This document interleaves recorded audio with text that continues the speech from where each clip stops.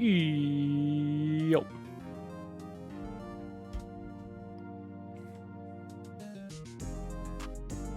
Sup?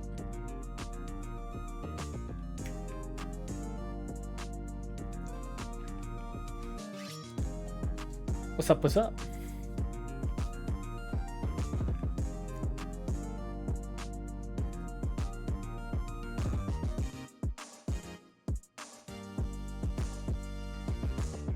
What's up?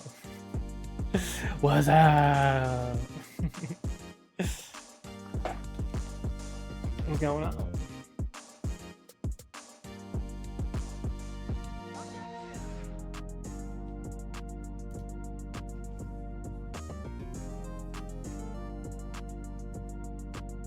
Yeah, I don't have the freaking bangs coming down like halfway down my face anymore. Looking good, Mr. Streamer. Thank you, thank you.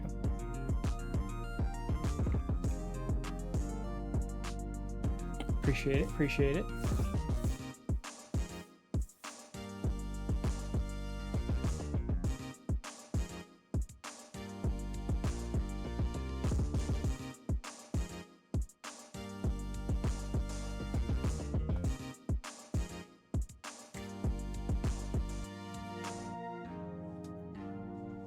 All right. We've been playing some Syberia Remastered, as recommended. I haven't been doing as many polls in my Discord as I would like, but with two T's, but he's doing a little dancey dance. I just you know, that song's a nice like vibe check to get in the stream and get started. I haven't been doing as many polls for my Saturday game, but I feel like that's okay because I kind of just go with whatever. If someone suggests something, I'll just take it. So, definitely for the big game though, whatever my long game is, I'll do a poll for. But I like it actually. Okay, okay. I'll keep doing it then. You're gonna see some of the cringiest dance moves you've ever seen in your life. You said you like it, so I meant the song. Oh, yeah, of course, the song. Yeah, of course, of course. It's like a Ace Attorney music, Phoenix Wright Ace Attorney remix, which I like. Yeah, of course, of course. Oh my gosh. Okay, so anyway, yeah, we're gonna be playing Syberia Remastered. So I don't think I've seen this game or played this game. There might have been there's an internet show called Mostly Walking, which is Day 9 and his buddies.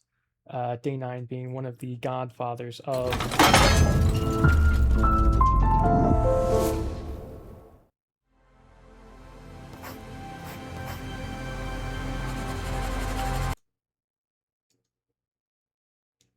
It's always so loud. Give me. I'm turning it down for you. Hold on, let me fix this. Holy. That was scarier than almost anything in Security Breach. I'm sorry. No. This is every game. Select your profile. Okay, well, let's do this. Okay, there we go. Holy. And I'll turn you back up. Alright. We'll go at about 60, maybe 55.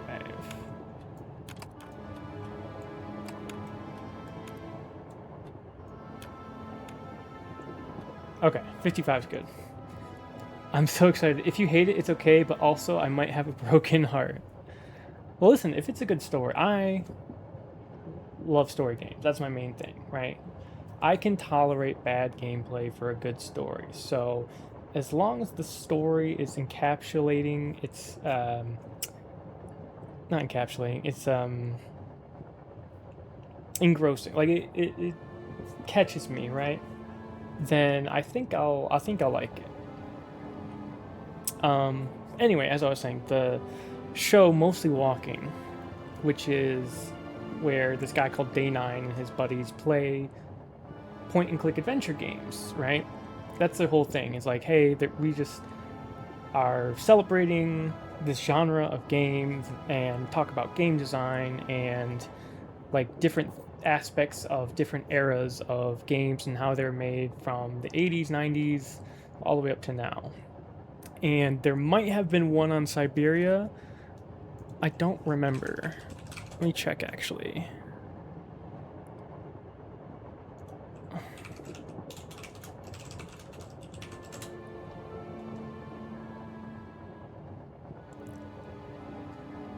Okay. 4.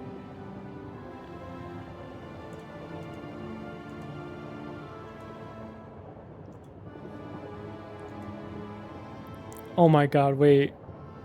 They did, and it was 10 years ago. Okay. What's funny, I do remember watching this episode 10 years ago. So I know that they did play Syberia. I know absolutely nothing about it. I completely wiped it from my memory. So I literally know nothing. Yeah, this is crazy. Also, it was called Syberia with an I instead of a Y. So it might actually be. Hold on. Is it the same? I think it's the same one. Syberia versus Mostly Walking Syberia.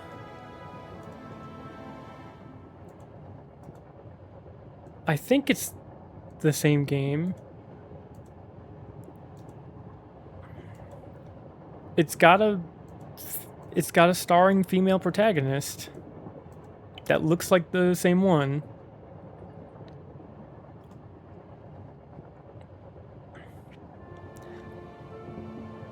Oh, it is. Okay, it is spelled the same. Send it? Yeah, here. To me. Give me a second.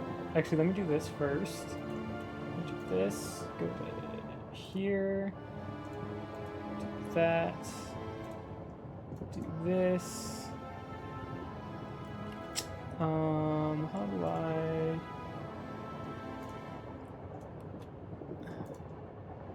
do this?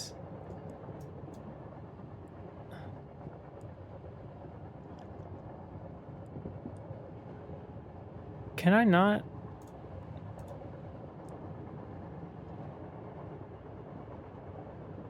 Oh my god, I can't. Ugh. Okay, there you go. Yeah. I think it looks like it's the same one. I was trying to click on your name and be able to send a message directly from there, but I don't think I can with the kind of setup I have. I could be wrong though. I could be just dumb. You know what? I think I'm just dumb. Oh, Whisper. It's not message, it's Whisper. It's called something different, okay?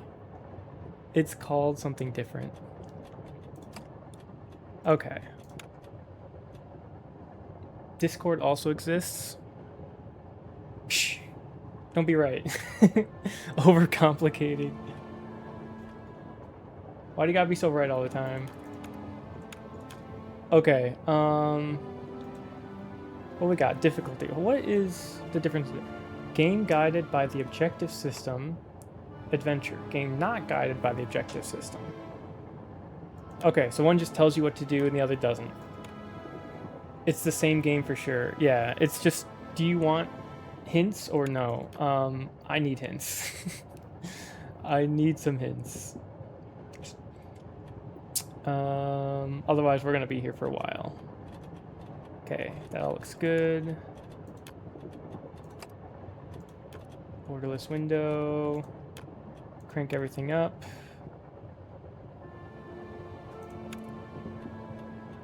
Anti-aliasing. Yeah, let's get all this stuff. Let's get all this stuff.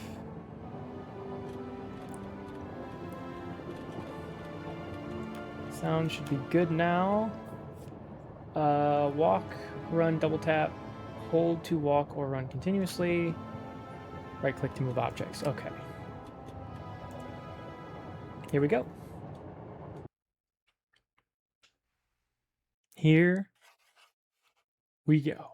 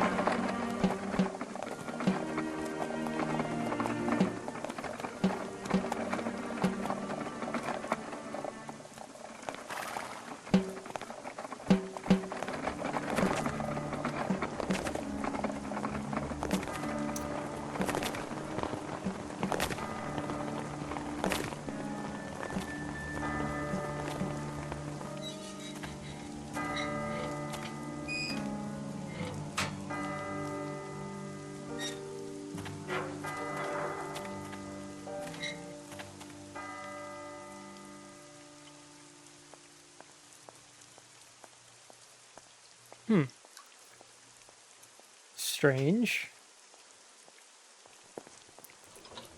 This is cool. They like kept the original cutscenes in.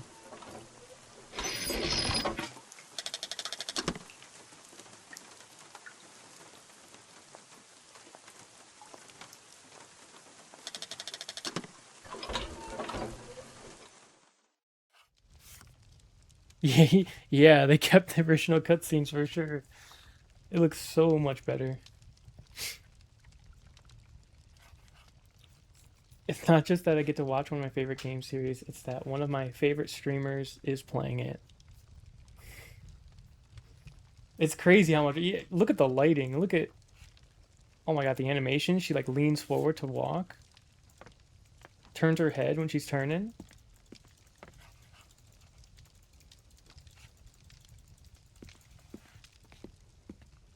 I have the original. That's crazy. Okay, what year did this game come out?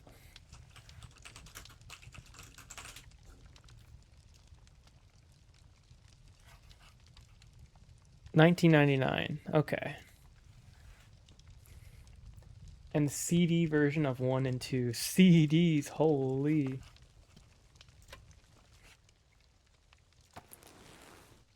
I really don't have the strength to take this suitcase any further.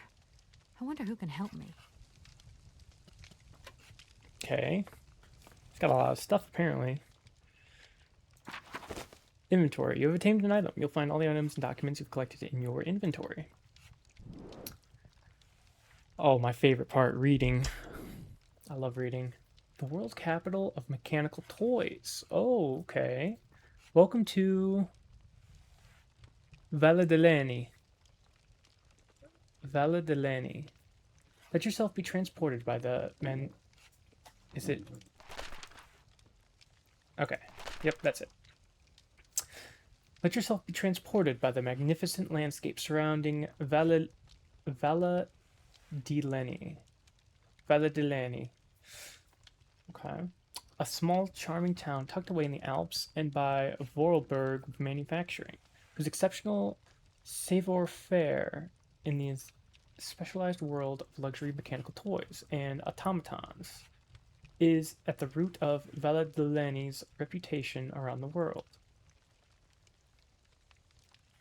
Okay, let me read that again. Let yourself be transported by the magnificent landscape surrounding Valle di Leni, a small charming town tucked away in the Alps, and by Vorarlberg Manufacturing, whose exceptional savoir-faire in the specialized world of luxury mechanical toys and automatons is at the root of Valle di Leni's reputation around the world.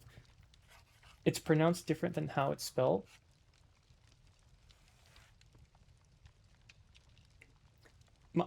Until somebody says it, right? When somebody says it, I will correct myself. Until then, I'm Americanizing the fuck out of it.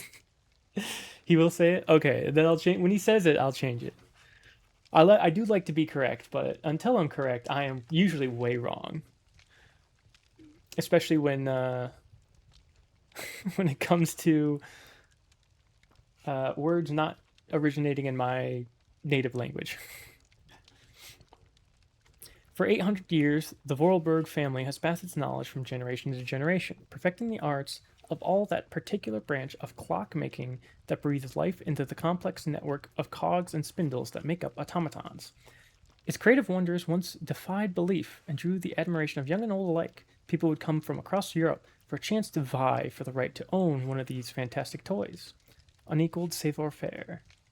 At the heart of a mechanical automaton is its motor. A series of spindles are set in motion to music via a set of cogs. Attached to the spindles are cams that are shaped in the image of the music. In turn, they command a series of rods which control the gestures of the toy at their tips. Oh, okay.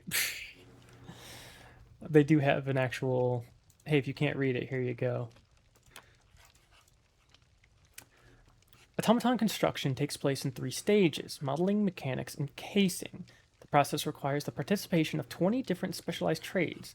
In its heyday, the Vorarlberg factory employed over 100 craftsmen, mechanics, watchmakers, sculptors, tailors, and dressmakers, working in separate workshops. Vorarlberg automatons all have 2 distinguishing features in common: their high-precision mechanisms and the characteristic Vorarlberg wind-up key. Devising and assembling each model is a meticulous process. Standard toys are constructed from local wood, while the most sophisticated ones use more precious resources, such as ebony imported from Madagascar. Despite competition from Asia, the Vorarlberg never gave in to the temptation to produce electrical robots, and chose to continue their exploration of the mysteries of perpetual mechanical motion. The Vorarlberg have come a long way from their simple jointed puppets of yesteryear. Today their creations are so lifelike, one has the impression that they can think for themselves. The first signs of puppet manufacture in Valle di Leni go back to the 13th century. While there was maybe no definite puppet industry, definite puppet industry at the time, Hermann Vorarlberg's renown was recognized even in the court of the emperor. It was not until the 17th century that Charles Vorarlberg founded the Vorarlberg Mechanical Toy and Puppet Factory. An industrial activity in the valley really took off. The reputation of Valle di Leni's and its famous toys then just kept growing and growing. A painting of Charles Vorarlberg with one of his creations is visible, followed by an explanation on how a large part of production was devoted to producing theatrical puppets at the time. The turn of the 20th century was Valle di Leni's golden age as expressed in the factory's impressive architecture and the main houses of the town. The Vorarlberg reputation crossed the oceans, dispatching its fine precision mechanisms across the globe to delighted buyers who began to believe that Vorarlberg automatons had a life of their own. A photograph of Rudolf Vorarlberg, who managed the business during the glory years of the Vorarlberg factory, is displayed on the last page. Since the end of the Second World War, the destiny of the factory has been in the hands of Rudolf's daughter, Anna Vorarlberg, the last and sole descendant of the prestigious line of craftsmen. This inspiring figure negotiated the business through the end of the war. She breathed new life into production by creating works of art to appeal to experts and enthusiasts alike. Vorarlberg automatons became rare collector's items with highly innovative mechanisms of unequaled ingeniousness, even to this day. Okay, a little history lesson here. Now, what else we got?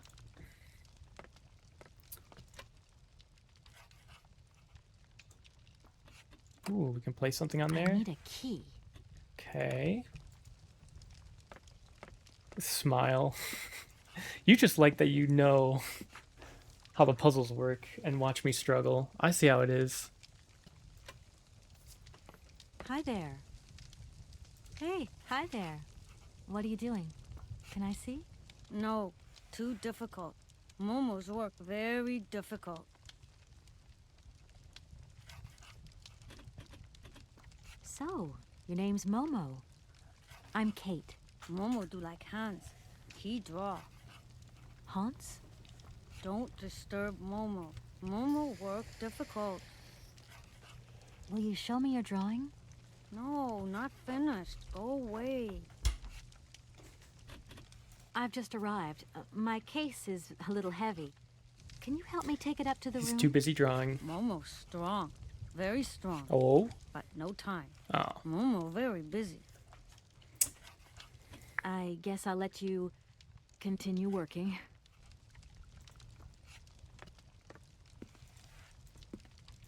Okay. Let's go to my room. I shouldn't leave my luggage here. Ah. Okay.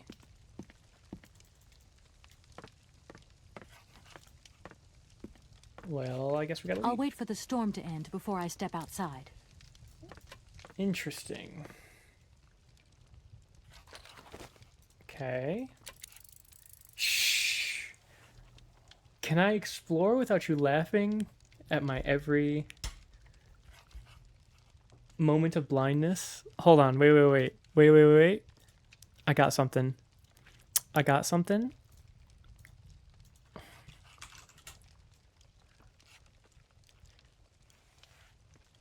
Hold on. Hold. Oh, this is a good one. My face hurts.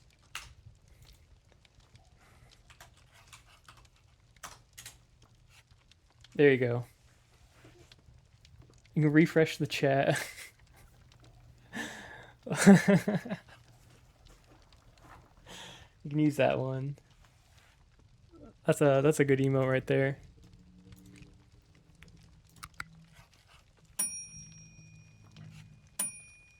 Perfect. Oh you're gonna be using that one a I'm lot. coming. We need to get to emotes? Yeah, we do. Hi there. Hello there, ma'am. Dialogue. During a dialogue, you will have several choices to learn more about the story. The choice with the exclamation icon indicates that the dialogue is necessary to progress. In adventure mode, this help is disabled. I would like a room. My company should have made a reservation in the name of Walker. The company is Marson and Lormont Associates. The name is Kate Walker. Of course, Miss Walker. You are in room 6 on the next floor up. Thank you. Could you possibly take my luggage up, please? Your luggage? Why, of course. Please do excuse me, Miss Walker. We have been neglecting our duties. Guests are so rare these days that we forget our manners. So you're the American woman? Is it true what people say? That you've come to buy the factory? Not factory. Anna's house. Hans' house. Excuse me? Would you quiet down, you mischievous little boy? Ah. I imagine our little town must disappoint you. You see, today is very sad for us. It's a day of mourning. Today is the funeral of Miss Anna. Oh. Momo sad, but Hans not dead. Hans long way away. Anna told Momo. Anna liked Momo very much. That's enough, Momo. Stop pestering the lady. Now go on, scram. Get out of here, you hear?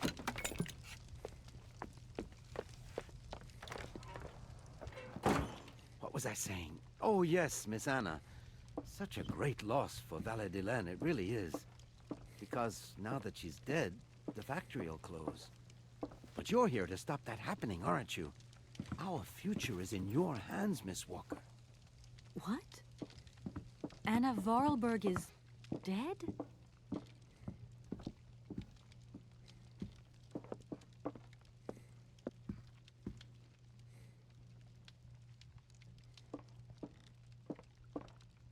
Here's your room. I hope you like it, Miss Walker.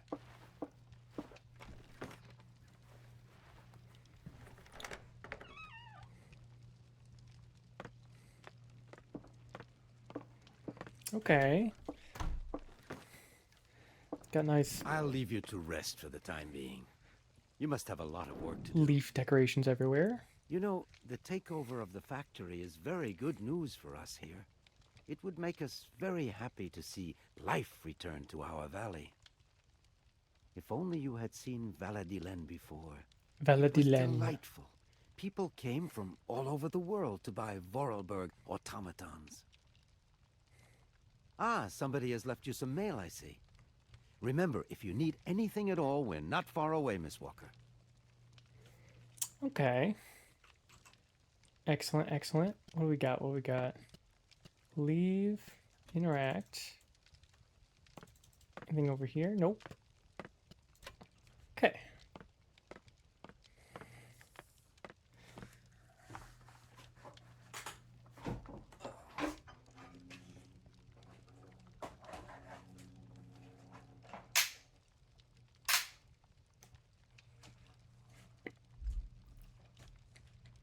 I should tell Marson about the death of Miss Vorarlberg. I hope this isn't going to get too complicated. I can't see myself staying here too long. To Kate from Edward Marlson. Edward Marson. Dear Kate, our client, the Universal Toy Company, is more than eager to see conclusions from the talks with Vorarlberg Manufacturing with view to a takeover in the days to come. We've received notification to this effect. We are counting on your undoubted qualities as a business lawyer to bring negotiations with Madame Anna Vorarlberg, the current owner, to a close. Allow me to remind you that the Universal Toy Company is a multinational which has a monopoly on the toy market. It is a Class A priority client who is also presenting Madame Vorarlberg with a golden opportunity to sell her factory. You should remind her of this fact in case she starts having last-minute second thoughts before signing the purchase agreement. I am under no doubt that you will live up to the great expectations I have in you. Okay. The phone lets you dial numbers for certain puzzles or to call your contacts at key moments in the story. When the icon turns yellow, use the phone to progress in the adventure.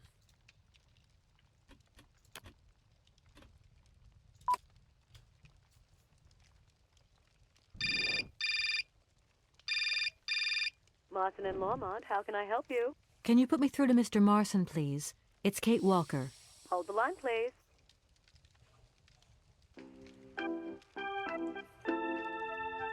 Hello, Kate. So tell me, how's the case going? I've just got to Valadilen, and there's a slight problem, Mr. Marson, I'm afraid.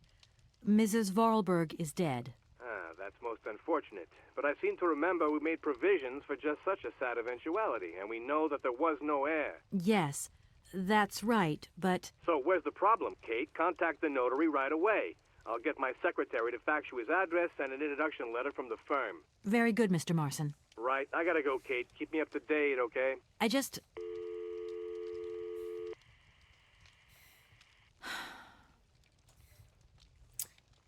Okay.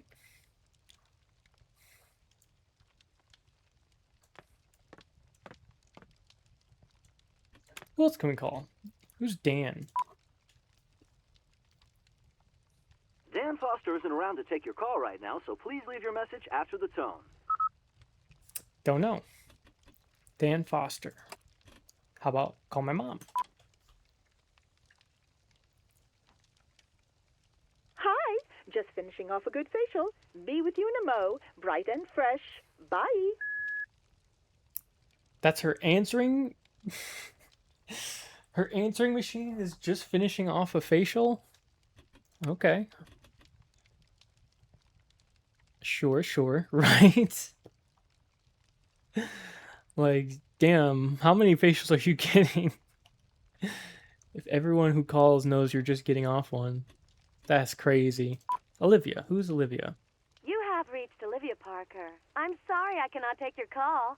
Please do call again soon. Ciao. Okay. That might be associates or something to that effect.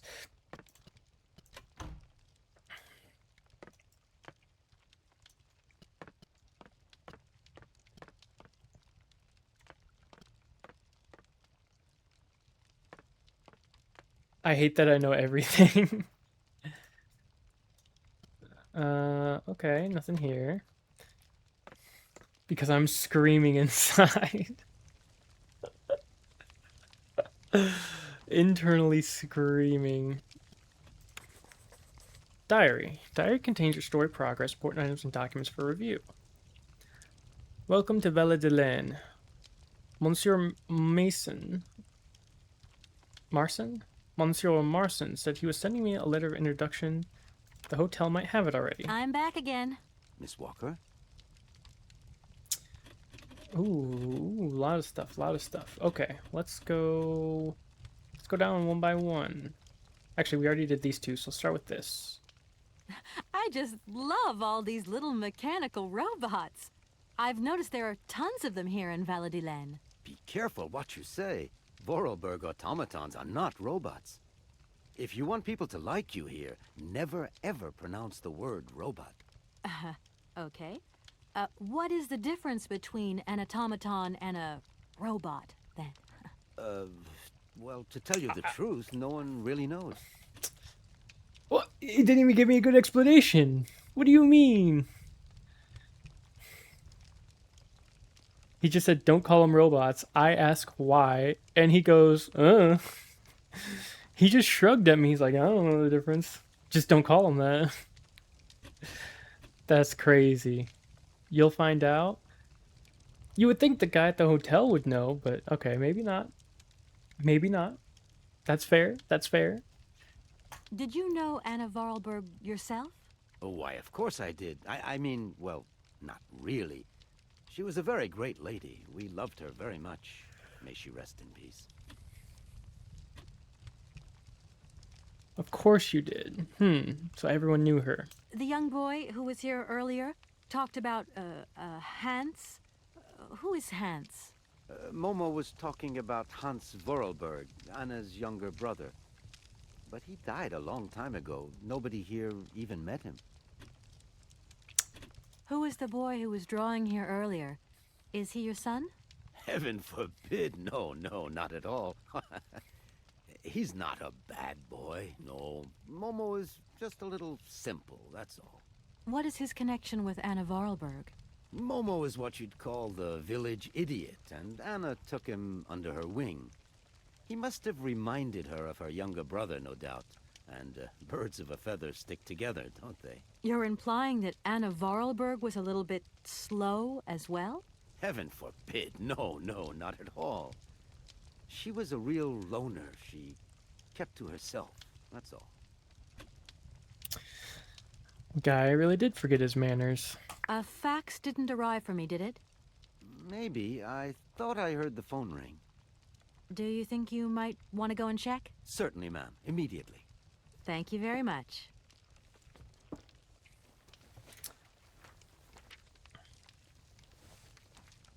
Thank you. At your service.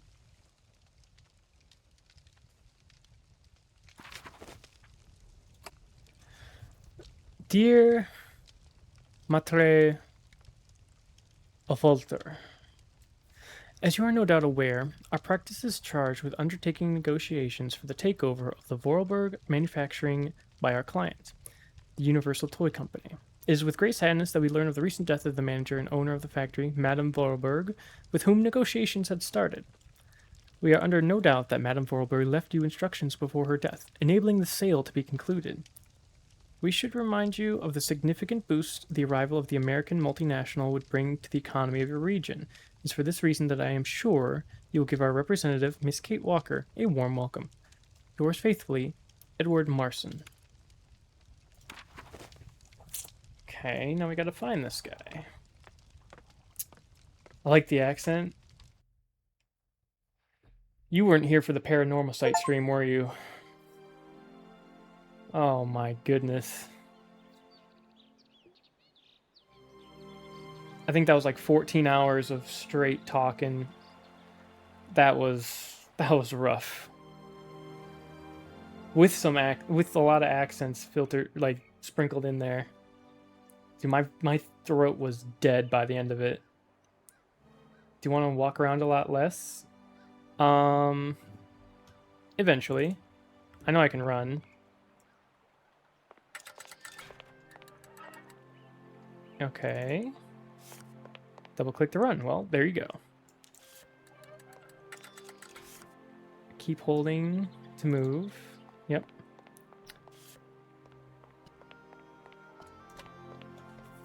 Huh.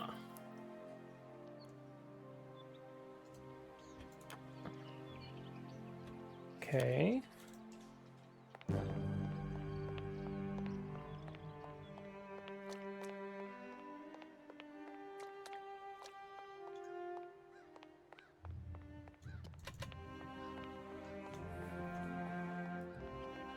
Good morning. Are you open? Can I buy something from your bakery? No, afraid not. Not possible. We're closed.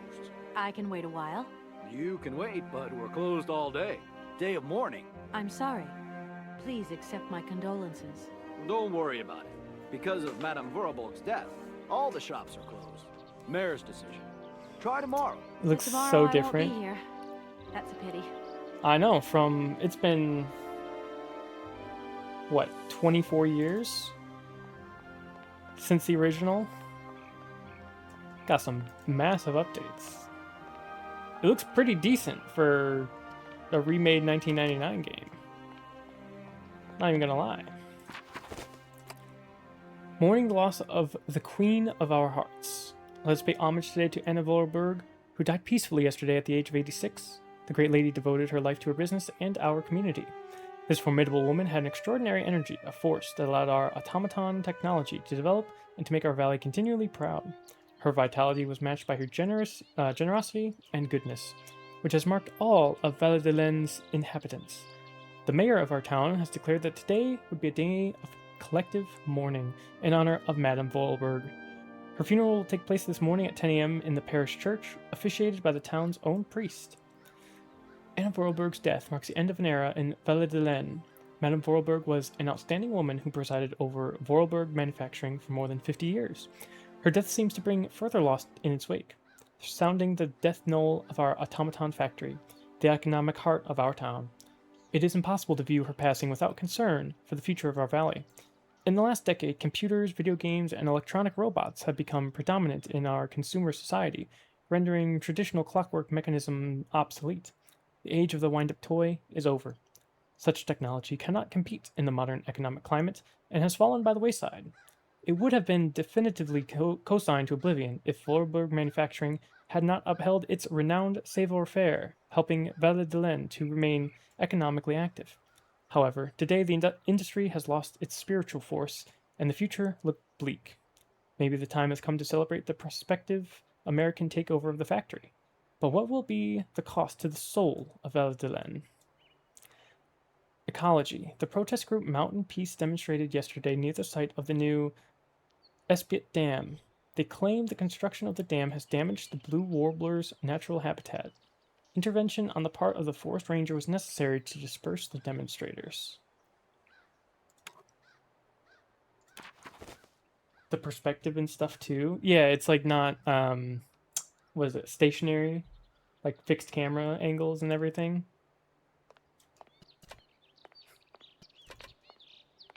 We finally have the technology. Oh, place, press, pull. Nothing.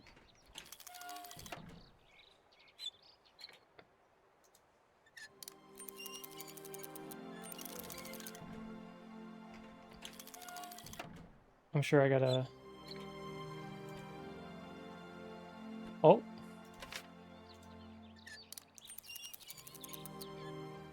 Ah.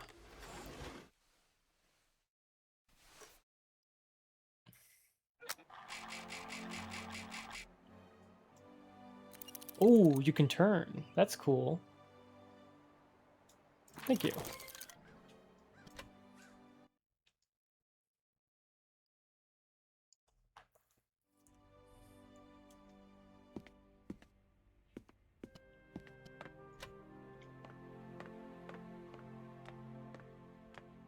Don't mind me.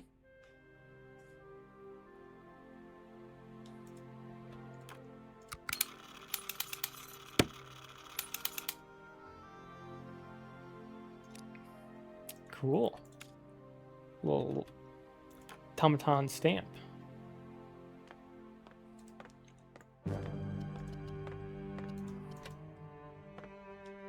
Hello, sir.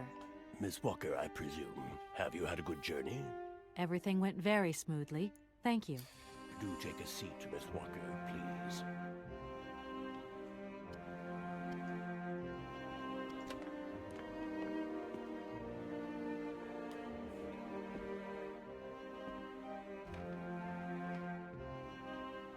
I imagine you are aware of the business that brings me here. Of course, I was waiting for you. You don't find it suspicious that Madame Varlberg left us so suddenly? I would have loved to have met her. Her death took us by surprise. She still seemed to have so much life left in her. Anna Varlberg was not only one of my most faithful clients, she was also a very dear friend. His voice is very soft. Very soft-spoken. That is a magnificent automaton you have at your entrance.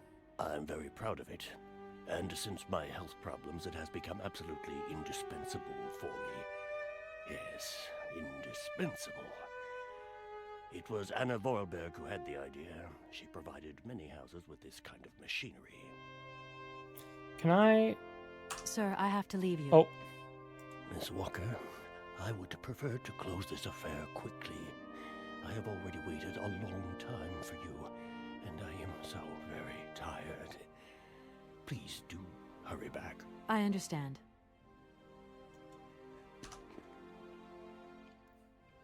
Oh, let me slowly get up from my chair.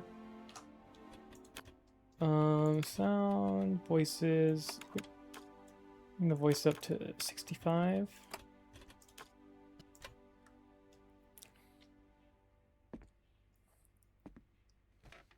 Just so that they're like over the music.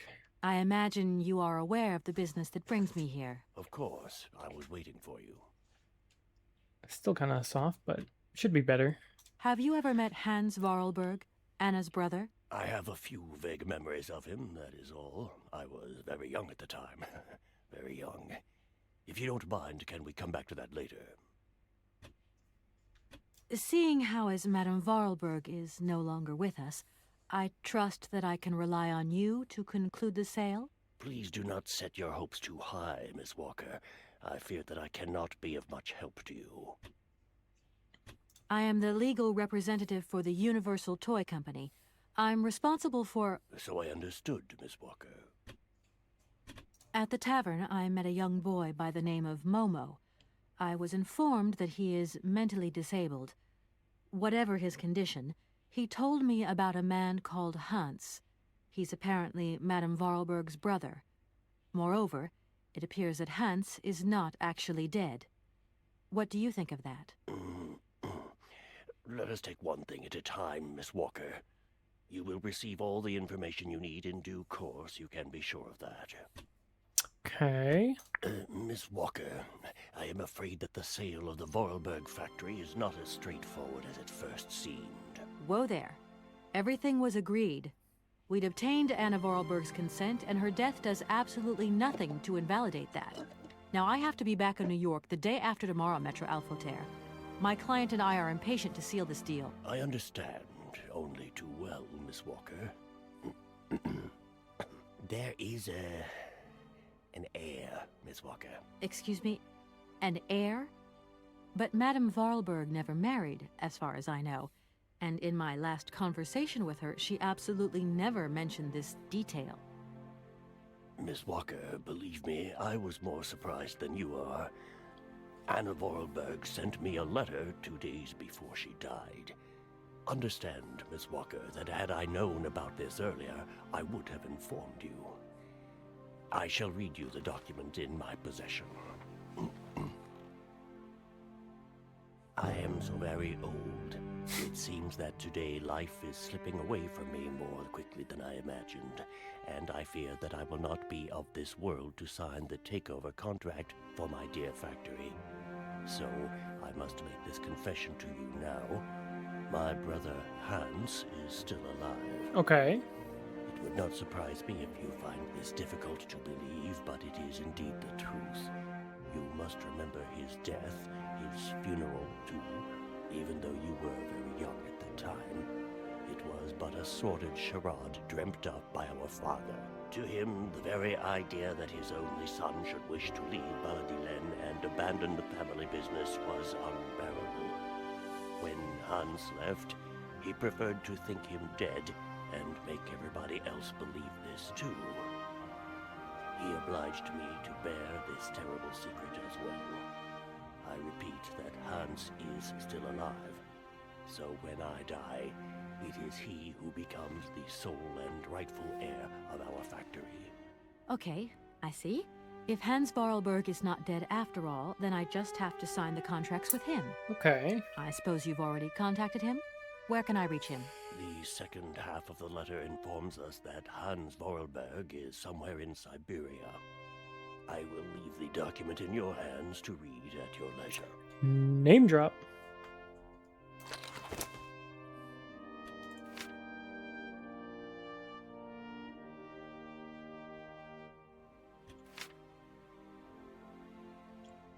I've never had the chance to see my dear brother again. Fortunately, though, Hans and I have remained very close in thought. Throughout the years, I've been able to follow his meandering life, as he sporadically sent me news. On occasions, he would write me letters, but they were rare, as my brother, since his unfortunate accident, has maintained a phobia for the written word.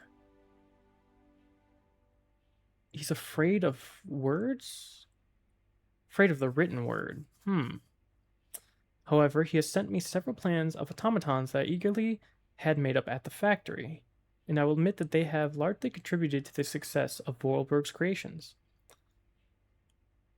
Okay, so he's not slow like the hotelier initially said, but he is strange, but he's a genius. Hans has always had a marvelous gift of breathing life into objects, through clever combinations of cogwheels and springs. My little brother is a genius in the true sense of the word. There you go. Let us return to the matter in hand. Rest assured of my personal conviction that my brother will not object in the slightest to the sale of the factory. Okay? If I have already passed away when you come to read this letter, it is to him that the matter should be addressed. I received his last letter 6 months ago, posted from the north of Siberia. I regret to say that I have received no more recent news. I am aware of the difficult situation in which my confession and lack of further detail leaves you, but I wish to die with a clear conscience. I would be grateful, dear Maitre Alfolter, if you could inform the American law firm with whom I have been dealing with of these developments. I have grown so old, so tired. Will all my respect and final greetings. Anna Vorarlberg had no further information to add? Unfortunately not, Miss Walker. I have told you as much as I know. The situation, in legal terms, is now clear. If you want to conclude this sale, you have to find Hans Vorarlberg. Apparently, there is a body lying in the town cemetery. There also seems to be some ghost wandering around Siberia. It seems you have your work cut out for you. What? Believe me, Miss Walker, when I say that I am most sorry for this regrettable setback. Most sorry. Great. What now, then? Perhaps you will find out more in the Vorarlberg factory archives. You will find the key in the waiting room. My role in this affair finishes here with the reading of this letter. And now, if you'll excuse me, I must rest. You see, my health is not excellent at the moment, and my doctor forbids me from working for too long. Convenient. I will not detain you for any longer, Miss Walker. Do not forget to close the door as you go out. Okay. Let me just slowly get up out of my chair.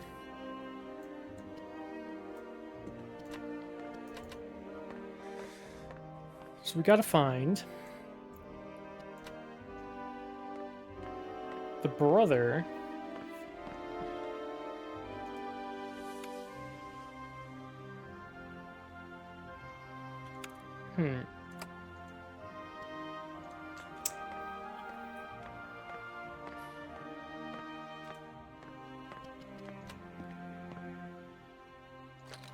That's the key?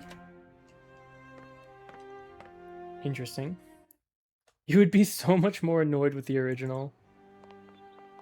It's so slow.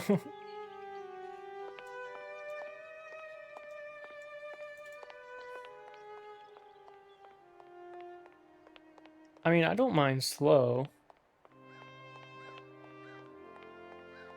Because I understand what I'm getting into.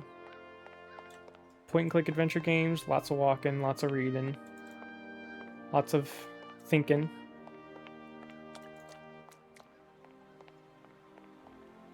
Okay. But if you're like in terms of like walking speed, then yeah, I can see. I see what you mean. I'm eating lychee. Ooh. Some lychee. Okay, well, I have a key now. Which I think opens this gate over here. Wait, unironically though?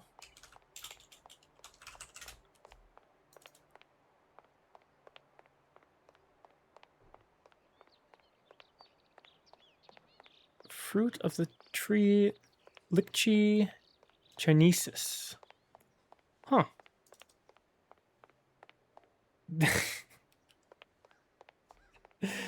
May have directly hit your face on my... Okay.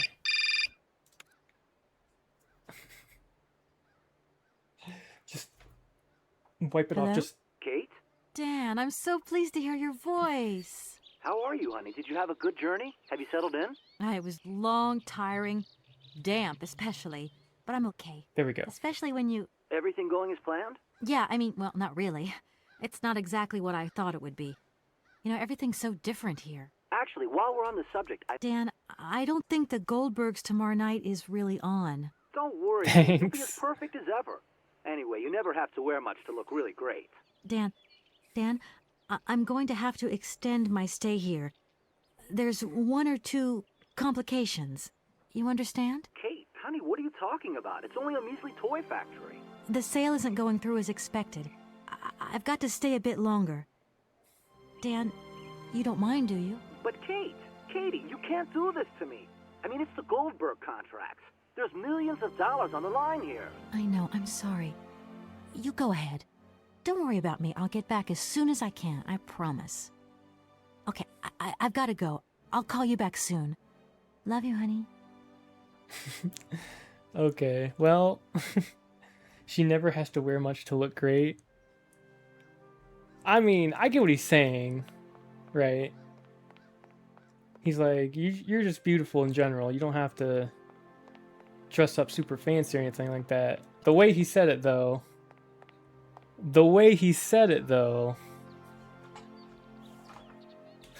You could wear not much of anything at all and still look beautiful.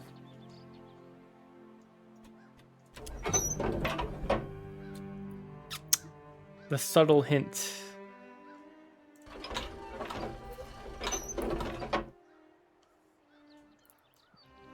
Too close to the teal.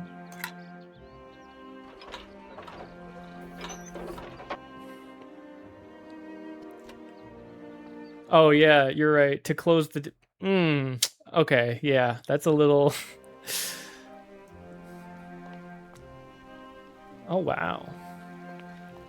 Definitely a phrasing moment, if there was ever one.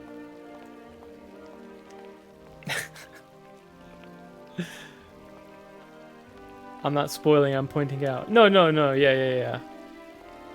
Trust me, I heard that too. I was gonna ignore it, but... You know, sometimes...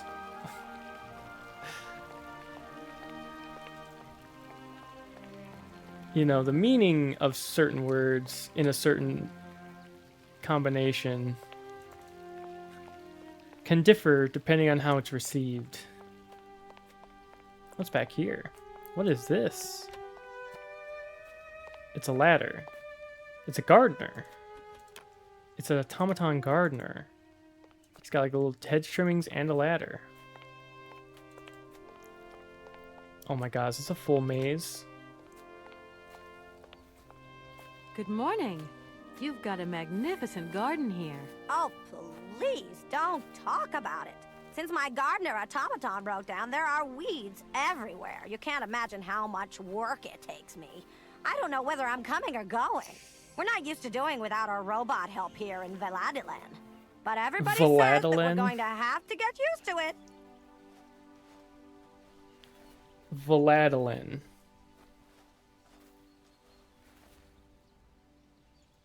Also, that's definitely a young woman voice actor trying to sound like an old woman. No. No, no, no. She said it, not me. That's just what I heard. Oh. Do not pronounce it like she said. You did say they were gonna say it. Please, God. That's the most American pronunciation. That's even more American than my pronunciation. Veladilan. Yeah, we gotta get the deal done at the old toy factory down in Veladilan. Holy.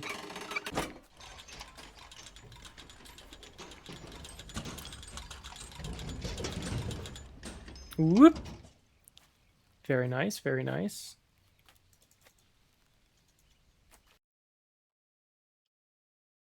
Oh, I'm just in. Okay. Thought I was gonna have to click on it, but apparently not. What do we got in here? Oh, it's some ink for the stamp. Anna, is this her diary? 18 pages. Well, sit back and enjoy this rendition, I suppose. May 14th, 1930. Yesterday, something terrible happened. I do not know who to turn to, who to talk to. So I have decided to write it down. You, dear diary, are now my confidant and sole guardian of my secret thoughts. Hans lies in the next room, teetering between life and death, and I am terrified. Oh, the injustice of life. First Mama, then Hans. Please, dear Lord, don't take away my little brother as well. May 15th, 1930. Hans may be promised to keep this a secret, but its burden is too heavy.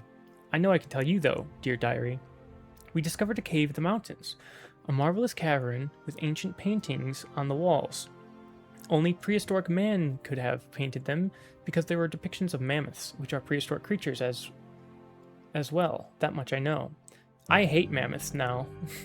It's all because of them and because of that stupid prehistoric children's toy. Why, Hans? Oh, why did you try and take it? And why did I let you climb up there? It's my fault. You are in a coma now. Hans, if you die, I do not know how I could ever forgive myself. I'm sorry? For what? I was going to read it anyway. You're not having a single impact on whether or not I'm reading stuff. If I have something to read, I'm going to read it. May 16th, 1930. Hans has still not regained consciousness. Father cannot sleep, and Gertrude cries all day long. Outside, the heat is suffocating, but inside the house is icy, cold, and dismal. I still have hope, though. I know my brother. I know his strength. He will pull through. He never gives in. May 17th. I cannot think of anything else but Hans. In all my waking and sleeping dreams, I see his fall over and over. I see his head hitting the rock and his oh-so-pale face softening. I have taken refuge in the attic. It is the only place where I find any peace, wrapped up in all my memories. May 18th. 5 days have passed since the accident, and Hans has still not opened his eyes. To see him like this is unbearable. Please, God, protect him. Take my life, not his. May 20th. It has happened. Hans has come back to life. He opened his eyes and uttered my name. My name! Do you realize? This is the happiest day of my life. I want to take to the streets and sing to proclaim my joy to the world. Thank you. Oh, thank you, God. I recommended the game knowing this. Okay, well, you're just going to get to hear me read a lot then, I suppose. May 22nd. How wonderful, how beautiful life is. Gertrude and I cannot stop breaking into uncontrollable fits of giggles. Hans even wolfed down his meal today. I knew he was tough, my little brother. Even Father smiled at me today when he said, "Good morning." May 25th. I don't know whether I'm coming or going. I am totally absorbed in Hans' recovery. I've scarcely 5 minutes to myself to return to my refuge and scribble down these words. May 29th. It is very curious. Whether Hans is hungry, thirsty, or if he wants something, he cannot stop saying my name. He can't bear it when I leave him, even for an instant. Gertrude thinks that I should move my bed into his room to help him sleep better. I hope that Father will agree. June 2nd. Today was the first day that Hans has left the house. We went for a short walk in the garden, but Hans is still very weak. The doctor said we should be patient and shouldn't rush him. It is so hard, though. I hope so much that life can return to how it once was. Hans has been out of his coma for a month now. He still doesn't say much and has difficulty moving. He sits motionless for long periods of time, his eyes wide open, as though lost in thought. I've often had to call his name several times before he reacts. Then he will smile, and when he does, the moment is magic for me, and Zero couldn't possibly be happier? Oh, and O couldn't possibly be happier. I think this is supposed to be an I. I think this is a typo. The torture. June 22nd. I had to talk to him. The burden was too great. I asked Hans about the accident in the cave to find out what he could remember. He could utter only one word, mammoth, and his eyes glowed so strangely when he said it that it frightened me. September 15th. I go back to school today, and for the first time in my life, I am dreading it. I'm afraid of leaving Hans alone. Despite Gertrude's kindness and attention, I have the impression that Hans is much less nervous when I'm there. October 20th. While I was doing my homework yesterday evening, Hans crept up on me so quietly that it made me jump.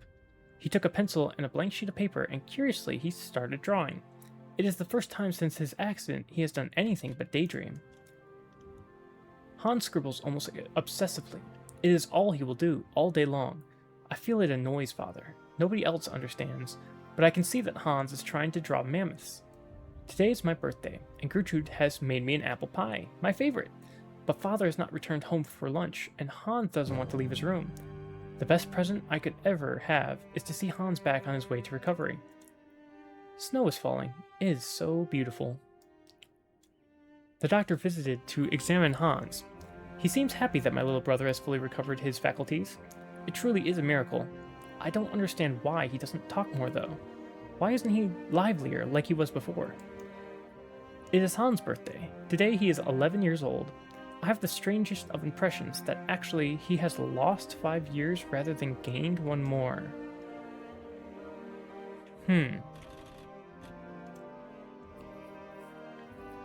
Interesting. The doctor has just left. I saw him whispering with Father. Their serious expressions worried me awfully. What could they be hiding from me? I am grown up now. At the age of 15, you can understand everything. I am too scared to ask Father what is happening. I have been thinking, and it seems to me that Hans' attitude isn't normal.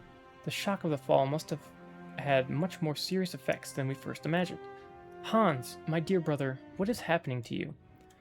I have discovered the truth. Hans is stunted, physically and mentally. I eavesdropped a conversation between the doctor, Father, and Gertrude. Gertrude buried her tear-filled eyes in her apron, and Father muttered the word retard under his breath. How could he say such a thing? It is Easter, and we're on school holidays. This means I can spend all day with Hans and protect him from Father's permanent dark moods. He cannot accept the fact that Hans, his only son, will stay in this state forever. It is truly difficult to accept, but it is not Hans' fault. Mine, maybe, but not Hans. I don't know how to make Father understand. He seems full of hatred for him. It is dreadful. I feel so powerless. 1 year. 1 year has gone by, and it feels like an eternity.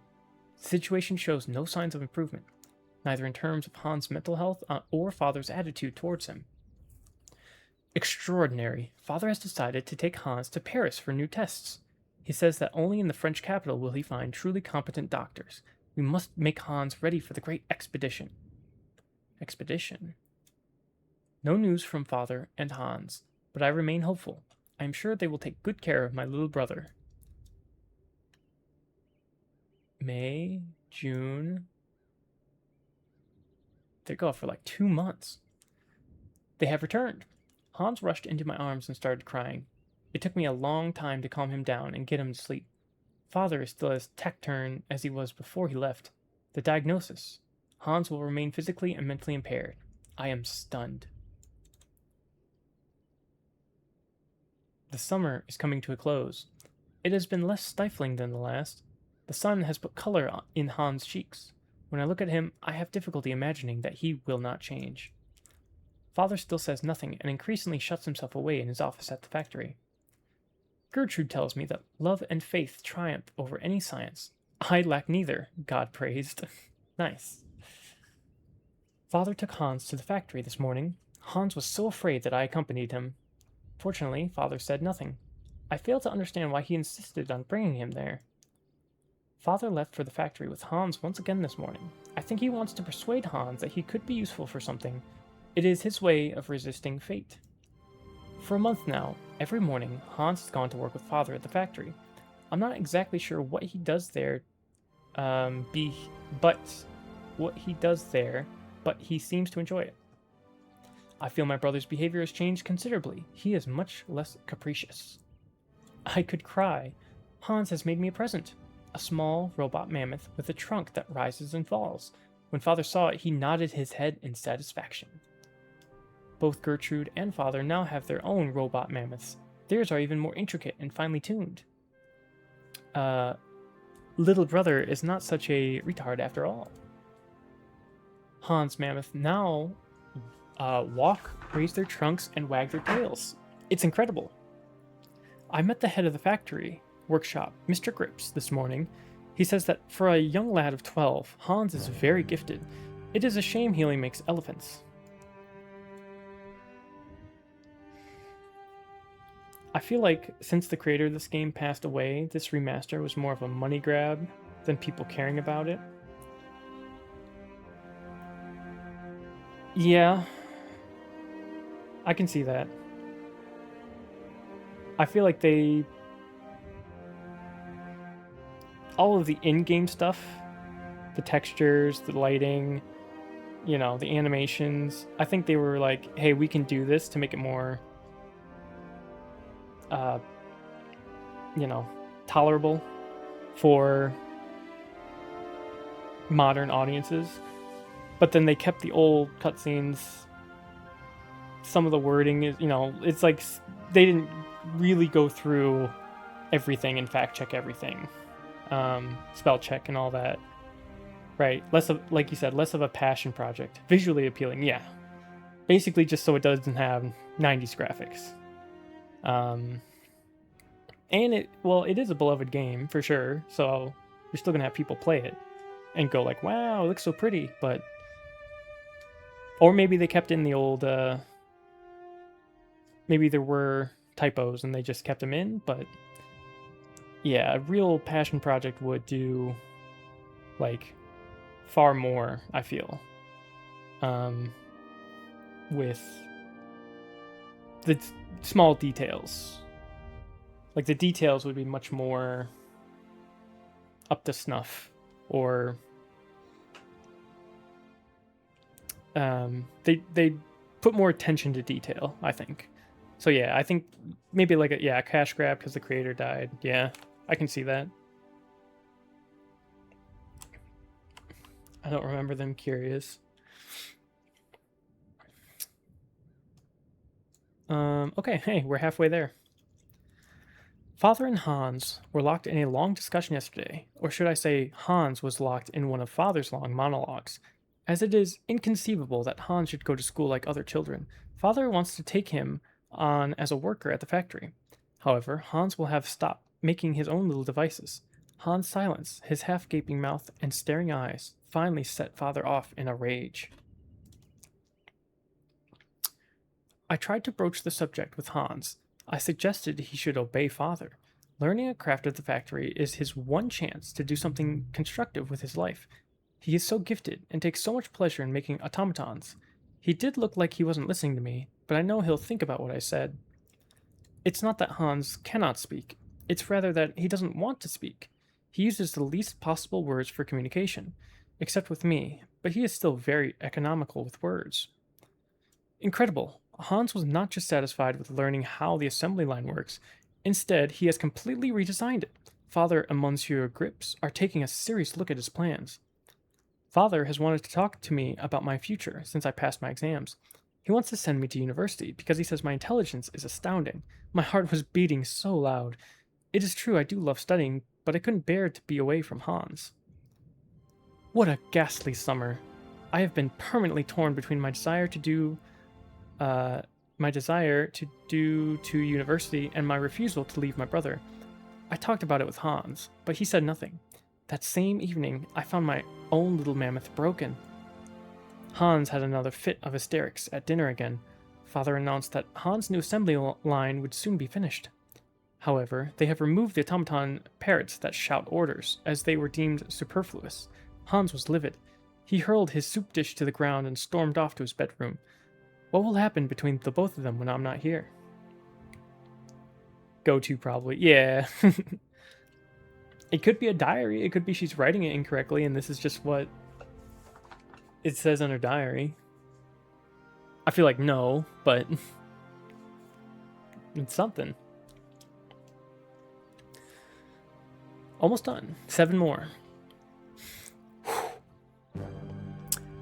Despite my scruples, I am finally leaving. Hans has not talked to me for a week. Father would not understand if I told him why I wanted to stay. My heart is so heavy. Christmas. It is so strange to be home. I had never left home for such a long time before. Once we were alone, Hans did not stop talking. Words just leaped from his mouth. How he laughed at his excitement. He presented me with a delightful little ballerina to replace the mammoth, he told me. I was so touched that I started crying. Distance has done nothing to harm the strong bond between us. It is so strange to pick up this diary once more. At first, my impulse was to tear it up, but I resisted and, instead, succumbed to my second desire, which was to write for a while. I am alone in my attic once more. I have been home for 2 months now, and after a summer spent living with the intense joy of being reunited with my brother, Hans has returned to the factory. Father has aged so, and Gertrude's arthritis causes her terrible pain.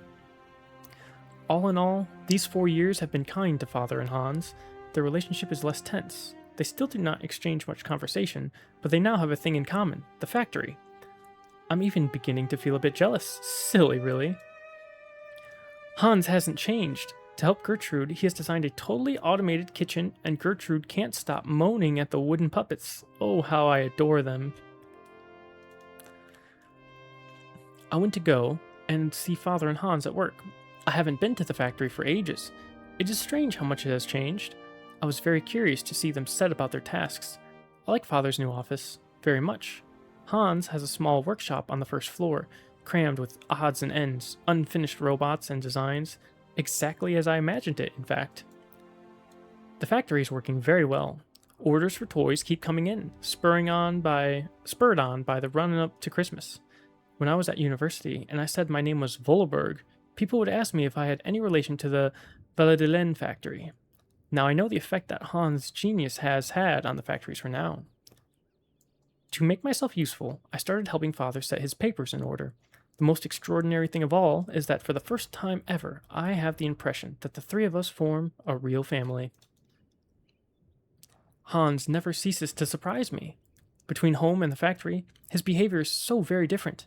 In his workshop, he is serious, concentrated, a proper young man who keeps his eye on everything going on, constantly on the move and in control. One has the impression that every single toy is his very own infant. At home, he turns back into a child once more and is either moody or a happy-go-lucky buffoon. The most wonderful Christmas of my whole life. Hans and I could not stop giggling like children beneath Father's disapproving glare. I know that he was only pretending, really. Our hearts are so full of hope. Hans came in to see me in my bedroom yesterday evening. I felt terribly awkward, terribly ill at ease. I might have guessed Hans wants to leave. Leave Valadelen, the house and the factory. He wants to go traveling. He doesn't know where to or for how long. That's just like him. I was so shocked that I told him his plans were foolish. He left my room without a word, his head bowed. I thought that he wanted to leave because of Father. Not at all. It's because of the mammoths. He wants to go tracking mammoths. I thought he had gotten over his obsession. I know my brother only too well. I wouldn't dream of telling him his quest is useless. It isn't worth it. He will not listen to reason. I was so selfish the other evening. I returned to talk to Hans and ask him gently if he was sure of his decision.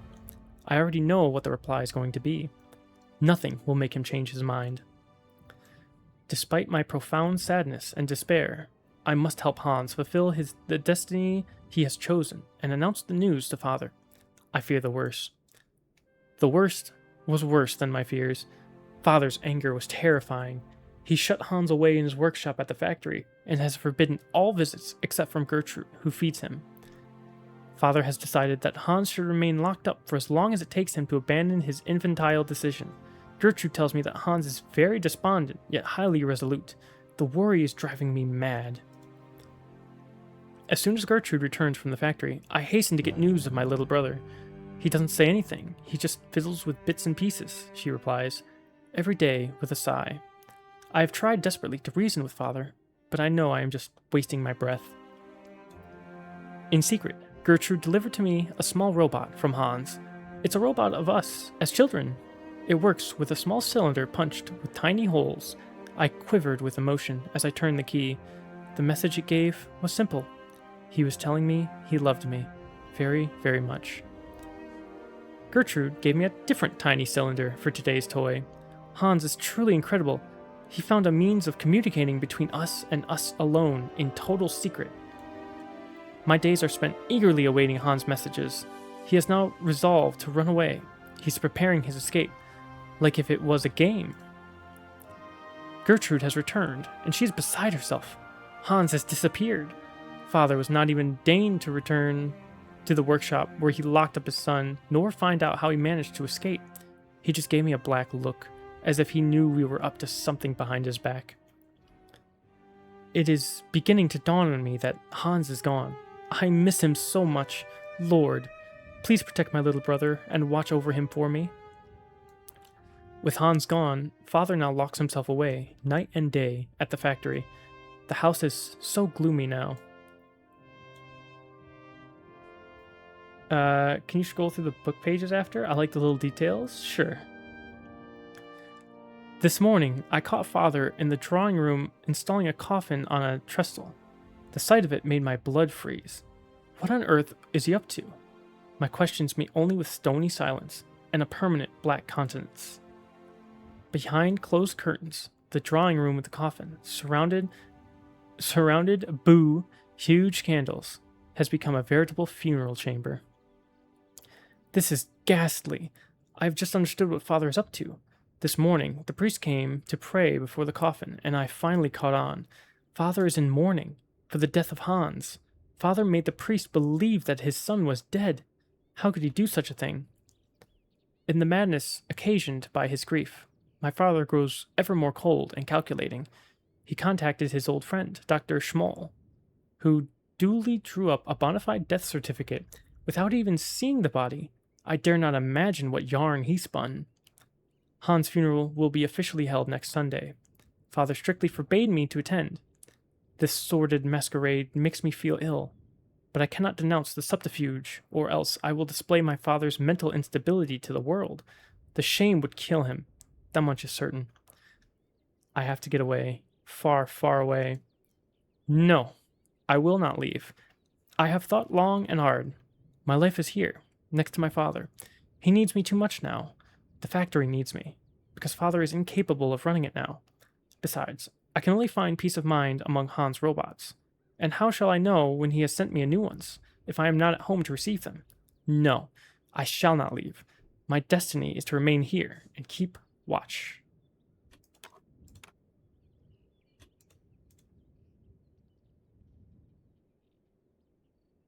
Aww. Eagerly awaiting messages he has now resolved to run away. He's preparing his escape. Okay, I see. They do the... Take a flower and you press it into a book and it keeps its form and it keeps its, like, sentence stuff.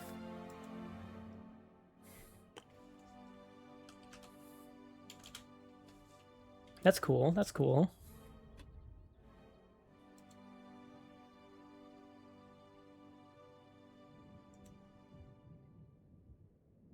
And another one.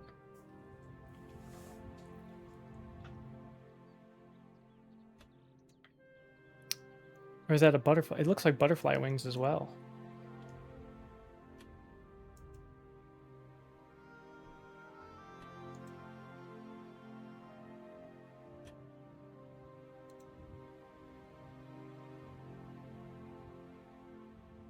Aw. It's kind of like what her emotional state is at the time. So Hans is being recognized for being a very smart individual, very smart lad, and making automatons, and you get this kind of really nice flower.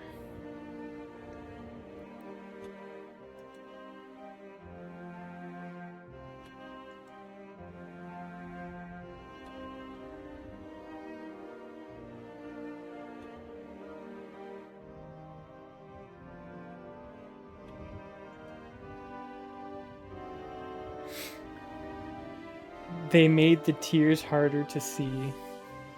Dumb.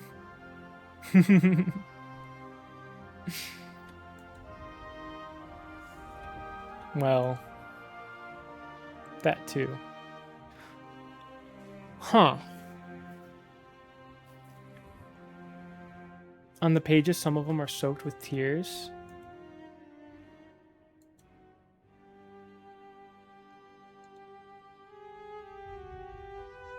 Oh yeah, you can see little spots. Little spots. Yeah, here as well, and here.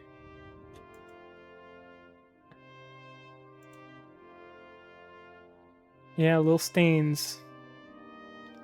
Little stains of tears.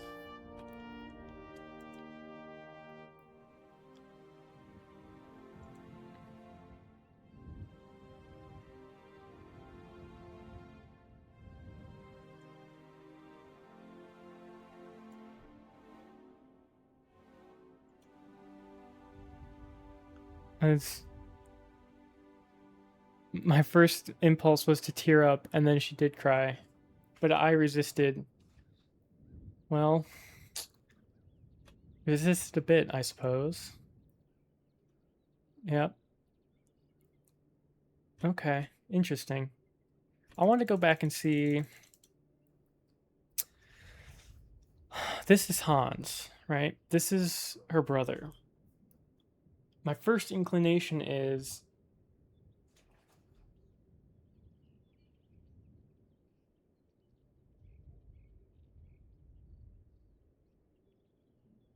because Momo sounds exactly like Hans. Like, they are the same person in everything, in personality, in...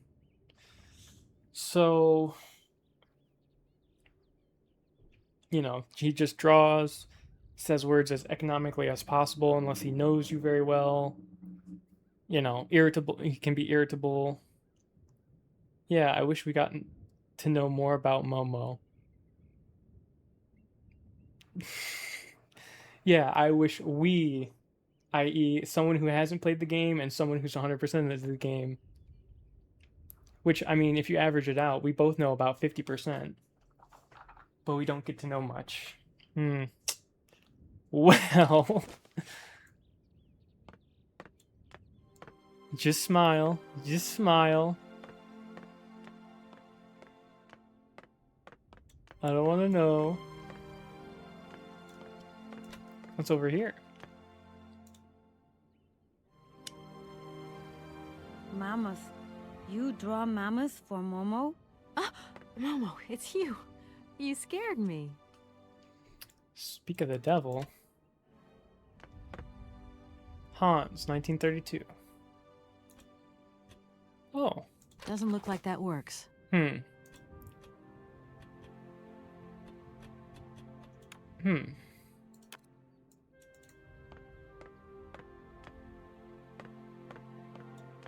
What are you doing in here? Momo want mammoth picture, like Hans' picture. Sorry, I haven't got a picture of a mammoth with me. Take paper and pencil and draw mammoth for Momo.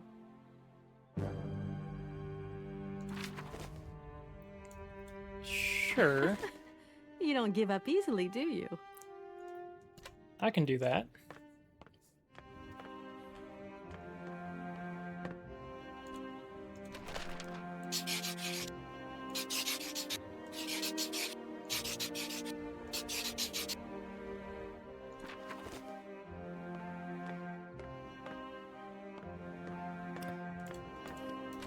Here you go, Momo.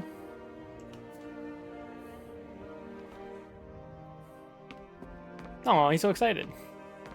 He's bouncing up and down. Thank you. Momo happy. Now follow Momo.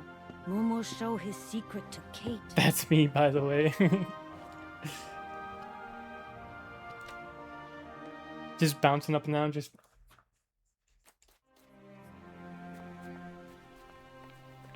Where are you going, Momo? Going to the left up there? Okay. Yeah.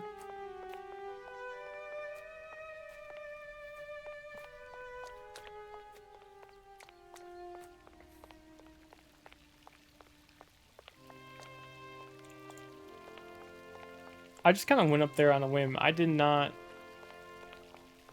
know if that's what I actually had to do or not.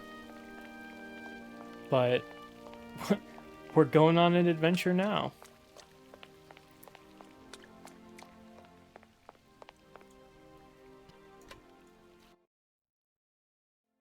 Wait, did he leave? He did, okay. He's going that way. Where's he going? Okay.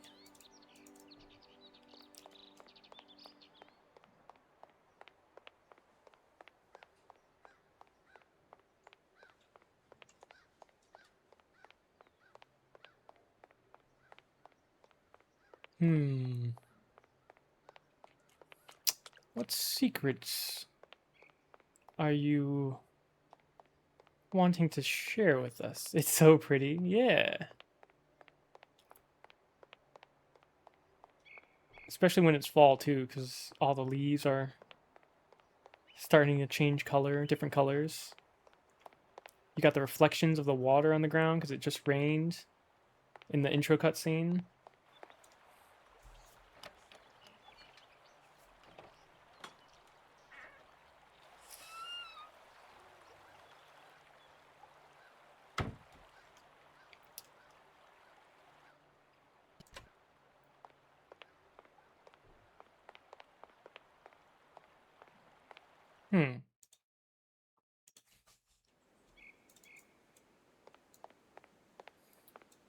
Anything over here? Always check your corners. No.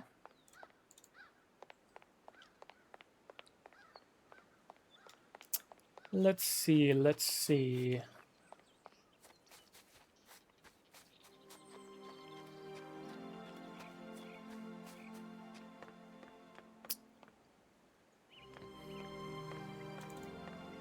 You're a seasoned gamer.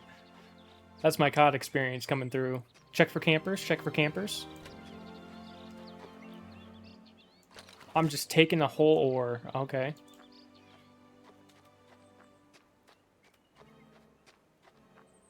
And Kate couldn't carry her luggage at the beginning, but she's grabbing a whole ore and taking it with her. Suspicious. There you are, Momo. Kate must be an automaton. This is some walk you've taken me on. I've got to say, though, it sure is mighty pretty. Momo come here often. Momo like make splash in water. Tell me, Momo, do you really think that after all these years, Anna's brother is still alive? Anna always say hands go away, but hands come back maybe. Maybe. Okay. You are a strange one, Momo. I'm beginning to see why Anna Vorarlberg liked you. Momo, Momo look like Hans. Okay, yeah. Momo very proud. Right, and so Anna was reminded of Hans when he was younger during the time in her diary. he's got all the same personality traits and everything, which is why she took a liking to him. It must be fascinating to live in a village full of automatons. Automatons made by hands. Difficult work. When Momo big, he do like hands. Momo friend of automatons. Tell me, Momo, did you come here a lot with Anna? Mm-hmm. Anna like Momo. Anna like hands. Anna on journey. Anna on journey. Why have you brought me here? Mammoth doll in cave. Very important for hands, Anna say. Cave? What cave? Where? Momo not liar. Okay. Momo, I've got to go now. But see you later, maybe.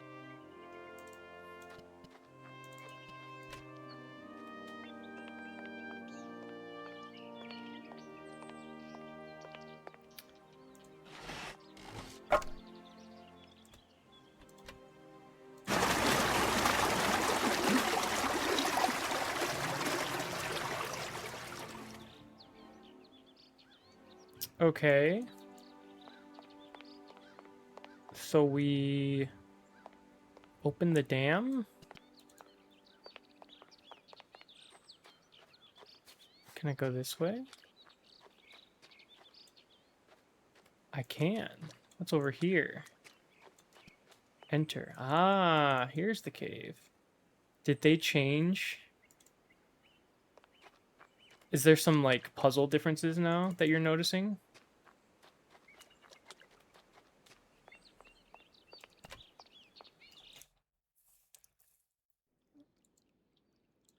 Bruh.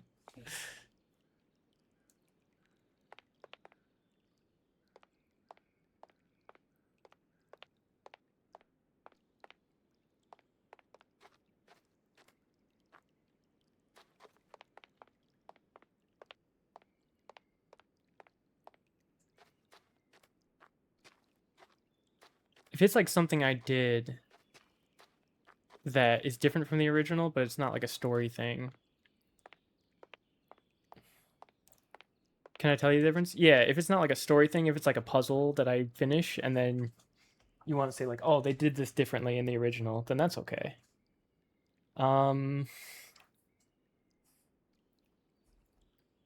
It's not.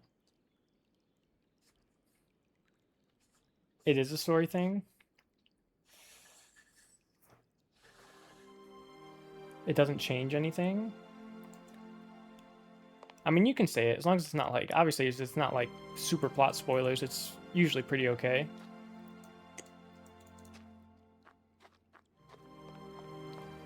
If it's like a little tidbit, then that's fine. Oh, look at this. Retrieve the mammoth doll.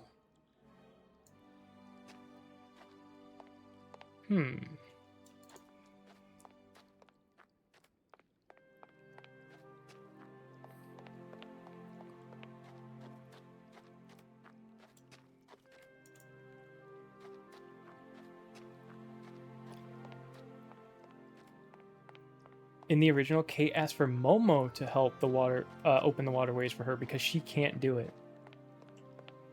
Oh, interesting.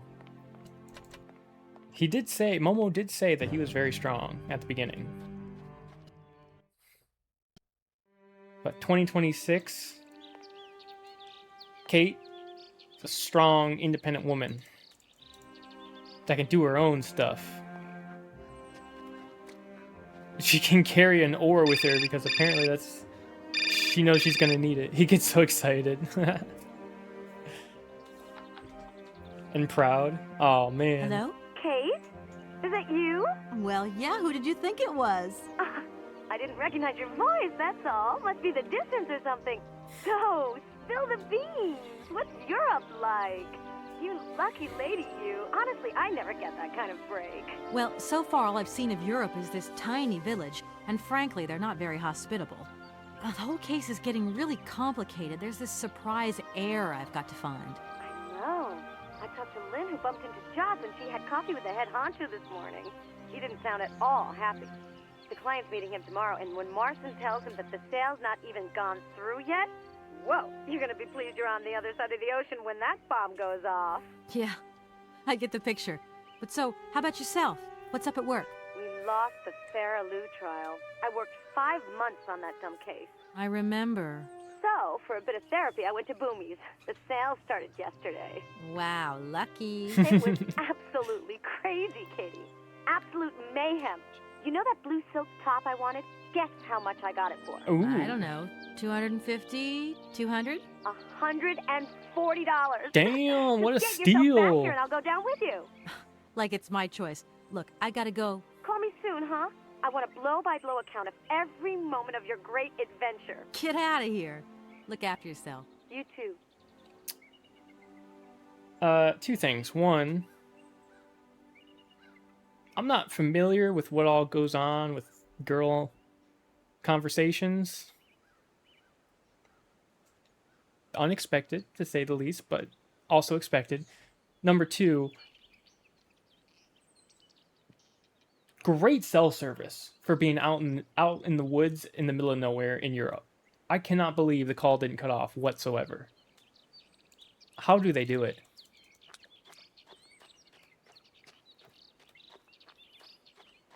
Crazy good cell service. That's definitely not Verizon. That's all I'm saying. That ain't no T-Mobile phone.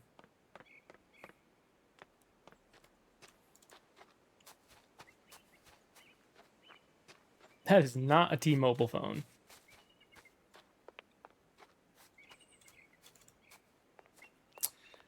Anyway, okay. So now we've got a mammoth statue.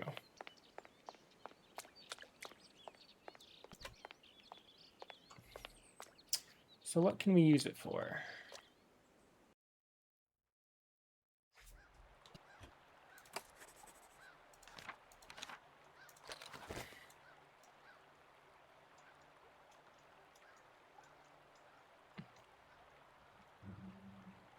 It's got...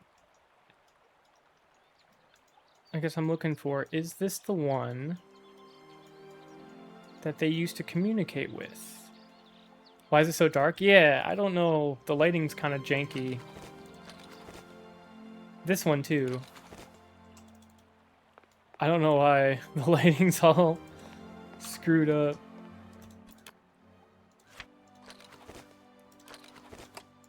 Oh, that's weird. What is...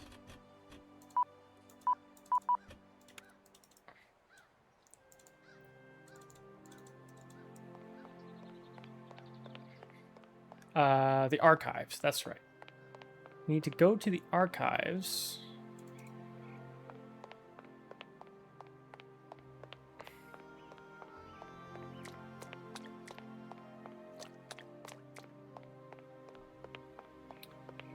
Of the factory to check some stuff out.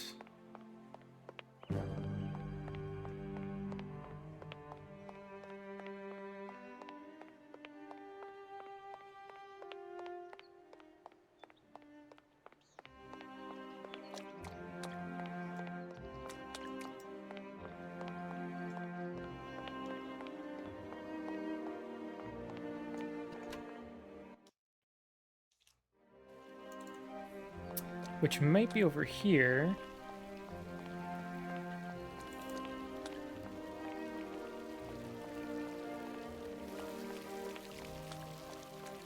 Well, this looks like the factory, but let's see if we can get inside.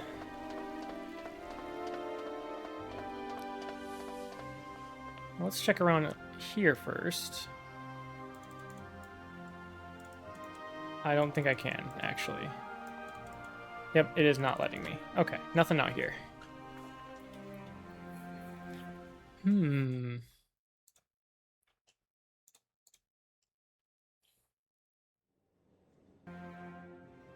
Oh. Assembly factory.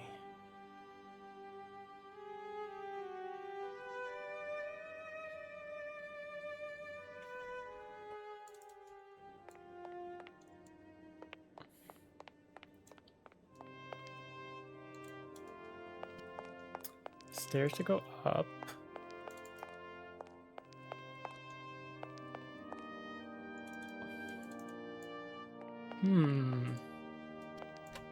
Enter. Oh, is that all the way around? Yeah, that's all the way around. Check your corners. Nothing. Interact. Ooh.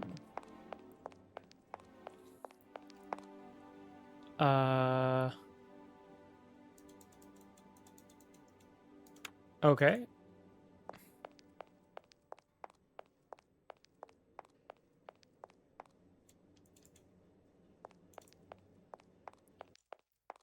I wonder if they made it more difficult to get stuck.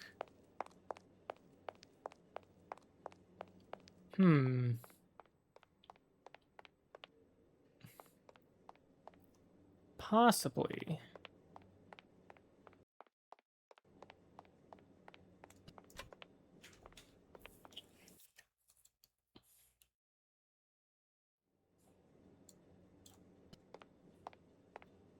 Oh, you can walk more areas. That's cool. Yeah.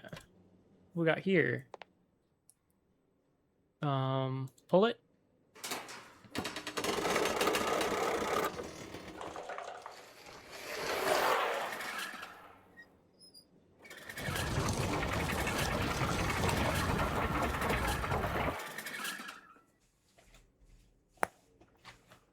Okay.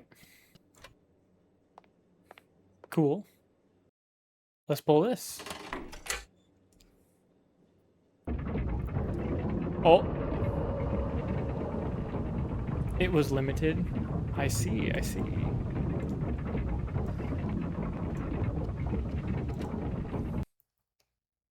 I like how I'm a I'm a lawyer and I'm just walking around just pulling on levers to see what they do without talking to anyone. Just like, hey, you gotta make a sale. By the way, the factory's unlocked, so if you want to go and try some stuff out.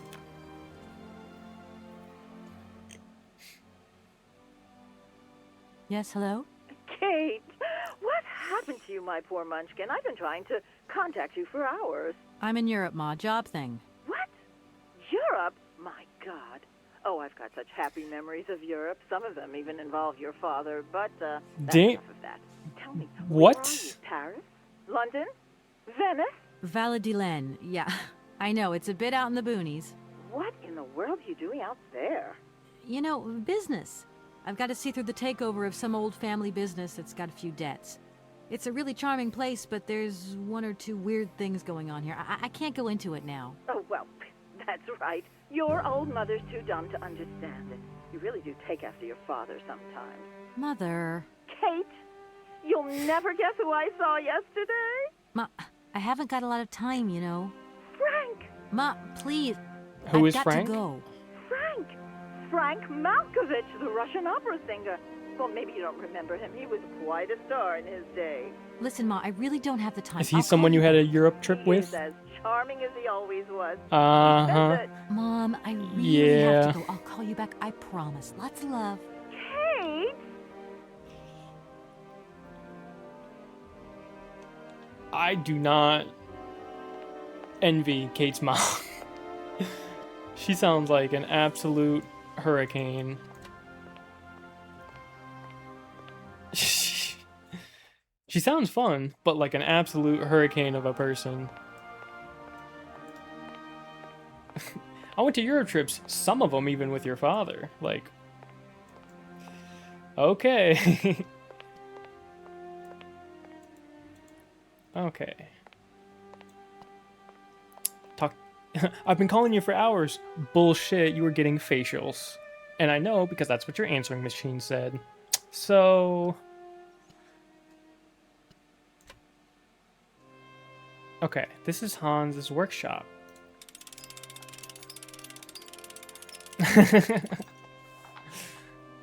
Mom's just a liar. Who is this strapping young lad? Oh, many thanks indeed. I am most embarrassed for you to see me like this. I lack a certain completion. You see, nobody here found the time to polish off the finishing touches. Honestly, these days, We really have lost the art of good workmanship. Yeah, maybe. With whom do I have the honor of speaking? Could you please state your identity, articulating clearly? My name is Kate. Kate Walker. Allow me to introduce myself. I am Model XZ2000. My common name is Oscar. I represent the technological zenith of this factory's production. I have been designed to drive a locomotive. Ooh. A touch messy, but an essential task. Cool. Have you logged my first and last name? Perfectly. Kate Walker. Pleased to meet you. Me too, Model XZ2000. Please, all my friends call me Oscar. This fad for cryptic names is such a bore. Could you imagine being called by your passport number? I suppose not, Mr. Oscar. Sir. He's on the box art, so he must be an important character. Do you know where I could find the factory paperwork? I cannot reply to this question with precision. Try Anna Vorarlberg's office above the machine floor. As bizarre as it may seem, I have the impression you are the only person who can help me. I very much doubt it, Kate Walker. Why do you say that? What good am I without appendices, I ask you? You could be good. You might know something. Does the name Hans Vorarlberg mean something to you? Of course. He created me. But I'm sorry to say that I am yet to meet my maker.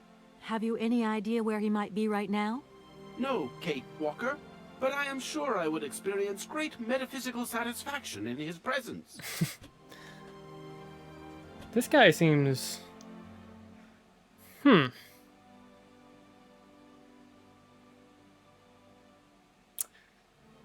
Interesting. All of the automatons that we've met so far are basically like service, right? They have a function. They do a thing.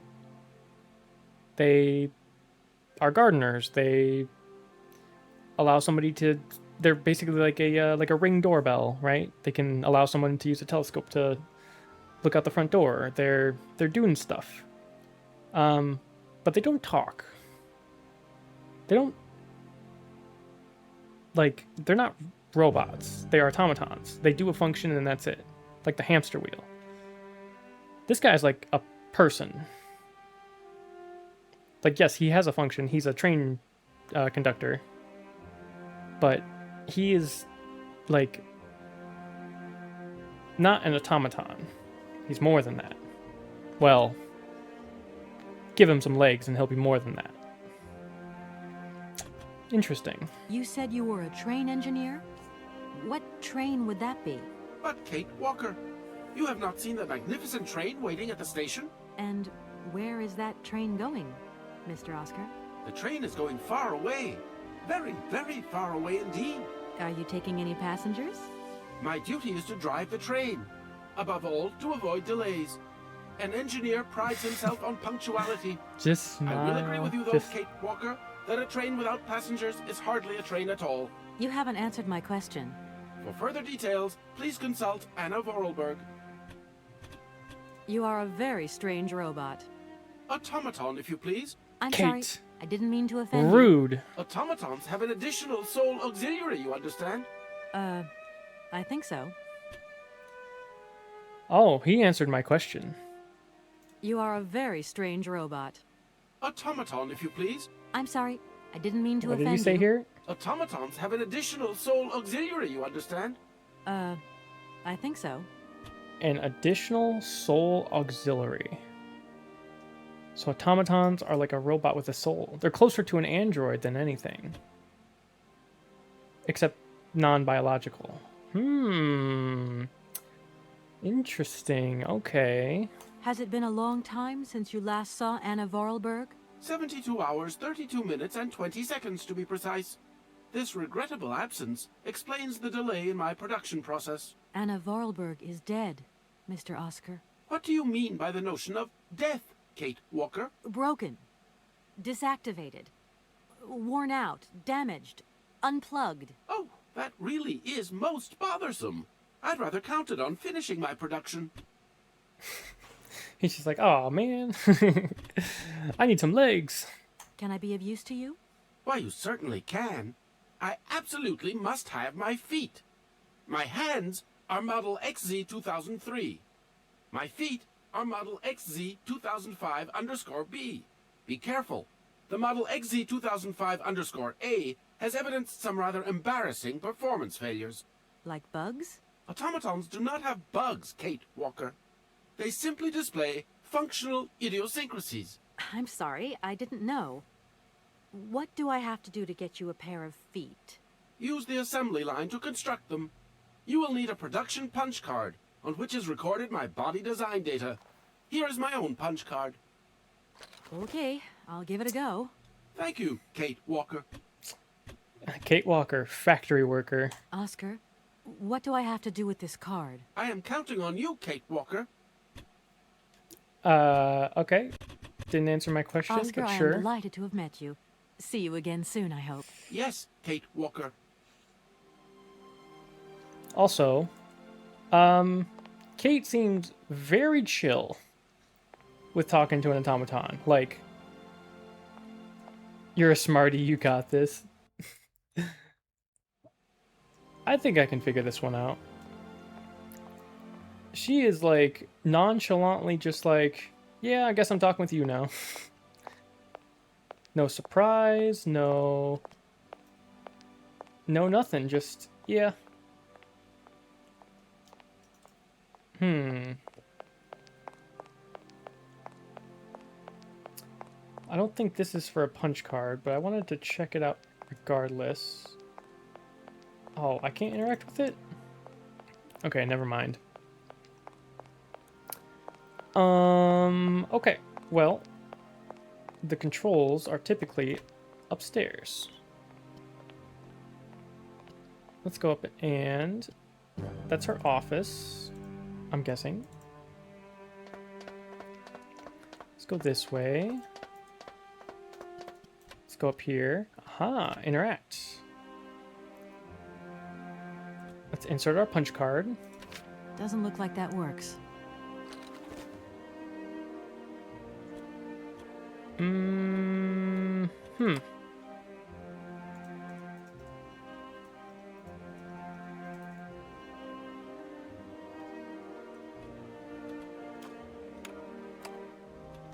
Doesn't look like that works.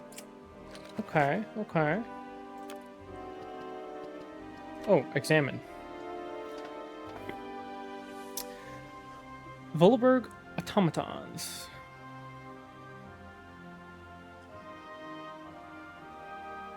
Okay, this is the wood that they're made out of, and how much they have of each.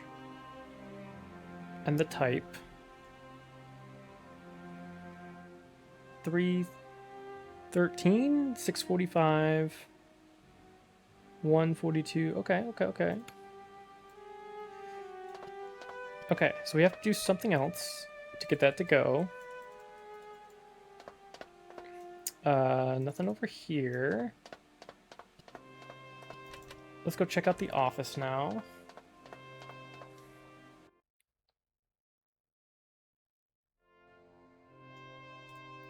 What have we got in here?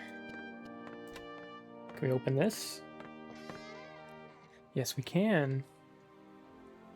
That's a different colored book.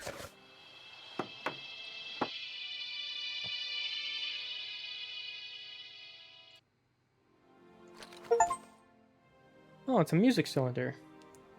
Retrieve the music cylinder in Valadelen.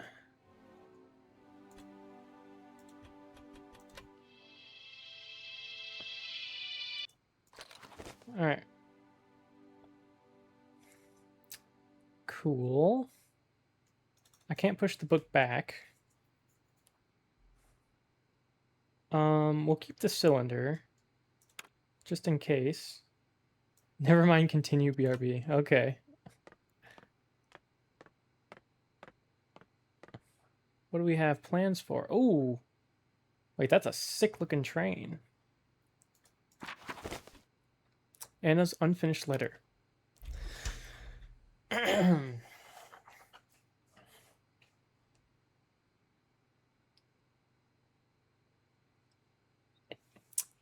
Dear Hans,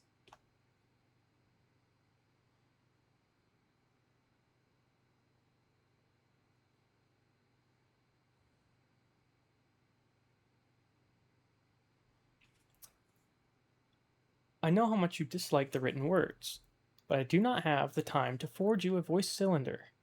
I imagine that someone in your entourage will be kind enough to read these few lines to you. I received your latest set of plans. Your project is extraordinary. Your all-time masterpiece, perhaps. Time seems to have had no effect on your genius. Quite the contrary. I am proud of you, my dear little brother. Sometimes I find it hard to believe that a century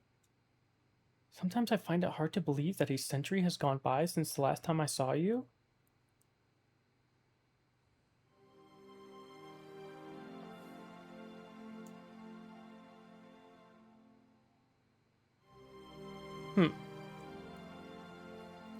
It only seems like yesterday that you rushed away from Valladolid.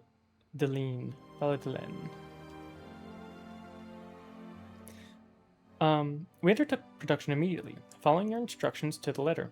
The locomotive was ready within a week. If only you could see it. But you will see it. That much I have promised you. It is magnificent.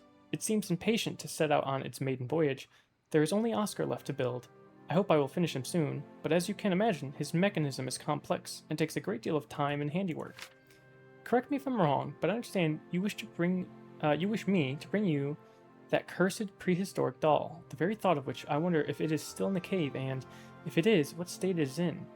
But what does 60 years matter? After all, to an object already several thousand years old, I'm going to find it. Hans, I promise you. I have a bit of a nasty flu at the moment, which is running me down a little. I should be better in a few days, though. The sale of the factory is taking shape. The lawyer from New York should be visiting, and we will be able to sign the contracts. Then I shall... Uh-oh. Well, seems like we're doing her, doing what she wanted to do regardless. Puritan. Blanchard Solicitors. Okay. Recovery of outstanding payments. Madame, you will have received several warnings from my office concerning penalty charges incurred on unpaid invoices from the company La Colombe. The total debt for which you are responsible currently stands at 47,782 francs. I strongly advise you to acquit yourself of this debt by sending the necessary funds to our payment center. In the absence of such a response on your part, I will be obliged to undertake legal proceedings against you to recover the outstanding funds. Okay, there were some debts. When was this? July 20th, 2001? September 23rd, 2000. Despite numerous follow-up letters on our part, we noticed that you still owe the sum of 80 francs, corresponding to invoices dated January. Wait. Okay, so this is what got me, because in European countries, when they denote a comma for numbers, in European countries, they denote it using a decimal. So really, this should be 47.782, comma. It's like the opposite of American system. So they use the American system in here. So it's like $47,000, which makes sense. But when I went here, they're saying, hey, you owe us 80 bucks. But this looks like they used the original form, so it's like, hey, you owe us $80,210, or 210 francs. So that got me a little bit, but interesting, to say the least. We are asking you to resolve the situation by return of post. In case of non-payment, we will be obliged to suspend all suppliers and refer the matter to the relevant legal authorities. We trust we shall hear from you soon. Monsieur Martineau. Dear Anna, I find myself under the obligation to undertake certain procedures against your company, a situation I find particularly painful given the special relationship our bank has enjoyed with your company over the years. You yourself admit that, for some time, Fullerberg Manufacturing has become a financial liability, and due to shareholder and partnership pressure, I am no longer able to underwrite your debts with the bank. I am sorry to say that we are obliged to comply with the economic imperatives of the era. It is for this reason that I beg you to accept the American investors' proposal. Such a takeover comes at a fortuitous moment, as it is the only way to swell your accounts and settle your debts. It will also enable Volberg Manufacturing to stay afloat, streamline production, and modernize production techniques. You will thus be able to keep the Volberg name alive, one that in its day was a guarantee of quality and savoir-faire. Please believe me, Anna, when I say that I offer this advice not just as a banker, but also as an old friend who desires nothing but good for you. I know that such a decision cannot be taken easily. You can truly hold your head up high, my dear Anna, and be proud of your achievements throughout the years. My deepest apologies for bearing such unpleasant news, and I remain at your entire disposal should you need me. Yours in dear friendship, Gustave Passery. Oh my gosh.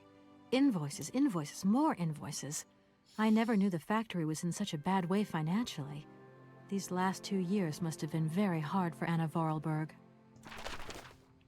Ooh, that is a sweet train. Holy.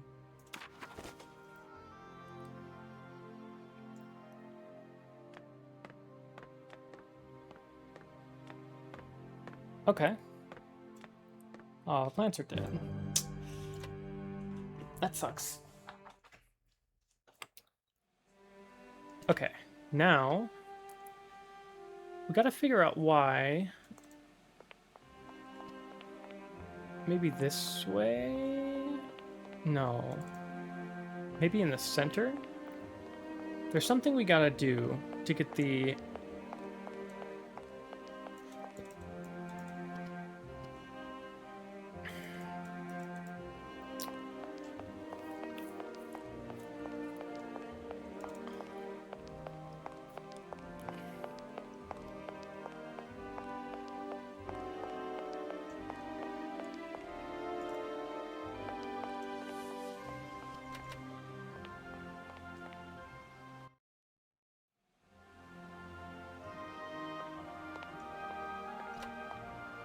Hi, it's me again.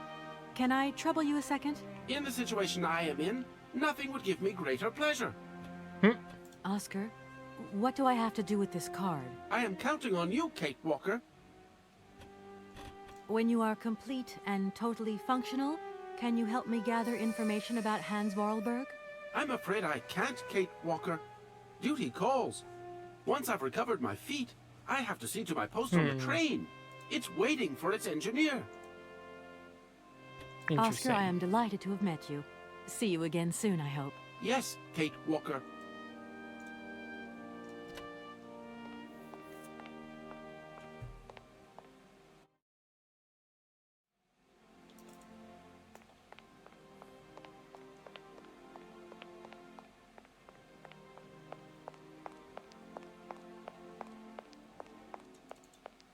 What's over here? Did I go through here yet?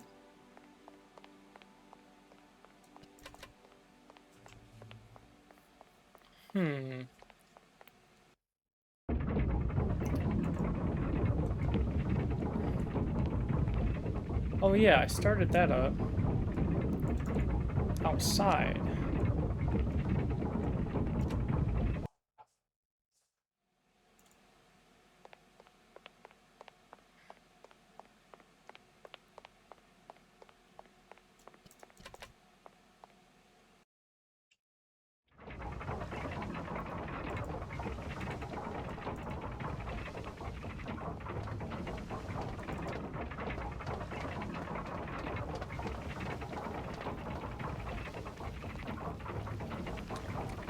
The water wheel's moving.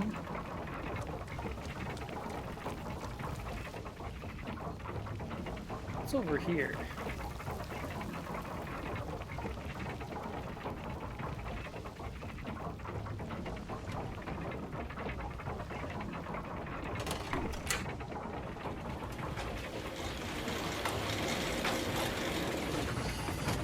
Aha!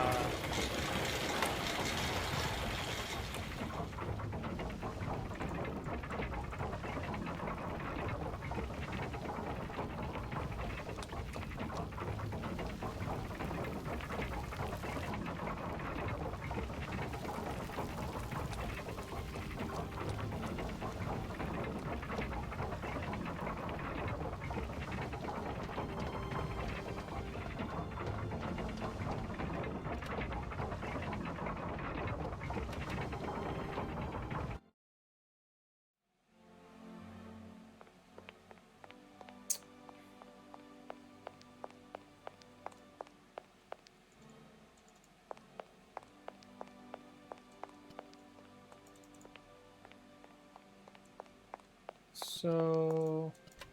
Oh, I can interact with this now. Turn.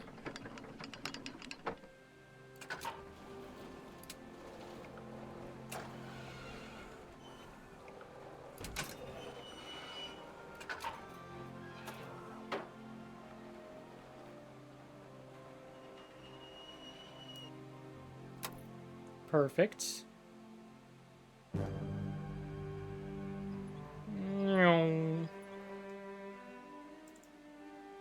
Okay.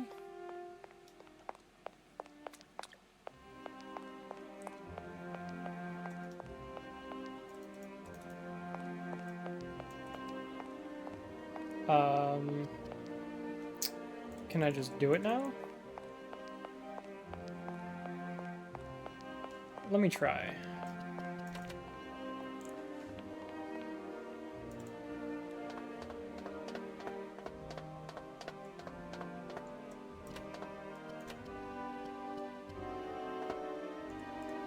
Doesn't look like that works. Nope. Nice. Pull, pull. Oh, let's try this. Oh, we gotta get the right... Okay, we gotta get the right wood.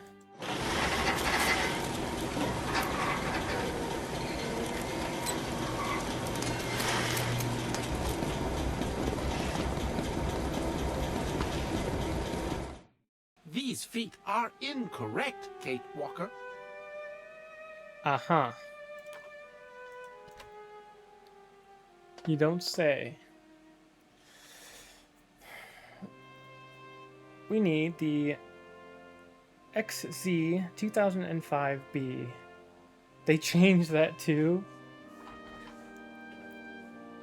I think that was the original cutscene, wasn't it?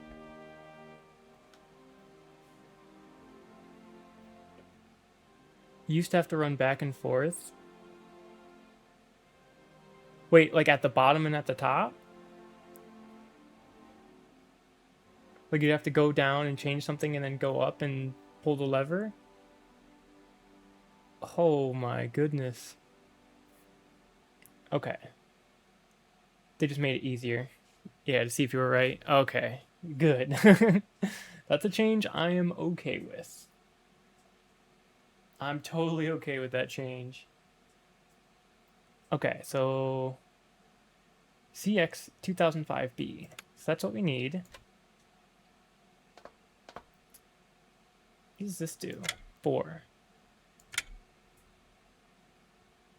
Oh, you would make them, grab them, bring them to Oscar. Oh, and then he would say whether you were right or not? Holy.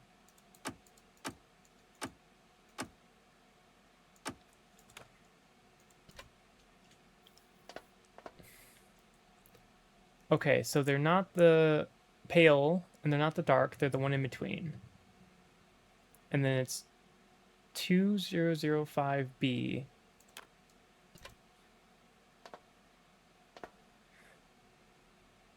So 2, 5. That's the dark, that's the light. It's this, I'm pretty sure.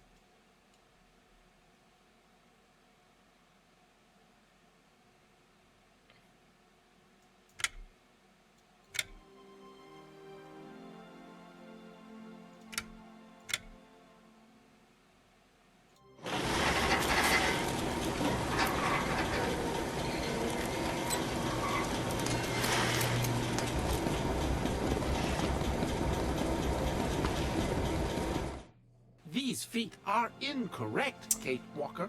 Okay. Okay, okay, okay.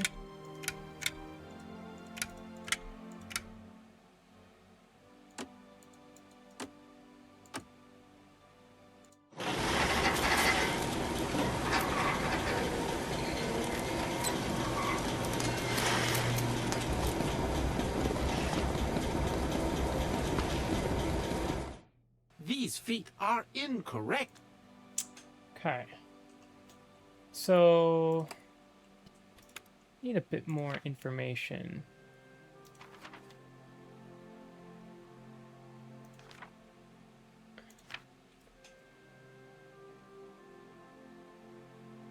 Momo looks delighted. I should follow him. He seems to want to show me something special.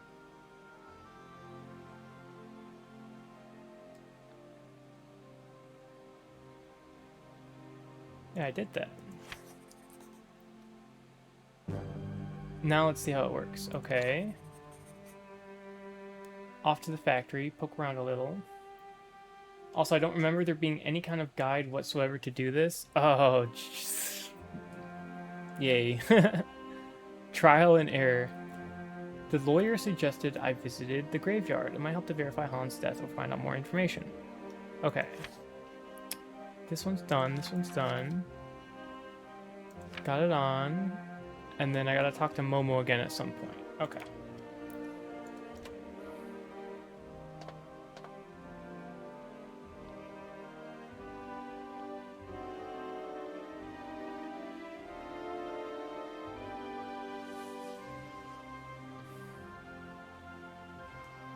So, specifically this brown shade of color, which could be this, in all honesty.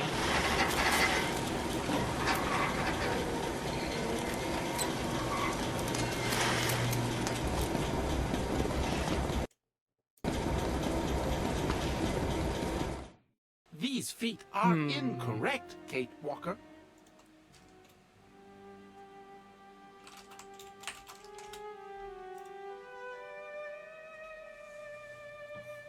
What do these do?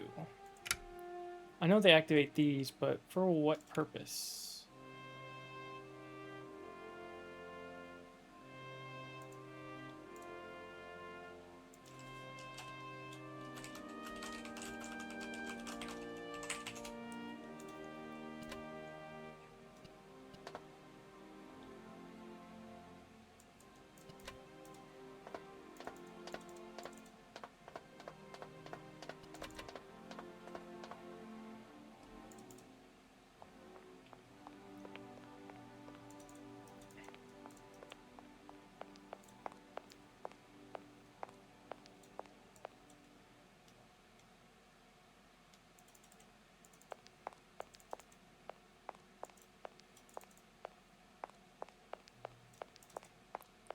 So then this over here, which is where you would grab the feet, that's where normally you would go. In the original, you would have to come down here, grab the feet out of the container, bring it over to Oscar, and do all that shenanigans. Okay. It was a lot. Bro, 90s games were different. They would punish you hard. And she ran so much slower.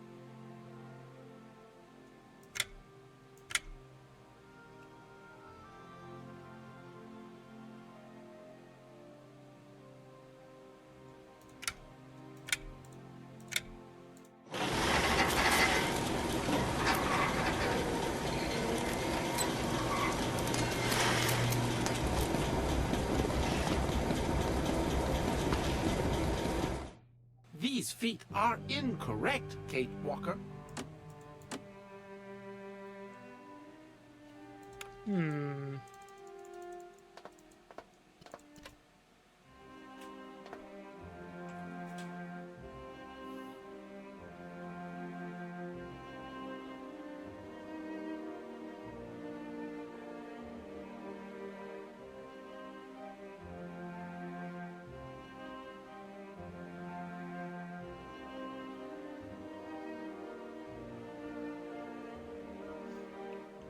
It can't... No, it's not that easy, is it? Hold on.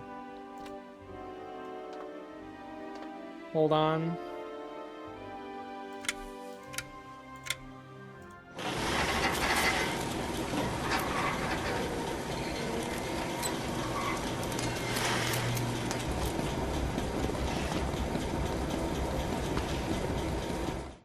These feet are Okay. incorrect, Kate Walker. I didn't think so. Let me try this. It was that easy. Got it. I just got the color of the wood wrong.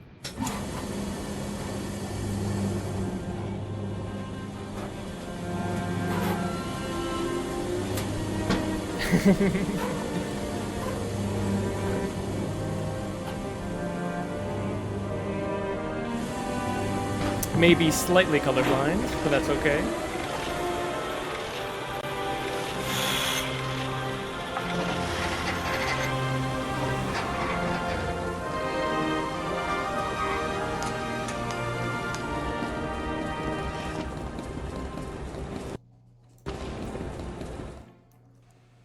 Forgot it does freeze doing that.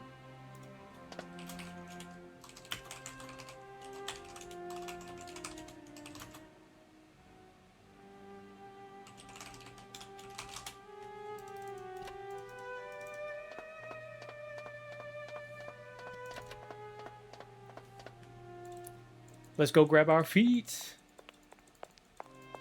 Man, if someone was in that Evo right now, he would be very excited.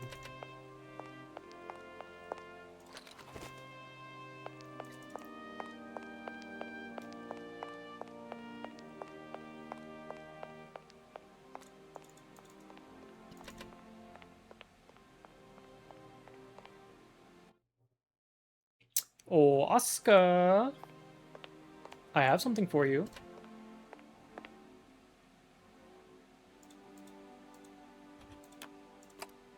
Here are your feet, Oscar. I hope they fit. Kate Walker, I see you managed to produce 2 XZ2005_B models.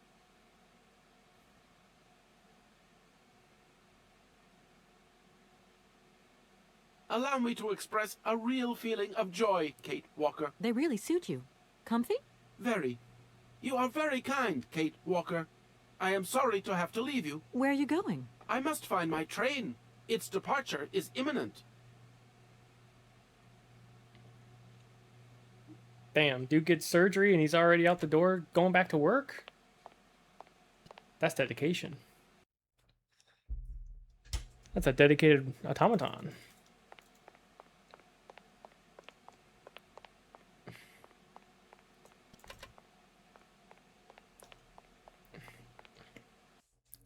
Okay, well, there's still a couple things I need to do. I gotta find and talk to Momo about the mammoth statue. And I need to go find the graveyard.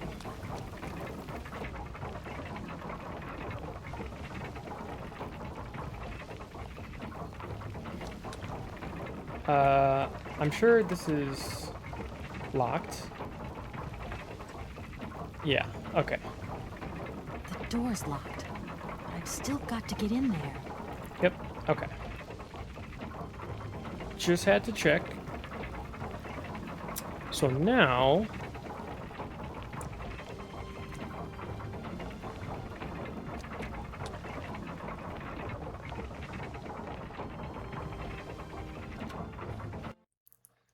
let us go find the graveyard.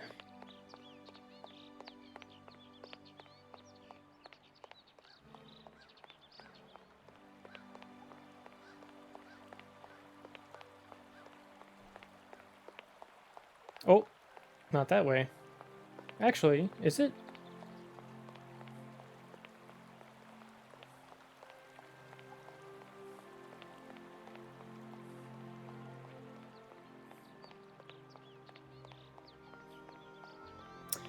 Actually, it just might be. Okay. Check our corners. I am stuck by an invisible wall. I cannot check.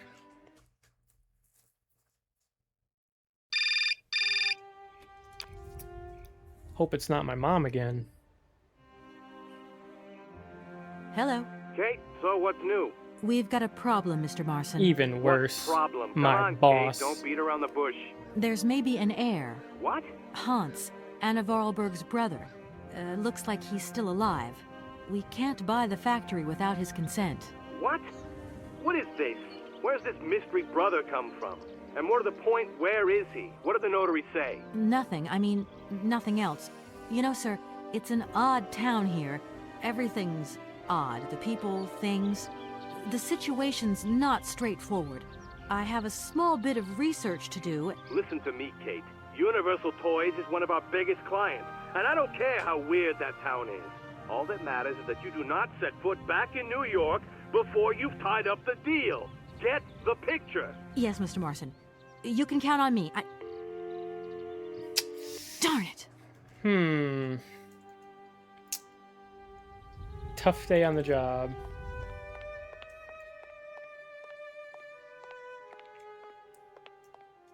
Also, the classic bra phone pocket. Classic. What do we got here? Missing some gears, it seems. Okay. Gotta go find some gears. Some gears of war. Nah, just some gears. Can I go through here? I can.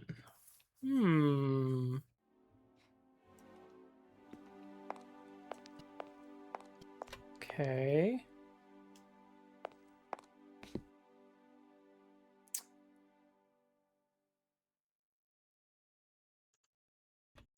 I can place stuff down. It's a lockbox?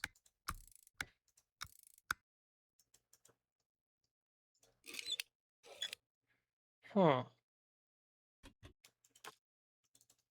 Okay, that's a puzzle.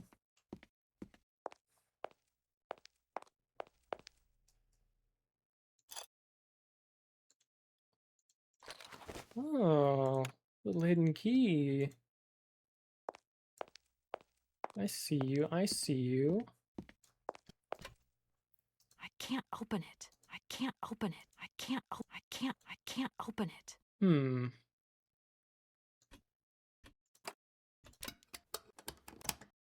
What about now? This thing's jammed.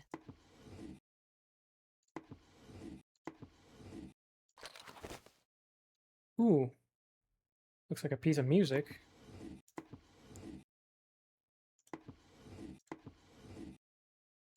Another piece of music. And a third. Interesting. Okay.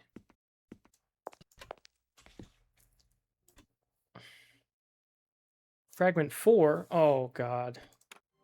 3, 2, 2. Doesn't look like that works. 3, 4.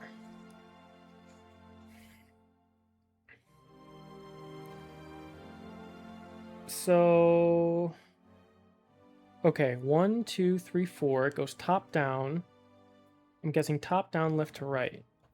And there's 1, 2, 3, 4, 5, 6. 1, 2, 3, 4, 5, 6. Okay, so it's going to be dot, dot, dash, dash, double dot, dash, dash dot. Oh, a church punch card.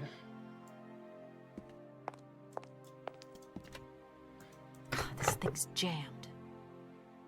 Now where can we put a church punch card into?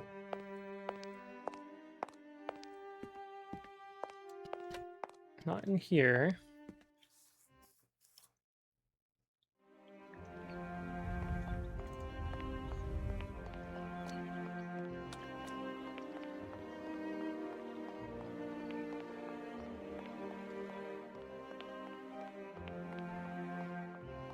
That needs gears. Let's check over here.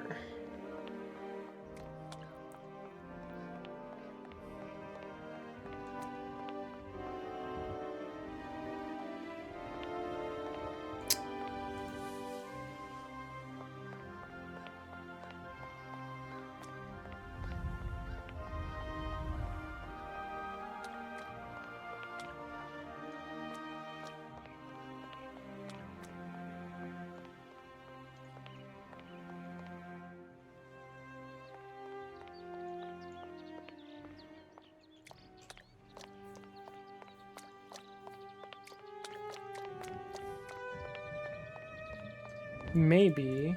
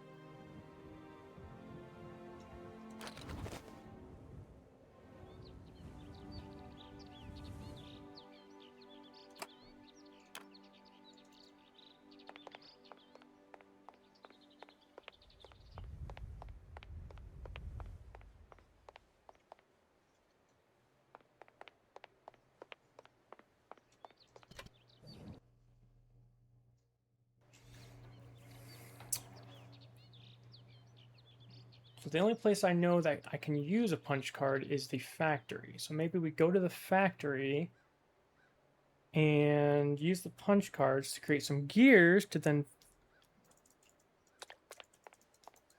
finish the puzzle.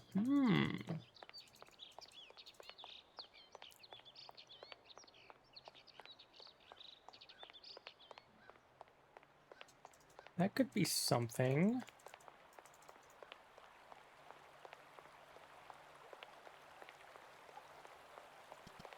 Who are you? Good morning. Good morning. What a pleasure to meet such a lovely young lady honoring our aging streets. Please, please sit yourself down next to me so we can enjoy the air together. It would be a pleasure, but I'm afraid I don't have the time. Some other time, maybe. I hope so, miss. I remember when these streets were full of vibrant life. In those days, there was a charming encounter to be had round every corner. Our good little town of Valadilen is not what it used to be. It looks like things have changed a bit around here. Our children have all left the valley. They need to earn a living, don't they? Can't really blame them. You have to move with the times, don't you? And it's not at the Vorarlberg factory that they'll find jobs. Being excluded from the world is not an easy burden to bear, believe you me, miss. But it's such a pretty little village. I can tell you're not from these parts. I hope you enjoy the pleasures that we still have to offer. Good day to you. Okay. All the kids are gone. All the kids are gone. Oh, wait, is this the place? Can we use... No, it's not. Where's the mayor's office?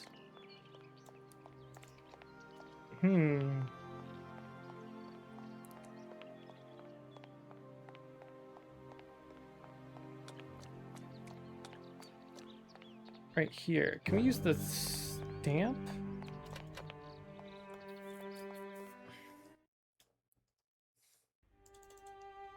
Does this work here, or am I crazy?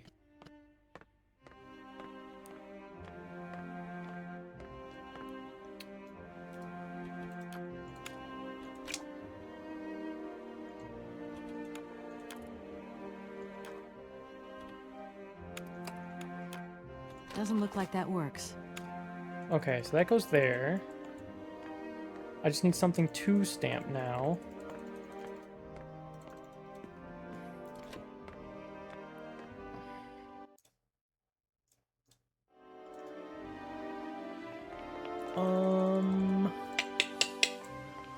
Factory? Is it factory time?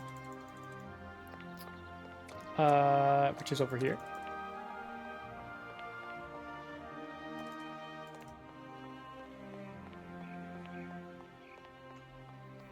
Maybe if we use the punch card in the factory, create some wooden gears that works for the puzzle, and open up the church.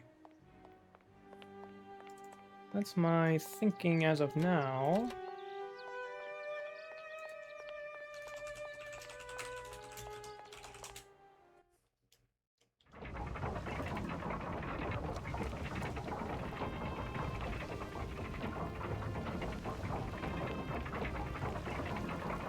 Whoop. Go around. Going around the fountain. There we go. Yes, we're going around the fountain. There she goes. Oh, we're going around the fountain. Yes, we're circling around the fountain. Yes, we're going around the fountain. There she goes.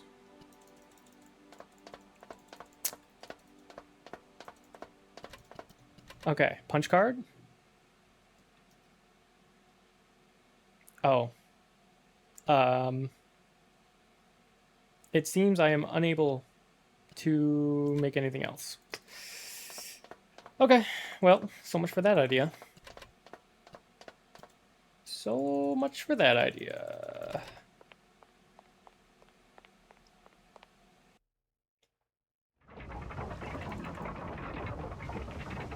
It was a great idea. It's the first place I checked, so that's what it sounded like, but... Listen, I don't blame Kate for not wanting to run a factory again. One time is enough.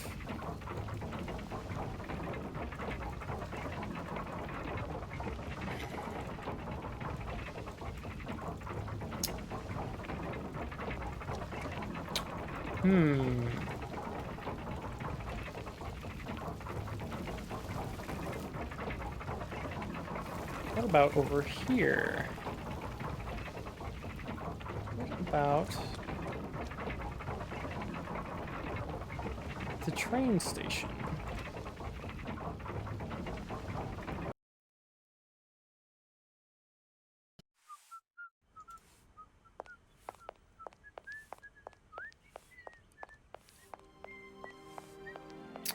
Oh, this is new. Let's go across. Go up, go up. Anything over here? Nope. Nope. Let's see.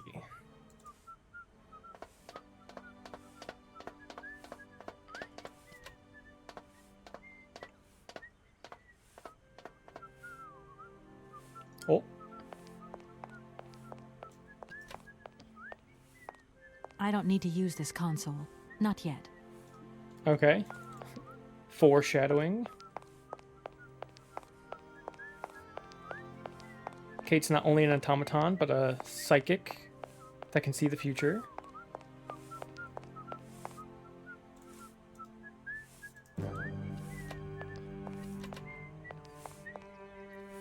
What?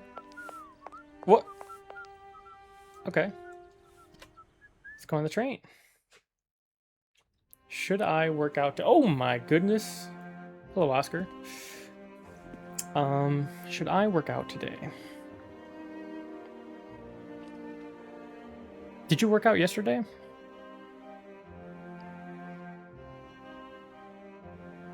I think you did, right?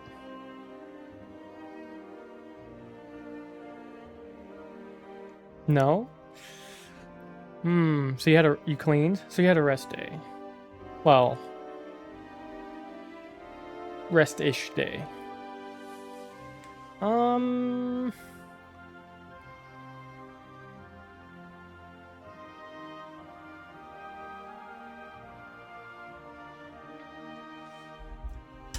Maybe like a light one.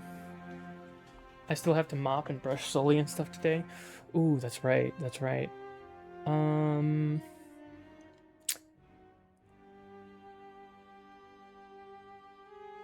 Sully's usually where the workout pain comes from.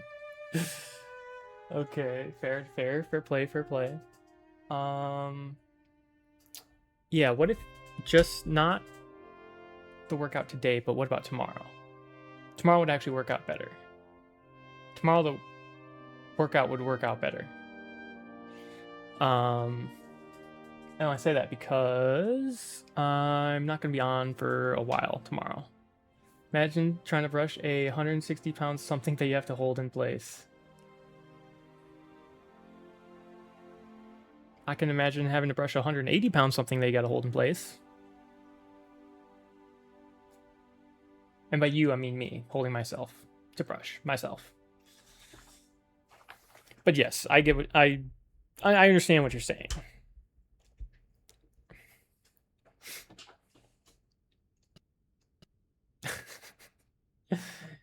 Except not anymore. Hey there, Oscar. My functions do not permit me familiarity, Kate Walker. Even if you are my first and only passenger. Me? Your passenger? Yes, you, Kate Walker. Is it not for that reason you completed my production process? If you say so. Kate's really nonchalant about all this. She's just like, yeah, sure. Sully is more furry. I think he's both. I think he's more fury and more furry. By a long shot. By a lot. Oscar, if you were in my shoes right now, what would you do? My reasoning mechanism does not permit me to manage problems outside the mandate of my own functioning. All right, Oscar, all right. Don't think for one moment that I'm bored of you, Oscar, but I have to go. I also have much to attend to, Kate Walker. Why would she say it like that? Oscar, I'm not bored of you, but I do have to go right now. Doesn't look like that works. Oh. Okay. That's something. Doesn't look like that works. Doesn't look like that works. Okay.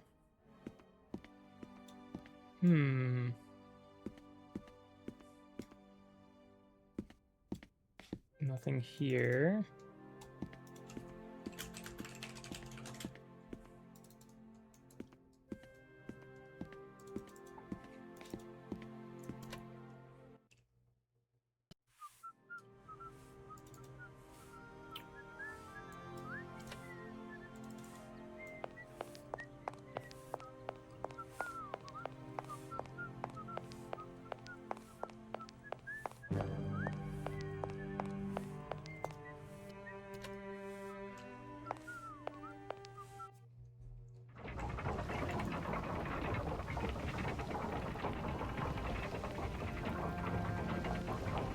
Okay.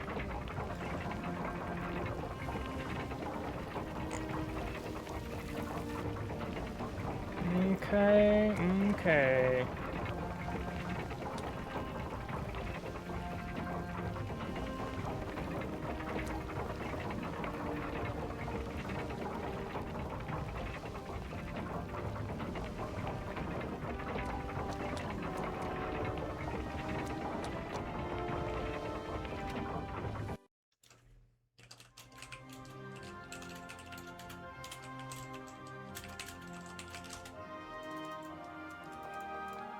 Back to...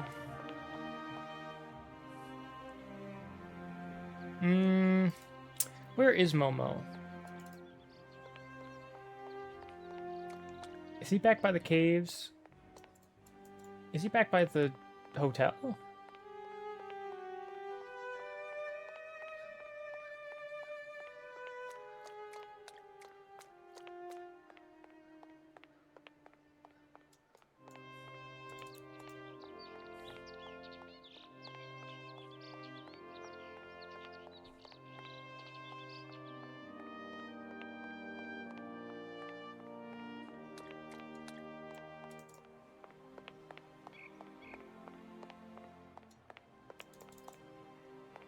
Okay, let me see if he's back here.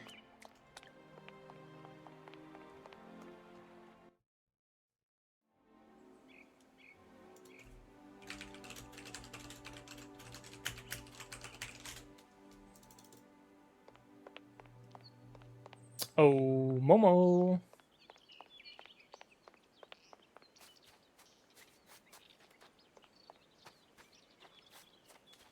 Oh, Momo.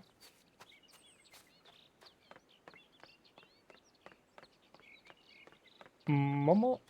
Are you back here, buddy?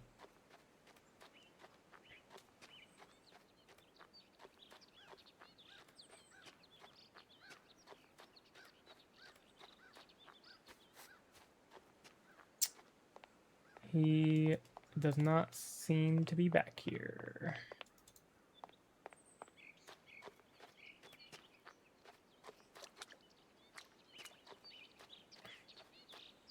Okay.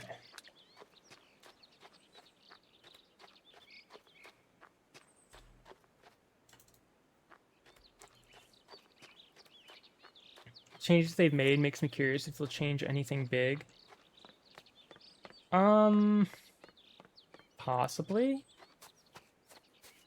It seems like they've just done like a little bit of quality of life things, as well as like very minor puzzle stuff. But in terms of the story, yeah, I'm not sure. I am not sure.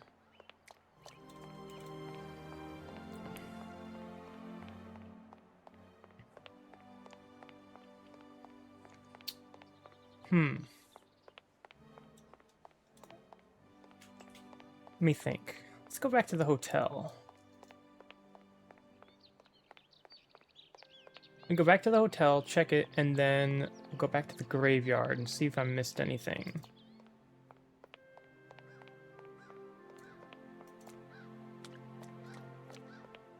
Is that not the hotel? Can I not go back to the hotel? Is this the hotel? Oh. Oh, hello, sir. I tip my hat to you. It's not here. Do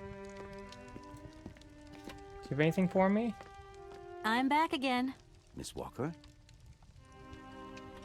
Hello, my name is... Of course.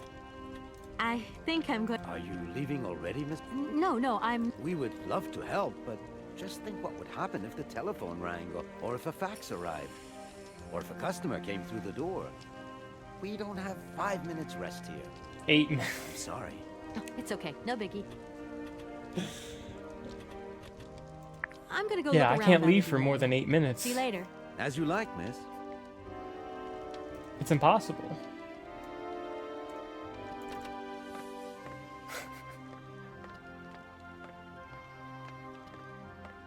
Oh my gosh. We're gonna get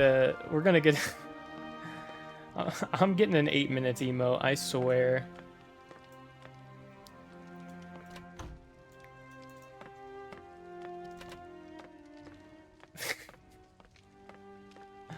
Holy, please. It's already in the books. It's already on the list.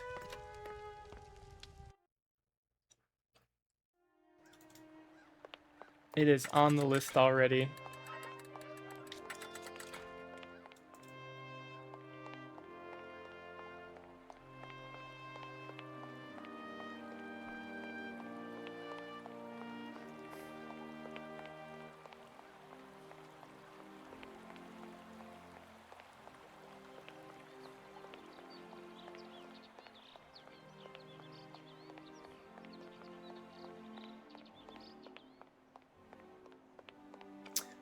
Back to the graveyard. All right. Let's see if we can figure out these puzzle.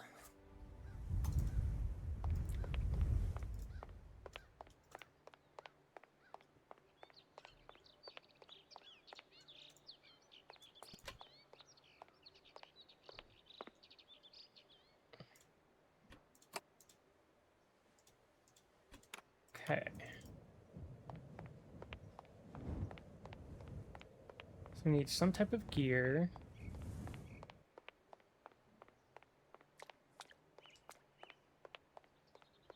This is the only place we can get to.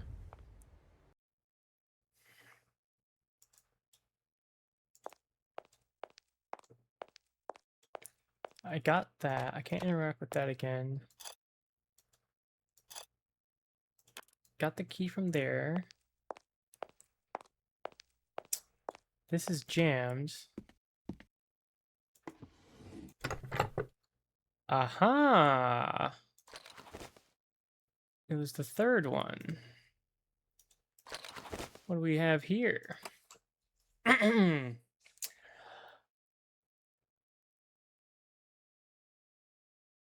gonna get some water. I just realized I need to get some water because I'm gonna be reading a lot. So give me 1 second, actually.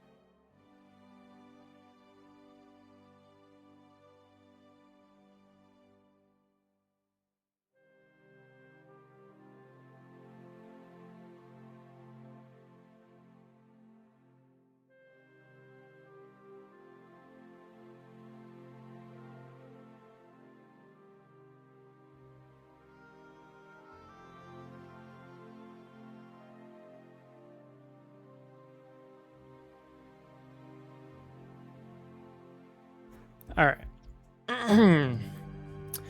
To my successor, the Valadelin parish priest. The sanctity of confession is a sacred vow.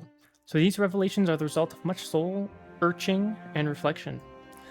One day in March 1938, Rudolf Vorarlberg knocked at my door. I was a young priest then and was overawed by the dominant personality of the town's most important figure.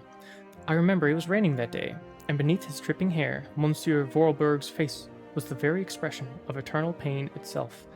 Through gritted teeth, his eyes swimming with grief, he announced that his son Hans had just died. He wanted me to come immediately to bless the body. I entered the dark drawing room at the family home. Hans' coffin was set in the middle, sealed shut. Monsieur Vorarlberg explained to me that he wanted no one to see the body of his son. Hans' badly mangled corpse had been discovered at the bottom of a precipice. It was presumed that he had slipped and fallen badly. Despite his 18 years of age, the young Vorarlberg did not have all his faculties. I believed him. I led the funeral, and we officiated the mass and burial. We buried Hans Vorarlberg and all the dignity and solemnity befitting such a tragedy. Life indeed hangs by a thread, and I would have surely forgotten this episode. Only several years later, after her father's death, Anna Vorarlberg had an accident at the factory and nearly died. Such a close call with death seemed to awake in her a need to confess. What I heard that day would haunt my dreams thereafter. She told me that the body of her younger brother Hans was not at rest in the family tomb for the simple reason that he was still alive. I had blessed and sanctified an empty coffin. I had assisted and sanctioned a masquerade staged by Rudolf Vorarlberg himself to exercise the blind hatred he felt for his son. His son had left, and he felt betrayed. A man who preferred to believe and make others believe his son was dead, rather than accept this truth, had shamefully deceived me. What kind of priest was I? And what kind of priest would I become? Our merciful Father alone will be my judge. It is my duty to inform you that one of your flock is still unaccounted for. I leave this terrible secret in your hands, to do with what you will. Leon Bonnard, priest. Interesting, interesting.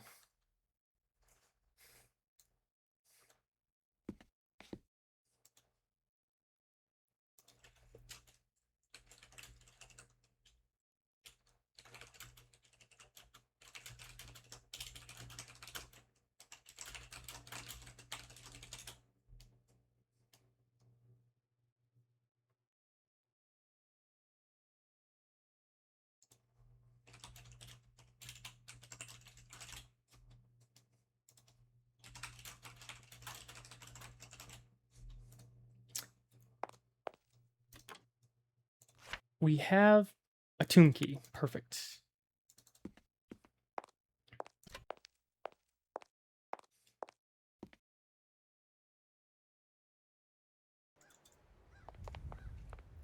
All right.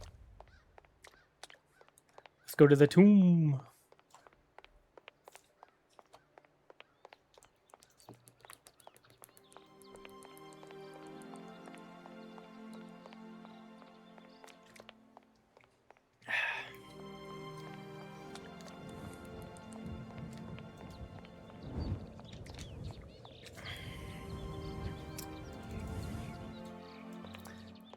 This is the tomb, correct?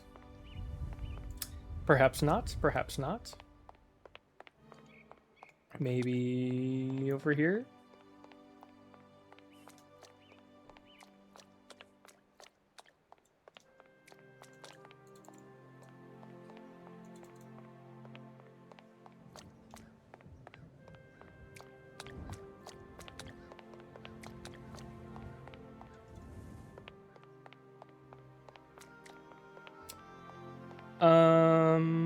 Hmm.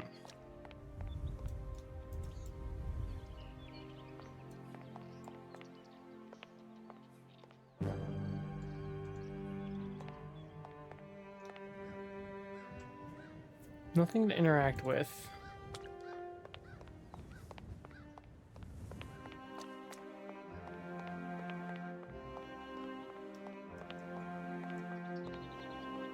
Can't get in through here.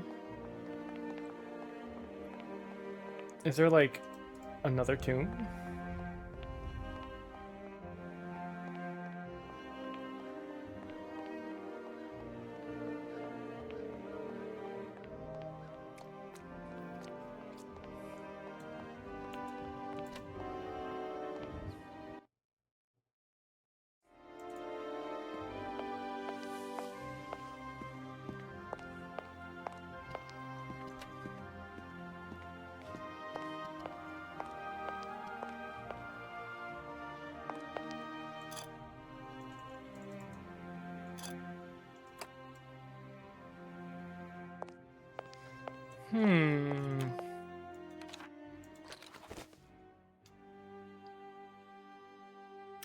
Ah, I see.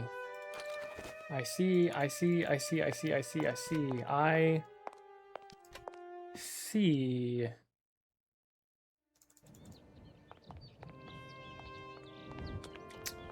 Twas not gears that I needed, but a key.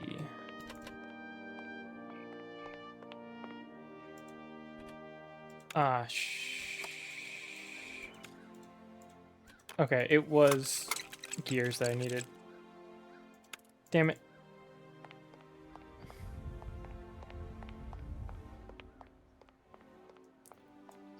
Surely.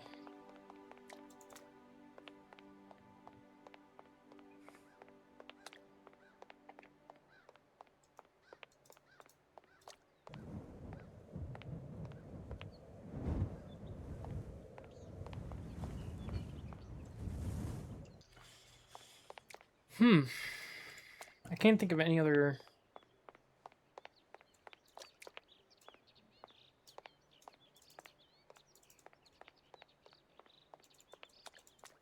I can't think of any other keyholes that I haven't used.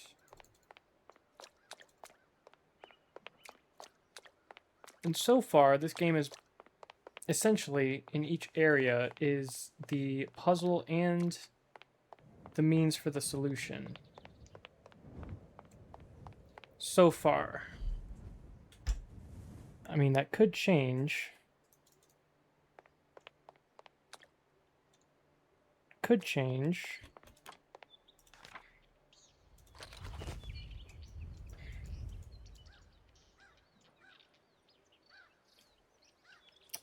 So it looks like a crucifix. Like a puzzle piece.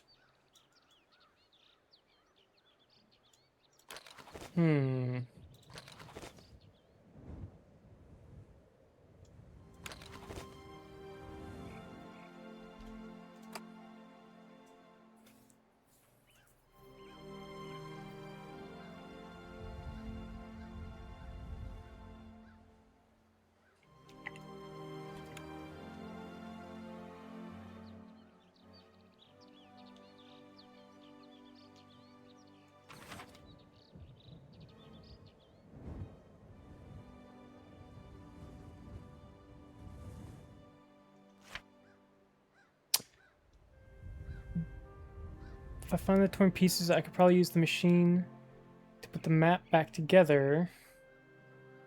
The lift's stuck. I really need these cogs to make it work. I think I saw a little boy drawing cogs when I arrived at the hotel. That's Momo.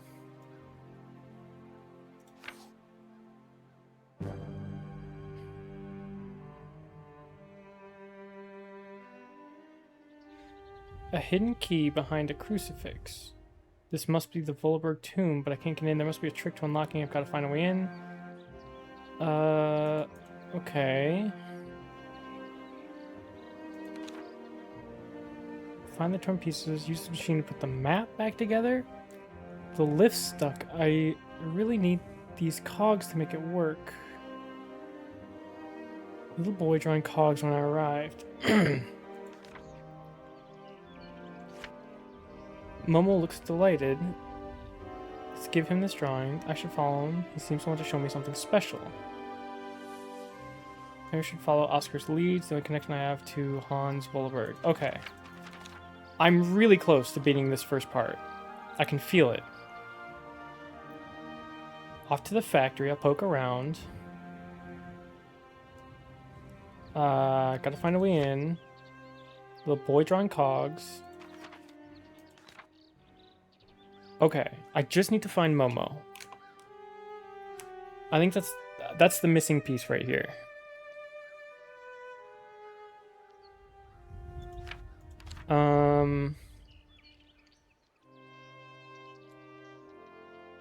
Where could he be? Could he be back at the factory? He might be back at the factory.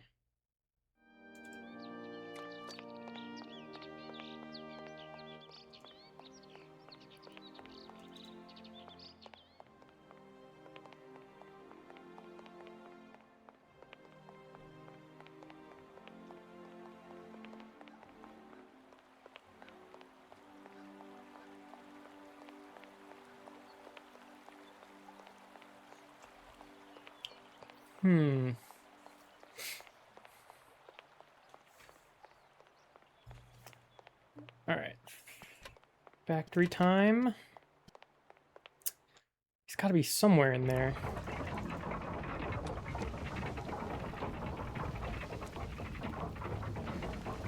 Maybe he's back upstairs. Maybe he's back up here.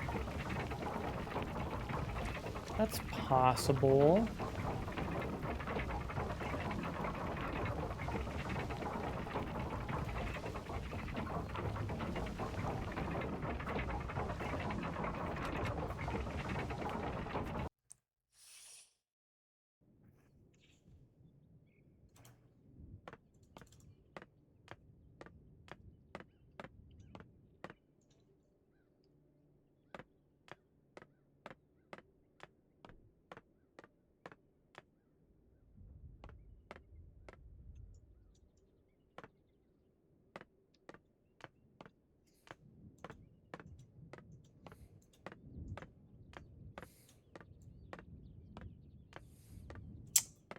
Nope.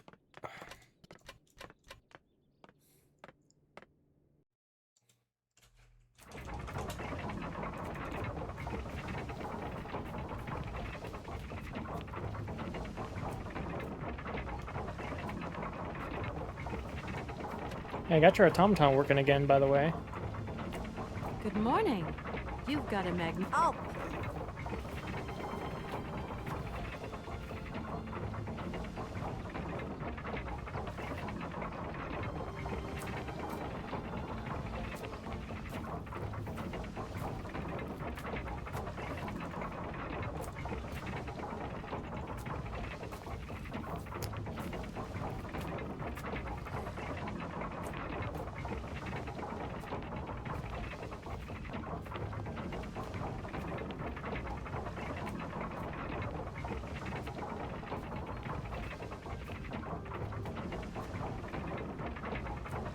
Okay. Not here.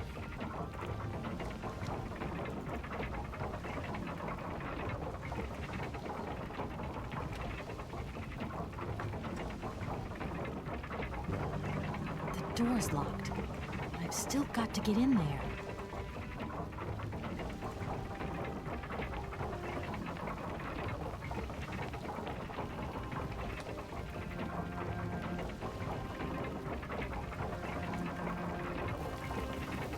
Alright, let me go back to the factory.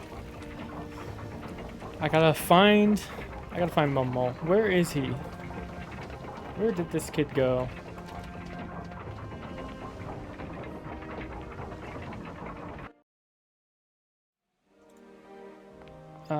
Could it be back here?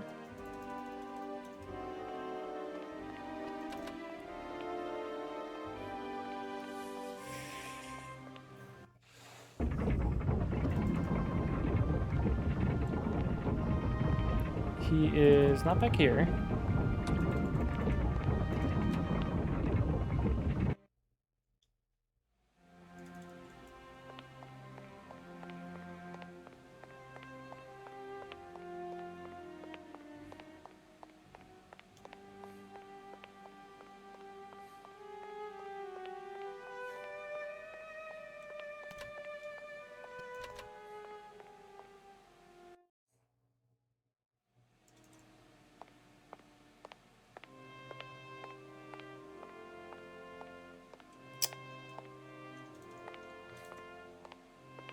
And he's not here either.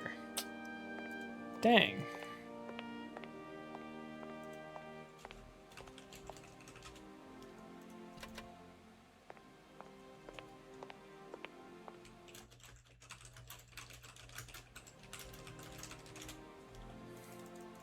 If you want a hint.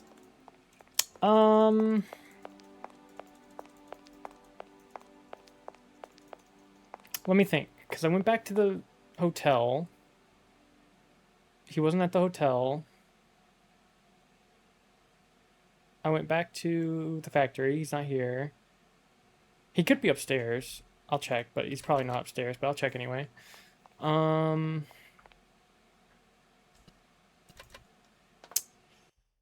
have a key to a thing, but I do not have...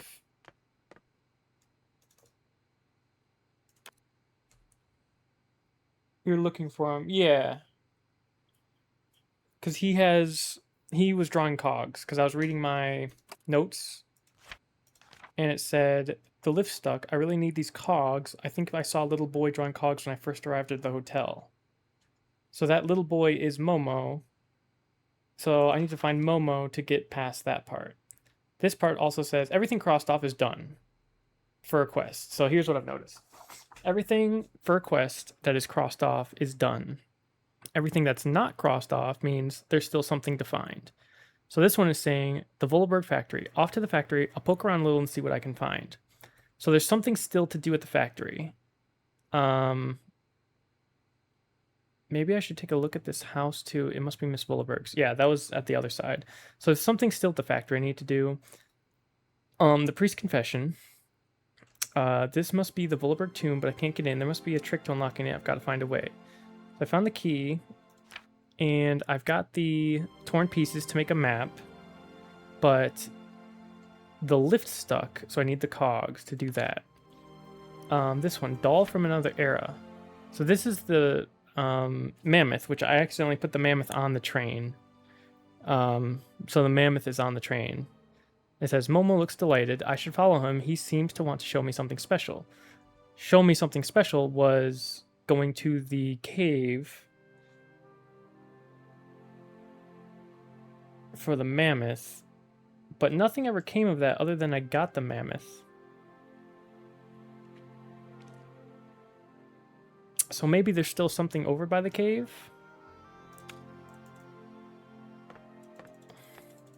Because there was no cutscene. But do I need the mammoth, is the question. I'll go grab it, just in case. Because it might require that I need the mammoth to show him, like, hey, here's the mammoth. And then I just... Is it a question?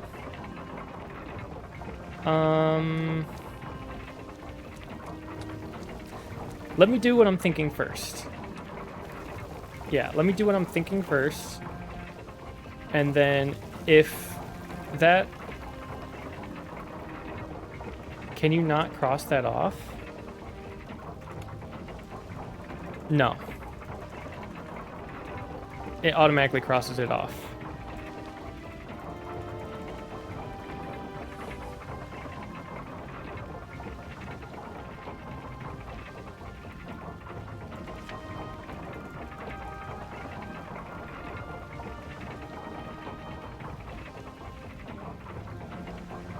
You're looking for him, yes. I don't know what to say. Can you not cross that off? Oh. Is that a question? Reread that.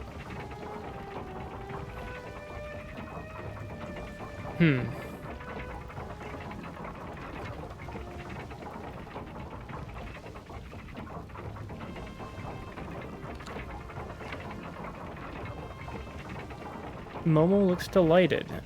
Wait, Momo isn't... let's give him this drawing. I'm sure he'll love it. That was in the house. You misread again?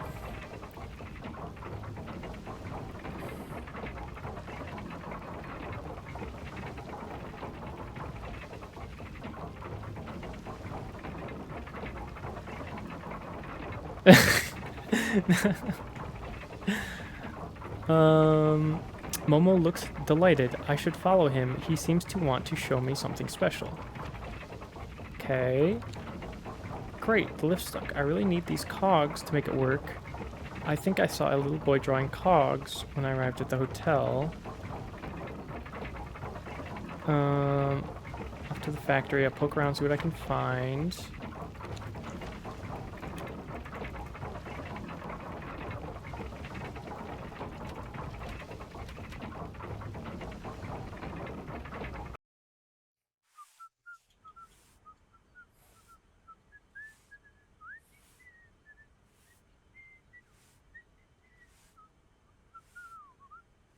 Oh.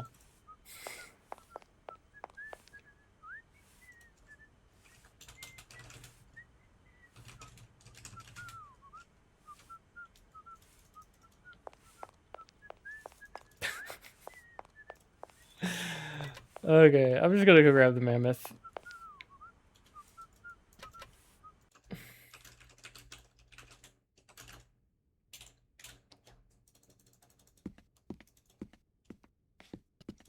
Okay.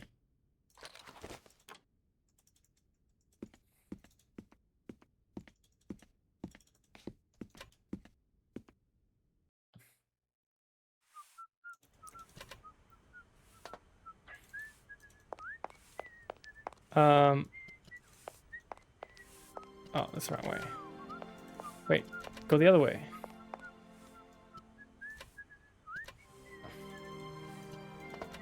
Okay, there we go.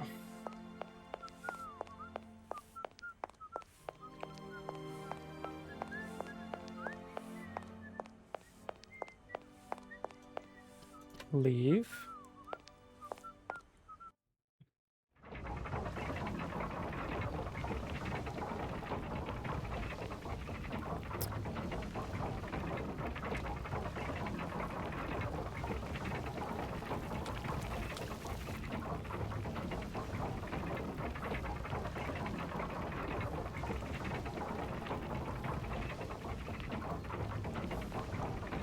Okay.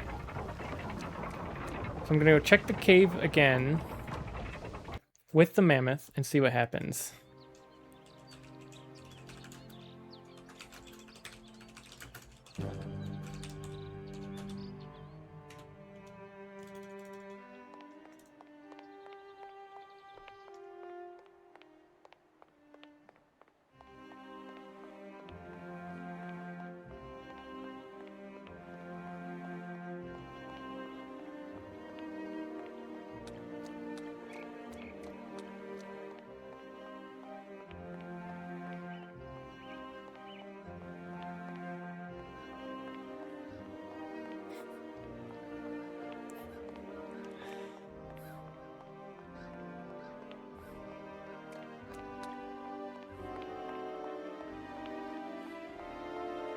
Okay, let's go over here.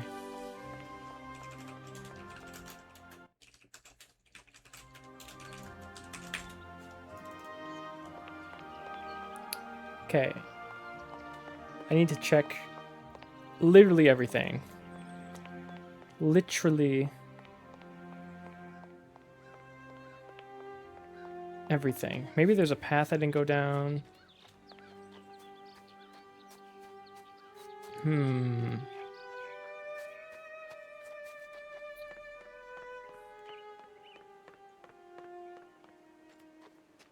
Let's see.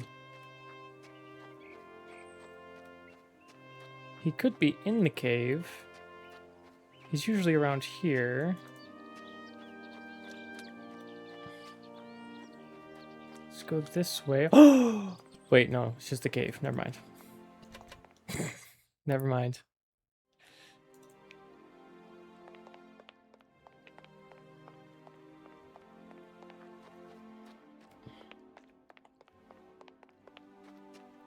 He's got to be in here. Or something? Potentially.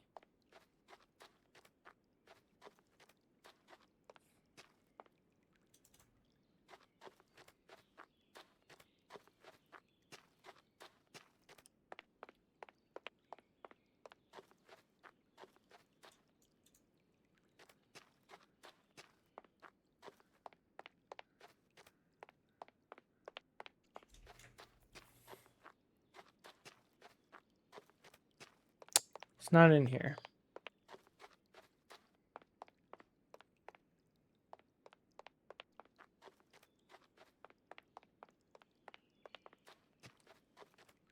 Oh, wait. Hold on. So this is the perfect moment, right? If I'm doing something like this... Wait, this is actually perfect. If I'm doing something like this...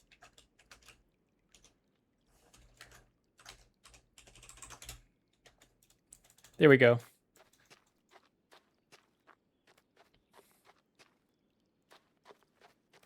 And I'll know what you mean. I'll get it immediately.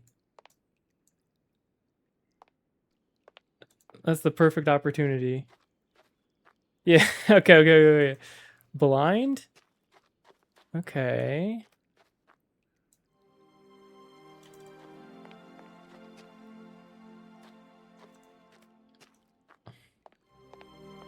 Okay, I'm scanning. I see the drawings. Here's the mammoth drawings.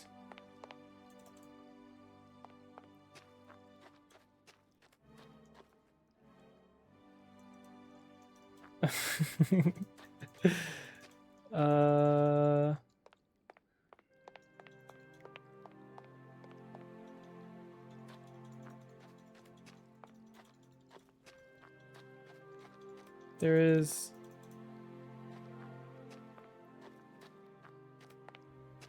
I don't see anything interactable.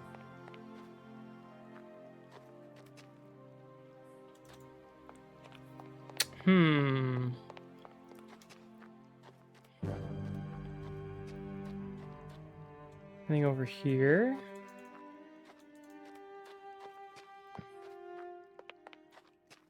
No. They made it more difficult.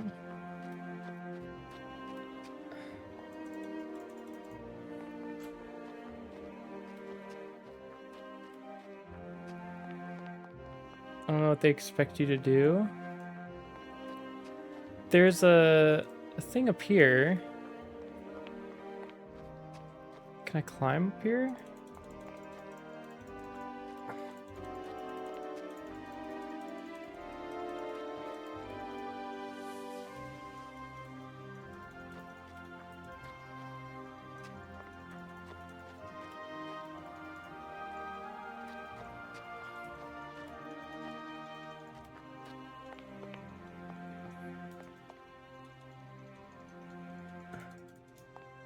Can I turn? Do I have to turn the camera?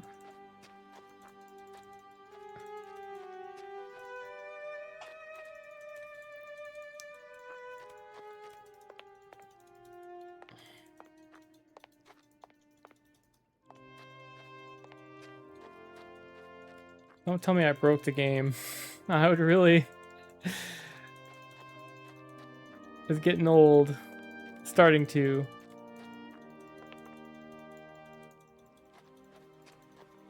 This makes me sad.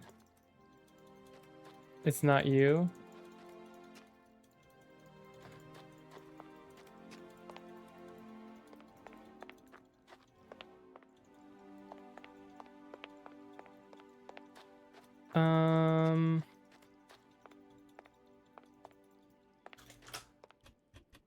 Restart chapter. I do not want to restart chapter. That's a lot of stuff to do.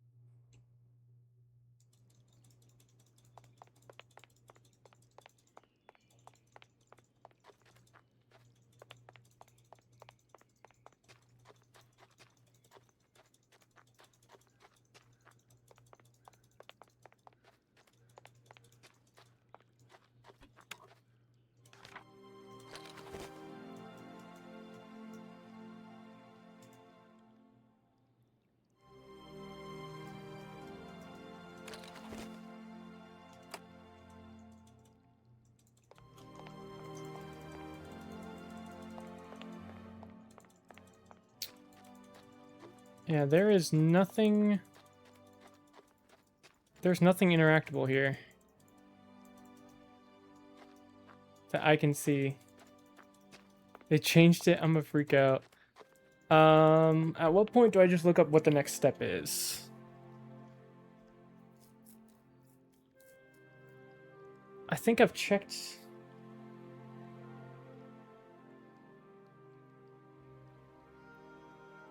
You ask me. Okay. So, from Momo, he told me to come into the cave. I went to the cave. Now he's nowhere to be found. So, I got the mammoth doll, but nothing happened. So something else is supposed to happen, but it is not happening.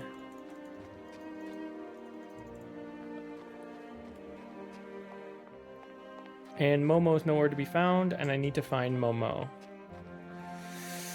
Where have I checked? I've checked the factory. I've checked the attic. He's got to be here.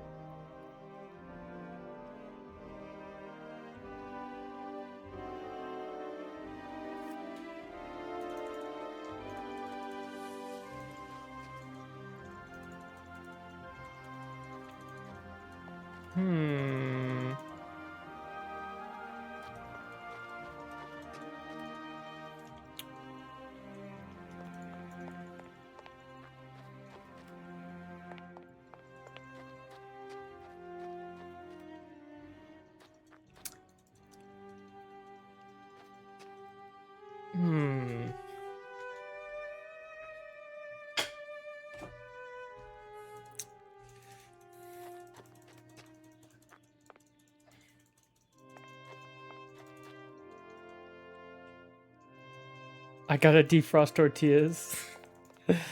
Alright, well, I'm probably not going anywhere for a bit, so you're good to do that.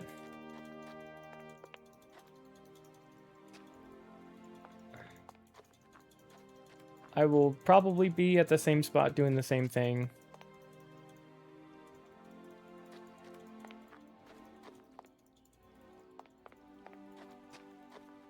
Okay. You can leave the cave and you got this. All right.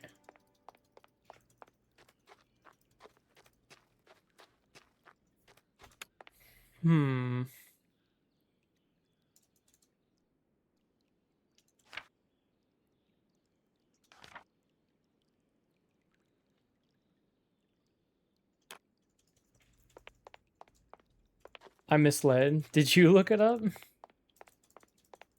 Or did you just remember?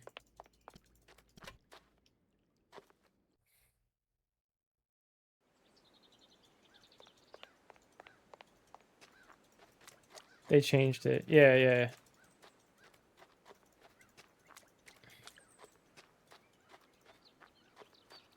No, it's fine.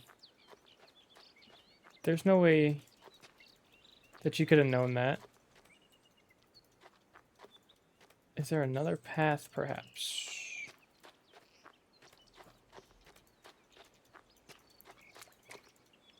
Whoa! What?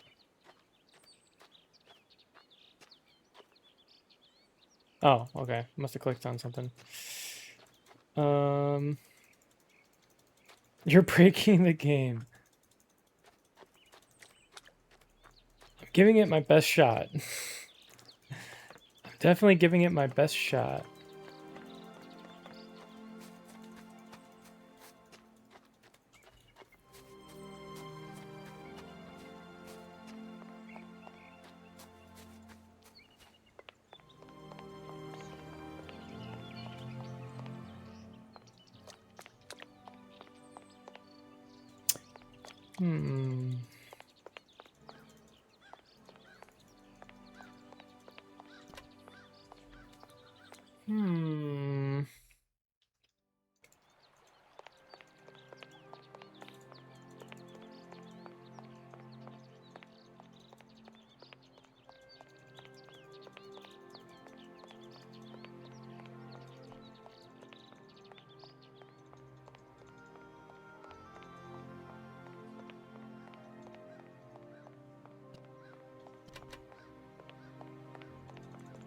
He wouldn't be there.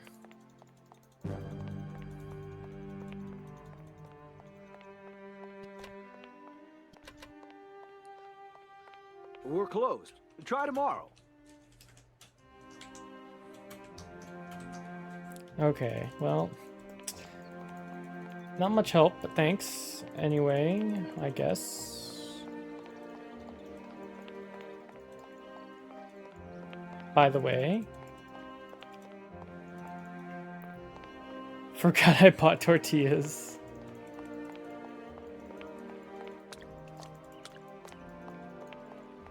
Yeah, weren't you making, Oh, I bought tortillas because I didn't want to defrost them. Holy. Hello again. If you have 5 minutes to sit and talk, I could tell you a thing or two about the olden days. I am sorry. I really am in a hurry. Tis a pity.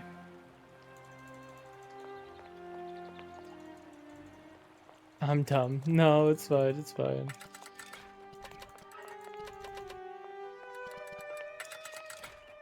I'm gonna send food pics. Ooh. Hope you're prepared. I'm not. He left him here. Oh, he left him here. I should have looked harder. Oh, he actually just leaves them. Okay, now I'm prepared. Now I'm prepared. He just leaves them on the ground. I can't believe it. I was here too.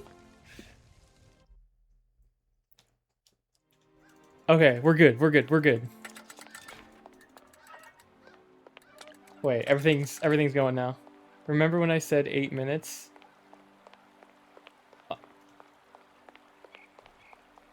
Yeah, oh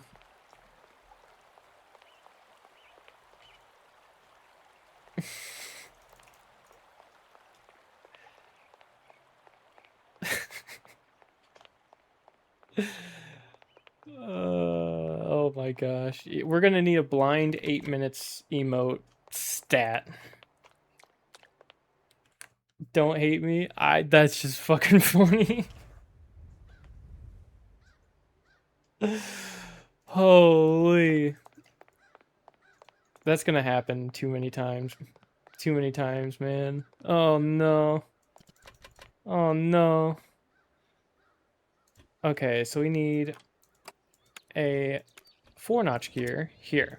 This is gonna be it needs to be a bigger gear. 10-notch gear? Yes. This is going to be, I believe, the 12-notch gear, and then this will be the 6. Listen, I can solve puzzles really well, but I gotta get to the puzzles to solve them. If I can't get to the puzzles, I'm useless, but once I get there, it's pretty easy. Holy. Yeah, we need an 8 minutes emote, we need a blind emote, we need a directionally challenged emote. It's just like a compass with a question mark behind it. It's just, huh? Like, where am I going? What? Oh my god. Holy.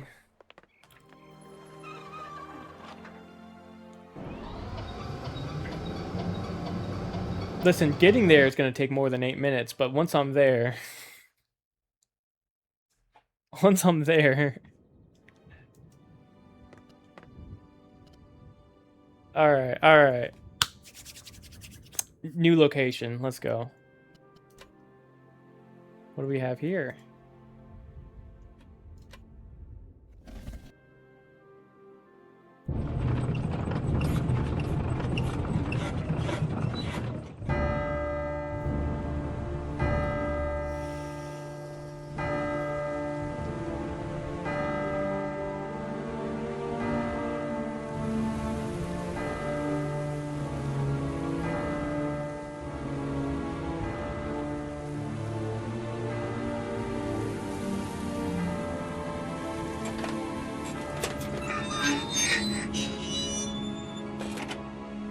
Aha! There it is. There's the keyhole I've been looking for.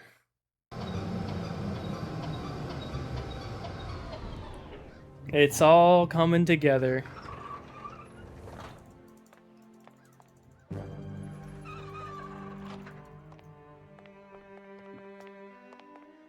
Hey, yo.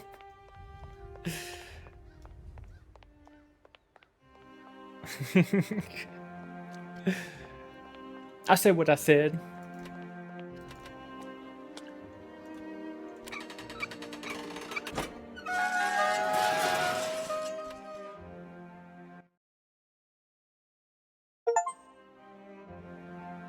Explore all locations in Valladolid.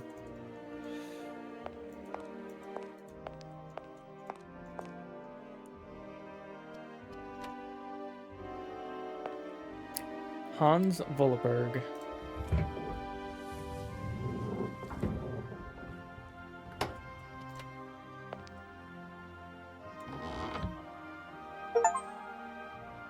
Oh. Mountain fall kills local figure. The Volaberg family was struck by tragedy yesterday. Rudolf Volaberg discovered the lifeless body of his son Hans at the bottom of a precipice. Loose rocks and poor visibility, occasioned by the morning mist, were probably the cause of the young man's fall. This is the theory put forward by the family, as there were no witnesses. Hans had just turned 18 years of age. 8 years ago, he suffered a similar serious accident from which he never fully recovered the full use of his mental faculties. Despite living almost as a recluse, he was still a well-known figure, as the future of Vorarlberg manufacturing lay in his hands. We at the Valladolid Gazette wish to extend our deepest sympathy to his family and express our sincere condolences to Rudolf Volaberg and his daughter Anna, who today becomes the sole inheritor of the automaton factory.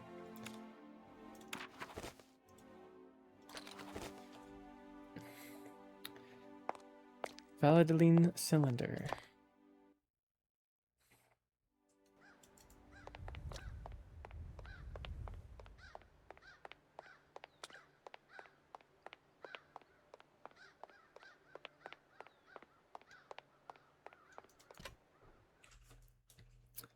Okay. And the only place that has a music box that I can play a cylinder from is Anna Valladoline's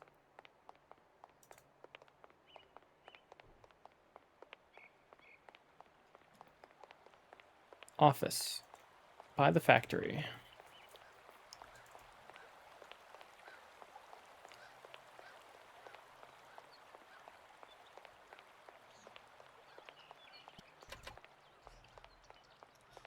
All right, all right.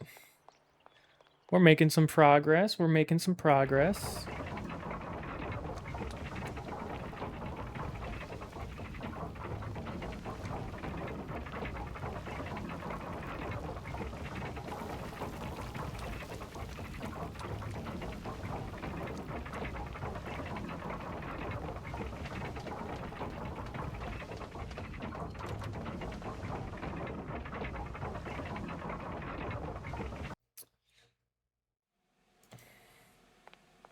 Okay, okay.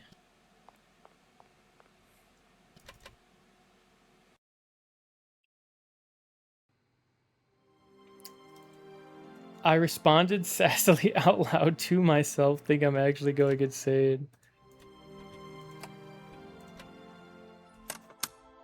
Hans, where are you hiding? We've got to go home. We're late. Very late. Anna, over there. What do you mean, over there? Please, Hans, we've got to go. It's a secret. You've got to swear. Okay, okay. I, Anna Vorarlberg, swear to my brother Hans to never ever mention this to anyone. It's right there. You see? But it's dark in there. Don't worry, I took a lantern. From the factory. Oh my god. Girls, honestly. You won't look so clever when Girls, Father notices you've honestly. stolen one of his lanterns. Oh, I'm all covered in mud because of you. Look, Anna. Look. Yeah, I know, right? Those 1999 graphics. I've seen paintings like this in a library book. They're like... You swore, Anna. It's a secret between you and me. Hey, look. There's something else up there. Oh, come on. It's like a toy. Honestly. I have to have it. Give me some light. But Hans, it's much too high. Do be careful, Hans.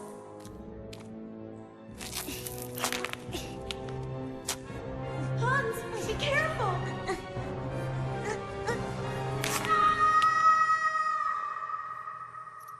For weeks, my brother lay in a coma, hanging between life and death. And then one morning, he opened his eyes. But I knew he would never be the same again. We never did return to the cave. And to this day, I have never ever betrayed our secret.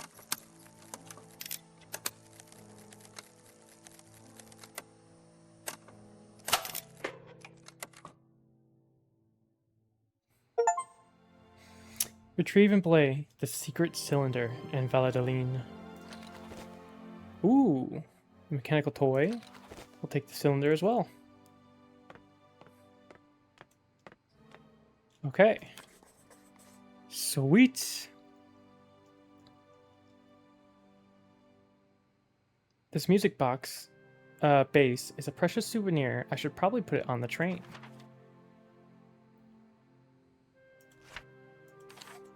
Okay. The Vorarlberg factory. Wait, this is all done, but it's not checked off. Or it's all checked off, but it's not done. Okay, maybe if I leave. To the train!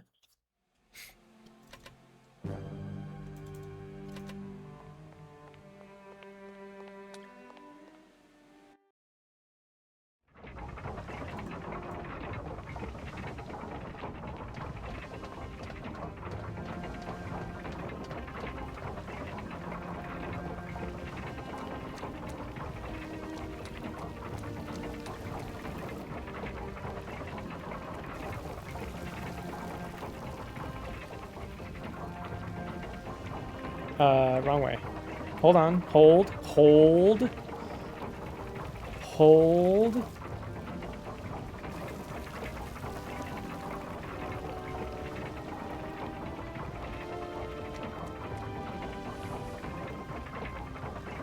Okay, now it's train time.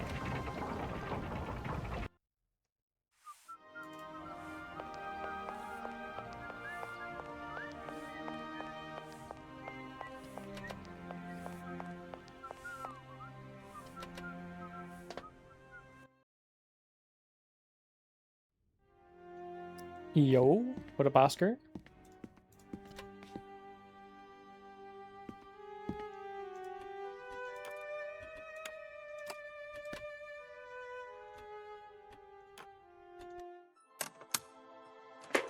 Hon, where are you hiding? Okay, it just does that. If I do the... Okay, it plays that. Okay, so I can put stuff in there now. I can put the mammoth. Doesn't look like that works. Yeah. There. And I can only take it, so we'll keep that. Okay.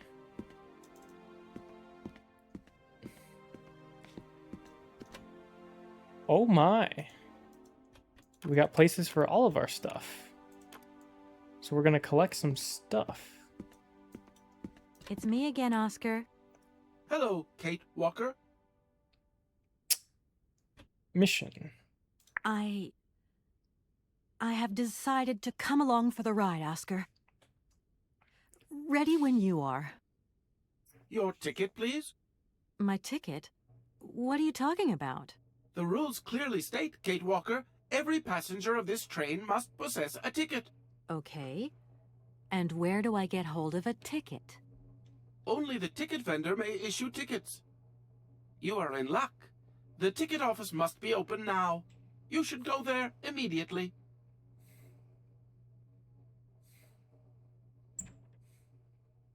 Are you also the ticket officer, Oscar?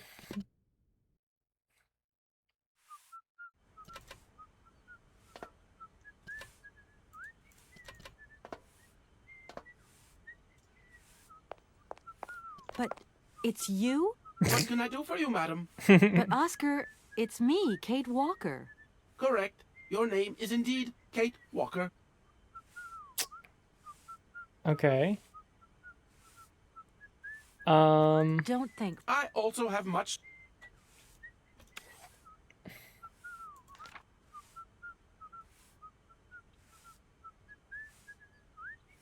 Okay, this isn't checking off. This is the only thing I'm worried about, because I don't want to leave here without finishing it, but... Also the Volaburg factory, but everything's crossed off. So...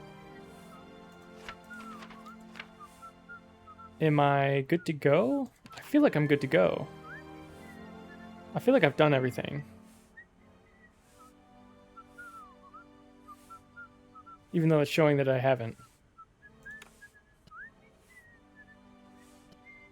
It's me again, Oscar. I think I'm good to go. And it's just not checking off all the stuff. What can I do for you, Kate Walker? A train ticket, please. Why? Do you sell anything else? The only function of this ticket office is to issue tickets. You are requested to accelerate operations.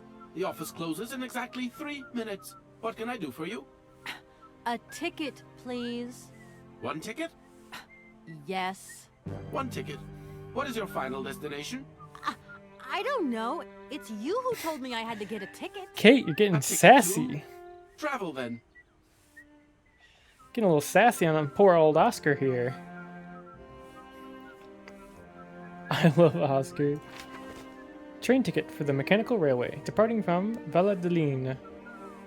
This ticket is valid for 1 person and should be presented to any official of the mechanical railway when so required. Authorization for access to all or part of the movable and unmovable estate constituting part of an inheritance. The Volaburg Heritage. Description of the object. 1 mechanical propulsion locomotive, including coaches, accessories, and driver. The present document stamped by the recognized permitting authority entitles the holder of this document to access the aforementioned property. There you are. Do not lose it. This office is not entitled to produce duplicates. This advice also applies to the accompanying documentation. What's that? The authorization for the release of the train.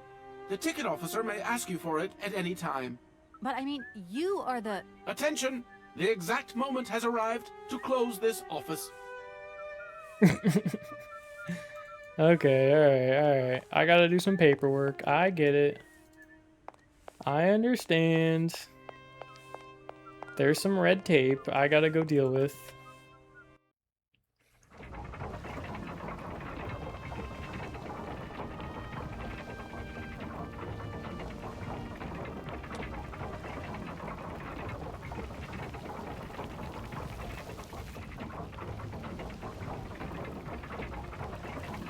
Nope. Not that way. This way.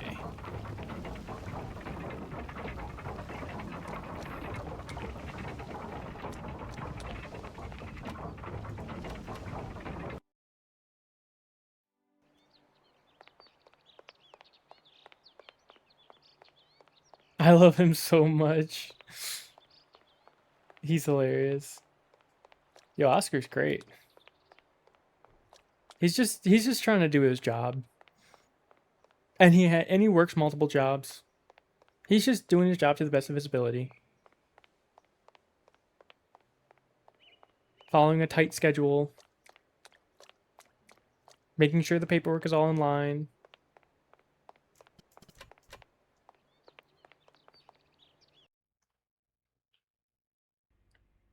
Dealing with troublesome passengers.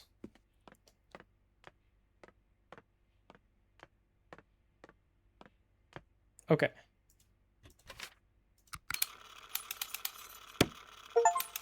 Approve. Approve.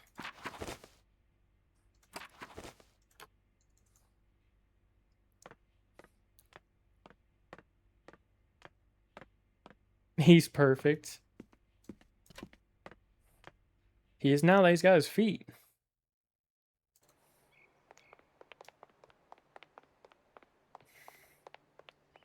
All right, off to the train to travel.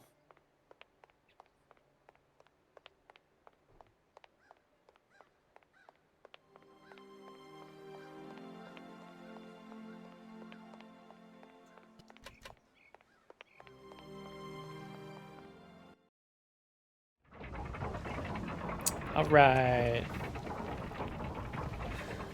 All aboard.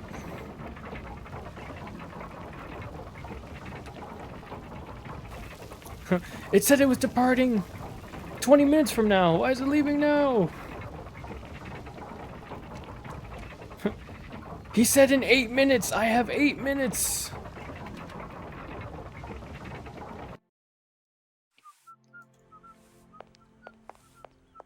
I dropped sour cream into my sour cream. Pause. Is that like... It sounds like you just added sour cream to your sour cream. The package fell into the sour cream I put in the taco. Holy. It's me again, Oscar. Hello, Kate Walker. Okay, give. Wait, cave? Did you hear Anna Vorarlberg talk about a mysterious cave? No, Kate Walker. Oh, well, okay. Anyway, here's my ticket.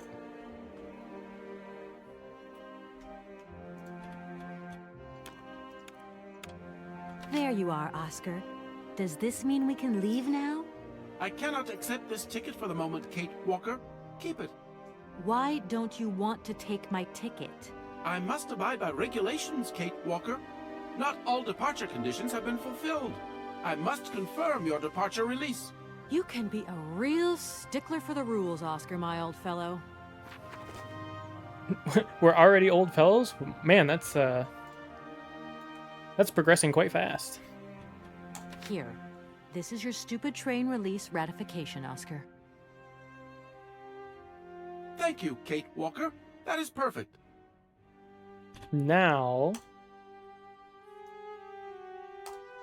It's not stupid, it's necessary. There you are, Oscar. Does this mean we can leave now? I cannot accept this ticket for the moment, Kate Walker. What? Keep it. I don't understand why we can't leave. I'd hate to think it's me that's delaying the train like this. I do not wish to appear impolite, Kate Walker, but I am afraid that not all departure conditions have been fulfilled. If that's a joke, Oscar, it's not very funny. I really need to find Hans Vorarlberg as quickly as possible. I have strict instructions to obey. There are 3 spaces in the luggage compartment that are designed to accommodate 2 very important objects. The train can only depart when they are in place. Please excuse me now. I must return to my departure preparations. Oh, I wouldn't want to break any rules. No. Absolutely Don't not. think for... Absolutely not. He says there's 3 things.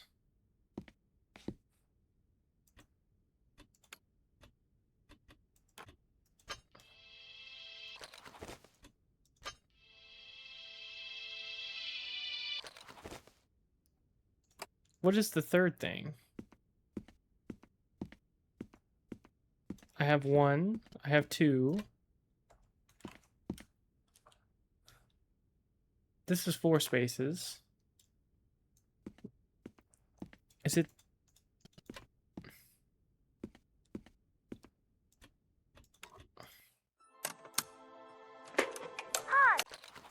No, because I just take it back out.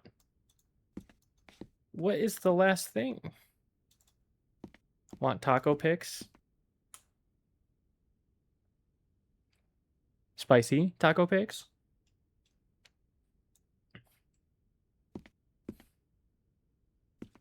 Well, when you put it that way. Also, pause.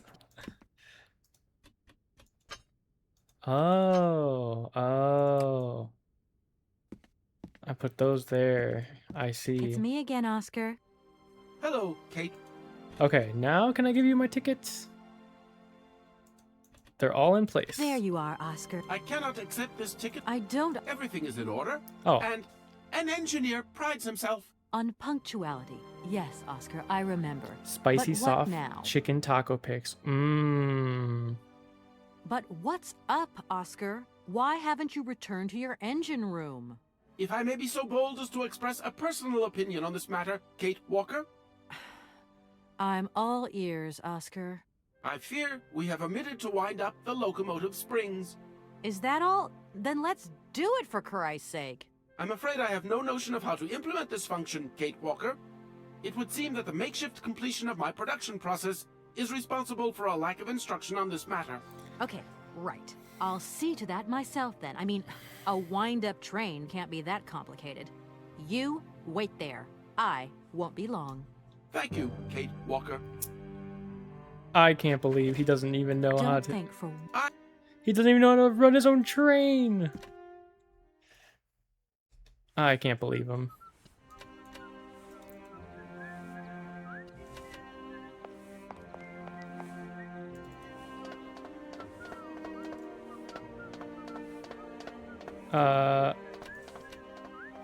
Where do I wind up the train? Oh. I see.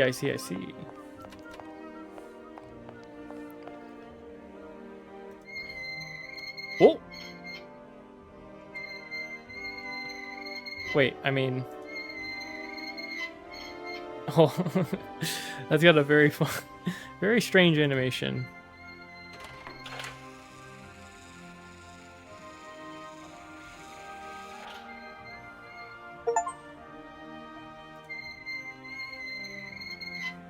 Okay.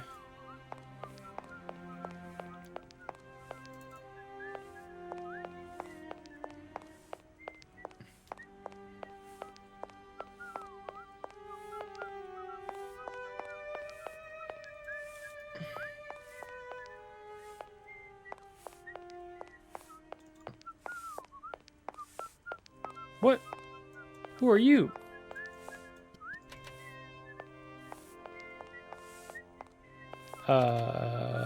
Okay. Oh my gosh, who is it now? Kate, it's me again. Dan, I was gonna call you. Yeah. Are you mad at me? I've just called Marson and Lormont. They told me you weren't expected to return this week. Oh, Yeah. So when are you coming home? I don't know. There's nothing I can do about it. The situation is kind of tricky, you know. At the beginning of next week, I hope. Yeah, whenever. Dan, please. Just hang in there, okay? The stakes are higher than I thought, and you know how much I love this job. I suppose it's neither here nor anywhere to you that the Goldbergs are going to... It is. I mean, it isn't. I mean, Dan, this really isn't the moment. You know I'm thinking about you. I love you, sweetheart, and I'll give you a call when I have some news. Promise. I've got to go now. I've got kind of a train to catch. A train? Where are you off to now? This is crazy, Kate. To tell you the truth, I've no idea. Love you, honey. You know that. Kate! See ya, I'm going on a train.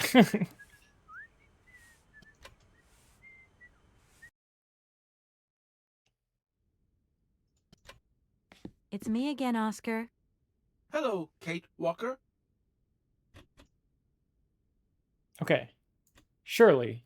Now we're good.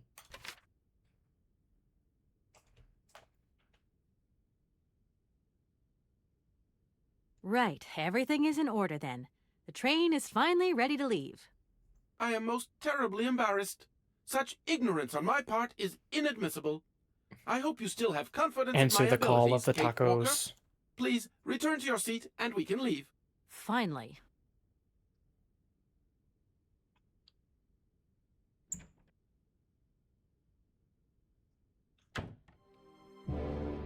Oh. Train's looking a little smoother than I remember.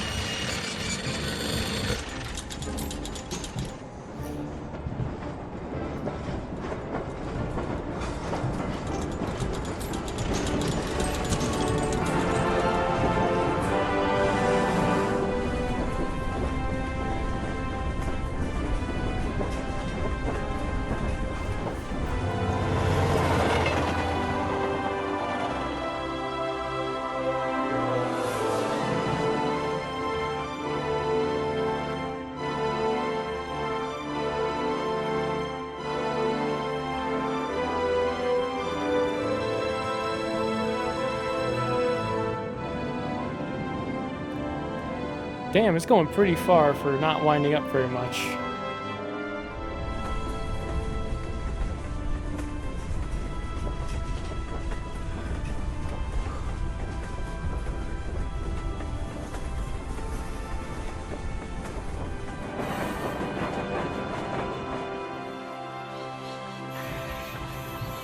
Imagine if this is where the game ends. Alright, Siberia 1. All done, all taken care of. We did it. Man, she didn't even use her bed either. What the hell? She just slept in her chair? That's crazy. Where are we, Oscar? She's about to have some serious back problems. Of Baruchstadt University. And do we really have to stop here? The situation is incompatible with the pursuit of our journey. What are you waiting for then? Wind them up. Find a way. There must be some sort of train winding thing just laying around in this weirdo station. I have seen nothing that fits that description, Kate Walker. I guess we'd better find out then. I do not like this station. The atmospheric humidity is detrimental to my sophisticated wheel workings. I will wait for you inside the train. Wimp. It's too hot. Aww. And to think that when I first became a lawyer, I was worried I'd get stuck behind a desk. Is something wrong, Kate Walker? Is the restaurant car service not to your liking? Would you like another pillow? Don't worry, Oscar. Everything's just hunky-dory. And you are just hunky-dory, too. I think Kate's like kind of flirting with Oscar, not gonna lie. Oscar, we have a serious problem. How can we carry on our journey if this train doesn't want to budge? What are our options? Every clock has its key, Kate Walker. Keep looking. Well, I hope you're right. I'm gonna go see what I can find. Oscar, there's no way you could help me find a way to wind the train back up again? Rust awaits my every movement if I leave this train, Kate Walker. And what would you do with a rusty engine driver? Not a lot, I suppose. Oscar, I think that Hans Vorarlberg once stayed in this town after he left Valadilen. Maybe this wasn't a chance stopover after all. Nothing is left to chance in a railroad network. You agree with me then? We have no concrete proof to support your hypothesis. The train stopped because the clockwork mechanism is unwound. That is the only concrete evidence we have, Kate Walker. I was just hoping for a little imagination on your part, Oscar. No, Kate Walker. I am only an automaton, Kate Walker. All right, Oscar, no need to get all sassy with me. This train might be a wonder of technology, but the engine's limited autonomy is a liability. You got to admit that. I am afraid I refuse to entertain this consideration, Kate Walker. This train is perfect, and I am perfect. Oscar, see you later, alligator. In a while, Kate Walker. He's a little sassy engine driver over here. Ooh.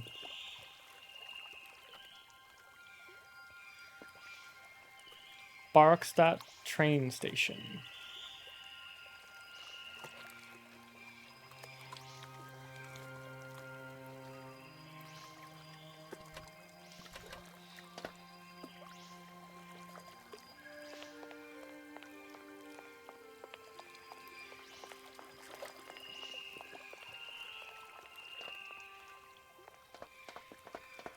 This game helped develop my sass level, probably.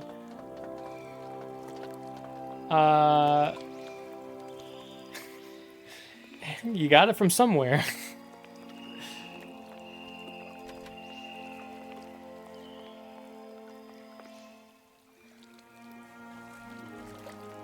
Ooh, one problem. Call the telephone.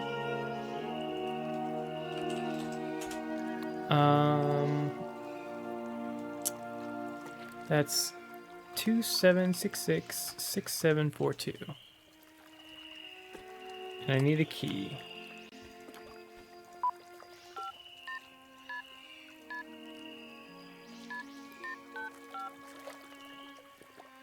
Welcome to the East Lock Control Center. To start, press the number sign. If you are using the Haltenberg lock, press 1. If you are using the Morloff lock, press 2. If you are using the Conning Pass, if you want to raise the water level, press 1. If you want to lower the water level, press 2. You want to raise the water level in the Barrickstadt lock? To confirm your choice, press star. Your request has been logged. Unfortunately, our regional technician is currently... Oh my gosh, he's on holiday? Are you kidding me?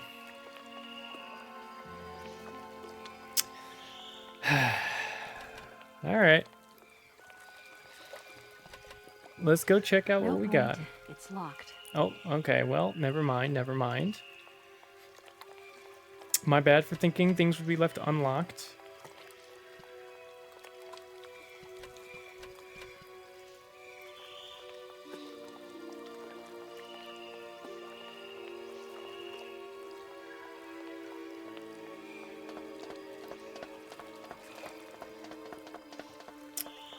Are you kidding me?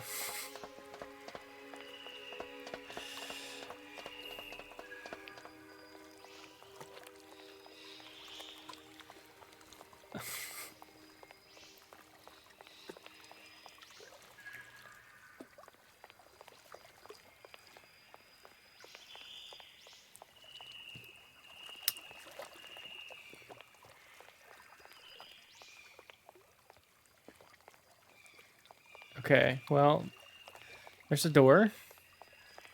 The door is locked.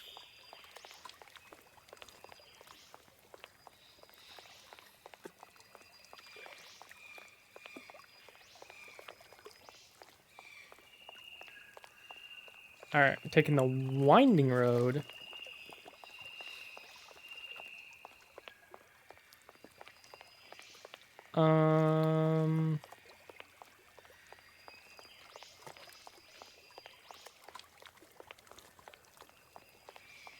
There's a ladder.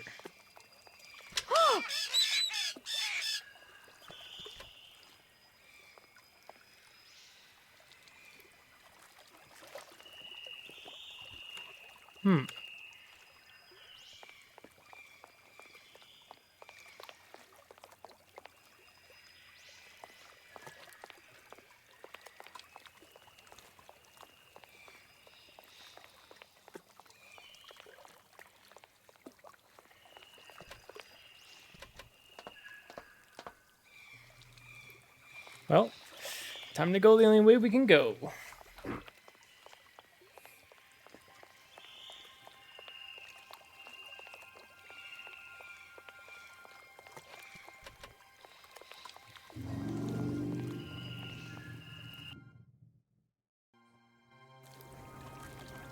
Ooh. Cool.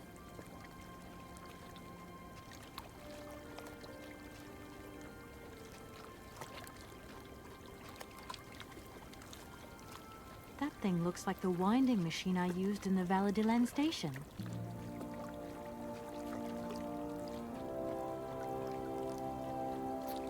Well, there we go. We just gotta wind it up and we're good to go.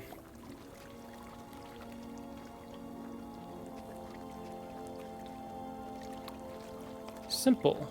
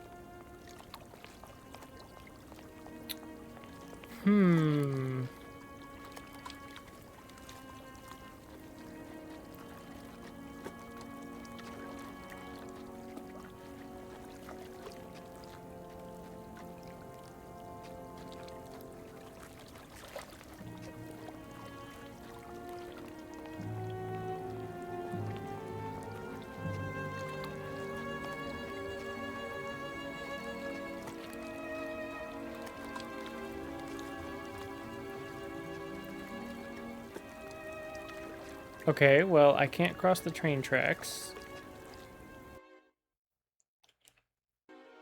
Lost to T102. Oh no. I'm gonna swap characters again. Wait, you played him today? So you lost to him after he lost to Ludwig?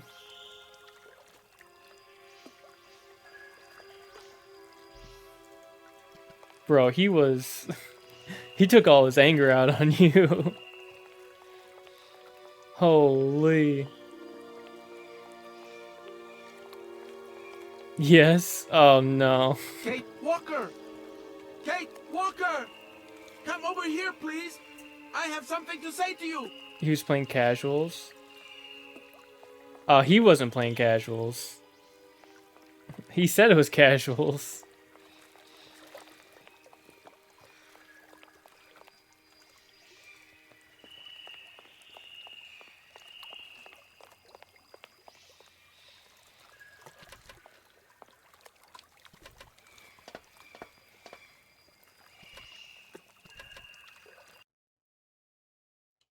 Yes, Oscar, what is it?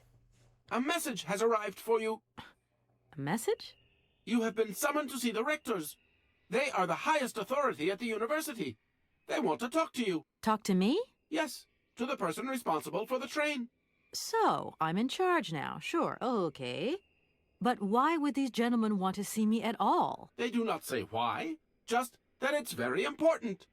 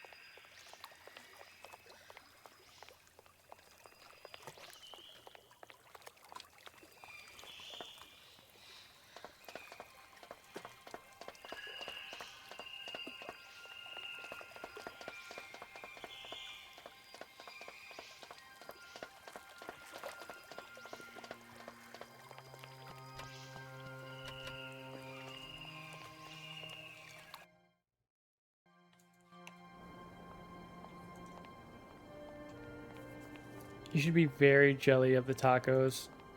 I am so jealous of the tacos.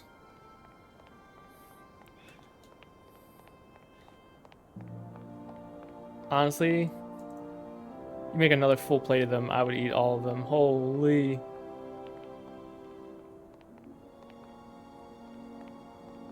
Holy.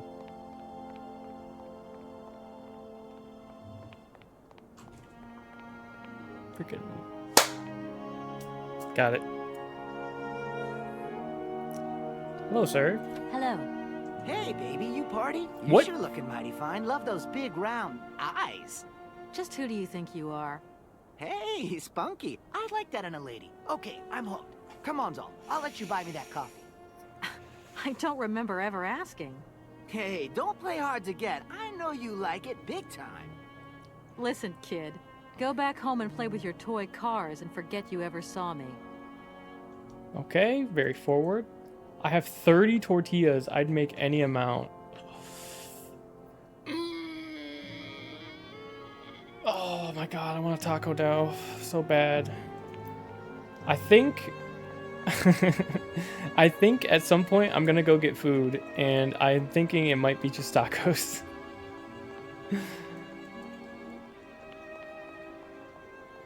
Because that sounds really good right now. Not right now, but like in a bit. But oh my gosh, now I'm hungry. I've inspired you. You've tortured my stomach. What you've done is you've punched my stomach in the gut with your spicy tacos. It is hella jealous right now. That's a fucking face. Holy.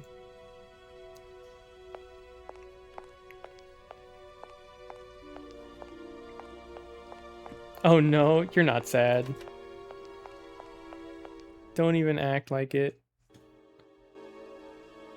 What? Oh my. Those are some mighty powerful stashes. Good day to you, gentlemen. Tell me, young lady, to what do we owe this pleasure? Please do be brief. We do not have very much time on our hands. As rectors of this university, we have serious matters to attend to, and our time is precious. I have heard you wish to meet the owner of the train that is currently in your station. May I know the reason for your summons? We are surprised that your train has not yet left, miss. The situation is most regrettable. The rules do clearly state that trains are meant to come and go and not remain stationary at a platform. Trains should first stop, then subsequently leave. That is the rule. We agree then, dear colleagues, that what we're dealing with is deviant behavior. This matter really is cause for concern. It's a clockwork train, you see? So it needs winding up again. Unfortunately, there is no equipment in the station to do this. A clockwork train? That's strange. How very quaint. You mean it's some sort of mechanical toy? You are causing a hindrance to us, miss. I am very hopeful that I will find what I need along the wall. The wall? Miss, that really is not a suitable place for you to go. Especially for a young lady. You see, miss, we freely admit that every day we praise the existence of that particular edifice. We owe the integrity of our dear university and the fine education it provides to the wall. It protects us from harm and invasion from the unknown. May God protect us from what is beyond those ramparts, miss. Please believe me. I don't have any choice. I must continue my journey. Such a decision is a correct one since it's in line with regulations. Thus, your train will indeed be able to leave. And consequently cease to obstruct our station. Alright, let's talk to the broom stashes. Does the name Hans Vorarlberg mean anything to you by chance? Ah, one of the brightest, most idealistic intellects to have graced our university. Hans Vorarlberg. I remember speaking to him once. I was still a student at the time. He just stared at me, lost in thought for a while. He scarcely ever said a word. But how can one forget him? Idealistic? I'll grant you that. But bright? Oh, don't go too far. He was completely incapable of passing any exams. All he ever did was to sit in on lessons, and not many of them either. Paleontology mainly. He had an unhealthy passion for mammoths, which matched the state of his intellect perfectly. That is to say, prehistoric. Prehistoric? How dare you? A little far-fetched, maybe. But he did have flashes of intellectual brilliance, comprehensible only to high-minded scholars who hold no score by appearances. My dear colleague, your hasty conclusions are somewhat cavalier. My assessment is wholly accurate. The boy was a little odd. You must concur if my father, who was rector of the university at the time, had not shown great indulgence towards him. Hans Vorarlberg would have never attended this establishment. What about the bandstand, then? Is that the work of a deranged mind? Even after all these years, you are still jealous of it. My dear colleagues, I beseech you, let's show some decorum. We have a visitor. What do you want with Hans Vorarlberg, miss? Are you a member of his family? No, not at all. I'm looking for him to clear up an inheritance matter. Is he still here? What? Here? At the university? No, not at all. He left a long time ago. Yes, a very long time ago. The very year I was nominated to this position, in fact. Almost 50 years ago already. The poor soul moved on once he learned all he needed to know about mammoths. Ah, this establishment was never quite the same after his departure, it must be said. You mean to say it was never as bad?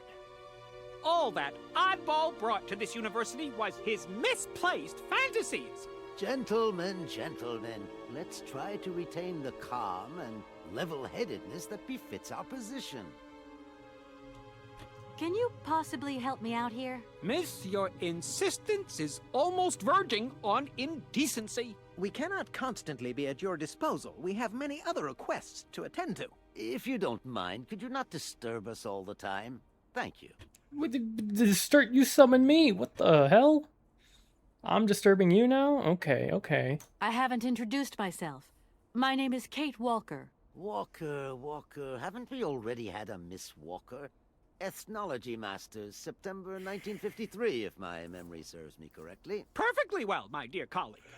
But if I may be so bold, it was a Mr. Walker and not a Miss. It was Bill Walker, sat this June 68 exams. The impudent fool turned up for the oral assessment in jeans, flouting strict internal regulations which explicitly state the required uniform for the occasion. Not Pure jeans. incitement. It was scandalous. Sadly, we have seen worse since. Young people lack all respect of traditional values. Tradition, young lady.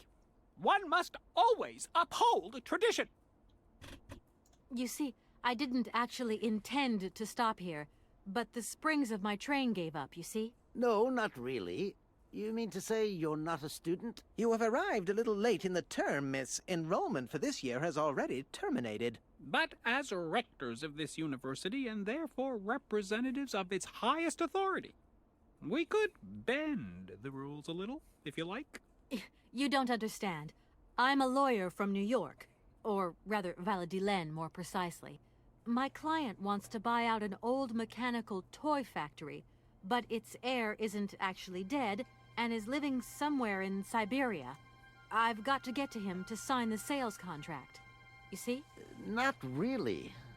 This is a most peculiar tale. A kerfuffle of the highest order. We have an excellent law school, if you should ever change your mind. I already passed the bar, thank you very much. Bird? That idea of the station aviary is really very original. It's the pride of our university. One of the specialties taught here is zoology, you see, and more particularly, ornithology. Proper study and instruction should not be limited to books. Observation of living matter is indissociable from theoretical questions. It contains some very rare specimens that have been brought back from faraway, exotic countries, especially for our university, by the world's most intrepid explorers.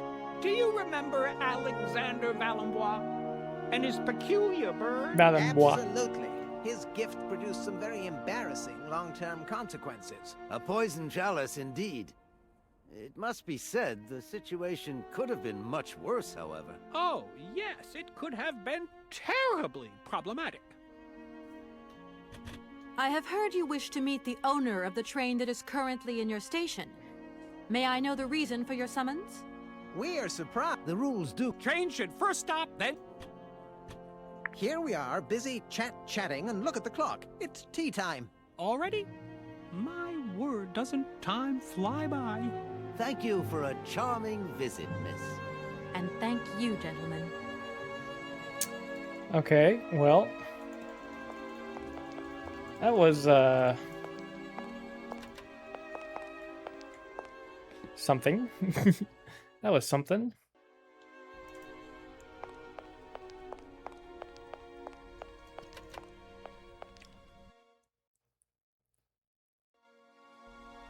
Ooh.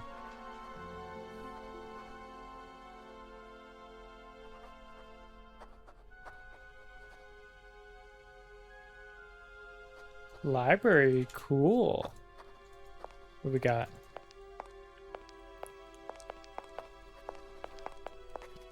Who are you?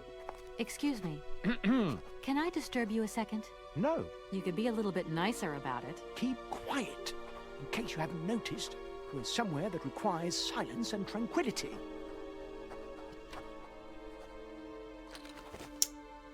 Bandstand Part 2.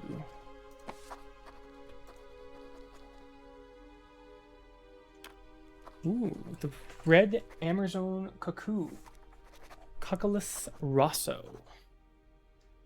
The subspecies of the common Cuculus canois is endemic in the Amazon forest and is one of the region's most brightly colored specimens. The male's plumage is a bright vermilion, while the female's is a little more russet and neutral. The red cuckoo inhabits the more isolated and denser areas of the Amazon forest. It is reliant on the thick upper foliage of the rainforest to live its lonely existence. The explorer may nevertheless have an excellent view of the bird when the animal ventures to lower branches in search of forest Sauvignon grapes. The wild vines provide the bird with the majority of its food. The cuckoo is particularly partial to its juicy fruit. The red cuckoo may sometimes gorge itself on this fruit to the point of drunkenness, rendering it an easy prey for any jungle predator. Eat and be eaten. Such is the implacable law of nature. Like other species of cuckoo, the red Amazon cuckoo delegates the task of raising its young to other birds. This parasitic behavior enables the species to reproduce prolifically with minimal effort. The female cuckoo scouts its territory on the lookout for nests under construction.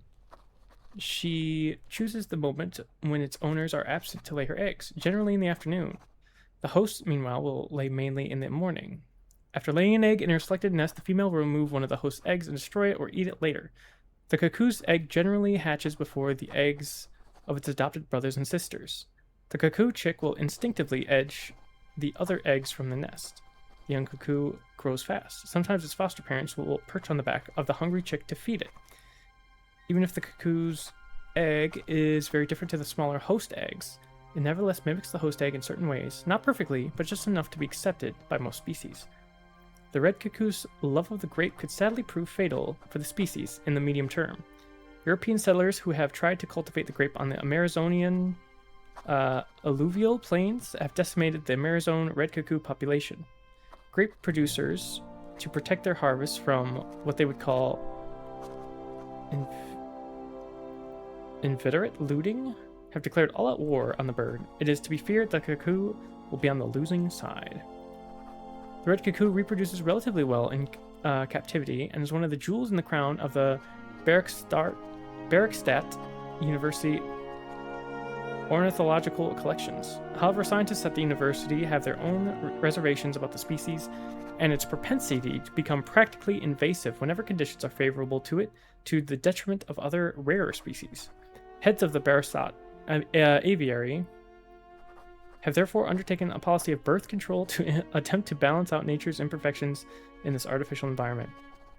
Today, it is rare to find the forest Sauvignon grape in the wild. The species has been decimated by a terrible equatorial phylloxera epidemic. However, in Europe, successful cultivation of the plant is the pride of the Bergstadt University Botany Collection and has largely contributed to the survival of the species around the world. Okay. Hello. Shh, don't talk so loud. I'm sorry, but I was wondering if you could help me. Can't you see I'm very busy? What are you looking for? None of your business. Now, if you don't mind, I am trying to concentrate. I haven't got a lot of time left before Professor Pons' next tutorial. Professor Pons, you say? Would you mind working elsewhere, please? Sorry.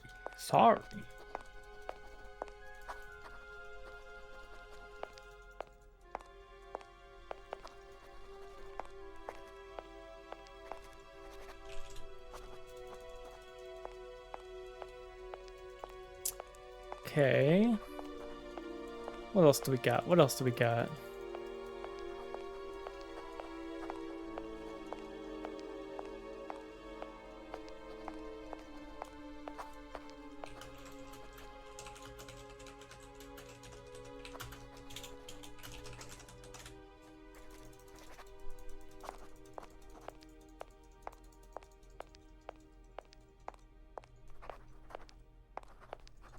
Doesn't even want to talk to me. Okay.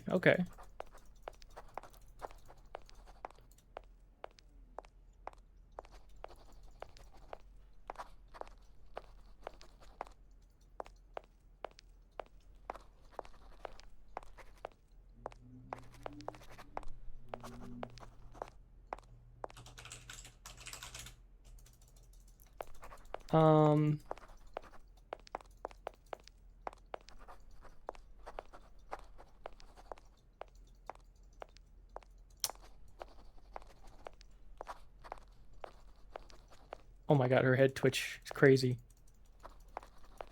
Can I go up here? I can't. What do we got here?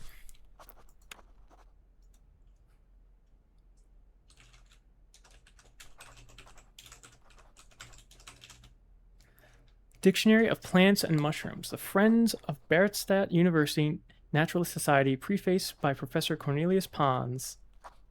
Berchtesgaden University Natural Sciences Department. The Anguilla. The Anguilla is a mushroom without stem that has a chewy texture. It is a member of the Polypote family and grows exclusively on the trunks of certain trees of the Amazonian jungle. While it is edible when young, the Anguilla has a woody texture and insipid flavor and offers no great culinary appeal. Native Amazonian tribes, however, are very attached to the mushroom.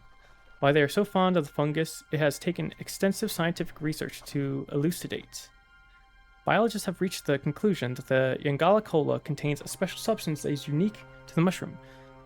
The substance significantly affects vision and enhances its acuteness enormously. Oh.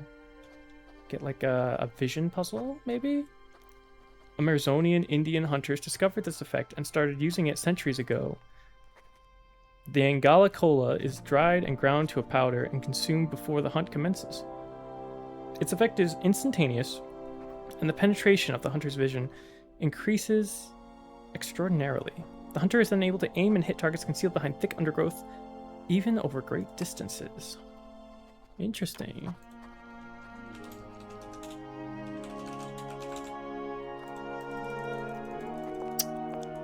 Okay. Let's see.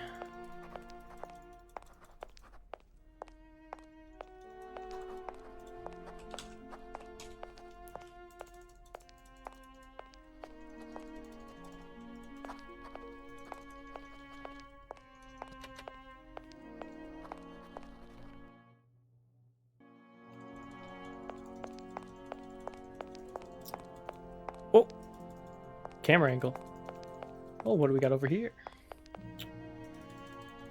Okay, so I'm learning a bunch of stuff, which is good. Excuse me. Sir, please, just a moment. Yes, what is it? I'm not deaf, you know. I am sorry to disturb you in your work, sir, but... This young Mammothus primigenius is barely 40,000 years old. Fantastic, wouldn't you say, miss? Yes. Probably. Yeah. What do you mean, probably? I don't know. You don't know? Oh, you don't know, I see. What can I do for you, my dear child? I need a grape. If I were to say Forest Sauvignon to you, what would you Sauvignon. say? Oh, let's see. Sauvignon. Sauvignon. I would say it's some kind of tropical shrub, don't you think? We are talking about the same plant then. It is a very rare shrub with small, juicy fruits. I found a book about the Amazon, and it says that there are even Sauvignon plants growing right here in Barrackstadt. You wouldn't know where, would you? Amazon Sauvignon plants here? No. No, I don't think there are any. Highly implausible. But you should ask the station master. He is keeper of the greenhouse at our university, so he could tell you more than me. Oh, thanks very much. Nice. Let's go through the other stuff. Here.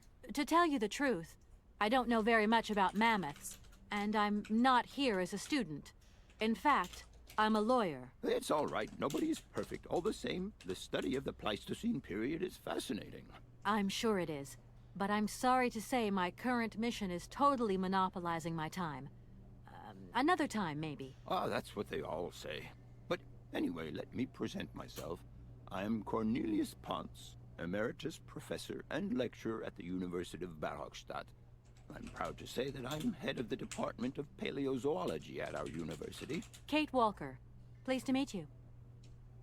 Mission. It wasn't really my intention to stop off here, but I'll confess, this university is really very impressive. Ah, indeed. There's such a tradition of learning here, and so much knowledge, a real depth of culture, intelligence, and gray matter. I myself did my studies here and never left. Actually, I'm here because I've been summoned by the rectors of the university. Oh, I see. You must have made a mistake on your enrollment form. Oh, no. I haven't come here to study. I have an important matter of inheritance to attend to. I have to find the heir. And you hope you will find him here? I'm not altogether sure. But you see, my train broke down coming into Barrackstadt Station. In that case, my dear, you must come to one of my lectures. Here's a question for you. Do you know what the Proboscidean order is? The Probo-whatian? Ah, you see. There are gaps in your knowledge that need refreshing. I would have loved to study at a university like this. No age is too old to start learning, my dear. Maybe, but you know, the eternal student and all. You prefer being an eternal lawyer? I have more important things to deal with.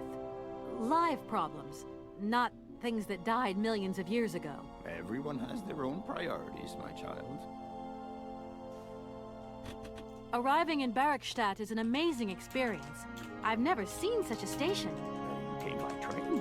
Yes, in a kind of clockwork train with a spring mechanism that winds down regularly. You mean you drive a train?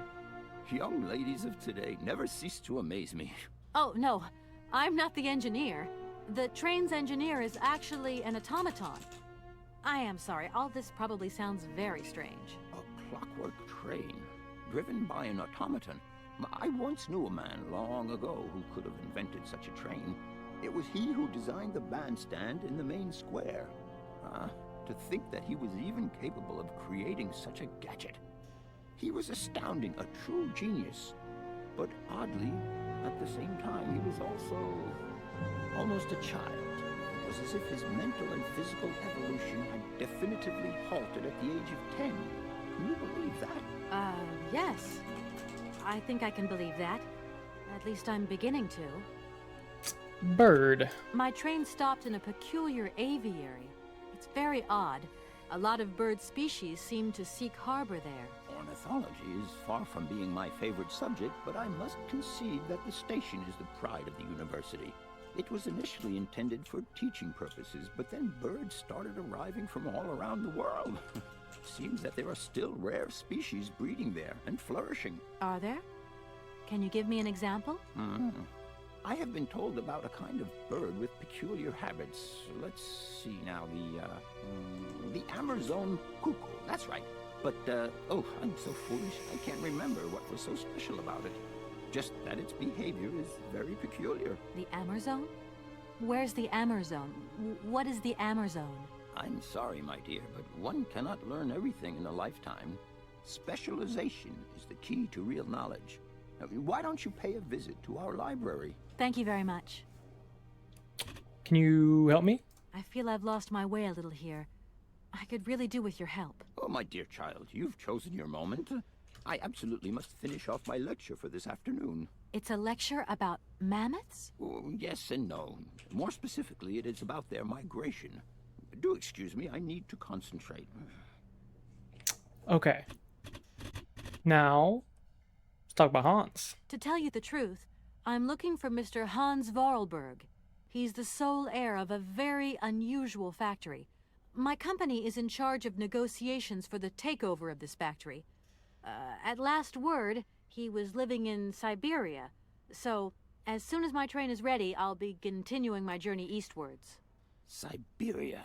Ah, Siberia. But what was it you said again? Said what? You mentioned a name. The person you are looking for. Vorarlberg. Hans Vorarlberg. Do you know him?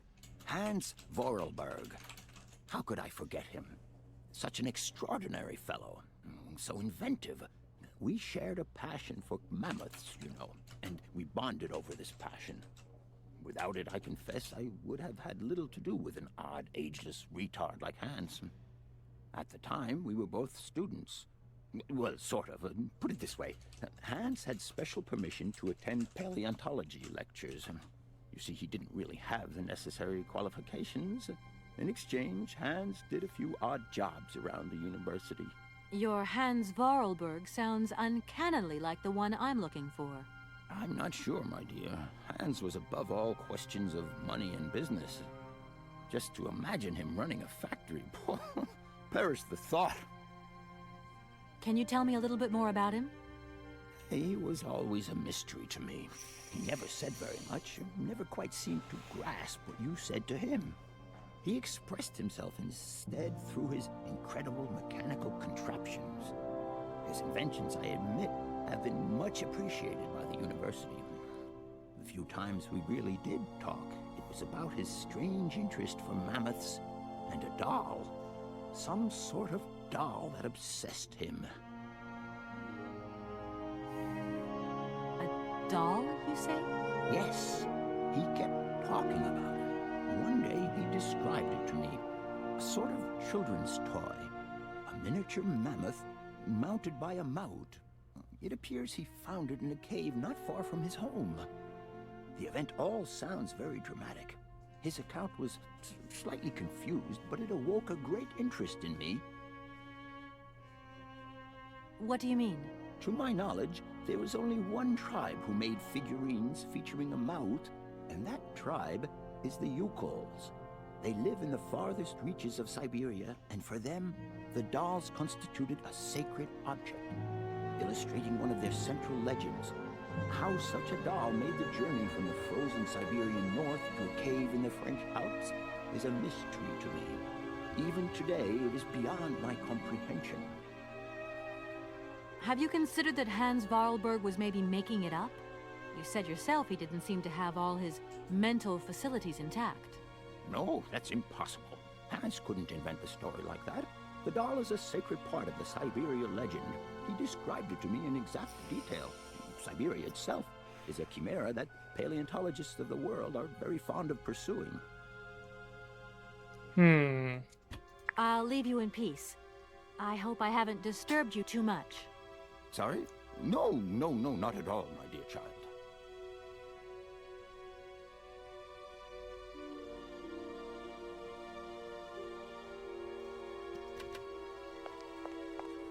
That door is locked.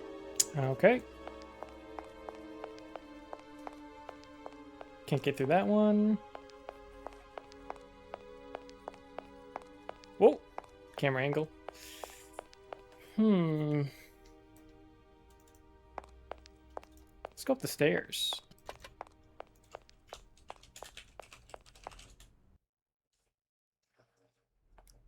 Ooh. Movie time? Oh, it's a lecture hall. Oh, someone's asleep. Okay.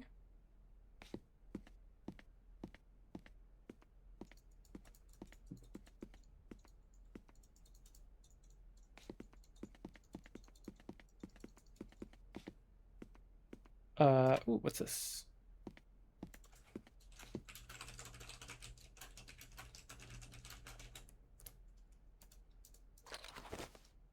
Bandstand Part 1.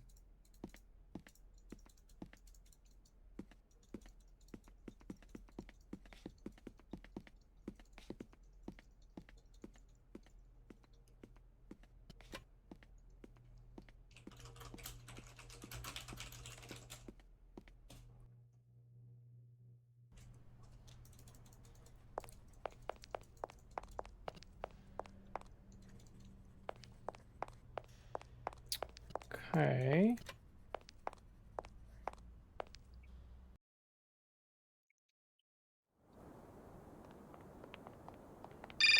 Oh, yellow. Hello? So, you got him then, this air? Ah, it's you, Mr. Marson. Good day, and how are you, sir? I'll feel a whole lot better when this whole business is over and the sales contract is signed. Where the hell are you? I'm in Barrickstadt. Bollocks what? What in God's name are you doing there? It's a magnificent university town. It would appear Hans Vorarlberg once passed by here several years ago. So if he isn't there anymore, then there's no point hanging around. I hear what you're saying, sir, but I have good reason to believe that Hans Vorarlberg is still alive. For the time being, I'm trying to gather extra information from people who have known him. What's your next destination? I'm not exactly sure yet. Doesn't sound like you know too much, Kate. I just need a bit of time, Mr. Marson. Yeah, well, time is what you ain't got. Keep me posted. All right, rude.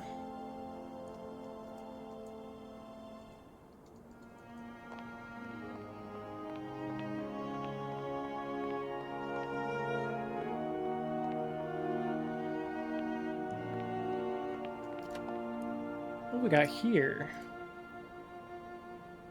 Open. Place. I need an egg. Doesn't look like that works. Okay.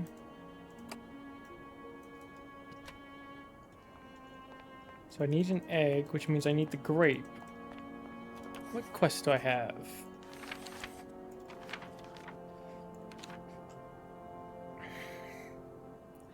It seems birds feed on Savagnon grapes. I should probably ask the station master if I can find any in the aviary.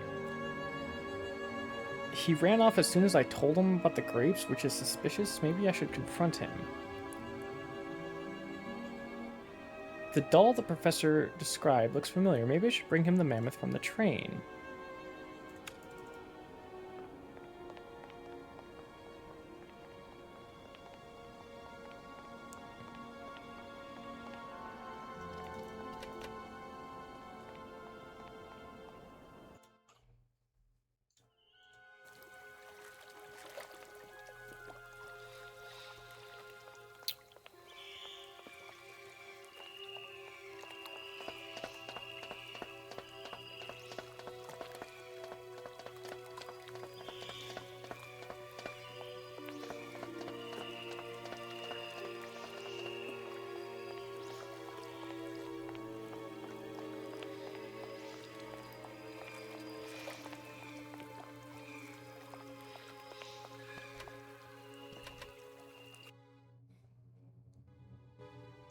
Oh!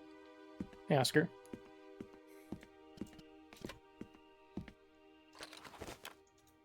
Okay.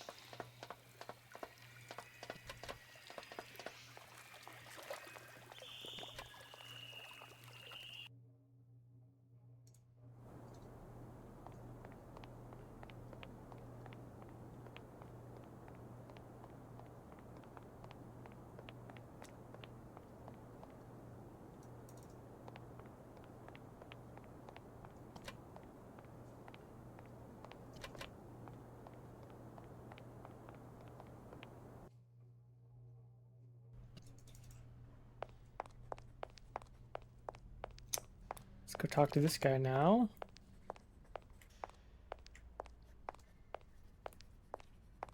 Do excuse me, Professor. Professor, sorry to disturb you again. What is it you want to know, miss? Here. Take a look at this. Professor, I have brought you something that should be of interest to you. Look. What have you got there, then? Let's see. An effigy of a mammoth. But this is Hans' doll, is it not? Yes, of course it is. How on earth did you... Oh my God. It's in my hands. It exists. It really exists. Please do excuse me. I'm deeply, deeply moved. You see? Your Hans and my Vorarlberg heir are one and the same. This is incredible. After all these years, how can I ever thank you, my dear? Oh, I must waste no time. I'm off to my laboratory. I must study this carefully. May I borrow your treasure a moment? Well, actually, Don't worry, miss. I will take the greatest care of it. But I need to study it. You see, it has such importance to me that this very afternoon I shall deliver an impromptu lecture to my students about this very object. If you are interested in Hans Vorarlberg, then it is essential that you attend. Do you think so? Obviously.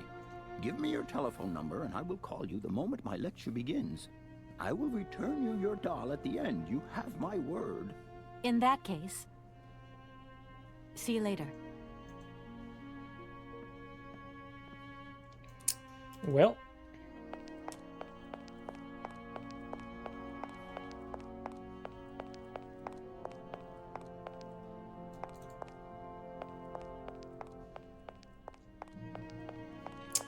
Where, oh where, is the station master? Not here.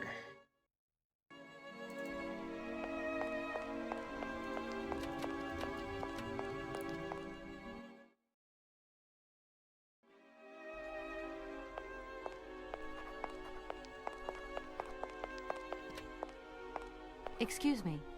Can I just... No. You could be a little bit... Keep quiet.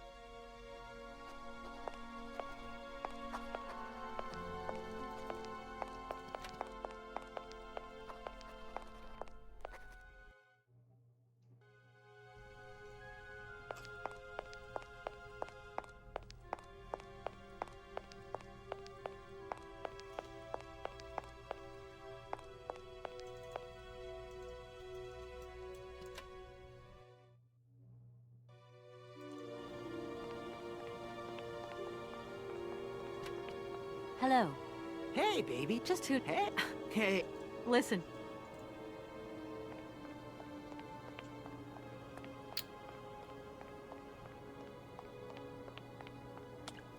Okay.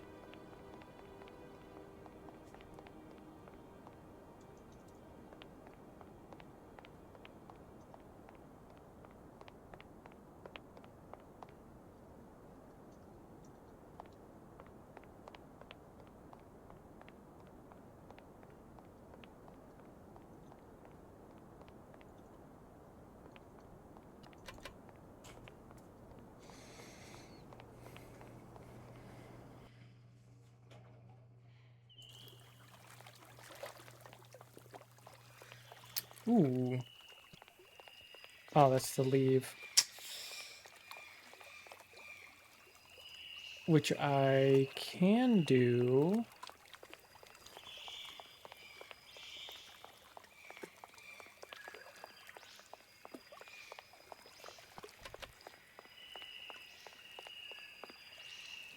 Is that a hook? Hey there! On the boat! Guten Tag, schöne Mademoiselle. My husband say, hello, young lady. You want to talk to us? Yes. My name is Kate Walker, and I'm a lawyer. I'm in charge of this train. This situation is really very new to me. Lawyer, good job. Earn lot of money. A lot? A lot? No, I wouldn't go that far. But I can't really complain, I guess. There's worse. Lawyer always ask a lot of money. Can we change the subject, please? I really don't want to go down this road. Are you from Barkstadt? Yes. So you're like me. Birds just passing through. I'm stuck here because of my train. Kleine Puskereisen mit uns, no? What did he say? Train kaput. No luck for you. You must really get to see the countryside. Do you know New York at all? We not understand. I'm looking for a funny little man who was supposed to live in Siberia. Can you imagine that? Siberia. I expect you've already been there. Sie fragen, kommen to Siberia? Siberia. No. Too cold. Barge no break ice. It must be really neat to travel by river. Oh, steck de Mut. Eine vergete das Grund. Für mich, locker ist fantastica. Eine kleine Rot mit Usted, okay. You got. Excuse me? My husband say he like his barge and he not like a train. Too noisy. If you want to travel in Tin Can, you stay in Tin Can. Sure. How about a bird? Have you gone down to take a look around the station yet? It's amazing. You know, it's full of exotic birds. Me to my gear? Ja. Ja, mit pleasure. We no leave boat. Husband is land sick. Sauvignon. Have you ever seen Amazon Forest Sauvignon? Yet, never go Amazon. Do you know if I can find some here? Yet, you must to Amazon go. Yeah, of course. Can you help me? I have a little problem with my train. It's kind of broken. I've absolutely got to get it out of the station. Do you think you could tow it over to the wall with your barge? Locks closed. Barge blocked. But if the locks were open, would it be okay to tow my train then? Por que no? More money for that werk. Da, it's possible. My husband say we help you if you give money. Right. And how much do you want? She quante. He want $150. $150? I don't have that much. No money, no barge. Let me offer you $75. Nay, $125. Out of the question. $100 and not a dime more. Correct. You have barge for $100. Great. Now, don't move. I'll be back as quick as possible with the money. It's not very polite of you to take advantage of my predicament. We could have done favors for each other, for free, out of solidarity. Father, I lost speak not full. Money, ja, muy full. Excuse me? My husband say need money for leave. $100 not lot for fancy lady like you. How would you know a fancy lady like me, really? I'll leave you to it. I won't disturb you. До свидания. До свидания.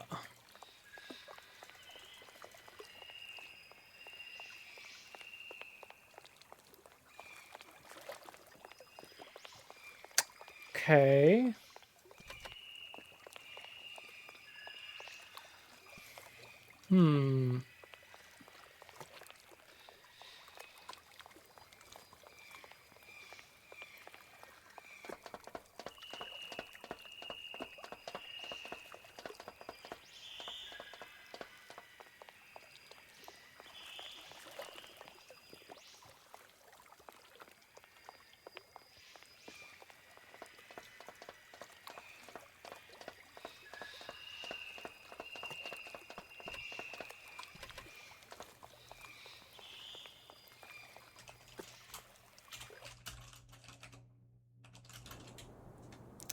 Now, where is this station master?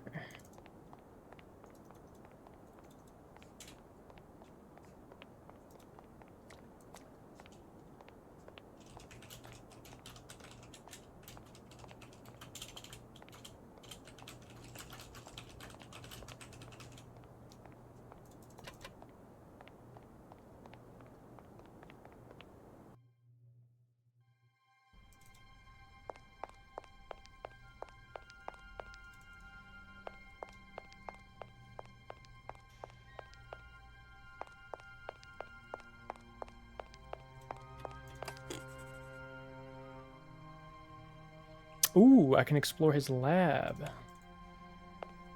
now that it's open.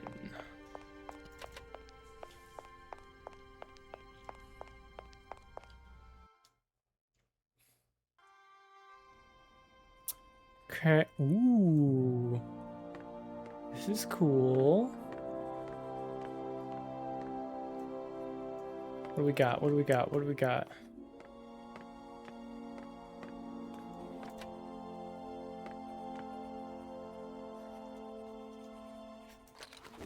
Yoink. Yoink. This is, this lawyer's not being very lawyer-y. Just stealing stuff. Do excuse me, Professor. Professor, sorry to disturb you again. What is it you want to know, miss? I would have loved to study it. No, you prefer... I have more important things to do. I'll leave. Sorry?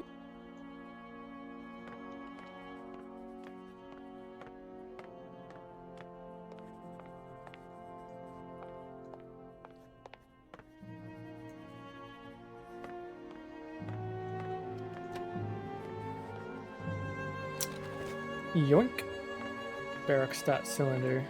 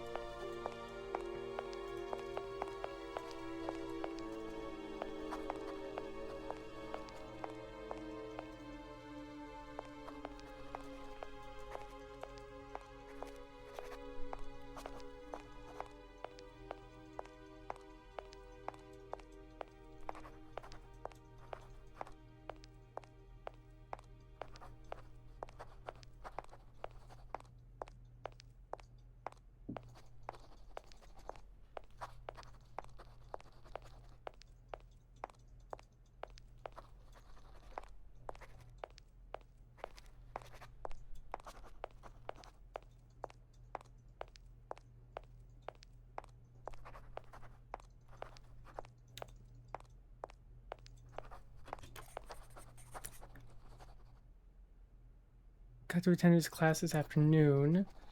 New cylinder, I should listen to it. Improves eyesight. I can use them to grab things that are out of reach. Okay. Let's go listen to the one on the train.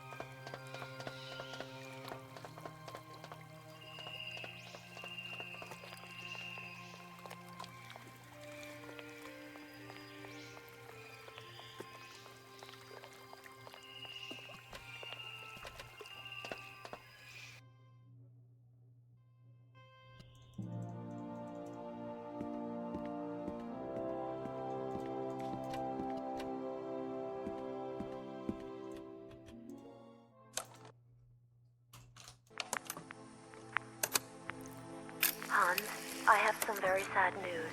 Our father is dead. He passed away peacefully last Sunday in his sleep. I feel so lonely now. Father had been but a shadow of himself since your departure. I had to take care of everything for him.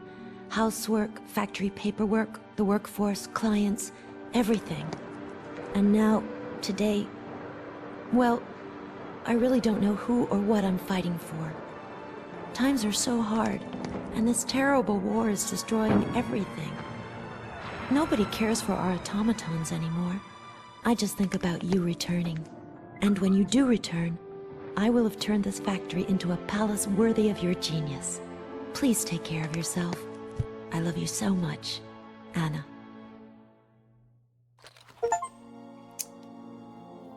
Okay. Excellent. Put it on the collection. Are you finding everyone to talk to?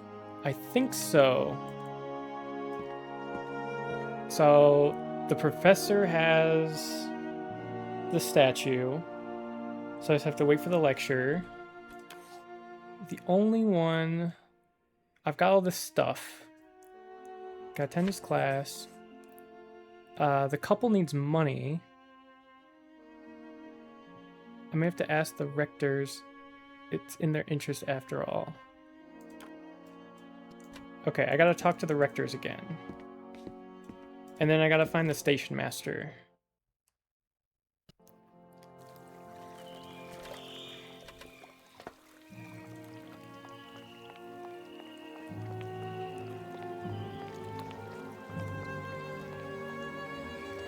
So, mostly everyone.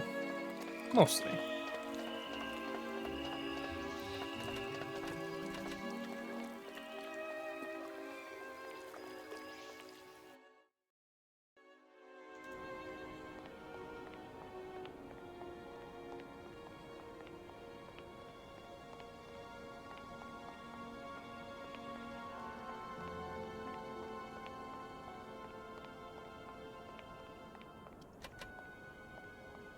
You haven't found... I found him the first time and then he ran off.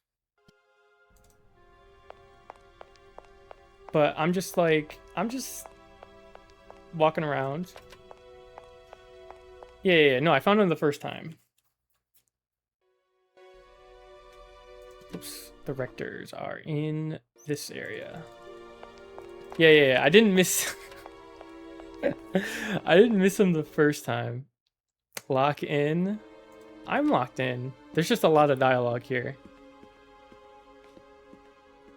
that I am Gentlemen, clearly listening forgive me to. for disturbing you again, but I have a little problem. A little problem, a little problem. Everyone has little problems now, you know. They are kept to oneself, and they don't stop the world from turning. Nor trains from leaving stations. The grape? Talk to the station master. You wouldn't know if there is any Forest Sauvignon here in Barakstadt, would you? Absolutely. When he says absolutely, he means, of course, absolutely none. What we mean, of course, is that we are absolutely positive there is no Forest Sauvignon here in Barakstadt. Really? Are you sure? Because I read in a book that Barakstadt possesses a number of plants. I wouldn't mind getting a hold of some if possible. Out of the question, miss. The assistant rector means to say that our priority is for you to remove your train from our station. Your research will have to wait until your next stop. Yes, that's right. Your train must leave the station immediately, so please refrain from wasting our time in needless visitations. Don't forget the regulations, miss. Don't forget them. Trains should first stop, then Nothing is hard about this, leave. JK. It's not hard. It's just talking. Some sailors I'm have getting agreed progress to tow the done. train, but I don't have enough money to pay them. I was wondering if you could help me out. For a while. I could work for the money.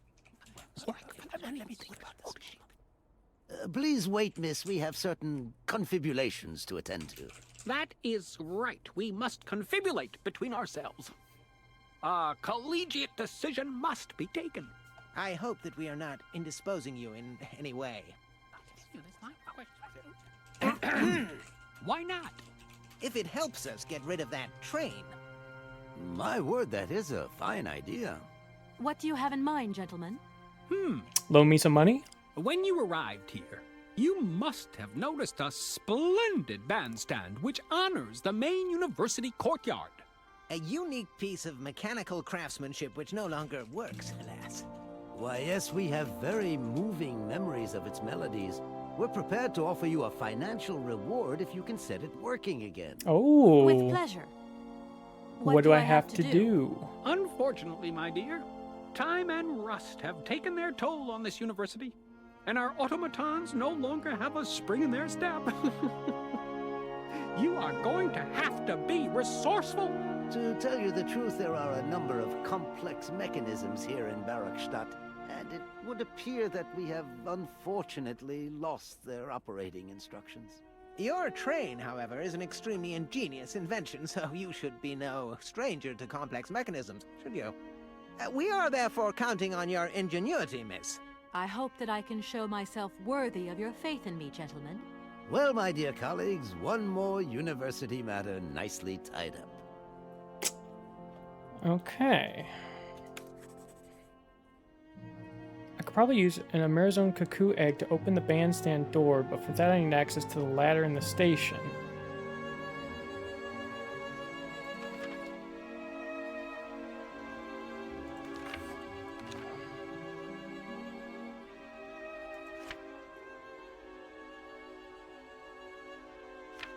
Okay.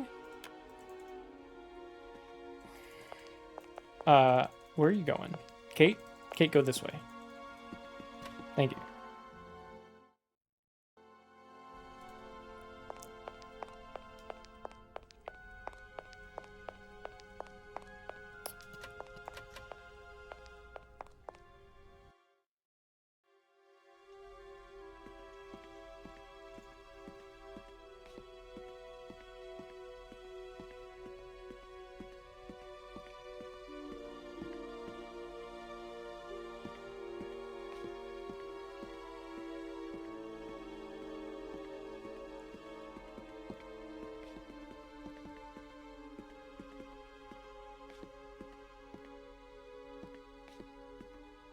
Why does the floor look wet? It does look a little like a cleaning crew came around over it.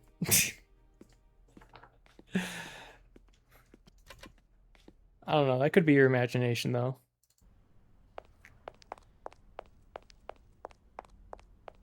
Some spots.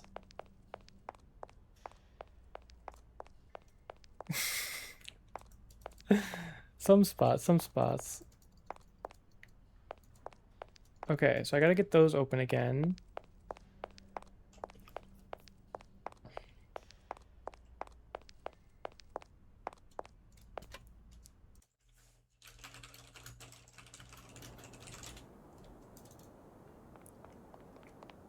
That guy?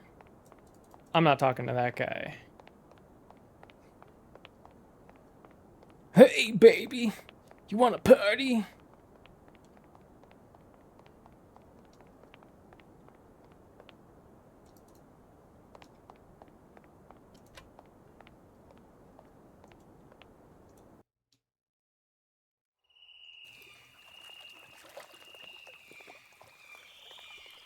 Did you do a great impression? I don't know if I like that. Do a great impression of that guy. I mean, thank you, but also, Okay. So, where's my thing? Okay, here we go. Got the number. That was the point.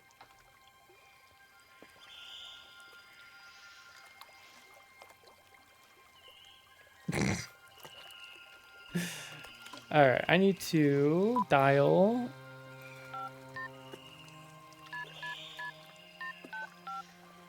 this. Welcome to the East Lock Control Center. To start, press the number sign. Number sign? If you are using the Haltenberg lock, press 1. If you are using the Morloff lock, if you want to raise the water level, press 1. If you want to lower the water level, press 2. To return to the... I need to... raise it? You want to raise to confirm your... Your request has been logged. Unfortunately, our regional technician is currently on holiday, and no replacement is available.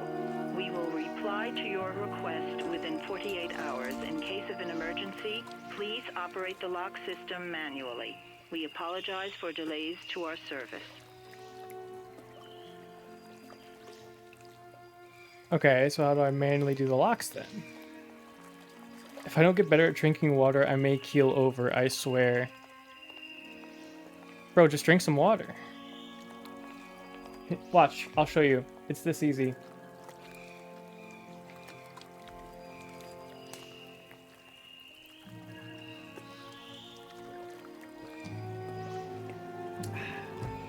Just like that.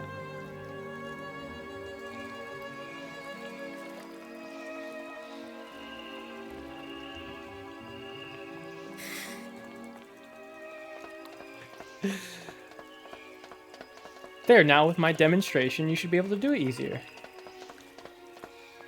It's that easy. Want to fight? Yeah. Parking lot. 3 o'clock. Bring some band-aids, but not for me. Parking lot. Fine, the big tree.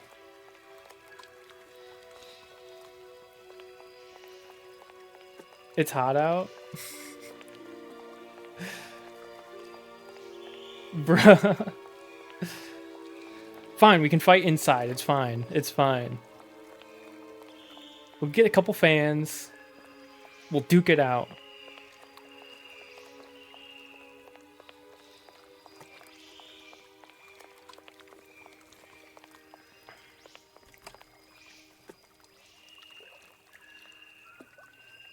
I put dirt in my wounds, but I won't need that either. Oh, damn.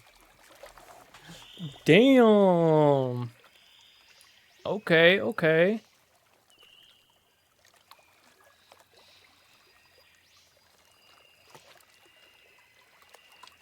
I'll use cuckoo egg. So I need the egg. I need the grapes.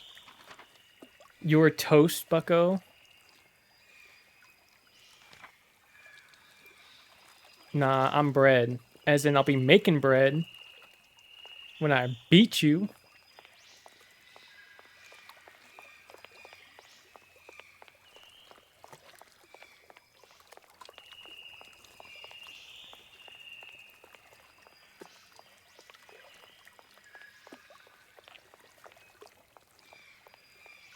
I'm not toast, I'm the toaster. I'll toast your bread.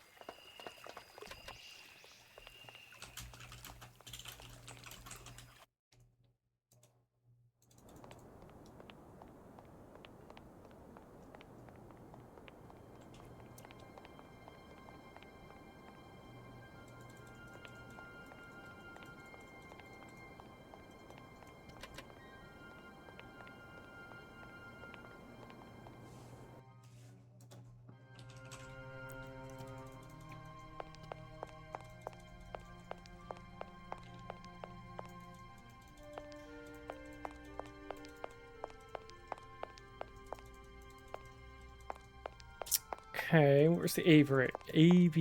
Aviary.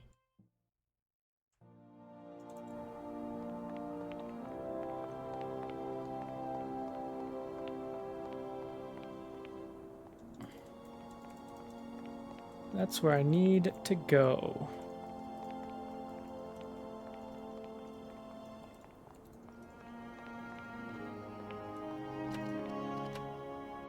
Okay, so it's in here.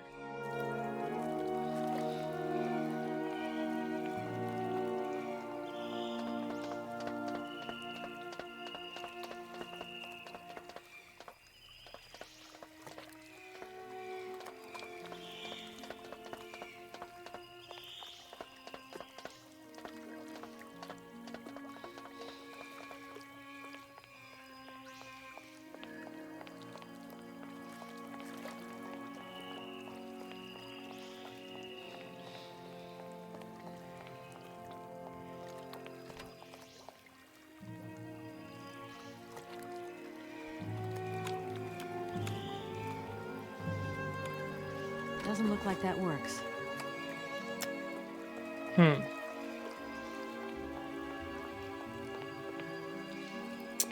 I think you were refusing to explore on purpose. I got a bunch of new items, and I'm going around, and I'm trying stuff with the new items. That's all I'm doing. Because you hate me. Hold on, I gotta operate these locks manually.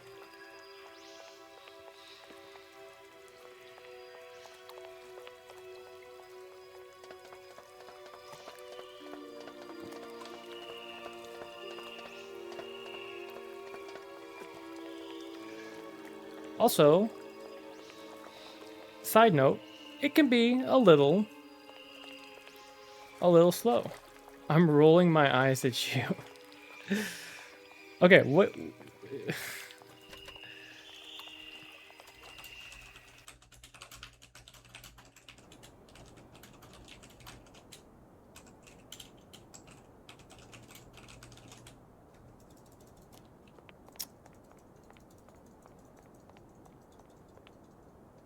Okay, I've explored the university for the most part. I have talked to the station master once. I've got the hook, the pliers, the bandstands, the Angala Cola,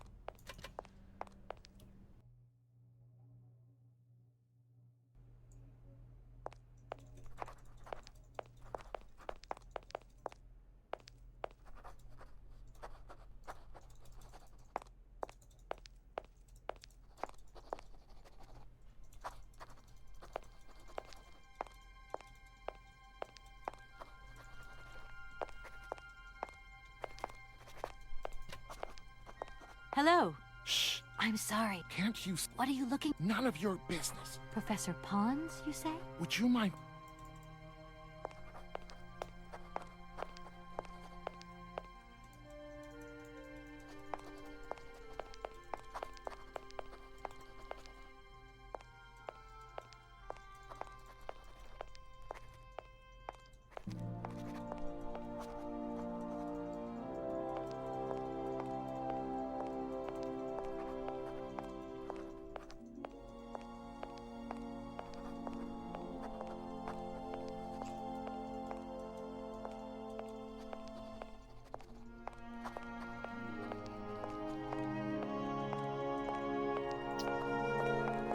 Okay.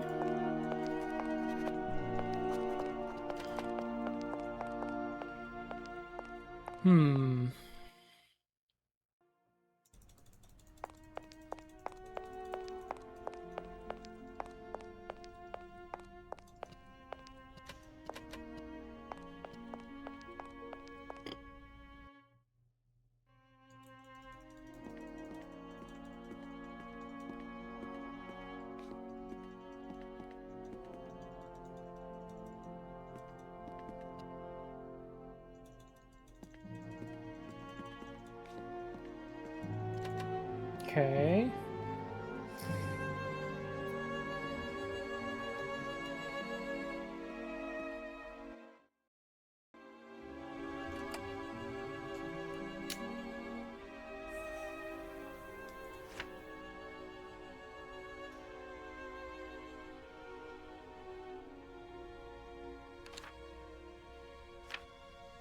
Okay. I think I'm just looking for the station master now. I think that's my only goal. The station master is not in here. He ran off.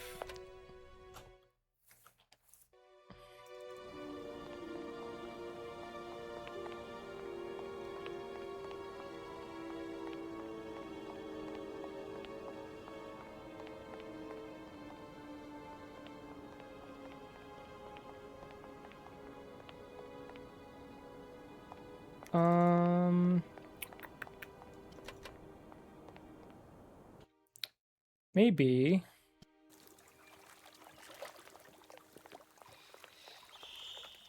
Nope, not that way.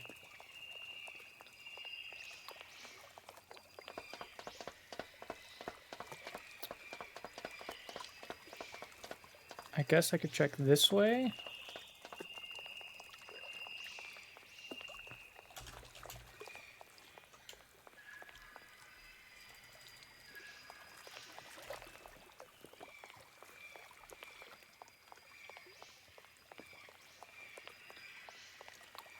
Down.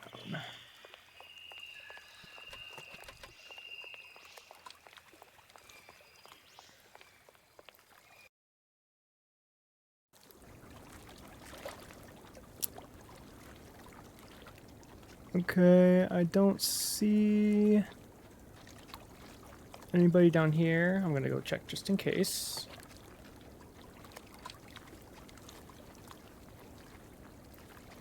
I don't think anyone's down here. Okay.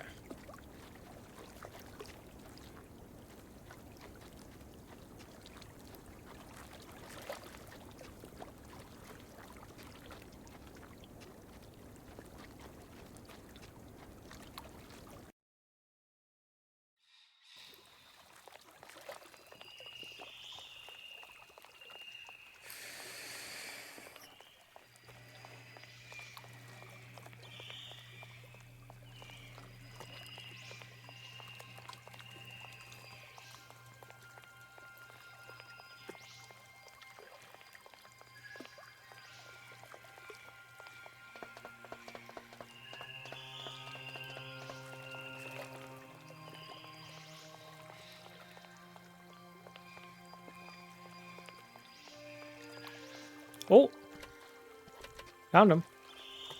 Hello. You arrived by train, I see. Yes, I've come from Valadilen. It's been a long time since I've seen a train here. Students, did you bring students with you? No, I traveled alone. Well, almost alone.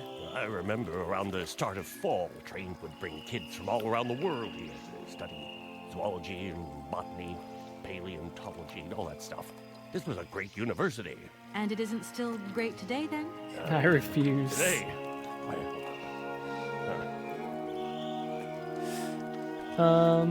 Give me a grape, sir. I need your grapes. Where might I find some Forest Sauvignon plants, please? No place around here, that's for sure. I don't know what you're talking about. That stuff's from the Amazon.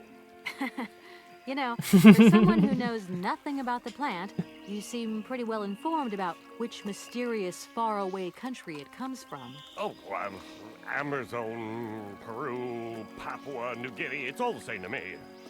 Gotta go. Gotta work. Wait, don't go. You know what? I don't think he was being totally straight with me. Oh my gosh, I gotta go find him again. Alright. Set your timer, everyone, for 8 minutes. Oh, never mind, I caught him. I'm frustrated.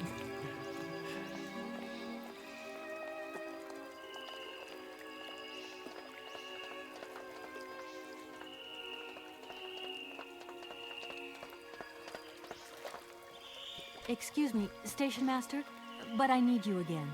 Can't you see I am very, very busy? No. Well, I am. Very busy indeed. But, okay, I think I can give you a minute of my time. A minute, you say? The name Hans Vorarlberg doesn't mean anything to you by chance, does it? Oh, do you really think I'd remember one little name from the thousands that pass through this station? I feel like I've lost my way a little here. I'm even more I could really do frustrated with your now. help. Hey, anything I can do, miss, you just let me know. Have you been the station master of Barogstadt for a long time? That's what you get for being a I've never had backseater. another job. Now, you tell me, are you in charge of this train? No, I mean, I'm not sure. So what's your thing here? You come here to do some bookworming over at the university? Well, sort of. I'm always looking for new information. You seem to know a lot. And about that train, it's going to get in the way if you leave it there. That's for Yes, sure. the internal In fact, screaming gives me I'm power. a lawyer, and I'm conducting a pretty unusual investigation. Investigation, huh? You know, I'm just a station master. I don't know too much about anything. Well, you never know. Anybody could be significant in this case. You see, nobody actually tells me anything, so my hands are totally clean. I never implied they weren't. I'll scream on the outside, don't test me. By all means, I'm not gonna hear it. I'm sorry to junk up your station like this, but the spring mechanism on my train needs winding. Scream as loud as you want. Locomotive, there's a thing. Yeah, and an impractical thing, too. Yeah, I always dreamed of taking a train, but now I'm over the hill. You're right, And you someone has won't. to take care of the birds, after all. All these birds in a station. It's amazing. This is no ordinary station, miss. Oh, no. These birds are part of the prestigious University of Barogstadt Ornithological Collection. Over the years, this aviary has housed some of the most fantastic species from all over the world. And I am not exactly your typical station master either. This little world is my responsibility, and that is no easy task. I can well believe you. And you know what's the hardest? The hardest thing is to keep interspecial harmony. One day some explorer introduced a couple of cuckoos from the Amazon. Whoa! It wasn't a good idea? A nightmare. You know, cuckoos lay their eggs in the nests of other species, right? Now, what's more, they also push the host's eggs out of the nest so that they receive all the mother's attention, right? Accursed cuckoos. Nightmare. I see what you mean. That's one tricky bird. And there was nothing you could do to stop it? The faculty declared the bird a protected species. If it wasn't for our mechanical eagle, we were sitting on a major ornithological catastrophe. You have an automaton here? A wonder of technology. It's an eagle that's mounted on rails in the air. It passes through and it swoops down to collect parasite eggs. But heck, the dang eagle's been out of order for several years. Impossible to collect the eggs myself. Why not? I can't climb up the gangway. I fell off it several months back and I still have a pain in my spine. Not to mention the vertigo I've been getting. I only have to look up in the air. Whoa. You poor soul. That must be very hard. The worst thing is, cuckoo eggs piling up in the nests. Soon the rectors are gonna notice. There's trouble in store, big trouble. I'm worried. Yep, worried. All right, give me your grapes, old man. I want to know where the Barogstadt Sauvignon plants grow. But I already told you, I don't know what you're talking about. I just talked to Professor Pons on the subject, and he sent me back to talk to you. Strange, don't you think? The professor told you... It's the game. The game wants me to talk to the old man to get some grapes. You can't do that. I mean, I don't know anything about them. All your questions, get on my nerves. Please, leave me alone. As you wish, but I really do have the impression you're hiding something from me. Excuse me, station... Can't you see I am... Well, I am. Very busy indeed. But, okay. I think I can give you a minute of my time. I won't disturb... Welcome to... Okay. Advised me to go and see a certain Professor Pons. All right, back to the professor.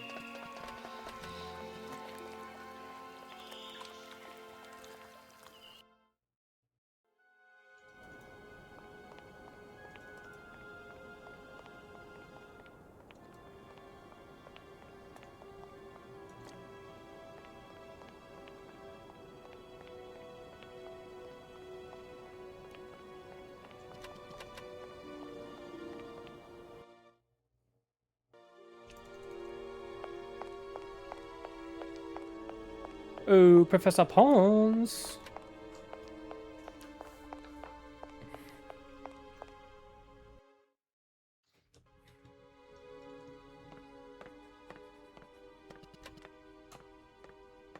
Do excuse me, Professor.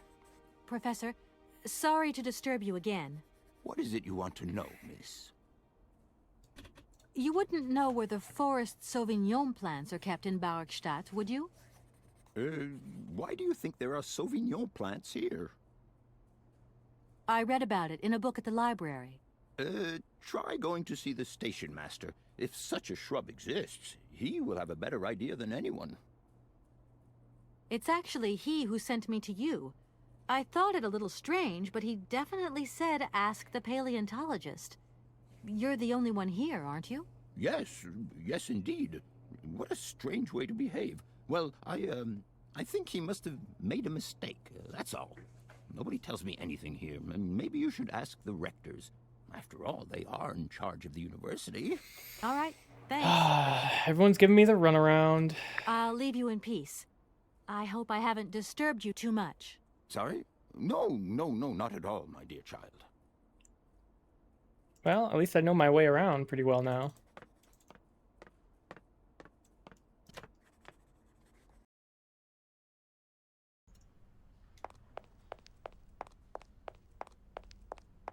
You kind of do.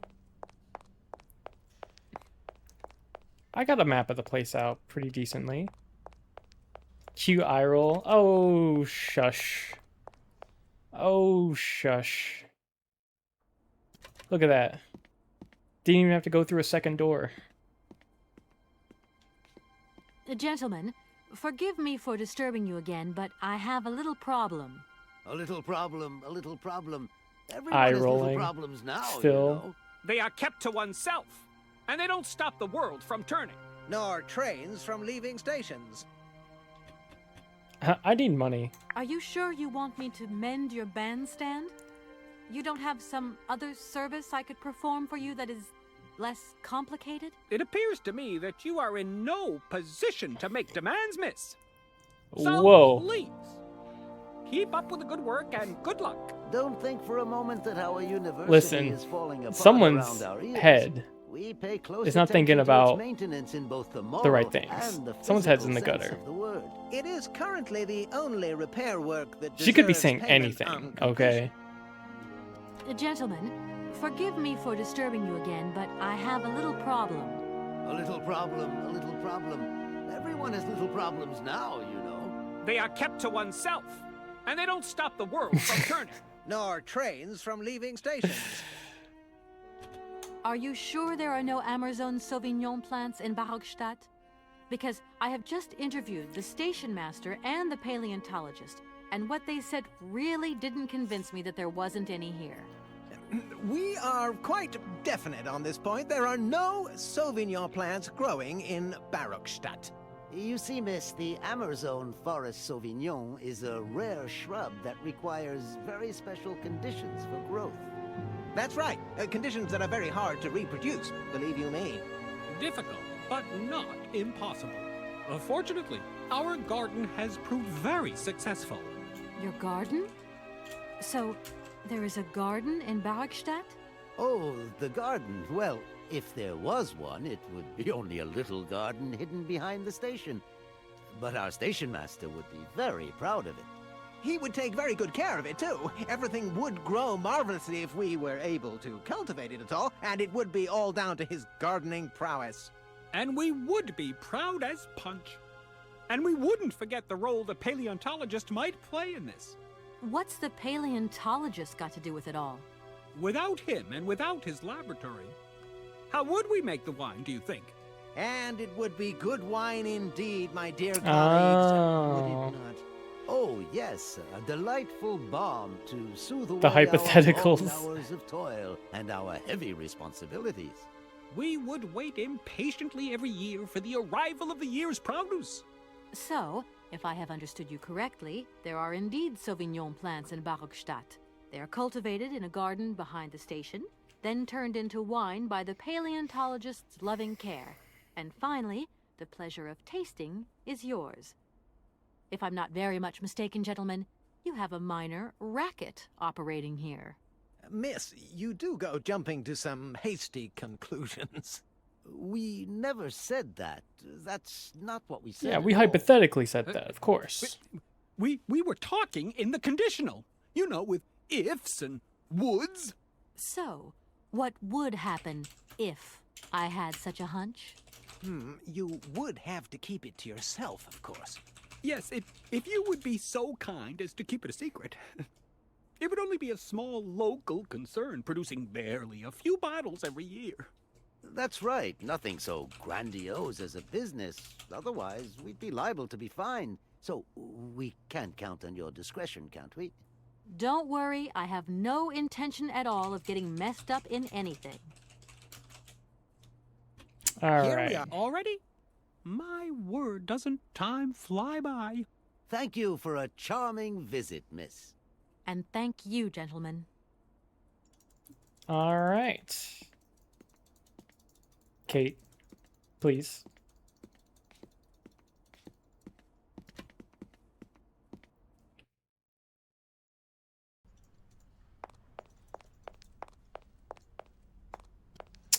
Okay, so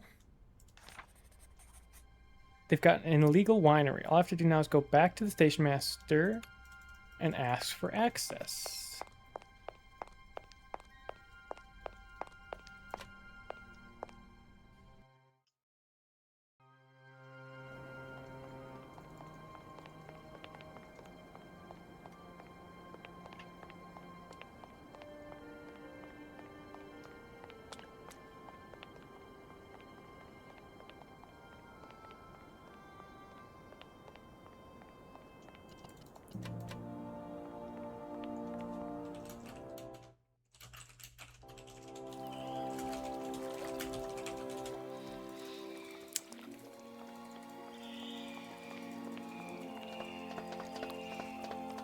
Excuse me, Station Master, but I need you again. Can't you see I am very, very busy? No. Well, I am. Very busy indeed. But, okay. I think I can give you a minute of my time. You have been playing with me, haven't you? You knew very well there were forest Sauvignon berries in the station garden. No, not at all. I've never seen your Sauvignon things. Never seen it, You don't have to lie to me. I know all about it. You and the rectors are in cahoots, and the professor's lab has been turned into a distillery. You've all got a nice little smuggling racket on the side. Smuggling racket? Hey, lady, you're going a bit far there. It's just a little on-the-side thing we got going. Just a little on the side, you know? You should be ashamed of yourselves. Aren't you worried about the reputation of this fine university? The authorities should be informed of this. But we haven't done anything wrong. It's not a crime. Can you open the gate to the garden, please? Sure. No problemo. Right away, miss.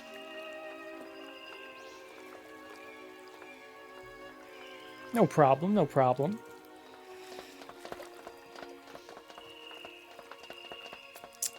All right, a little progress.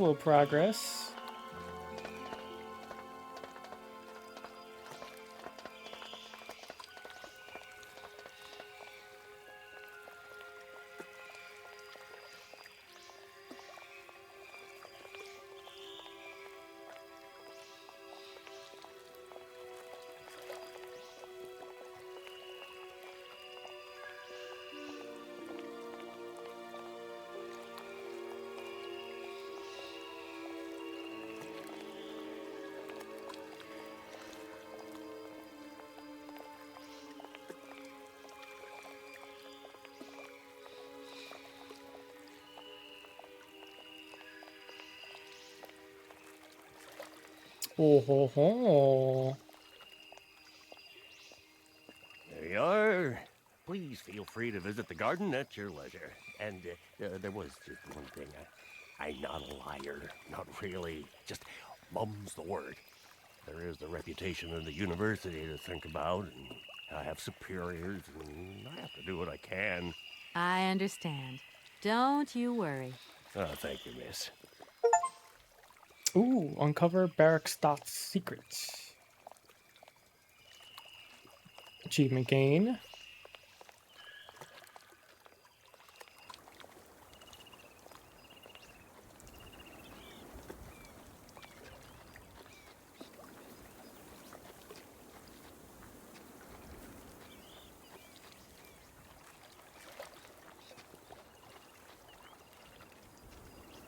Get the old man's berries.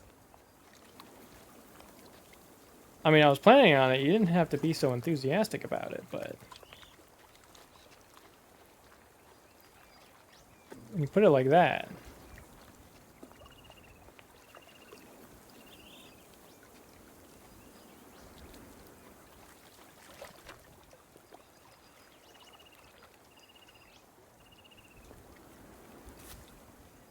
Nice.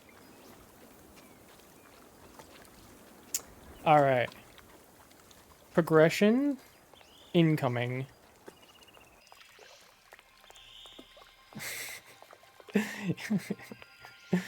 Get him! Get the berries! Finally. What do you mean, finally? I'm listening to all the dialogue.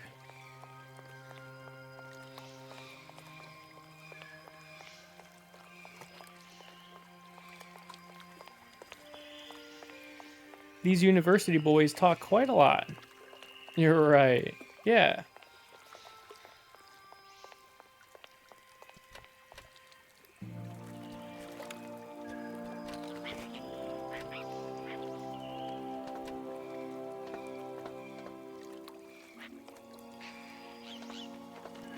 Okay.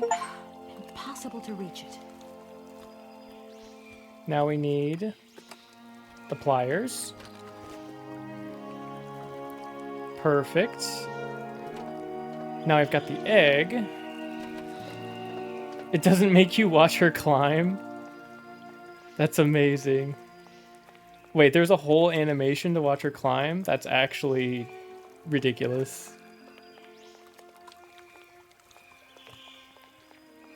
Now they QOL'd the shit out of this game, apparently. Dude.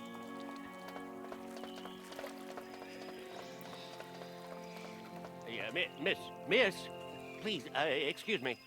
Ah, Mr. Station Master. Rest assured, my train will no longer be cluttering up your station. You must be happy. Oh, yes, very happy, of course. There was just one thing I wanted to... Yes? Yeah. You know, I wanted to apologize for our little misunderstanding. I brought you a bottle of wine. Markstadt Sauvignon. Very good year. Let me know what you think. Just... I'm very touched. Thank you. Slipping it into her bra like nobody's Good luck on business. your journey, lady. Thank you. Brother, her inventory is her bra. That's crazy. She stuck a whole ore in there. Well, she's actually an A cup. Brother, a whole ore? Like, I get it, right? She took all the stuffing out, and now she's got a lot of room, but that's a lot of room.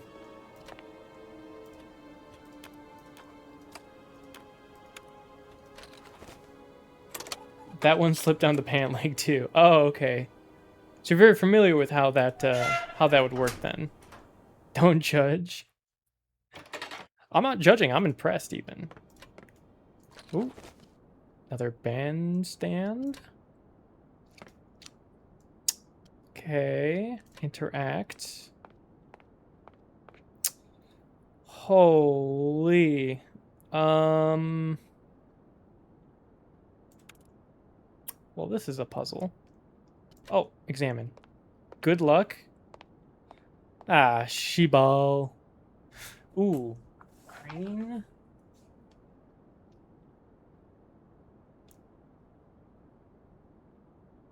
What do we got? We've got 3, 3, 6, 3, 6, 7, 2, 3, 6, 7, 2.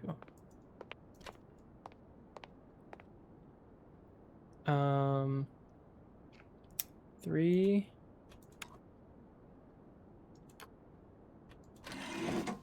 6,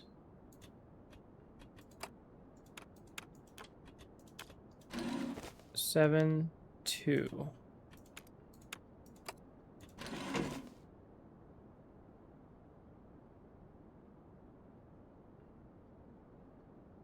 Okay. So that's not it. What does it show over here?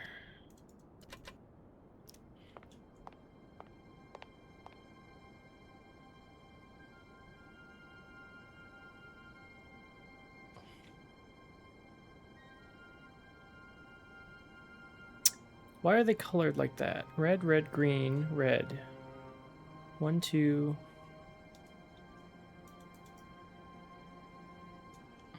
Red, red, green, red.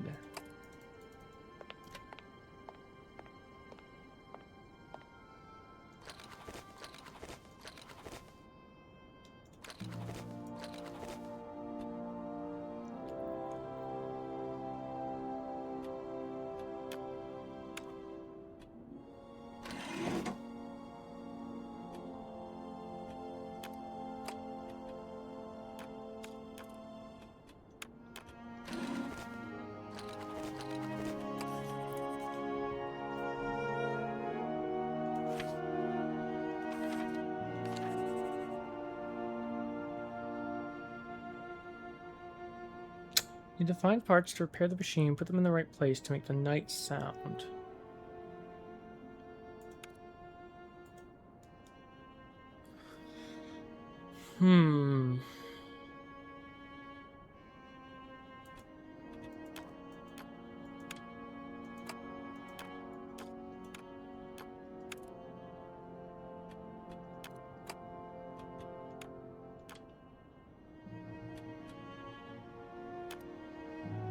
They've got the notes on them.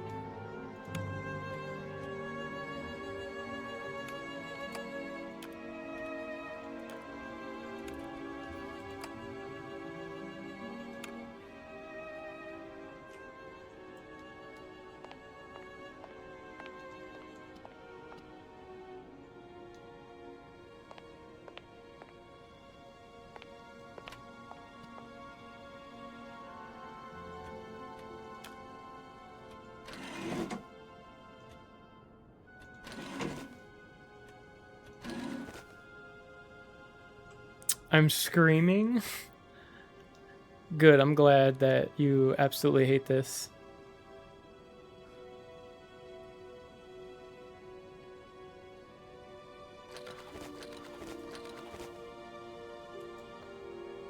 This one's red. What the heck? Oh, let me take a look. 1 is red. 2 is red. 3 is red. They're all red.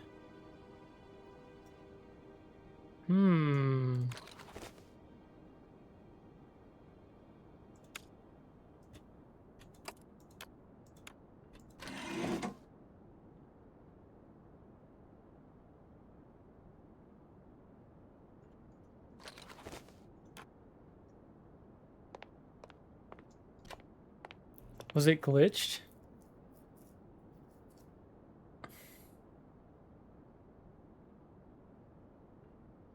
Three, 6, 7, 2. I swear I saw the same note block for every single one. No, they're different notes.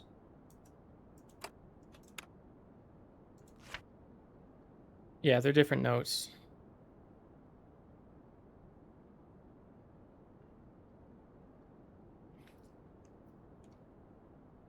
And so that's green. So now it's just the right order. It's 3, 6, 7, 2, but then order the notes matters. So we did 1, 2, 3. Let's do 1, 3, 2.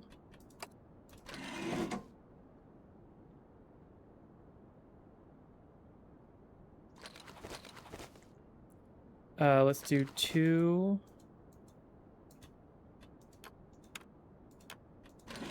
1, 3. 2, 1, 3, 2, 3, 1. You have to test it? Oh shit, you're right.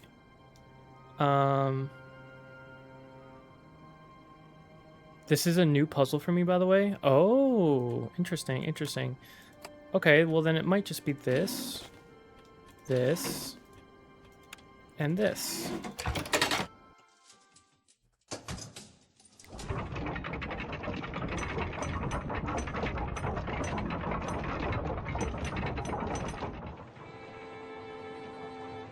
Okay, it was that. Yeah. I had it right the first time. I just forgot to test it.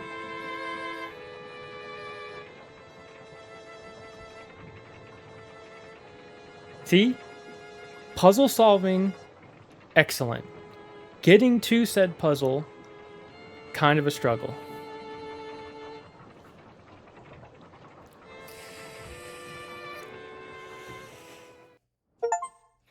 Yeah. You know it's right.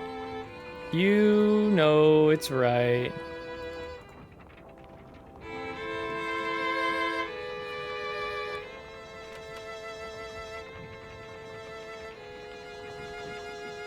Pulling lever. Also difficult. No, pulling the lever was easy. Seeing the lever was difficult. Seeing the lever to pull. As an expert lever puller, sometimes your sight's just not great. Gentlemen, forgive me for disturbing you again, but I have a little problem. A little problem, a little problem. Everyone has... Alright, boys. No. I did it. Give me the money. Gentlemen, I have managed to repair your university bandstand. The bandstand is playing again. This is marvelous news. We are really very grateful indeed. Yes, very grateful indeed. We will look back on your visit with much fondness in our hearts. And now let us in turn honor our word.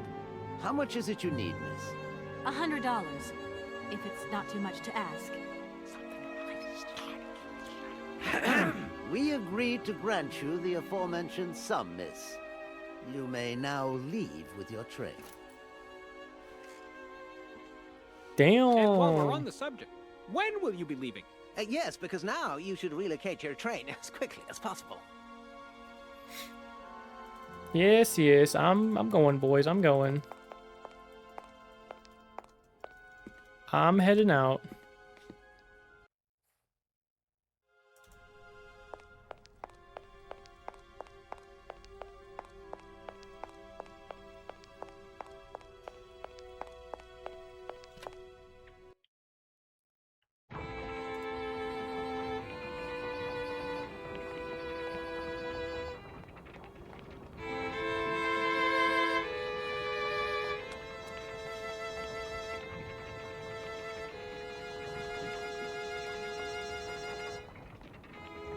Boop, boop.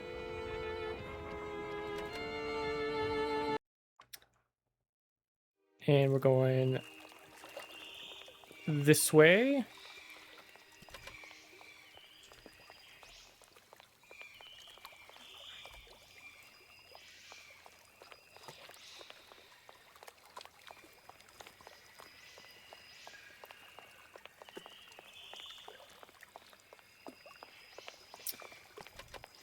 All right, we have your money. There you go. Here's your money. I've checked it. It's all there. Ah, thank you. Not difficult get dollar. See? You are a real businesswoman. I'm not the only one around here. We pleased to do deal with you. Now, you open lock or we no help you. Why didn't you manage to open them? After all, you don't have to be a genius. Ma vorbat pensinos esto, di kleine madam. No se saye mar alles non comprendo, en allora kaput en andere bordel. Zirs war moi. On boom telefonieren, kaput. My husband say instructions complicated. No understand manual. My husband angry. Very angry. Oh, now telephone broke. Kaput. Now that is annoying. What are you gonna do next? We wait repairman. Well, I don't have the time to wait. I'll have to go have a look.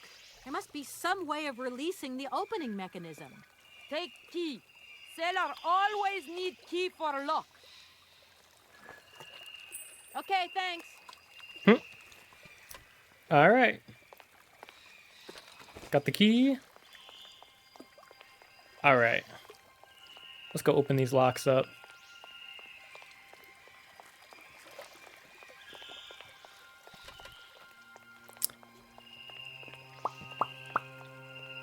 Now we're making some progress. Oh, telephone. Hello, Moshi Moshi. Hello? Kay, how's my little baby girl? I was thinking about you only yesterday because I saw this fantastic fur coat. You are wrapping up warm, aren't you? I mean, people in foreign countries never know how to dress properly for the weather. Mom, it's so sweet of you to worry, but I'm fine, really. The trip's a breeze, no worries. I mean, there's... Well, when are you coming back? Frank is dying to meet you. Frank? Oh, yeah, your singer. You two seeing each other then? Oh, you'll never guess the surprise he gave me yesterday. No, I suppose I won't. Frank invited me to a big charity show organized by, someone or another. Anyway, they got him singing a couple of old numbers from his repertoire, and in the end, he asked me to go up on stage with him. Can you imagine me, your mother, on stage in front of thousands of people? Wow, I would have loved to have been there. Not too emotional, I hope. Oh, too emotional by far, especially as I hadn't even been to the hairdresser. Well, I didn't even have the proper dress on. But Frank promised me he'd see to that next time.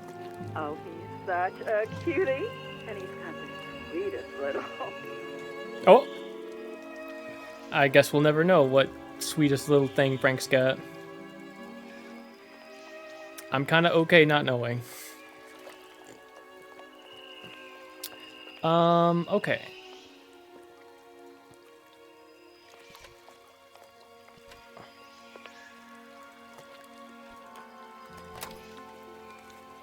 What do we do here? Okay.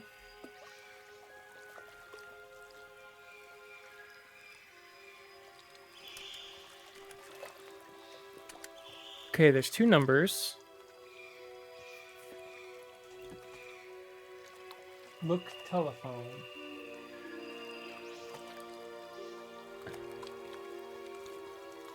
In case of problem, contact the following number.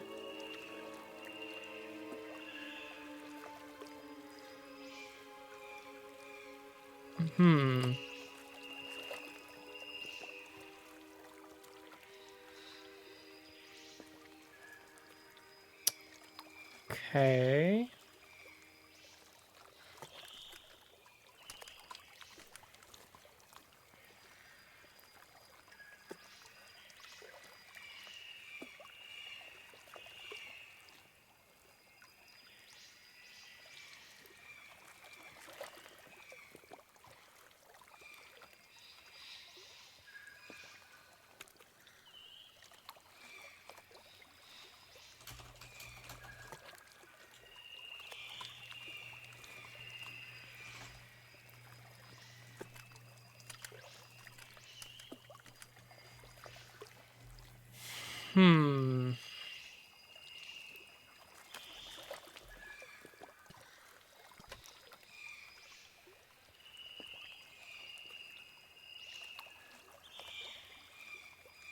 Let's see if we can get...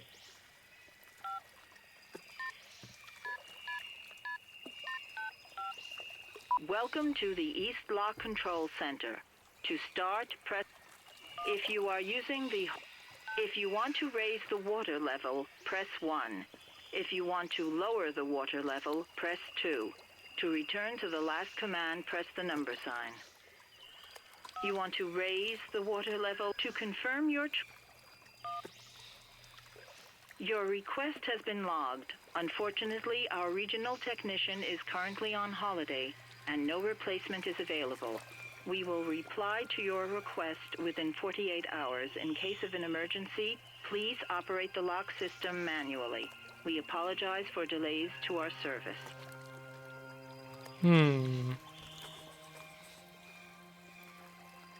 Maybe I can type in the code myself.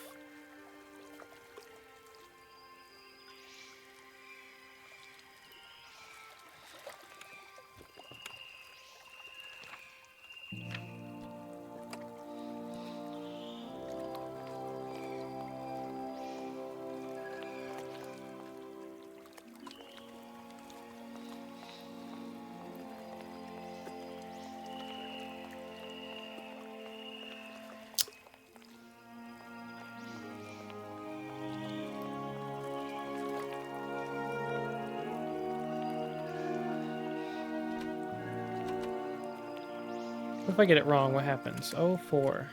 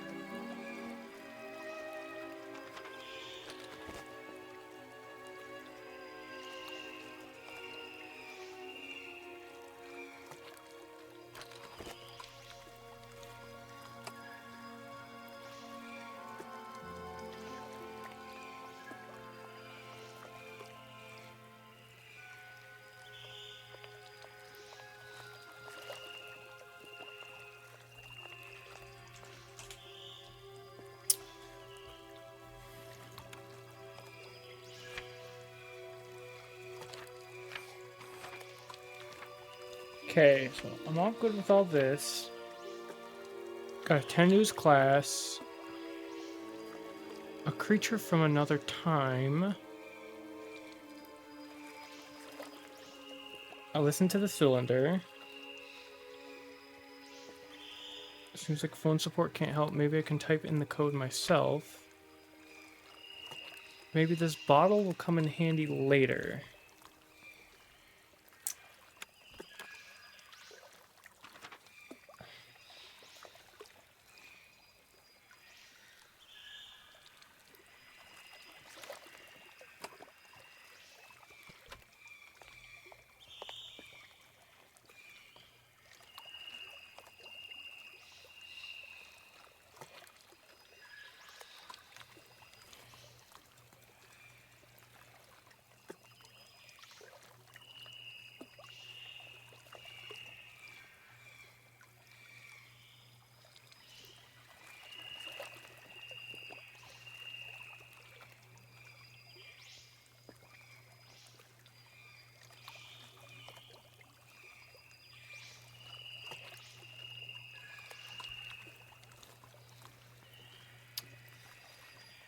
Hmm.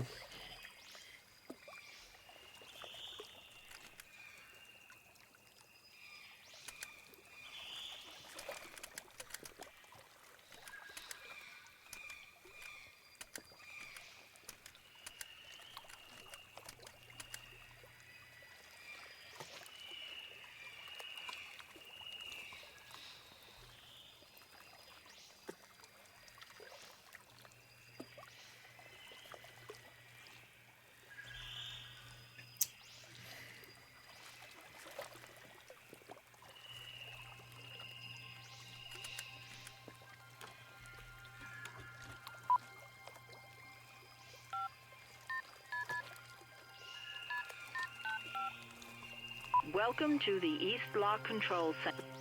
If you are using the Haltenberg lock, press 1. If you are using the Morloff lock, press 2. If you are using the Conningpass lock, press 3. If you want to raise the water level, press 1.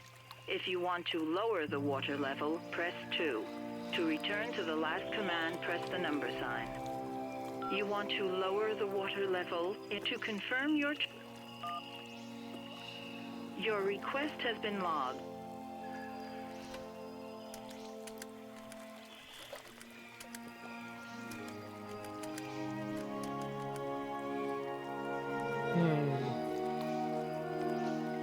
Don't overthink it.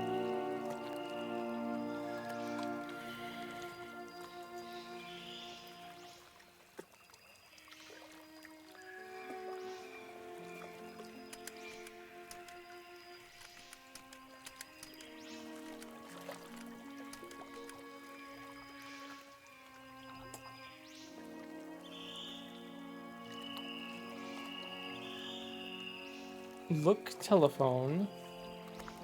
This is telling me to look at the telephone. Oh wait.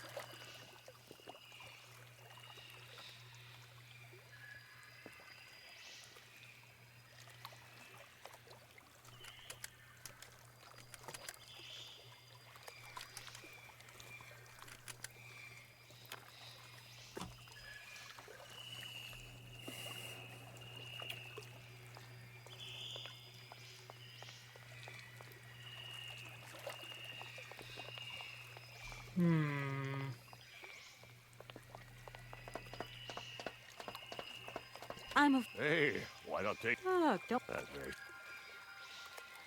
I won't... Welcome.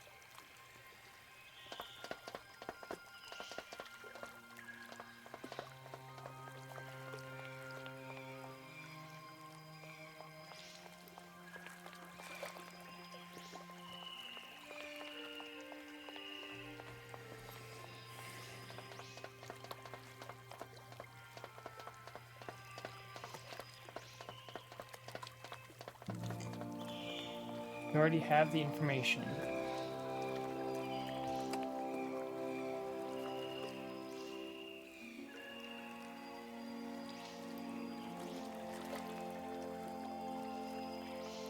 I wonder if there's anything nearby that might help. This number could help me open the lock.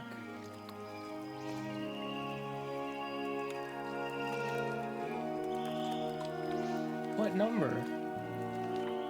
I have it somewhere. Hold on.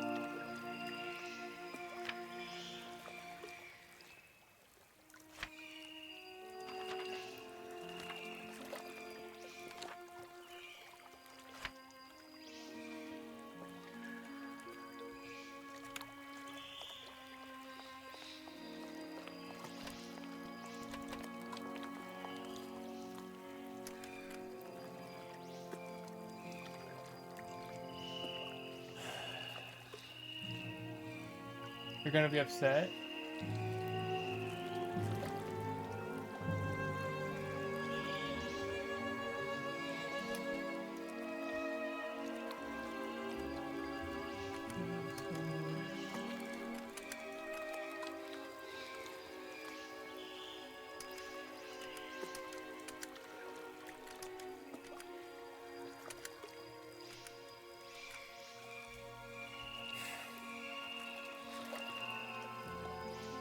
What was the number?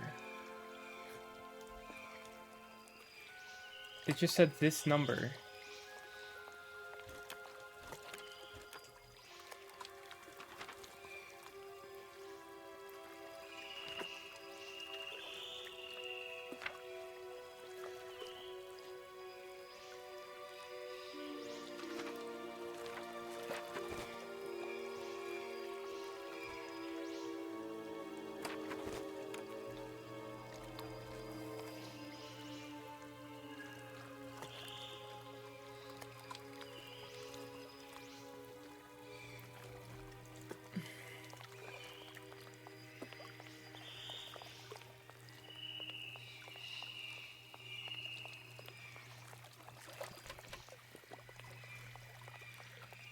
I need to... Give me a second.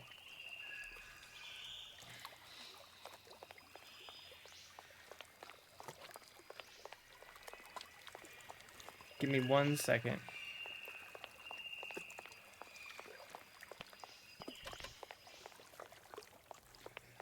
Hey there! Good. My husband said... Is it the locks that are Da. Have you tried, like... No. Oh, dear. I am... We would save a lot of time. Don't you agree? We already accept the favor. That's out of the... We would... Don't... We... That's... Are you... Yes, so you... Clyde. What did he... Train... I hope my train isn't too big for your barge. It's okay. Motorboat.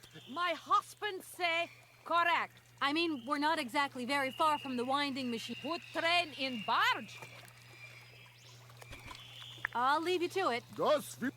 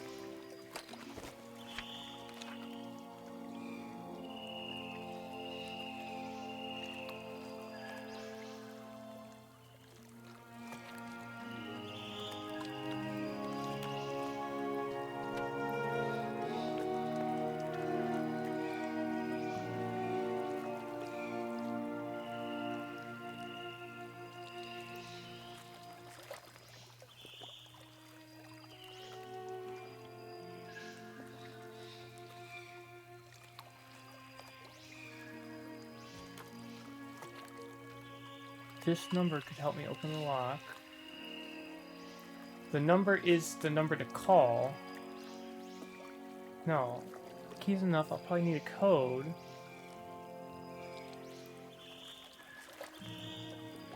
This number could help me open the lock.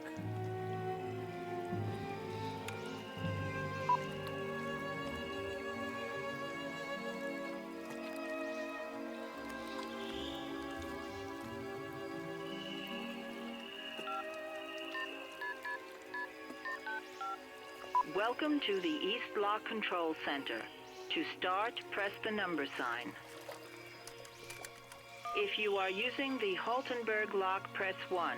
If you are using the Morloff lock, press... If you want to raise the water level, press 1. If you want to lower the water level, you want to lower to confirm your choice. If you want to raise the water, you want to Your request has been logged. Unfortunately, our regional technician is currently on holiday, and no replacement is available. We will reply to your request within 48 hours in case of an emergency.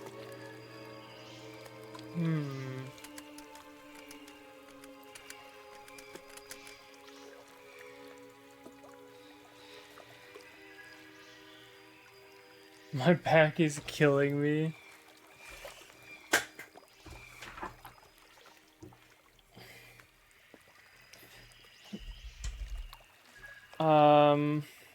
Man, I should have written this code down, shouldn't I?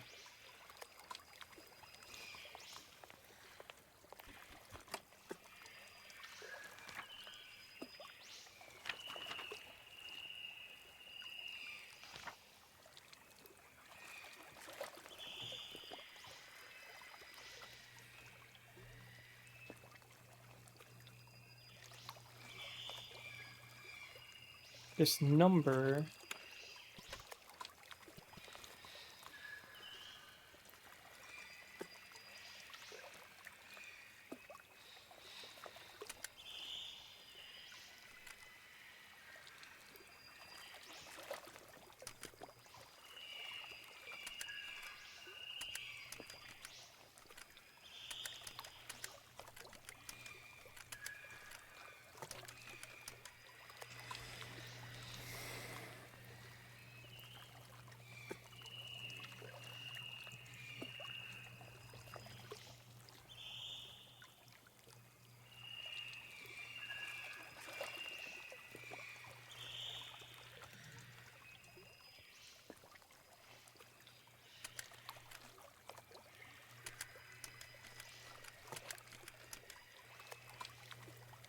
Let me know if you want a hint.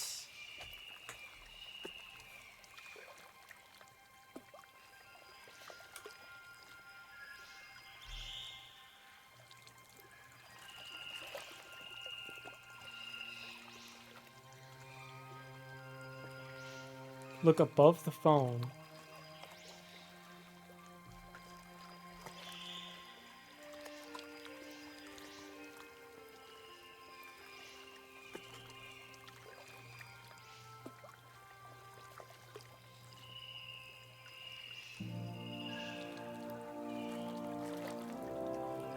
I don't know why it says that. Yeah, there's like eyes, and then up, and then phone.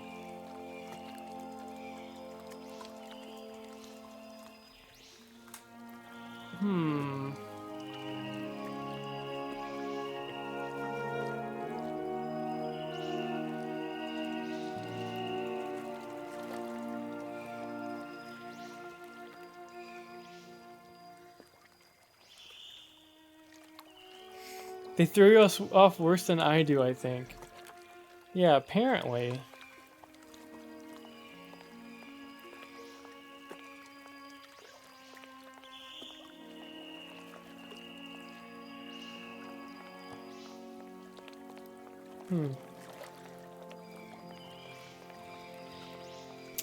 I don't know.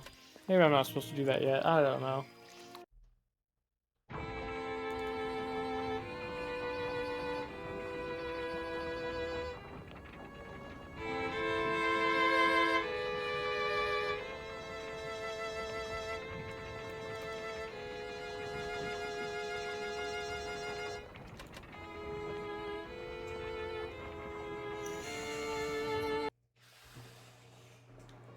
I'm gonna go do something else.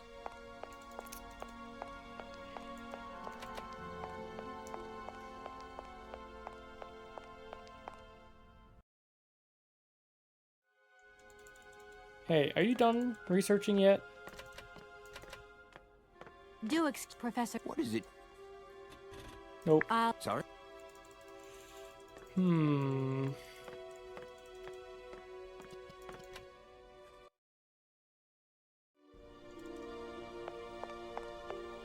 You're too used to harder games, I think.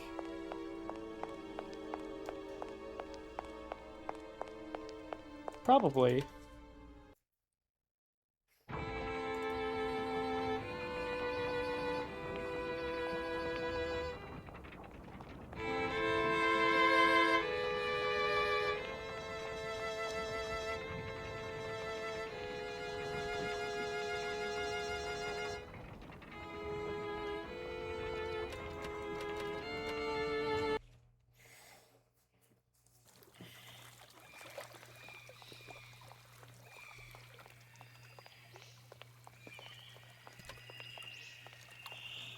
So this is the helpline.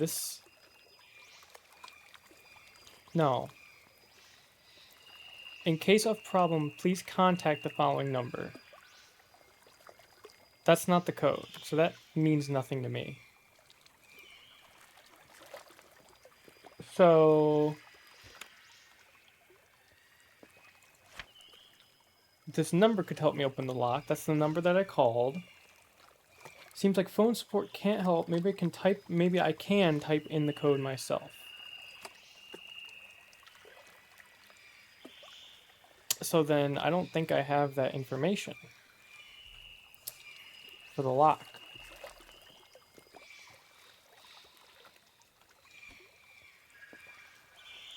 You do. I promise you do. I believe you.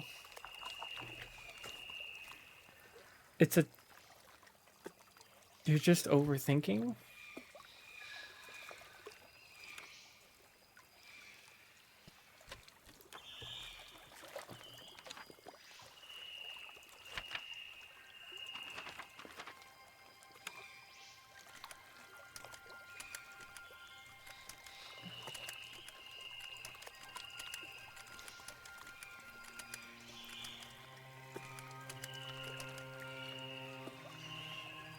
Your mind believes in you.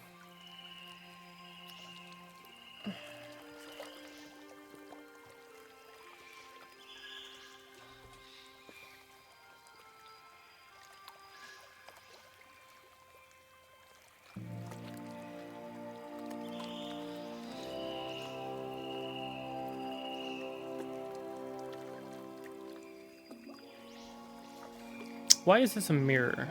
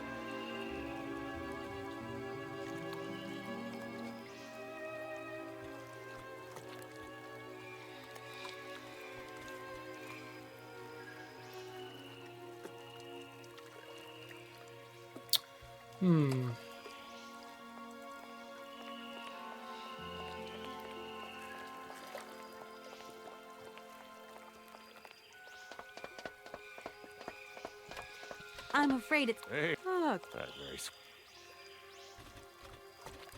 I feel like I've lost... Hey, anything I can do? I'm sorry to junk up your... Oh, spring up. Yeah. Yeah, I always dreamed of taking. I won't disturb you. Welcome to Barrowstep.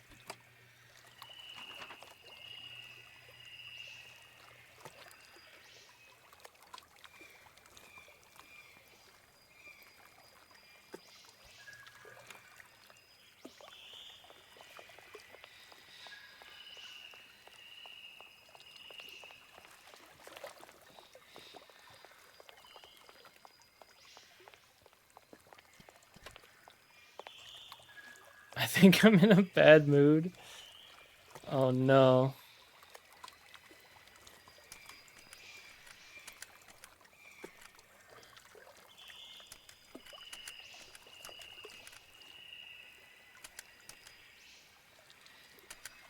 I just unprompted bitched out someone on Facebook Marketplace. Holy. Well, actually that's kind of...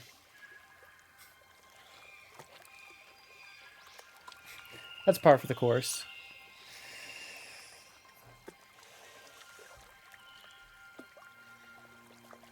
He offered me a lowballer price when it's already $100 off? Nah, that guy deserved to be bitched out. What the hell? And I said, don't lowball me. I'll throw it away for free. Oh. And then he goes and proceeds to lowball you.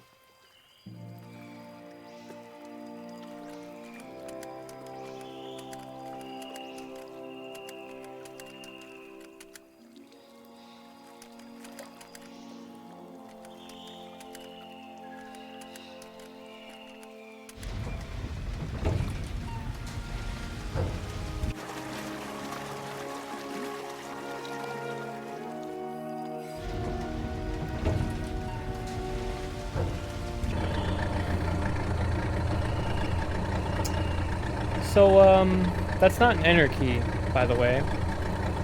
That's a backspace.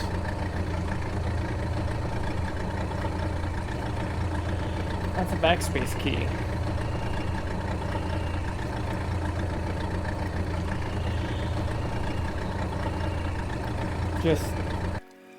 Just come on. Just whatever you got. Just throw it at me. Everything you got. Come on. Just... I want to say that took way longer than 8 minutes. I told you it was so simple. I thought it was just a 2-digit code. I never lied to you. No, I get it, but there's 2 spots. And so I'm thinking the whole time, well, surely it's a 2-digit code, right? And I don't know any 2-digit codes.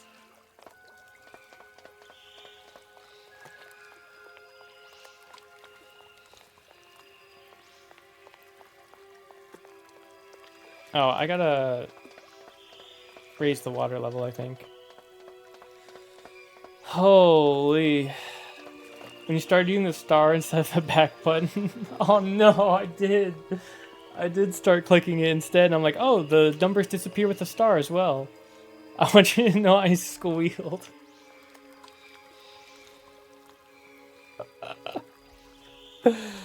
Okay.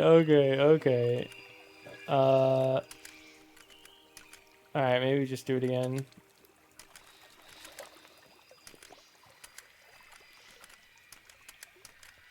No? Okay.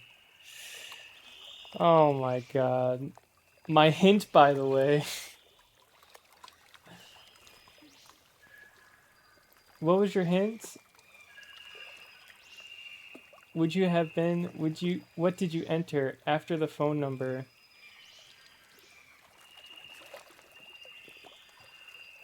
Oh, like what was I hitting? Like, yeah, which button was I hitting? Oh my god, dude. I kept hitting backspace the whole time.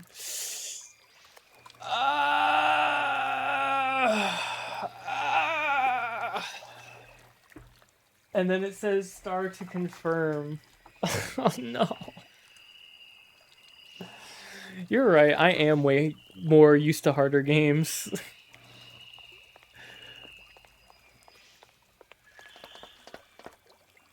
I'm thinking I'm overcomplicating the crap out of this. Holy. I'm always right. Oh, shit. Okay. Well, my good at puzzles claim is being irrevocably shaken right now.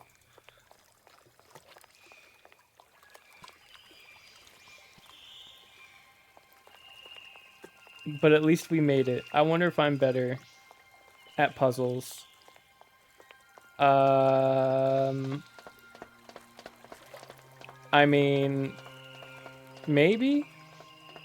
Honestly, we'd have to test it with, like, an escape room or something. To see who can... How can we test that? I'd be so down. Yeah. Either like co-op or like against each other, and then see who finishes it first. Maybe there's like a competitive escape room game or something. That's just all about these kinds of puzzles. And then we gotta see... You have a time limit of 8 minutes.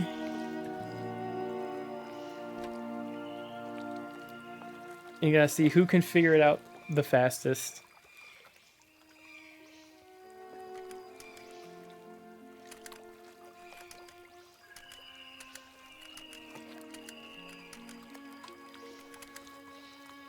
I'm way too excited about this. Holy.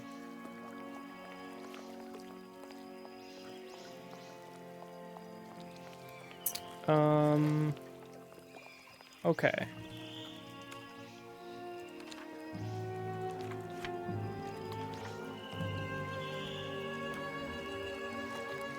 So I opened one lock.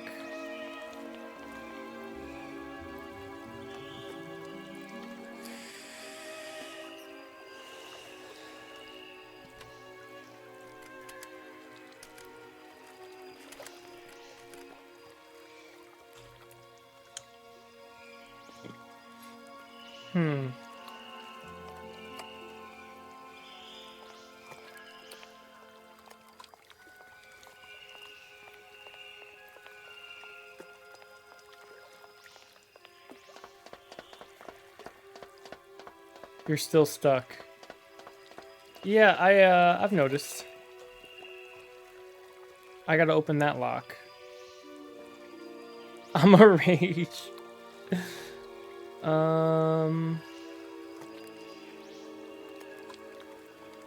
Okay, what do we got here? So we opened the one lock.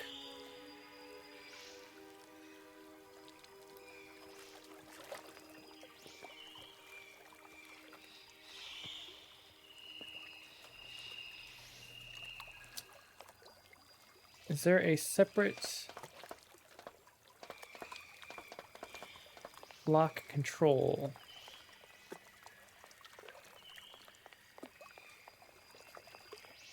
No, I can still interact with this. So...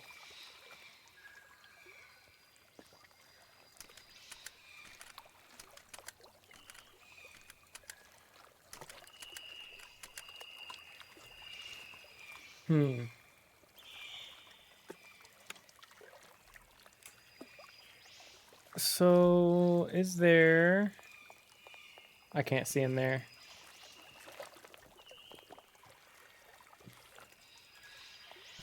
Do we do it the opposite?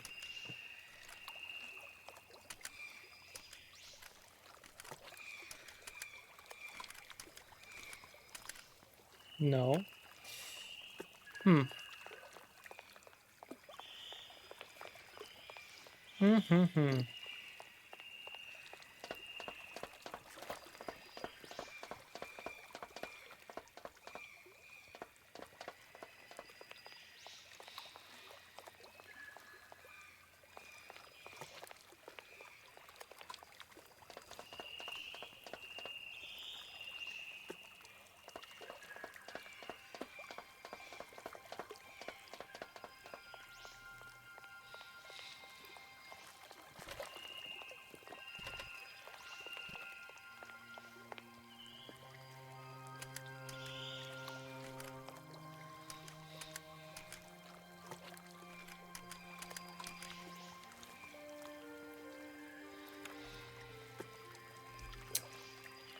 Okay.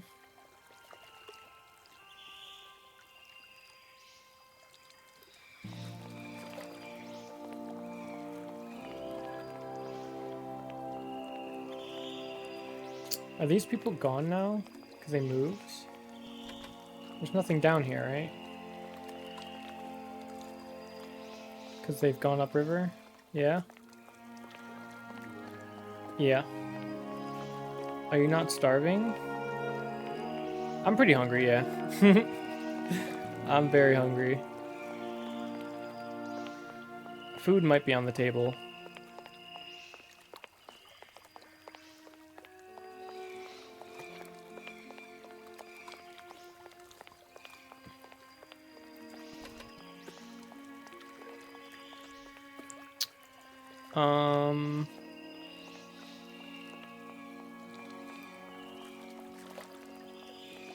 Still offering tacos.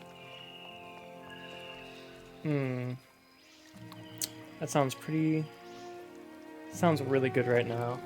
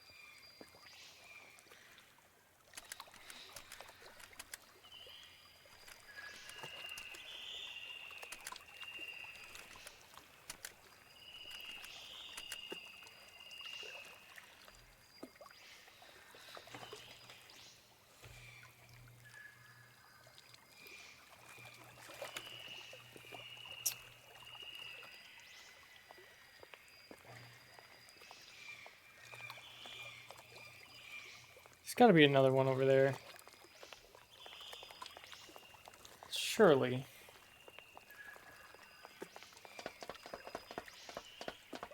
I'm afraid it... I won't... Well.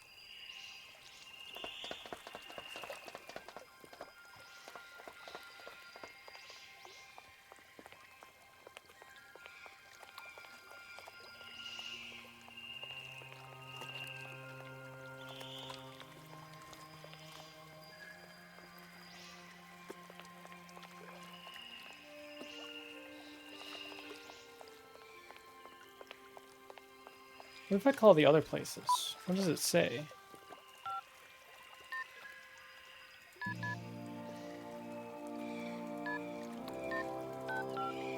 Welcome to... If you are using the Haltenberg lock, press 1. If you want to raise the... You want to confirm your request has been logged. Unfortunately, our... Okay, it's all the same. It's all the same.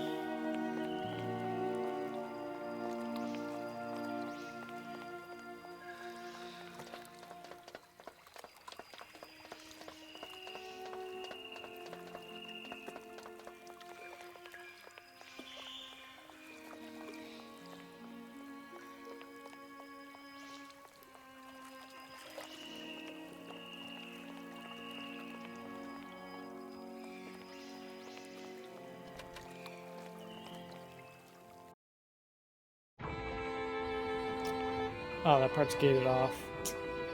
Man.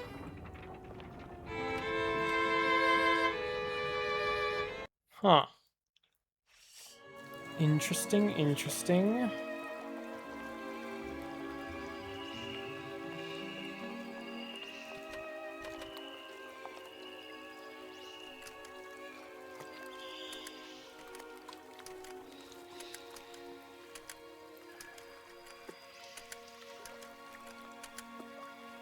Not the same code.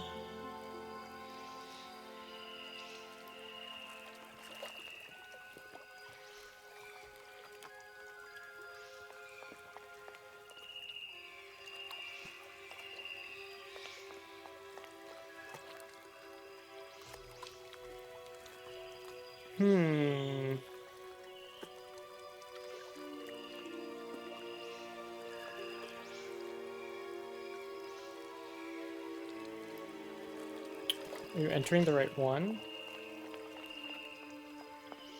I'm entering this one. So that's what? 2, 7, 6, 6, 6, 7, 4, 2.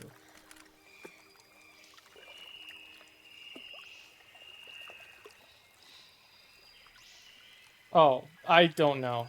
I don't think I am. I think there's another one for the other lock. 4-2 is lower? Oh, I see why. Oh, wait. No. No.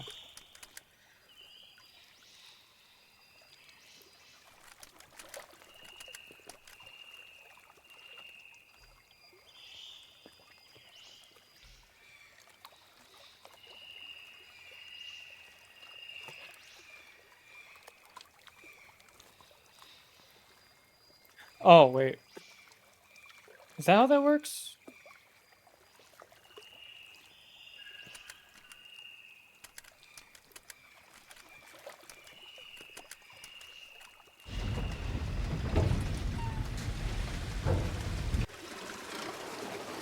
One lowers it. 2. No, 2 lowers it, 1 raises it. Okay. Gotcha, gotcha, gotcha.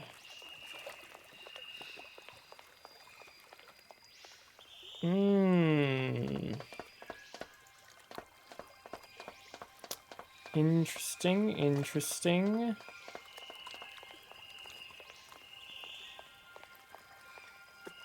Huh.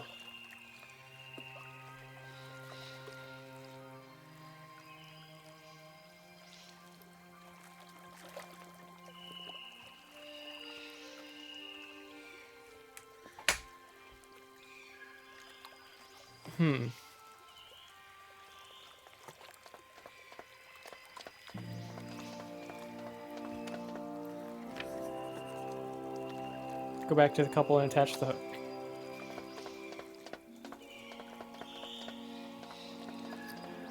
Huh. I'm trying to think if I would have thought of that.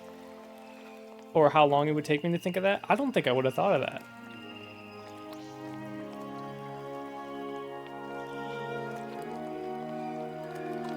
To change the last digit, because 2 is lower, 1 is upper. Hey there! On the boat! Da, barge on other side! You still need us? You were speeding through the phone call? The last 2 or 3 digits, right, were 4 for the lock, and then 1 or 2 to, like, raise or lower it. I knew it was hopeless. Oh my god, dude. I knew that. I just thought it was either that separately.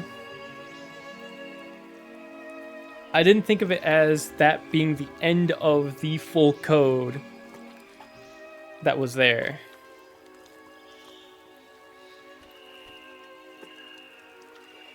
Oh my gosh. Alright, whatever. You got your backseating quota for the day. Let me put it that way. Otherwise, I would have been here for a while. I would have been here for quite some time. What do we do now to tie my train to the barge? Mademoiselle Takatak, Lokokokomitchen. What did your husband say? You attach chain to train and chain put train with barge. Hop, catch it, sir.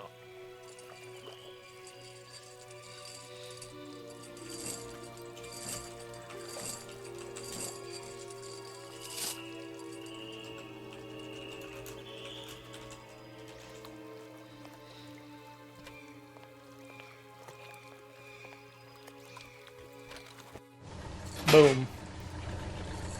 Nice.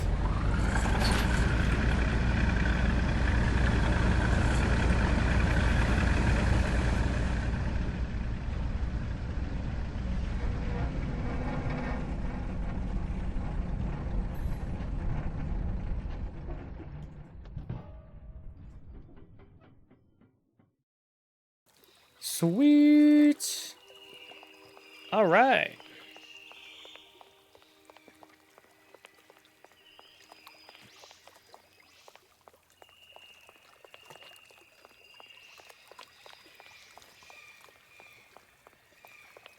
Cool. Now I can wind up the train spring. Sure, might as well go do that.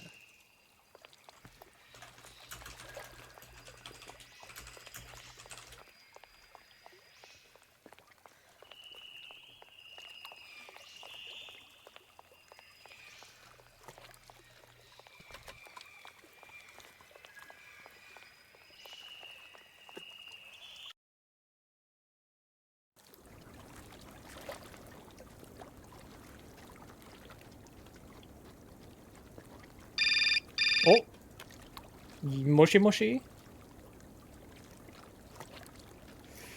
Hello, Kate Walker here. Miss Walker, this is Professor Ponce.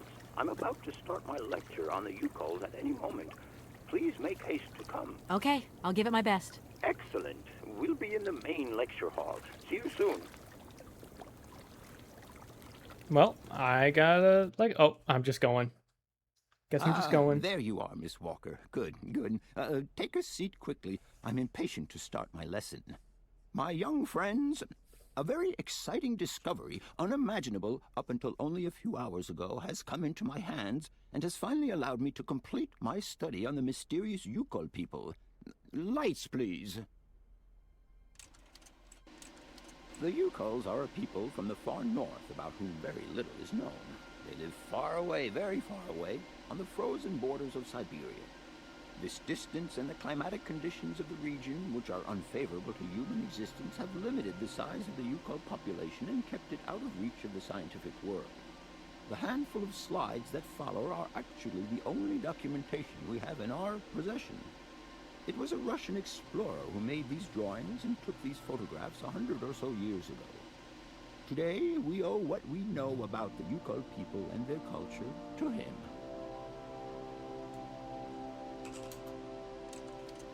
We know that the origins of the Yukols date back to the last Ice Age. Curiously, evidence of their presence has been found in Western Europe, and more precisely in the prehistoric caves at the heart of the Alps. This people, it seems, undertook a long migration over centuries towards the far north of the globe. The reasons for this migration are due to the importance of the mammoth in their craft, trade, and culture. They used them for transportation and as beasts of burden. The mammoth brought them meat, skins, fat, and ivory. Man and animal lived in symbiosis. There's no doubt about it. Mammoths started to drift away from the region due to changing climatic conditions, and the Yukols followed them to the north, the edges of Siberia. Prehistoric cave drawings, identified as Yukol in origin, first led me to the extraordinary hypothesis that the Yukols had managed to domesticate the mammoth.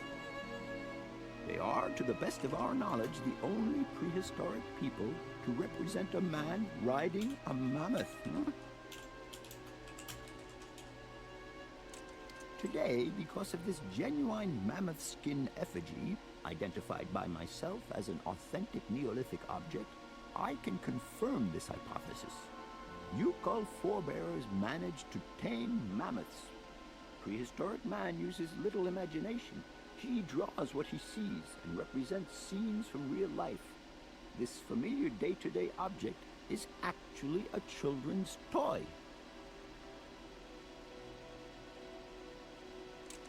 As we have seen, Yukol existence was inextricably linked to that of the mammoth. They used its skin for clothing and to make the roofs and walls of their houses. They used the tusks to build the frameworks of their homes, as well as weapons, tools, and jewelry. Curiously, the disappearance of the mammoth 12,000 years ago had no immediate effect on the Yukol's way of life. It seemed that for a long time after, the people maintained their strong bond with the mammoth through the centuries. As incredible as it may seem, the Yukol people have continued right up until the start of this century to feed themselves on mammoth meat and to use the skin for clothing and shelter.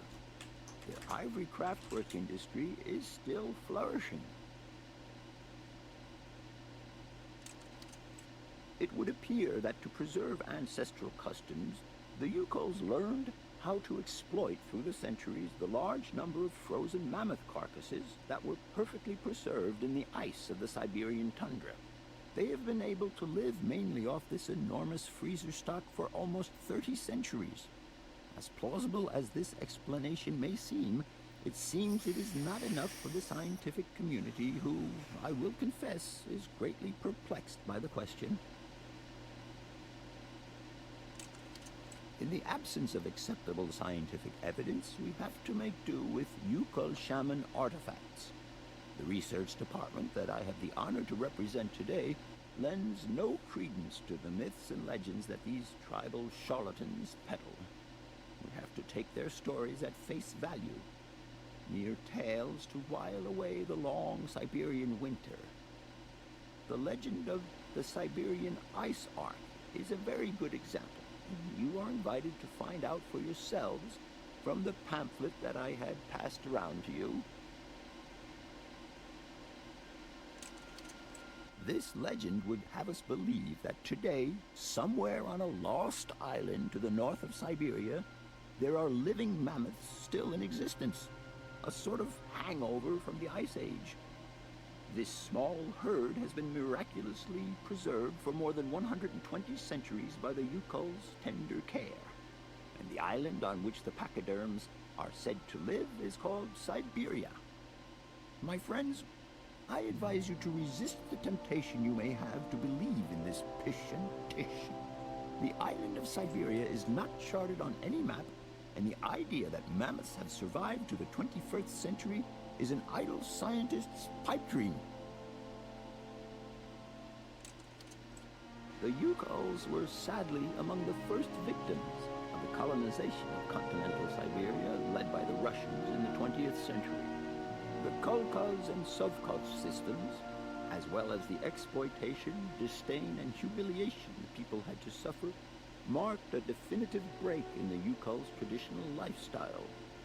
Since the collapse of the communist regime, the Yukol population finds itself confronted with the same political and social upheavals that other Siberian communities are experiencing. There are two consequences to arise from this. Some Yukols have lost their tribal identity and have integrated into the Russian population. Others, however, have sought long and hard to re-establish links with their ancestral culture that was lost under the Soviet regime.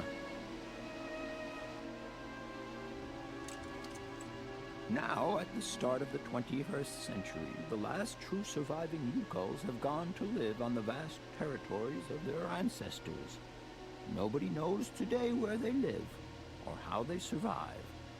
Their very existence would be a matter for speculation if they did not turn up periodically at the tundra's most isolated fur trading posts to exchange mammoth tusks for essential items. There ends my lecture for today. Okay. Thank you for being among us today, Miss Walker. Please make your way to the laboratory where you will find your mammoth doll. There are also photocopies of my lectures should you so require them. Nice.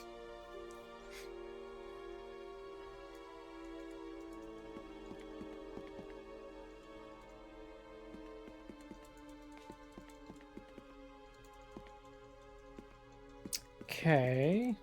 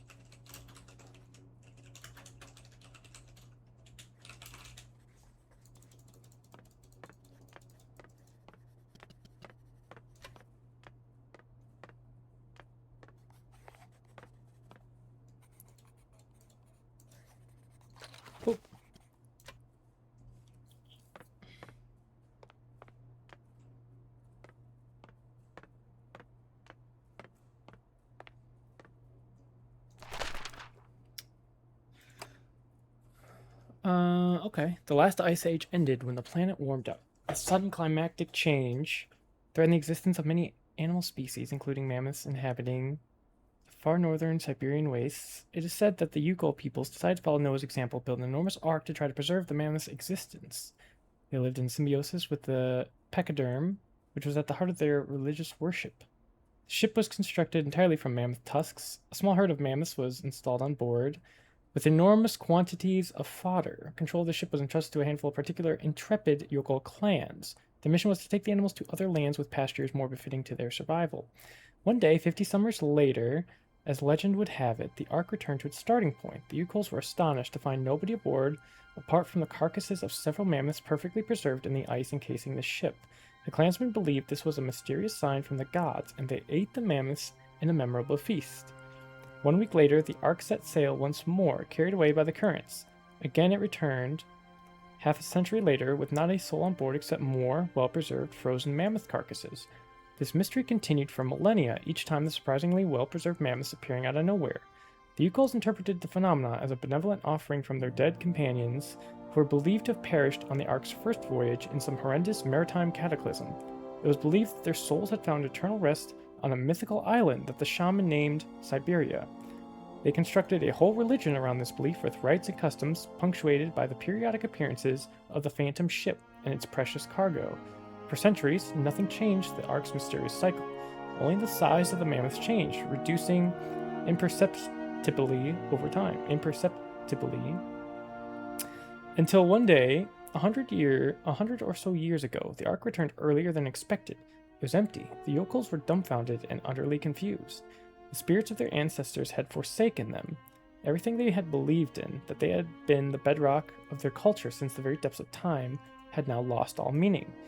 The most fanatical believers noted that the frequency of appearances had in fact increased and maintained that there was still hope as long as the ark continued its return journeys from the unknown. Some elder Yokels boasted having seen it several times, but thenceforth, each time the white ship returned, it only offered an empty shell to the despairing eyes of the surviving Yokels. The belief became superstition, and the reality became legend.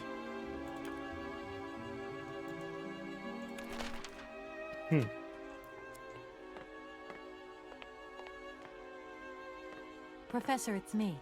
I've come to pick up the mammoth doll. The doll is waiting for you there, Miss Walker. Please take good care of it. Don't worry. I'm beginning to get quite attached to it myself. Can I trouble you just a little longer? With pleasure, Kate. I'm all ears. I must congratulate you for your lecture. You were right. The subject is absolutely fascinating. I never believed that mammoths could be so interesting. What you heard was only the tip of the iceberg, my dear. But if I have at least awoken a passion in you, I'm only too proud.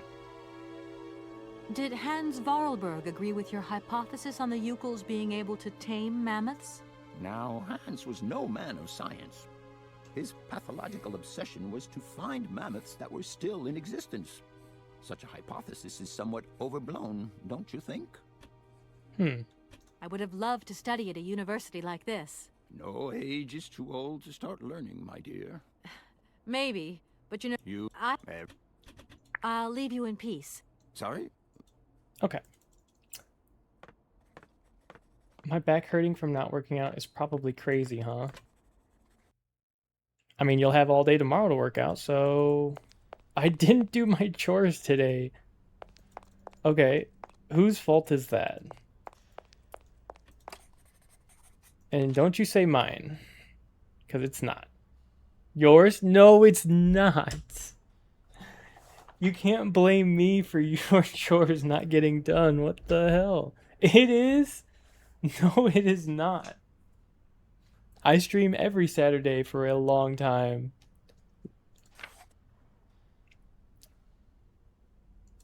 This is uncalled for.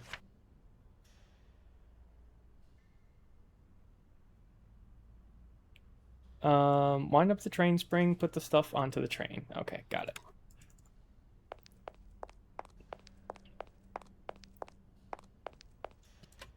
Listen, you could have done your chores at any time. And I probably would have been stuck on a puzzle. So you would have come back and nothing would have changed. You wouldn't have missed a single thing.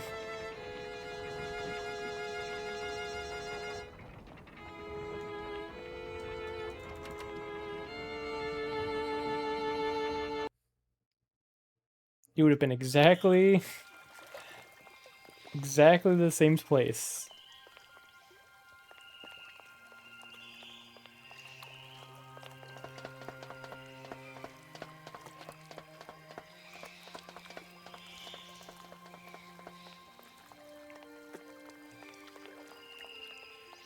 And anyway, I got a feeling that I'm not beating this tonight, so we'll definitely be playing it tomorrow. I got a feeling. I got a hunch.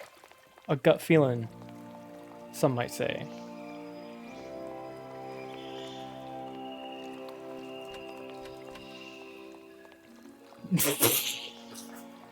Yeah, lol. Okay. And how long did it take you to beat this game first try, hmm?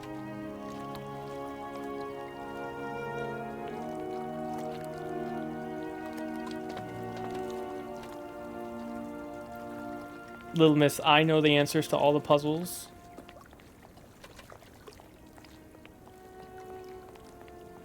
First try when I was 10? Yes.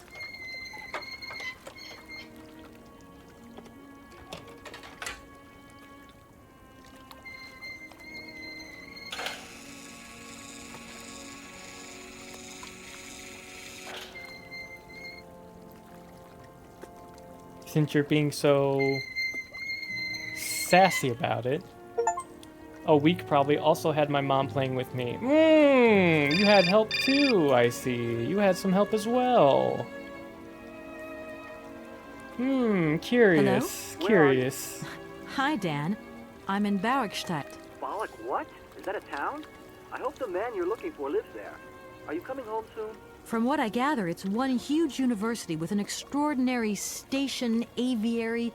If you could only see it, there are trees and birds everywhere. It's so weird here. Sounds like a great place for a bit of sightseeing. So, are you coming back soon? I don't think so. In fact, the train I'm traveling on has some kind of a mechanical problem. We've been forced to stop here. Us? I thought you were alone. Who's with you? Oscar, the train engineer. You're messing around with mechanics now, are you? Don't be so stupid, Dan, please. Oscar's an automaton created by Mr. Vorarlberg, the man I'm looking for. And he's not any old robot. He's a sophisticated butler type, if you see what I mean.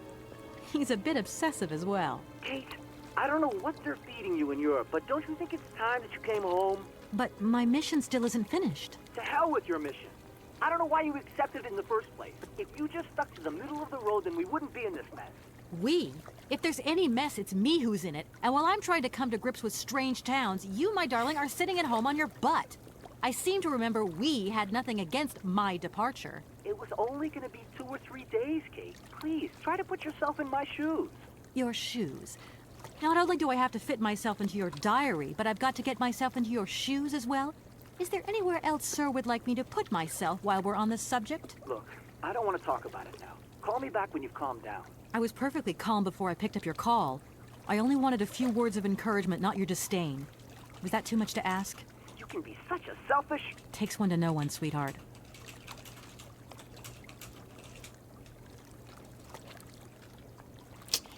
All right, having some problems, I see. As we continue our journey. All right, let's put the wine.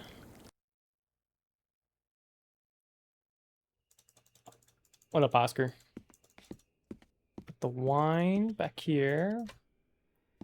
Put the mammoth doll here.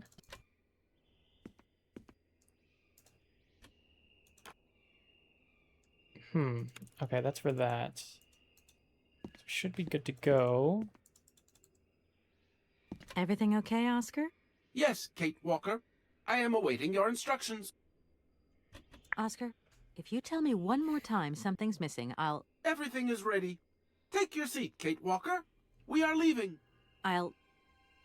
Okay...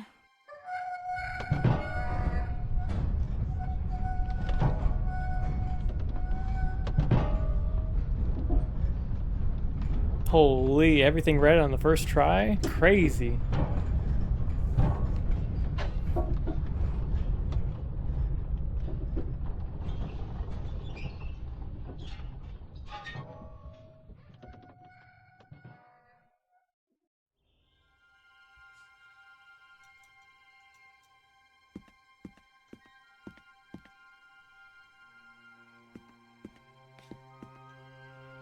Okay, where are we now?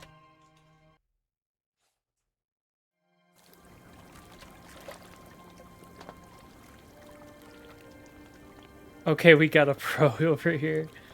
Oh my god, don't fucking patronize me. Oh my god.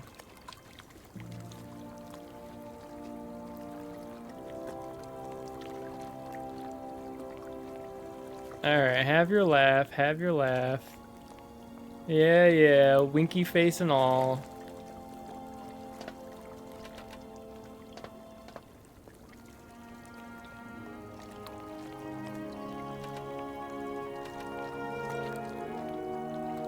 Okay.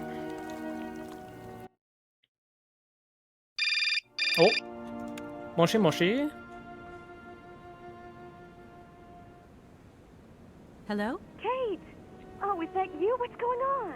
Well, I finally got the mechanical train wound, and I hope it's going to take me to Hans Vorarlberg.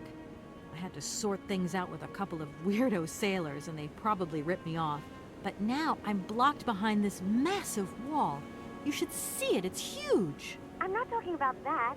I want to know what's going on with Dan. What do you mean? I bumped into him at Maggie's Do, and he said you'd argued. That's a bit over the top. Things got a bit heated the last time we called, that's all. No need to go overboard. I don't mean to be Miss Melodramatic, but he didn't seem in such great shape. He had his down in the dumps head on. Like Dan has a down in the dumps head. Well, yeah, when that shock of hair flops over his forehead, and his eyes mist up, and his eyebrows kind of creased together. I'd never noticed.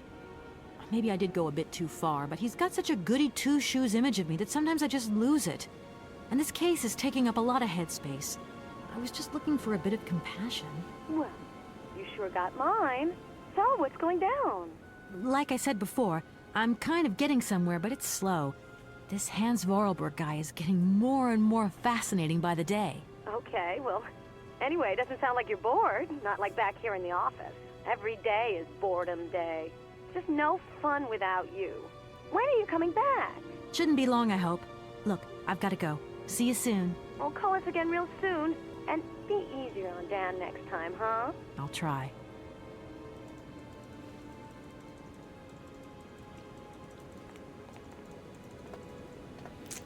All right, all right.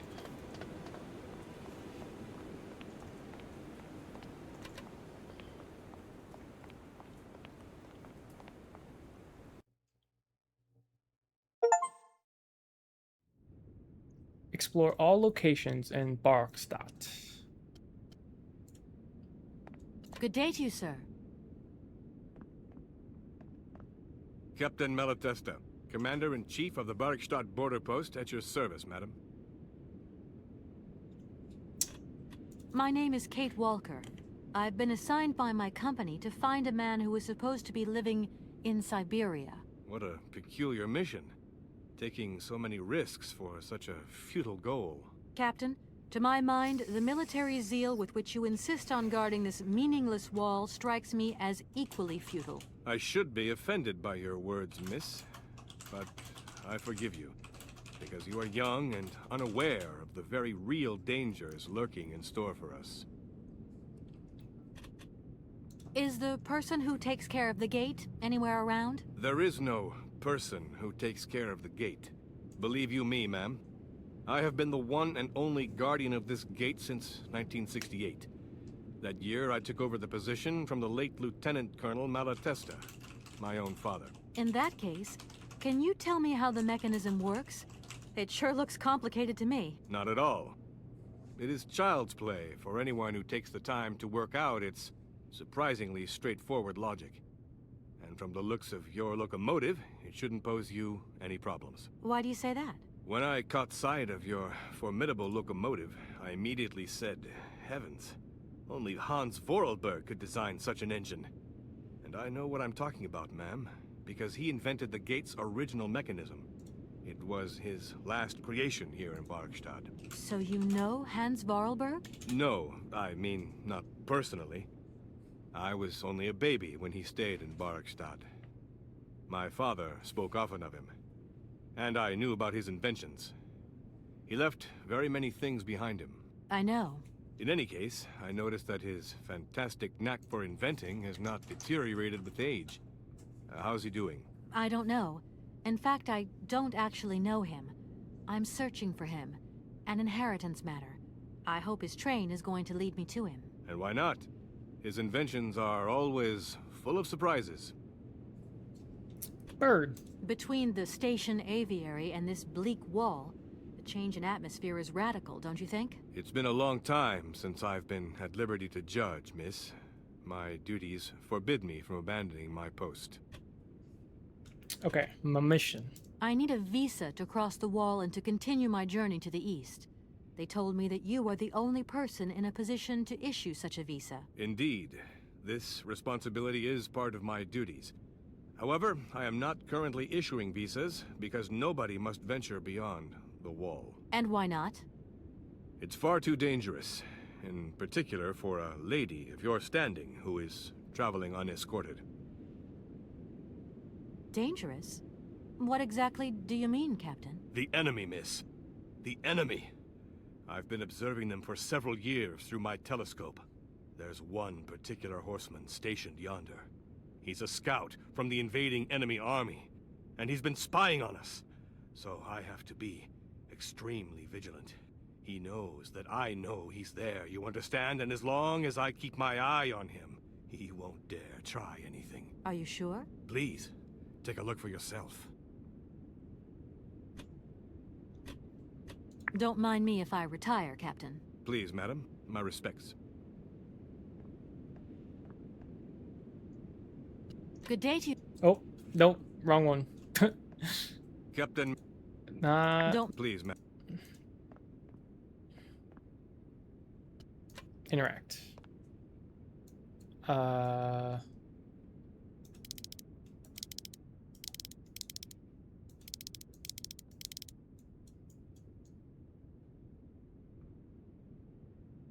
strange. I can't see a Cossack horseman at all. There's just a dead tree in the middle of an empty plain. That poor captain must have really bad eyesight.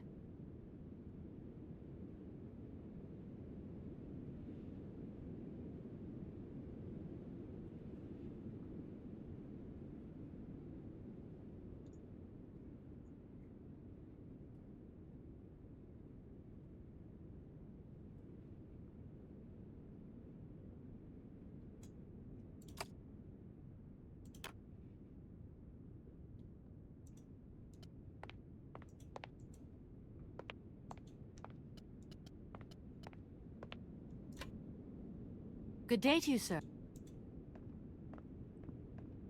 Captain Malatesta.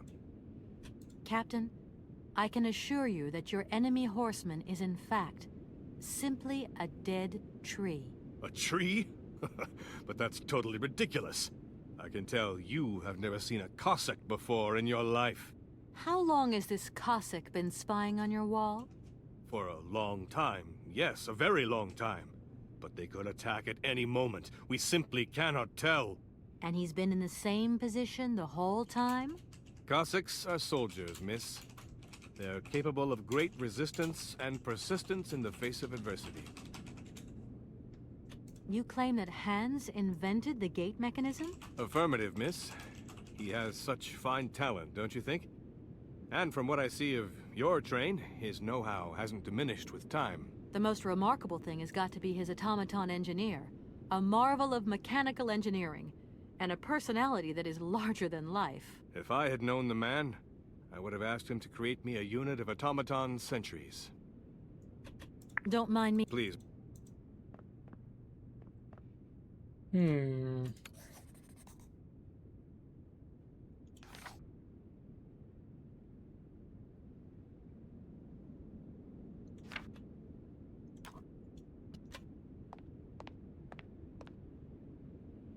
Look, broken glasses. If they belong to the captain, then he sure has eye problems going by those lenses. Doesn't look like that works. What? Okay. Now, there Colonel, we go. sir. Captain, miss. But you have the air of a great officer. You flatter me, miss. Unfortunately, I'm afraid that we frontier soldiers are often forgotten by the military administration. There's no justice. I Drugging sympathize him with is you, Captain. crazy. Let us forget Yo, our Kate's the worries for a worst moment lawyer and have a little drink in together existence. in the She's name of stealing. She's It would be my pleasure. stealing, miss, but the taking regulations bribes, strictly extortion, drugging. A little glass of wine never hurt anybody, and nobody need know. Wine, miss? She is a You are terrible putting me in a lawyer. very delicate situation. Don't deny yourself, Captain. Just a little glass. I assure you, it is excellent. Well, perhaps. She's also got the femme fatale seduction voice going on, which is crazy. Here's your glass. To your good health, Captain. And to yours, miss.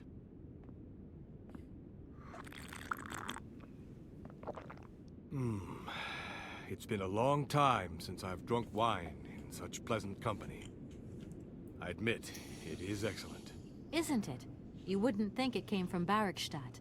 It is made from the Amazon forest Sauvignon grape that has been miraculously conserved and cultivated in the station garden. Well, well, well. The university authorities kept that one to themselves. You know, Captain, it is essential that I continue my journey eastwards. Please, don't even think about it. As I've said, it's extremely dangerous. The enemy is spying on us. Perhaps your Cossack horseman isn't quite what you thought. Perhaps it's just a dead tree twisted into a strange shape. You should take another look. You never know. Go on, Captain. Give it a try. So be it. I will make this concession to the fairer sex, miss. But it does seem to be quite ridiculous.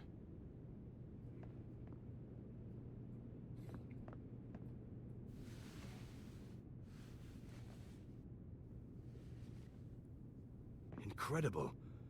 How is this possible? By what strange magic? How could I have been so wrong for so long? The enemy was only a tree. I'm so ashamed. It's not that bad, Captain. It's only human to make mistakes after all. A tree. Nothing but a dead tree. Pull yourself together, Captain. It's okay. And now I suppose there's nothing stopping you from issuing me a visa? Yes, of course. There is no more danger. All these years. And now the Cossack has gone. There is nothing left to watch. Captain, you should be delighted. From now on, you don't have to stay pinned to your watchtower. Travel can start up again normally. You will be able to resume your regular duties like issuing entrance and exit visas. You are right. I will sign you a visa to cross the wall frontier immediately. 1,000 apologies. Here, miss.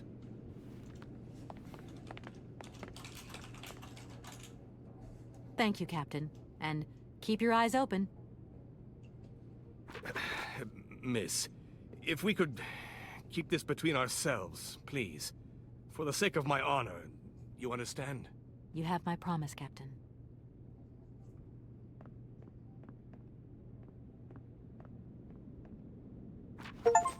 Sweet! Spot the soldier using the telescope. Beyond the ramparts, conditions for journeys into the eastern territories are filled with uncertainty and reputed to be hazardous. As a consequence, the Wall Authority cannot guarantee the physical safety of the traveler and deny all responsibility. Okay. Good enough.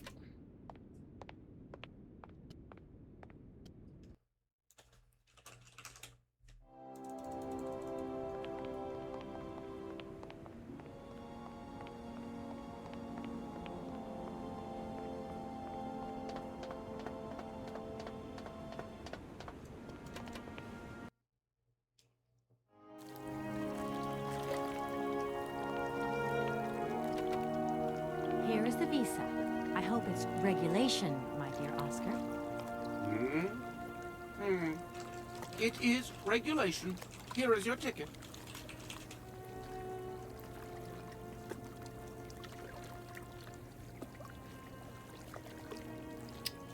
Perfect. One train ticket. Have a good journey, Kate Walker. So, can we go now? Indeed. We are already very late, Kate Walker.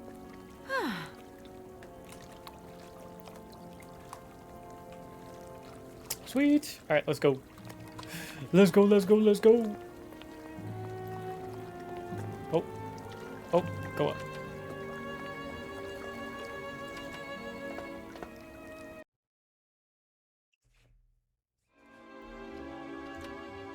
Here you go, Oscar. Now, please return to your seat, Kate Walker. Yes, Oscar. Immediately, Oscar.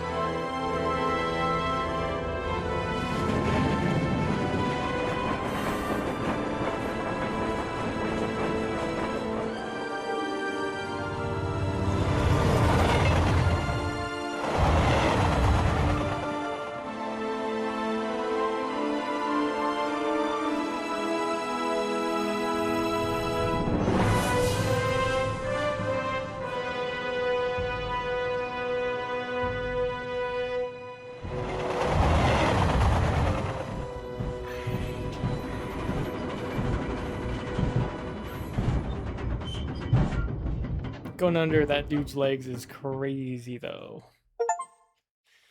Leave Barrockstadt.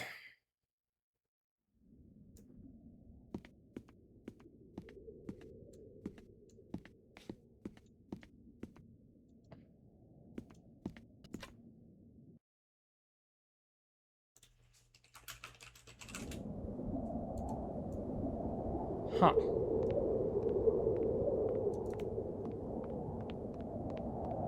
Kate Walker! Kate Walker! Oscar, what's going on? Why is the train stopped? Where are we? The springs of the train are unwound again, Kate Walker. As for the question pertaining to our geographical location, I really haven't the slightest idea. Well, we'd better get looking for a winding machine, my dear Oscar. I hope that this place actually has one. The air here is so polluted that I could not possibly risk leaving the locomotive. My joints might corrode irreparably. Right. Let's see. But I'll be fine, sure. Okay, let's try looking on the bright side here. I need to stretch my legs. Is there something wrong, Kate Walker? Are you uncomfortable? Are the passenger facilities on this train substandard? I shall draw up a formal complaint form for you immediately. No, Oscar, everything's fine, I assure you. A little walk will do me good, that's all. Oscar, you couldn't make a little effort for just this once. If we both went looking for the winding machine, the two of us together might find it quicker. You are in all probability correct, Kate Walker. But the high level of heavy metal miasma that pollutes the atmosphere could cause havoc to my wheelwork. Let's hope Hans Vorarlberg once lived here as well. Maybe he planned for his locomotive's unplanned stop and installed a winding machine as well. Otherwise, it's not reminding great for me the I rest of need the more journey. water. Do not forget that Hans Vorarlberg is a genius in the true sense of That's the word. another emote But idea. is he a genius with a sense Just of a water forward bottle. planning? We will find that out. Make sure to when we find hydrate. the winding machine. My God, Oscar, what would I do without you? We just keep stopping. When will we ever get to the end of this journey? Simply wind up the spring and we can set off immediately. From your mouth to God's ears. Gosh, it's really gloomy here. I wonder where on earth I'm going to find a winding machine. I have total confidence in you, Kate Walker. You are, after all, a brave and resourceful woman. Yeah, right. Hypocrite. See you soon, Oscar. I shall stay right here, Kate Walker. Alright, alright. Well, speaking of hydrate, I need to use the bathroom. So, I'll be right back. Give me... And we could connect it to a sound alert or something too. Yeah, like a water splashing sound. It just splashes and just says hydrate.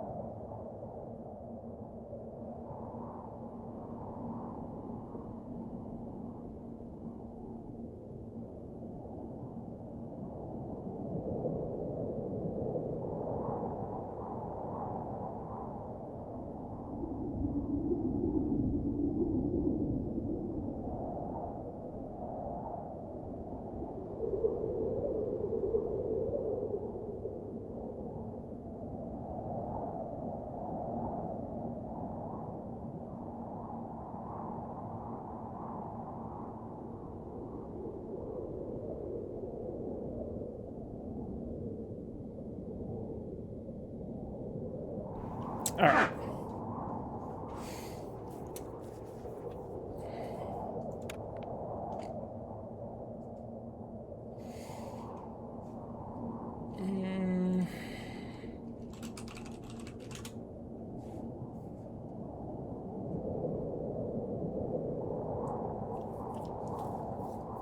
Okay.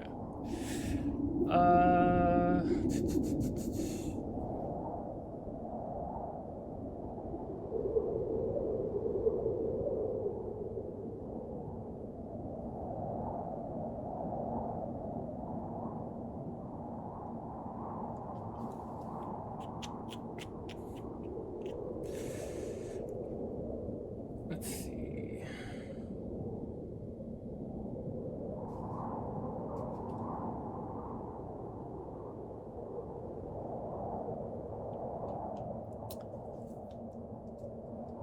Yeah, should I go get food right now? Run and get something real quick and then just come back? Probably should, huh?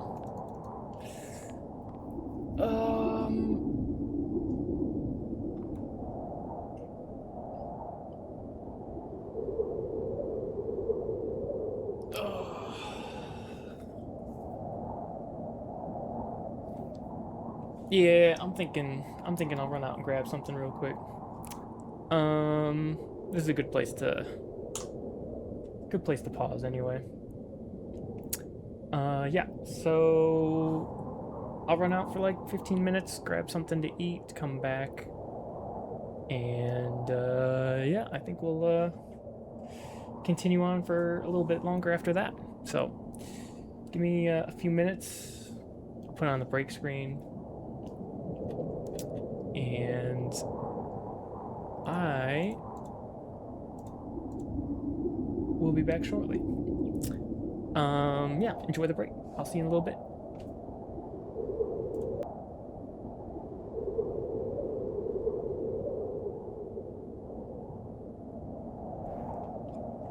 Yep.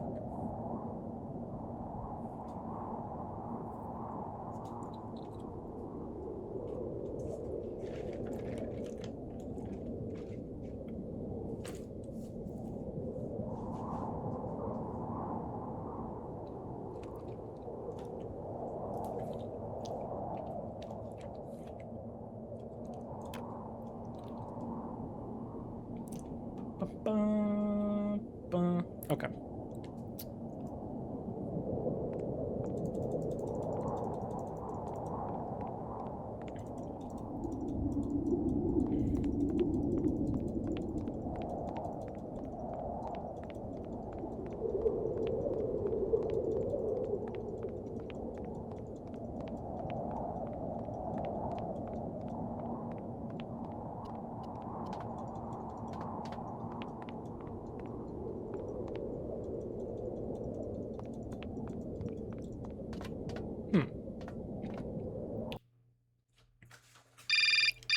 Oh, Moshi Moshi.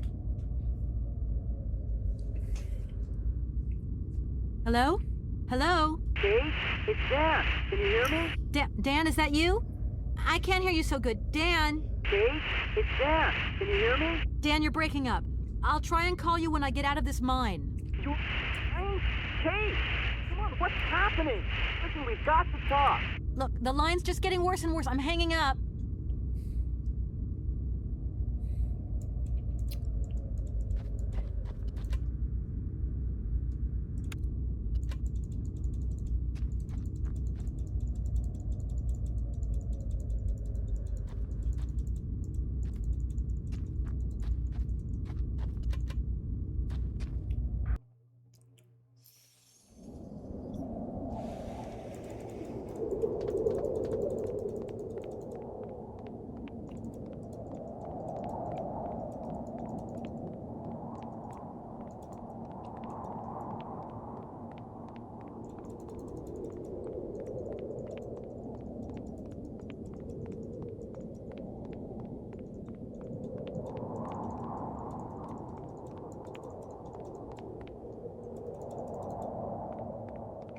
Not getting through there. Okay.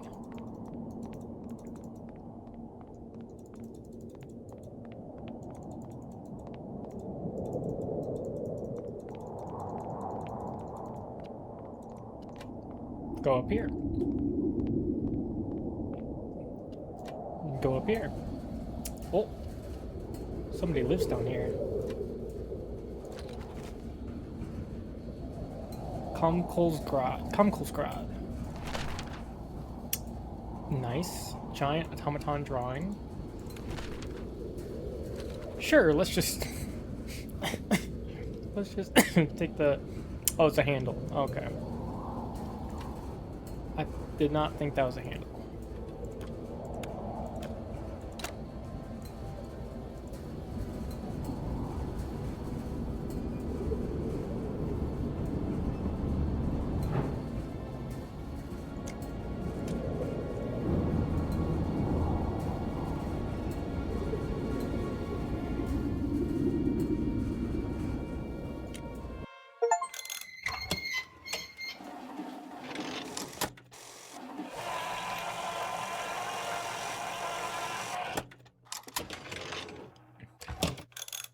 Oh, that was easy.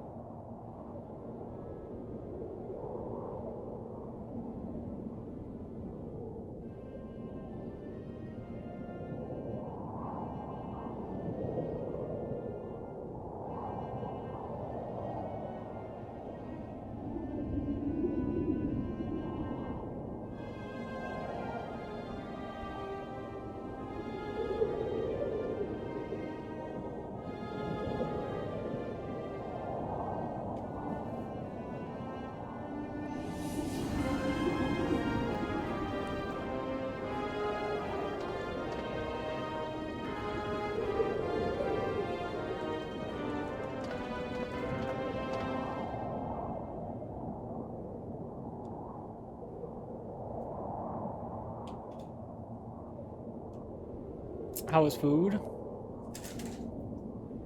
Delicious.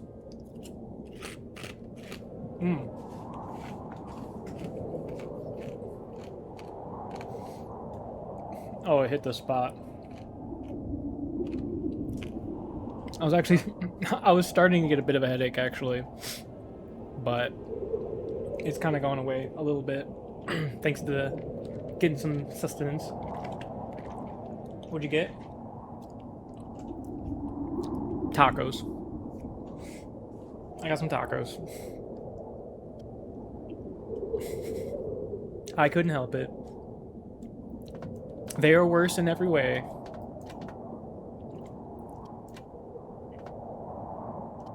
But I had to. Plus, I don't think anywhere else is like... Yeah, nothing else is open this late at night anyway. Actually, yeah, everything closes at like 10. And then it's like 1:20.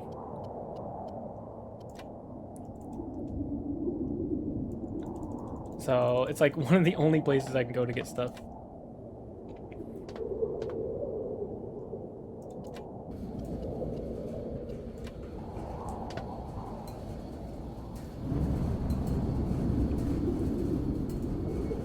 But it was good. It was very good, very good.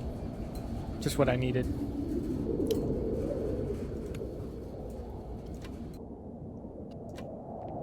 Oh! Hey! You there! If I actually lived in like a city, I could get different stuff, but I do not. So, unlucky. Unlucky. What the heck? Where'd this guy go?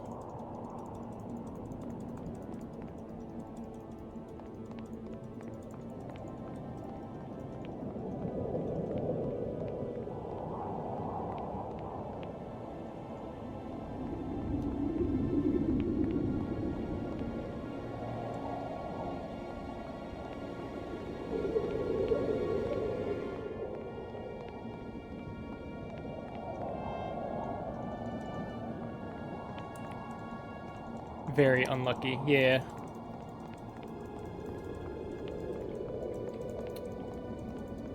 Quite unlucky. What the hell?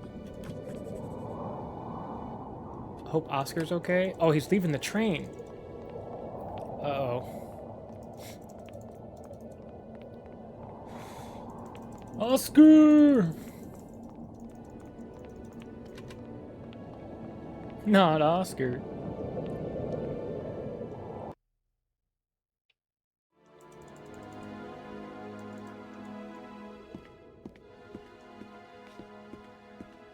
My God, Oscar! Ooh.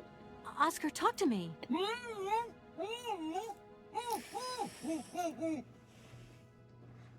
What game is this? This is called Siberia. This is a remake of a classic 1999 point-and-click adventure game. So, how do I even explain the story? We're a basically financial or contracts lawyer, and we're trying to buy or finalize the sale or buy, what's the word? Basically, there's an American toy company that's trying to take over this European toy company, right? And so we're a lawyer trying to finalize the deal, and the heir, or the apparent owner, dies, and there isn't apparently an heir at first, but we discover that there is. So someone's alive, and they're an interesting person, and they make automatons, which is kind of like our boy Oscar here. So they make basically wind-up robotic style like automatons that do a bunch of different things, and they're like a genius. And he's missing, so we got to go find him because we got to finalize this sale of this toy company. And we're going on a journey.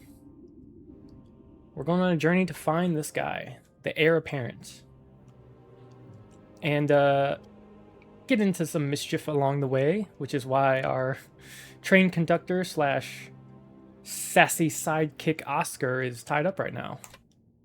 Are you okay? Why, it is absolutely inadmissible, intolerable, and indescribable. I have been attacked. What do you mean you've been attacked? My hands! I no longer have them. They have been stolen. My God, you haven't got your hands. But who did this? What's going on here? We can be sure of one thing, Kate Walker. That this heinous crime was committed by a barbarian. A dysfunctional individual whose behavior lacks all finesse. Did you get a look at your attacker? Tell me exactly how it happened. I was standing here polishing up my metalwork. I was just thinking that with all the dust in the air, it would be a good idea to... Oscar!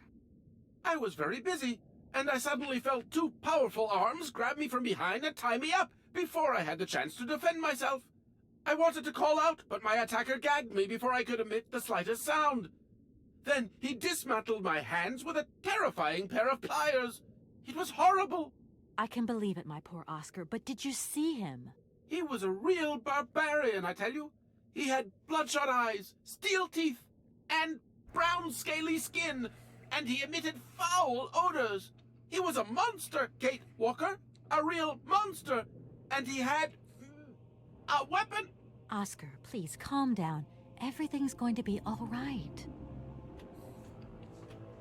Right, Oscar? Let's go find this hand bandit. And this time, we're not going to be such a pushover. Kate Walker, please do not think that this problem does not concern me. But if it's all the same to you, I would so much prefer to stay here, just to be on the safe side. An engineer never abandons his train, after all. Yeah, sure. Another good reason not to lend a... I mean, not to help me out. Kate Walker, even an automaton deserves a little compassion. I have just been savagely assaulted. Oh, I can feel one of my spasms coming on.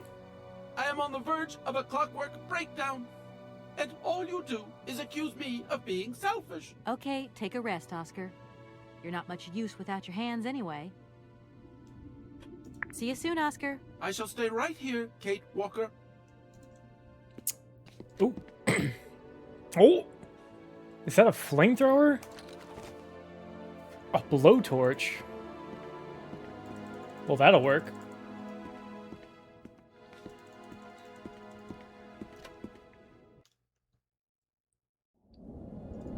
Okay.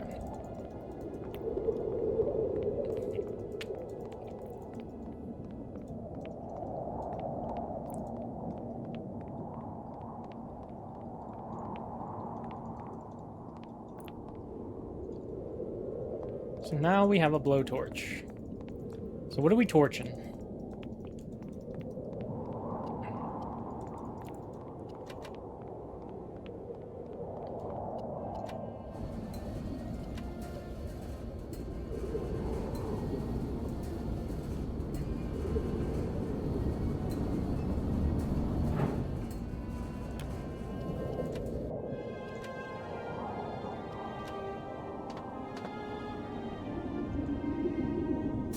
Oh, yeah.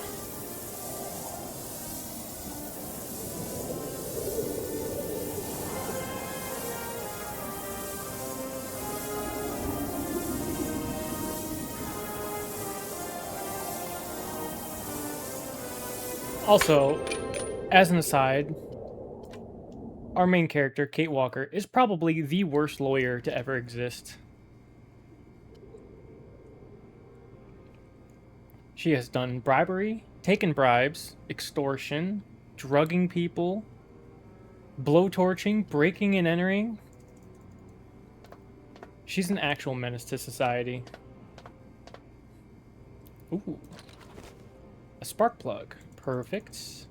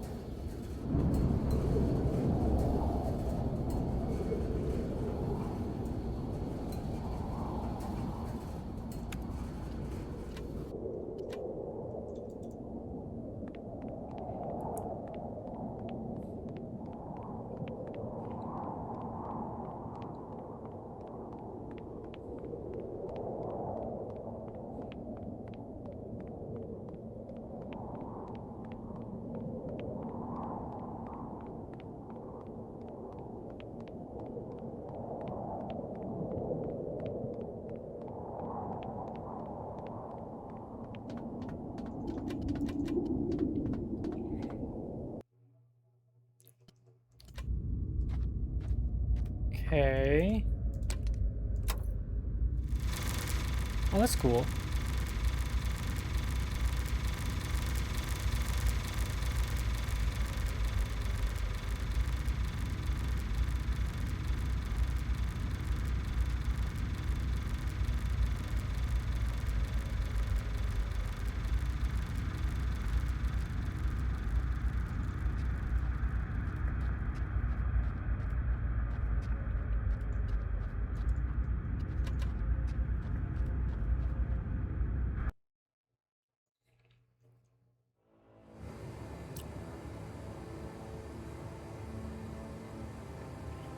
Any thoughts on the game so far?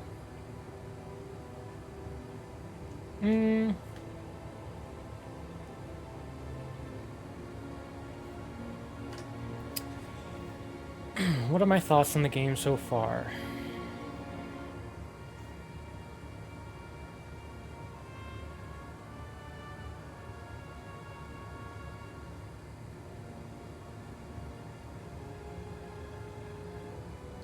I gotta look at this through the lens of a point-and-click adventure game. So, in terms of a point-and-click adventure game, it's fairly... I would say fairly straightforward. Most of the solutions to puzzles are close by, or within the same area, or close to the same area, or at least make some sort of logical sense. Which is good, because oftentimes you'll have point-and-click adventure games where it's like, okay, you get the gum, and then you get the baseball bat, and then you stick the gum to the baseball bat, and you hit the door, and you stick the door to pull it apart. You know, it's like just some crazy, weird, like, this does not make any sense. But this game at least makes some logical sense in terms of the puzzles. The puzzles aren't too complicated. The solutions and the help are usually right there, which is nice. And we don't talk about the phone number puzzle. We don't talk about it. That's taboo. That's a timeout if you talk about that. So other than that one, they're usually pretty good. What else? The story. I stand by what I said. I think Kate is like an absolutely horrible lawyer. Like, in terms of a main character, it's like totally timeout. Shh. I'm just messing, but I will be quite curt. I will be quite curt. Yeah,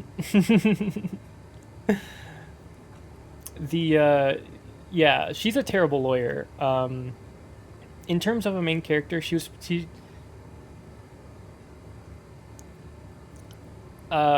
pretty much a pseudo stand-in for the player, because she comes in the beginning and it's just like, yeah, I'm a lawyer, I'm trying to get this deal done, and then she knows basically nothing about all of the events and the people and stuff involved. Mobile has crazy delay right now. Oh, maybe can you refresh it? Maybe refreshing it will help. Or restarting the stream on mobile might help. But she's basically like a stand-in for the main character, which can work. How do I say this? Like, the interesting part of the story is the story with Hans and with Anna and with the family, and like Hans's kind of journey going from, you know, his learning about his childhood and then learning about the journey he took as he decided to leave when he was 18 and create. He's like a genius, but he's like childlike, but he creates all these fantastical sort of inventions and automatons, and we're being driven by two of his, Oscar and the train. So it's like, I really want to know more about Hans and like who he is as a person, because we kind of got a, you know, reading the diary of Anna, we kind of figured out a lot about how he was as a child and what led him to be who he is. But it's been 50 years. He's like an old man now. He's like an old inventor. So we kind of got a glimpse into his past, of his upbringing. But now we're kind of following his trail and sort of going through his sort of life journey into like what he discovered and why he's so enamored with these mammoths and this location of Siberia. The whole mammoth thing is still kind of like, how does it tie in? Like, why does it tie in, I guess? So I understand that we just had the big lesson in the previous area of there are these people, this tribe, this clan of people in northern Siberia that kind of worship these mammoths because of supposedly an island where they are being either both tamed and kind of cultivated and kept alive by a group of humans, and the fact that they exist would be like a scientific, like a crazy scientific breakthrough. but I'm still kind of curious as to why Hans, who is this genius toy maker, when he was young and fell and hurt himself, went into a coma and came out of it, was suddenly so enamored with mammoths. Like, why was that the case? And why, apparently, does being enamored with mammoths, and how does that tie into him being a genius, you know?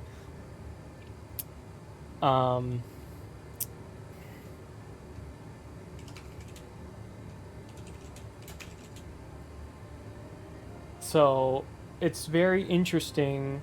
Like, I want to see how that ties together.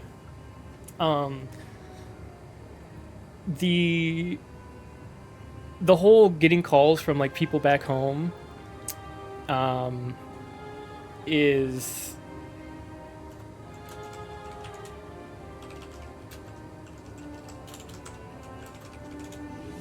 I don't know. I guess it's supposed to be, like, a humorous, like, comic relief of, like, you know, people back home that don't know anything that's going on, and then every time they call Kate, she's just like, yeah, I'm in a mine right now, or yeah, I'm at this crazy university with stuff. Like, they just hear these fantastical stories, and they're like, what do you mean, huh? What's going on? I thought you were trying to close a sale. But right now, that's kind of just, I feel like it might get to the part where, like, Kate comes back, and she's, like, a changed person because of all the things that she learned, which eventually leads into Siberia 2, because I know that there are sequels to this game. So it might be like she's now suddenly a changed person from learning all this information. So I am curious about the character development of Kate, because right now, or like at least at the beginning, she was a very bland, like, she's like, let me just go in, get the job done, get out, da-da-da. And then she's really snappy with Oscar earlier, where she was like, you know, here's your ticket. It's like, Kate Walker, I am not ready. My preparations are not complete. I need a signed release form for the train. And so she goes, gets the signed release form, and here you go, here's your stuff. Sorry, we are not prepared yet. I need you to place the 3 objects on the train. And then she's getting constantly more frustrated. But now her and Oscar kind of have this little camaraderie going, and I kind of like that. Nick, never mind. Okay.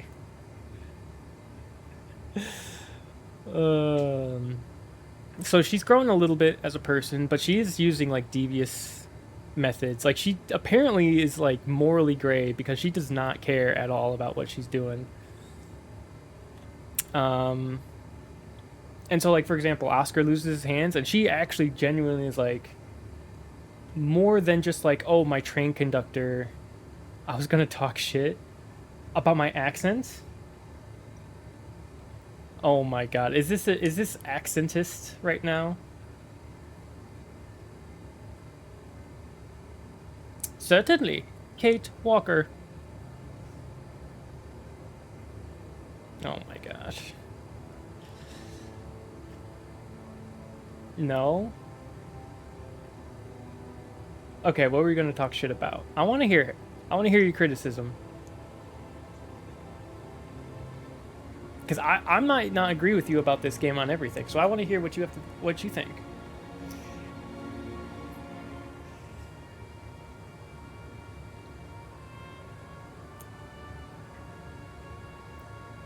Oh my god, the delay is like a minute. Oh Jesus.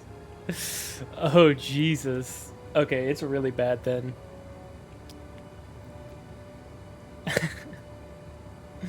It got even worse.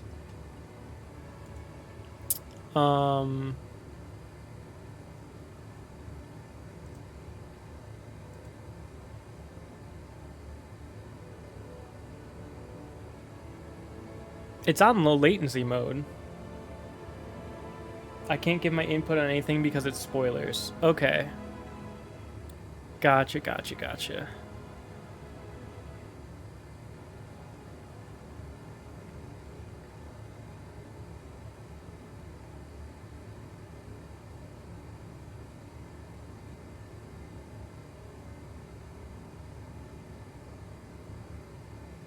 I legit know these games so well, and the 4th one came out recently. So, like, ugh. Okay, okay. Well, we'll have to beat the first one, and then I can give my thoughts, and then the third is kind of meh. Okay. Well, let's beat the first one first, and then we can kind of go from there.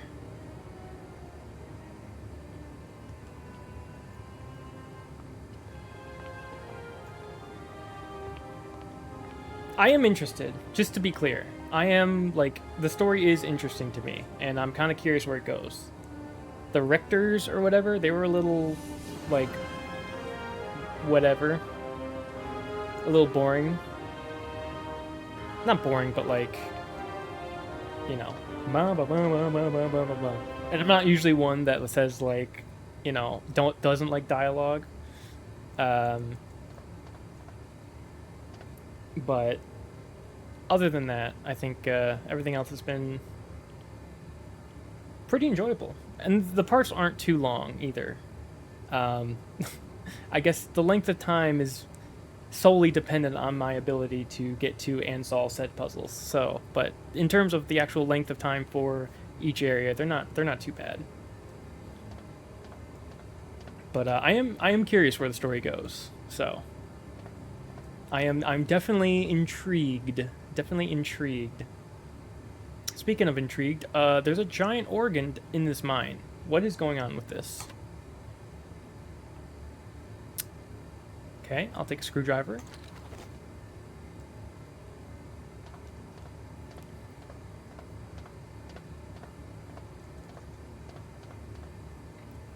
I was gonna make a joke about you not liking lectures. You know, lectures kind of depends on the lecturer, you know. Sometimes the lecturer is just, you know, they just don't have the charisma, and so I kind of just, like, zone out a little bit, you know, and just start thinking about other things. I'm still listening, but, like, sometimes I'm just kind of, you know, I don't tune it out. I'm just tuned in to something different. At a college specifically. Yeah, that definitely happened. In real life as well.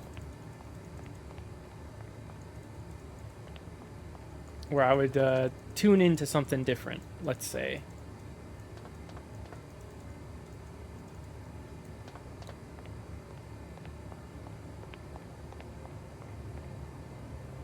Okay. Let me look for all the interactables. Okay. Oh, that's... I don't want to step under that. Okay, good call, Kate, good call. Good call. So I have a screwdriver.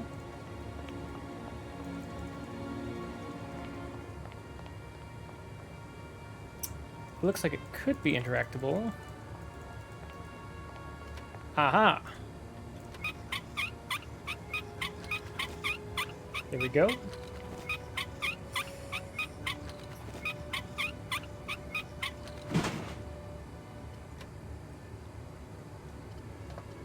Okay. Enter.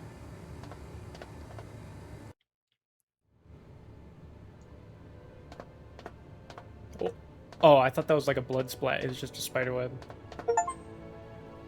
Oh, hello. Who are you? Hey, you. Who are you? Careful, I'm warning you. I'm not afraid of you, okay? What do you want? Why did you do that? I got a There must be blowtorch. some misunderstanding. Because you reckon theft is all about misunderstanding, do you? Give me my hands back. Now. Your hands? And what are those on the ends of your arms? I can explain everything to you. You see, I'm no thief. You broke into my train, assaulted my driver, mutilated him, and stole his hands. Apart from that, you are not a thief. I have not stolen them, miss. Only borrowed them for a while. You've got to be joking. I'm not joking with you, miss. I would never take such liberties. They belong to Oscar, my automaton engineer. Why did you steal them? They are extraordinary. Real mechanical wonders. I would never have been capable of designing such hands myself. Never. Such workmanship, such precision crafting. It is incredible. Absolutely incredible. And just because you like them, you decided to steal them? I have only borrowed them, little missy. Temporarily, you understand? Of course, I shall return them to you when I don't need them anymore. You can... Excuse me? You see, these hands are all I need to complete my plan. At last, I can finish off my automaton pianist and fulfill my dreams. Everything is now in place. You see, I have converted this old, useless, stupid factory into a magical theater. Oh, he's a theater kid. As you can see, the furnaces, piping, chimney stacks, they've all been converted into one gigantic organ. I will be able to accompany the world's greatest living singer. Oh. Now, all I need is her... Huh. He's just a theater kid, wants to hear someone sing. The way they changed the walking ruins how you were previously legit forced to explore each screen for what you need, I think. Are you talking about how you have to run? Or you can run? Like you have to... Like you can rush through things a bit, whereas before you had to like... Because you walk so slowly, you had to just make sure you got everything in every screen carefully looked before doing stuff. I can see that.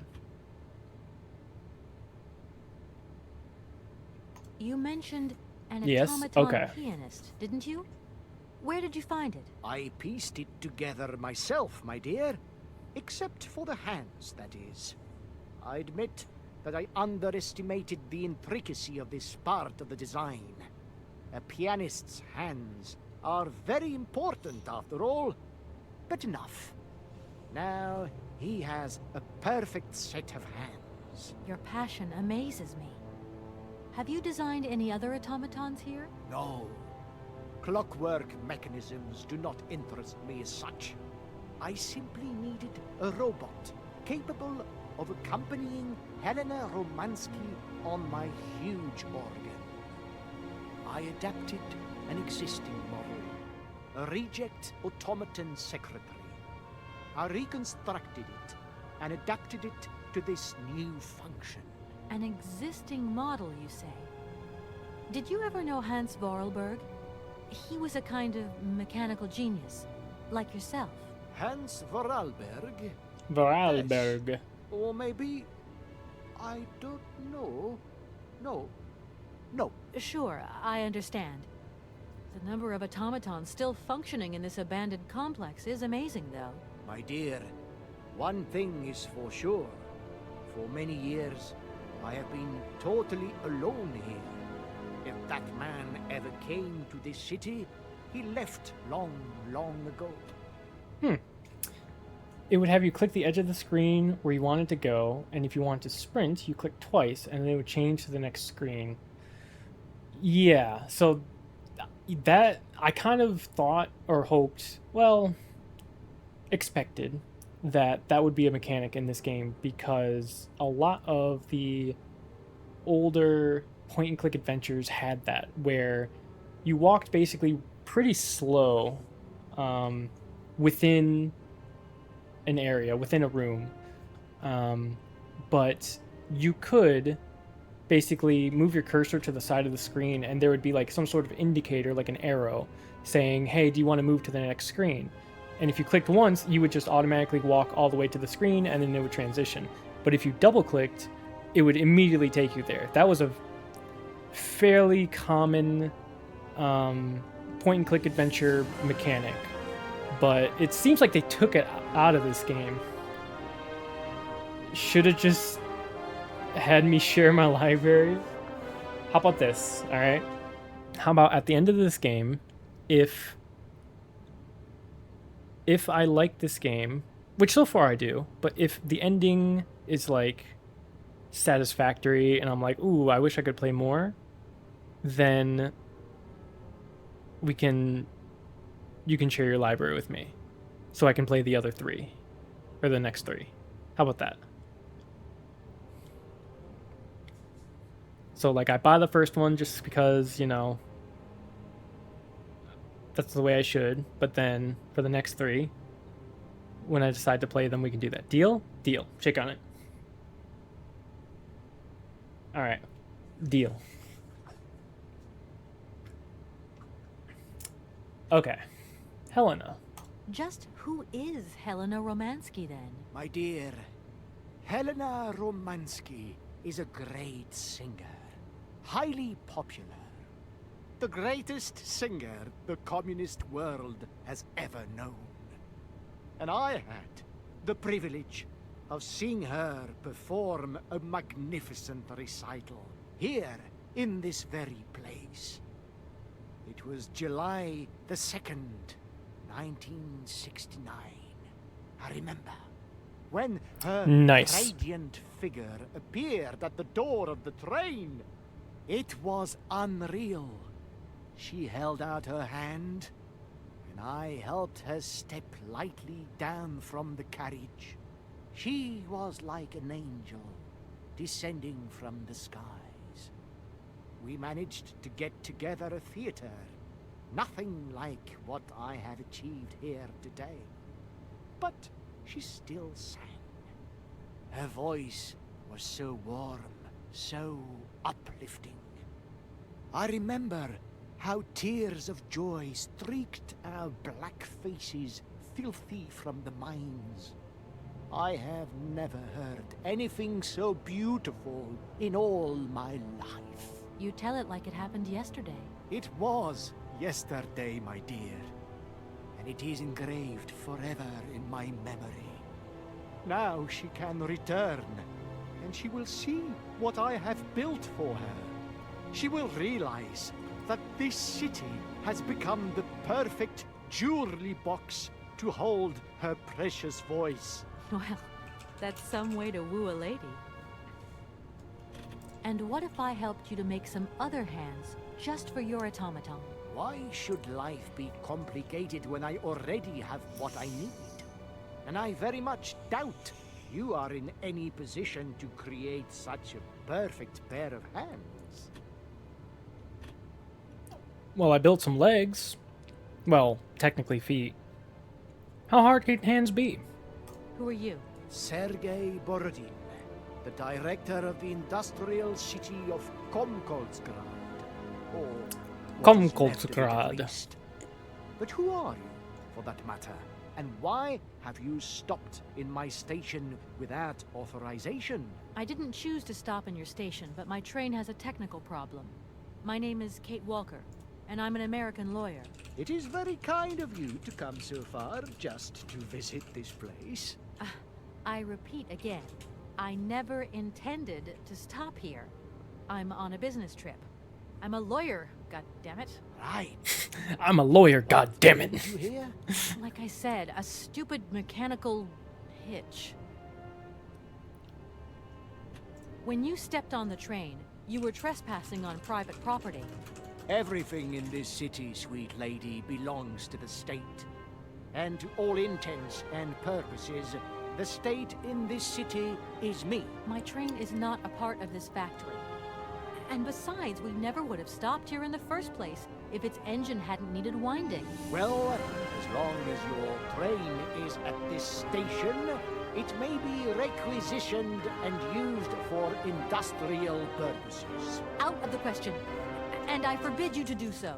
Maybe I won't have to.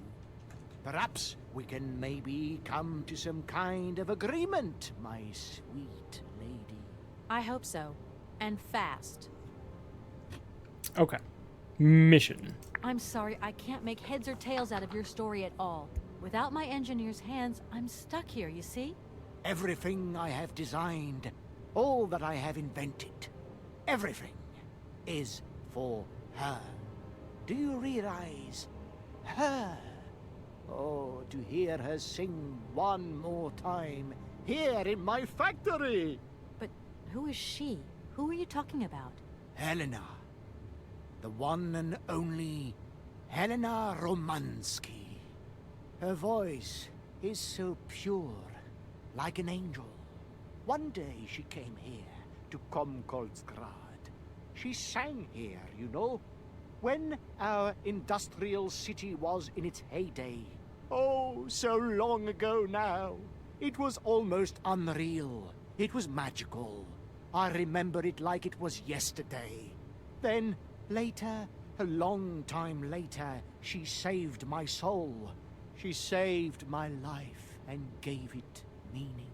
When I was told that the mining program was to be abandoned, that this industrial city was consigned to oblivion, that I, its director, would from then on be nothing but a guardian of these rusting remains of a bygone age, that is when I first formed my plan to bring Helena Romansky back to this factory.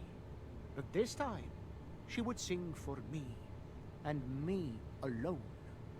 And is she okay about this? Yeah, what about the, Sure.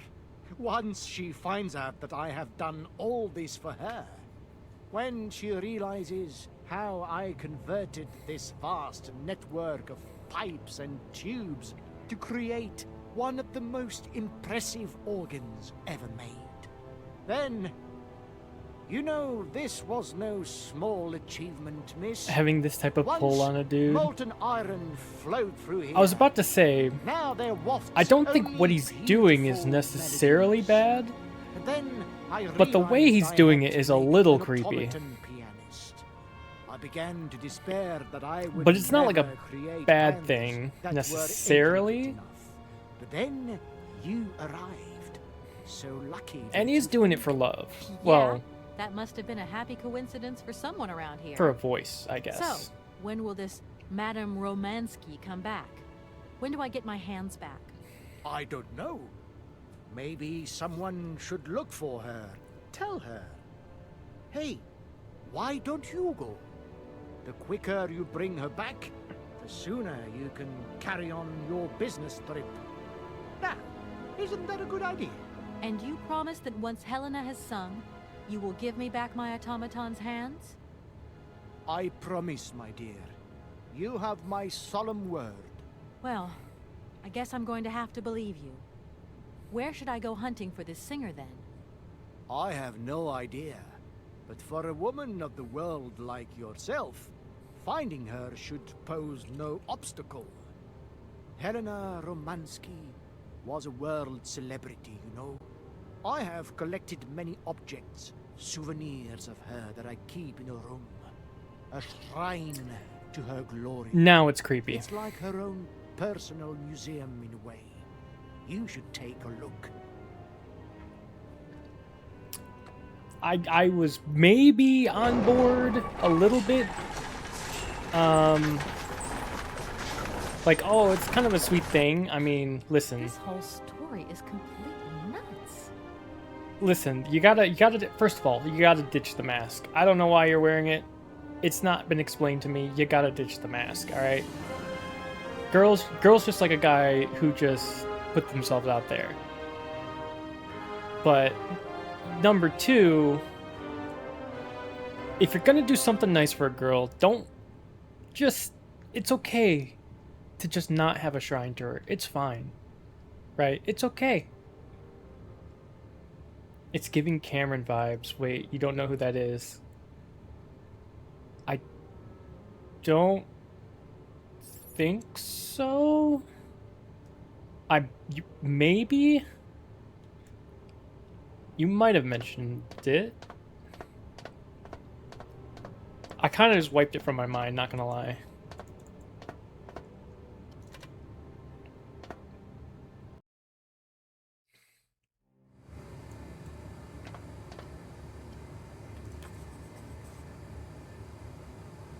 Alright, I need information on Helena Romansky.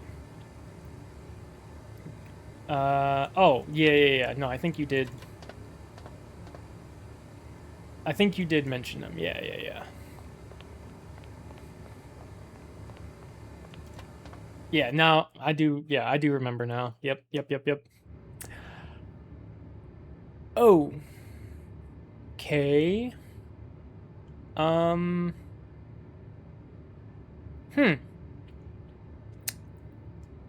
mean,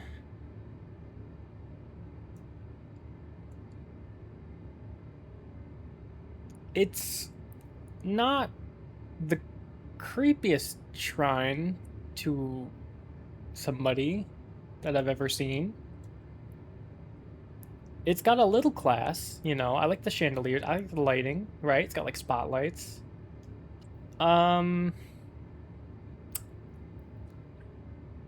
It's still a little concerning. I am definitely still concerned.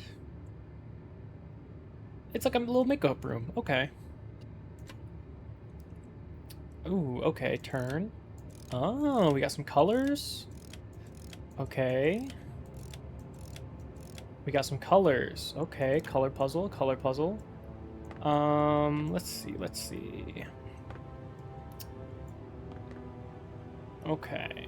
So what do we got? We got red, blue, purple. Let's see if that red.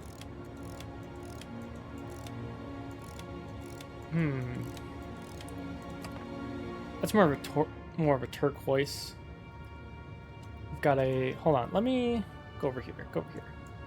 So we've got a ruby red, we've got a turquoise, and we've got a royal purple.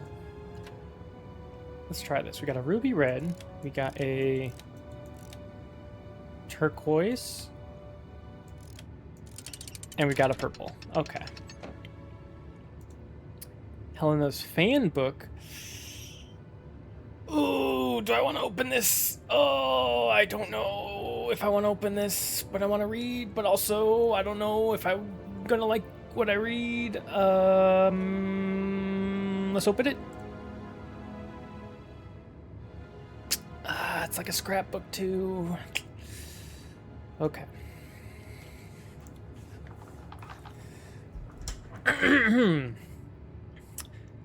Young Helena Romansky's crystal-clear voice moves amateurs and professionals alike, gathered for the 9th Vol d'Or Festival in Brussels. The young Russian soprano was the revelation of the event. She is an exceptionally talented singer, and at the tender age of 20, Helena looks to have a very promising career ahead of her. Helena Romansky's finest numbers are collected here on this golden disc, millions of copies of which are being sold around the world. Okay, he's got like a oh, it's cracked. Aw. That kind of sucks for him, but listen, I'm waiting for the toenail clippings. I'm waiting for the hair, right? I am waiting for the page that's gonna stamp the seal of disapproval. So far, we got a record. That's fine. We got some newspaper clippings. Creepy, but fine. More pictures. Okay. Comrade Helena Romansky sings for the people. Her series of recitals with piano performed in the factories of our great republic. After Kiev, our diva arrives at Komkolzgrad. Ravishing Helena is seen here with the factory director, Comrade Borodine, and several admirers. Helena Romansky's success in Europe is assured. The great Helena Romansky, our nation's glory, appears and triumphs every night on Europe's most famous stages. Following from Milan, Paris, and Vienna, Helena Romansky gave an exceptional recital in which her voice was even more powerful and moving than ever. Helena Romansky at this point is at the peak of her artistic career, and her recitals that year are exceptional. The high point and testimony to this greatness is her unforgettable interpretation of Rigoletto, sung with her great friend, the Russian tenor Frank Malkovich.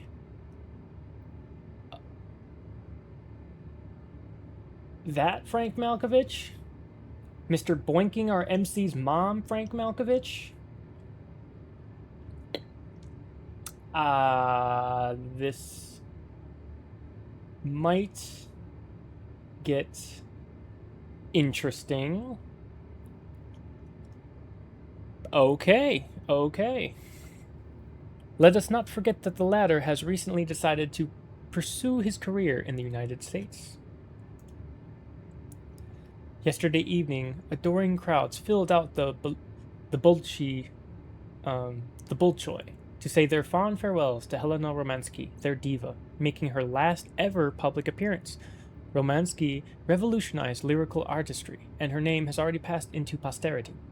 Though the well of emotion, her fatigue and illness, she merely managed to utter a tearful thank you.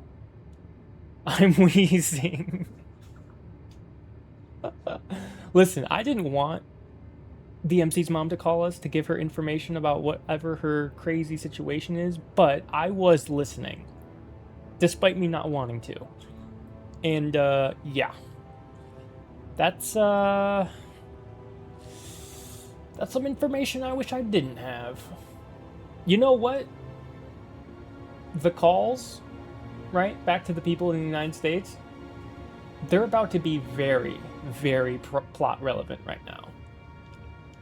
They're about to be very plot relevant. Well, I guess we gotta call Mom. Hey Mom, you know your new boyfriend with the what did you say? The silly little yeah, we need to get in contact with him. Hi, Mom? Kate! What? Have you seen the time? Why are you phoning me in the middle of the night? Sorry, Mom. I forgot about the time zones. Did I wake you? Well, of course you woke me up. I was sleeping deeply, too.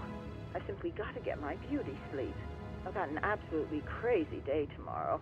I'm sorry. It's just that it's real important and urgent. I haven't got a lot of time. Well, if it really can't wait till tomorrow, Munchkin... Can I talk to Frank? Yeah, he's right next to me. Here. Mommy, what's up? No way I'm calling Dan for you, if that's what you want. Mom, listen, please. I seem to remember you're seeing a Marovich or something like that at the moment? No. Malkovich, Munchkin. Frank Malkovich. Yeah, right. So, but he's an opera singer, right? That's right. They say he had the finest voice of his time, my dear. Imagine that. That's just great. So then he must have known a famous singer called Helena Romansky. She's Russian, too. Please, if you can ask him if... Listen, honey, if it's stars you're after, Frank knows them all. I'll just wake him up and let him tell you himself. Yep. You mean he's... right next to me. Oh, Kate, listen, you're still there. Frank tells me he did hang out with the Romansky one, but it was platonic. You know the singer. She's a great soprano. Great. Does he know where she went? Does she still sing? Where does she live? 1 second, Munchkin. Frank says she was very ill and she withdrew from circulation. Really? Okay. She went to rest in some spa somewhere. He thinks it was called Arrowbad, but it was 15 years ago and he's not sure. And well, honey, when Frank wakes up, he always takes a little bit of time to get going, you know. Thanks a bundle, Mom. And Frank, too. You're both fantastic. Love you both. And thanks again. Catch you later. She definitely wasn't sleeping. Yeah, I don't know about that. I'm in a deep sleep right now. You know, in deep with something, but sleep ain't it. Okay, sleep is not it.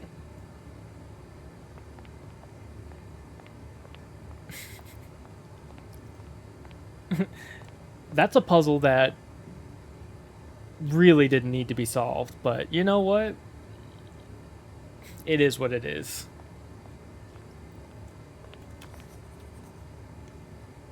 I gotta go let Sergey know.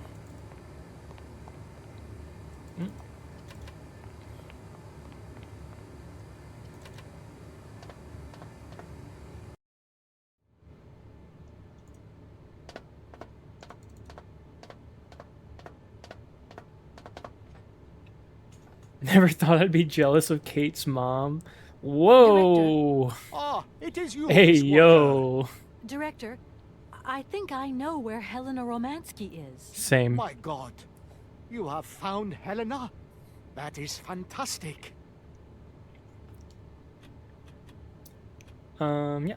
I remember you're saying that you didn't know Hans Vorarlberg. It's strange because there's a photo in your museum with a man accompanied by Helena Romansky and yourself. And that man looks just like Hans Vorarlberg. And so, does this prove that I know him? I think you have forgotten that only several years ago, this city was swarming with people. Do you think I actually knew every employee by their first name? No, of course not. But the man is holding hands with Helena, so I just imagined that maybe... Just imagined? Yes, you were. Imagining things, my dear. You have a mission in hand, Miss Walker. Pray, concentrate on it.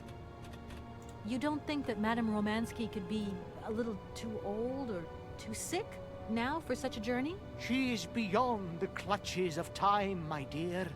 That is impossible. Dude's a little too, Why don't you come with me? enamored. After all, you're the person in the best position to convince Helena Romansky. Unfortunately, since my accident, I seldom leave my office if I can avoid it. And it is not wise for a director to leave his city now, is it? What makes you think this lady is going to come back with me? You're a lawyer, are you not? No doubt you will be able to plead my cause brilliantly to her. Yeah, I can plead that. Hi, Helena. I know you're retired and resting because you have a mysterious illness and not at the peak of your artistry anymore. But yeah, there's a crazy guy in one of the factories that you sung to one time, and he's so in love with your voice. He made a shrine to you, actually. Really nice, really spacious. Got a lot of very intricate kind of, you know, I would call it jazz clubby sort of decor. And very nice. But yeah, he wants you to come back and sing for him. Just one time, just once. But he long story short, okay, he built a giant organ, okay, and he would like you to see his giant organ. No, not like that, not like that. I swear. A musical organ. Yes, an actual organ. So that someone could play piano and you could sing, and then yeah, so why don't you just, you know, quick adventure, 5 minutes in and out. That's all it takes. That's all I'm asking. I'm just here to deliver the news. That's all I'm doing. I think that'll work. Yeah, that sounds good. That should probably work. How can I get to Arelbad? Out of the question that I tamper with my pianist now. Please understand. There are still 1 or 2 finer adjustments that I must make before Helena arrives. From my research, Helena Romansky is living in Arelbad. Arelbad? Helena Romansky? I love that. Arelbad. You know the town then? You know where it is? I'm pleading his case. I gotta practice before I go in for the real thing, you know? Spa resort. In its heyday, Arelbad welcomed all the big wigs of the regime. To be granted a stay there was a real honor. Today, the honor has gone, along with all the generals and colonels, all washed away with the sea. It sounds like a good place if you need to take it easy or convalesce. I think Madame Romansky would be happier here. I think she'll prefer the peace and quiet here. The perfect tranquility of our little town. Sure. Oh my god, my house is freezing. Well, get comfy. Turn the AC down, turn the heat up, grab a couple blankets. Sit in, tuck yourself in, and get ready to watch, because we're going for a couple more hours at least. How can I get to Arelbad? There is one way that you can. Here in the city, there are no suitable vehicles left. But that drunk old fool living up there, he'll have something. What drunken old fool? You mean you're not alone? What's up there? You mean you haven't noticed the space compound on the plateau? There's still some pathetic old soldier guarding it. he's more interested these days in reaching I have for 2 another blankets. bottle Oh no. than reaching for the stars. And you think this gentleman could have a vehicle for me? I haven't the slightest idea. If you catch him on a good day, then maybe. But good days for him are far and few between. I wish you luck. How do I get up to the space compound then? There is a monorail that leads up to the Cosmodrome. When you are inside, I will activate the automatic pilot. Alright, alright.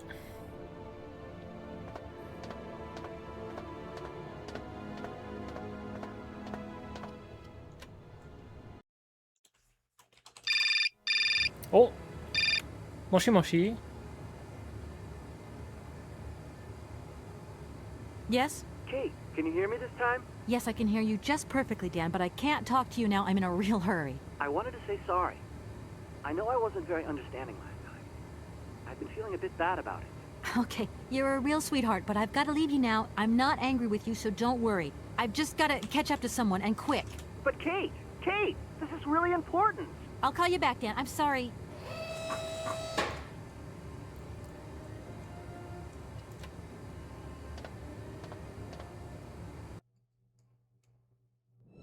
Dan is gonna be pissed when we get back finally. He's gonna be quite mad.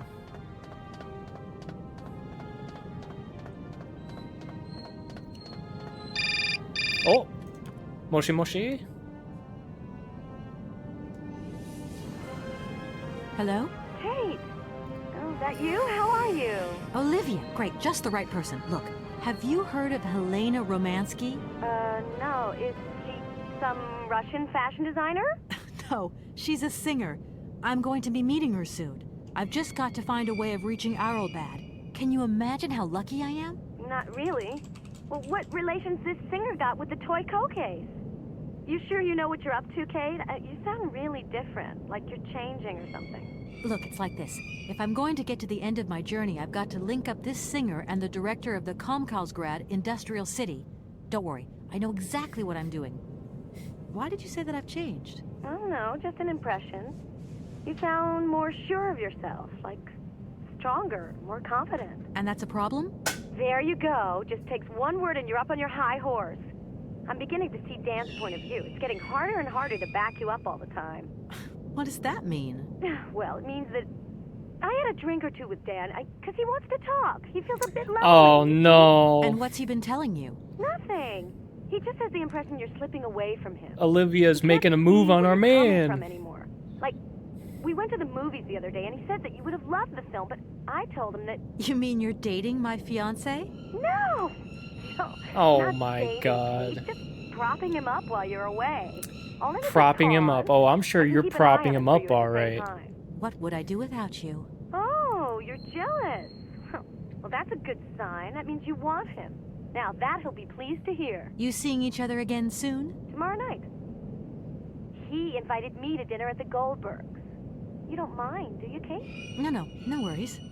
Look, I've got to go, Olivia. Take care. Damn, okay.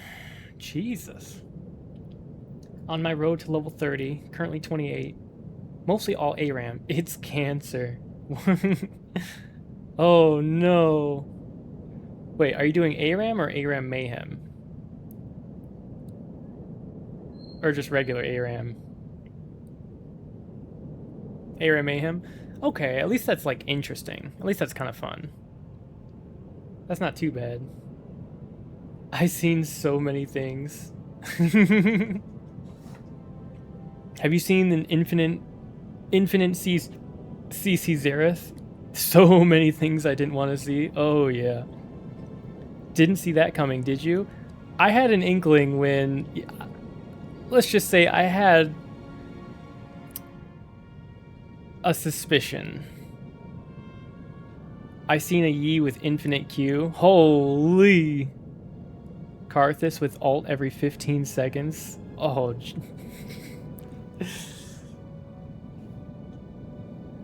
yeah, ARAM Mayhem is, it can get a little wild, get a little crazy.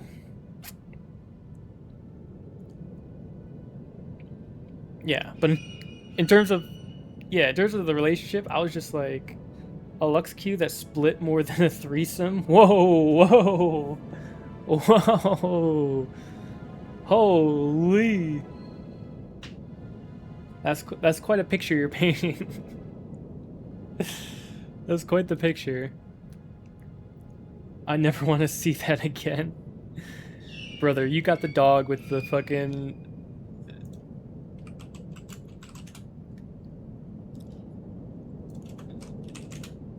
Holy, which one is this? Is it this one? Yeah, you got this going on.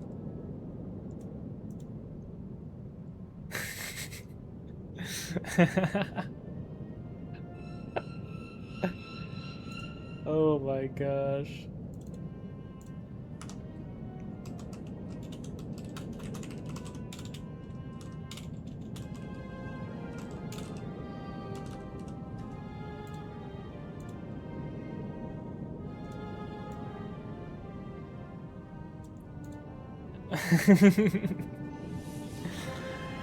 I seen a Cho with so many stacks and the Goliath Og with tank engine. Damn, man, took up my entire screen.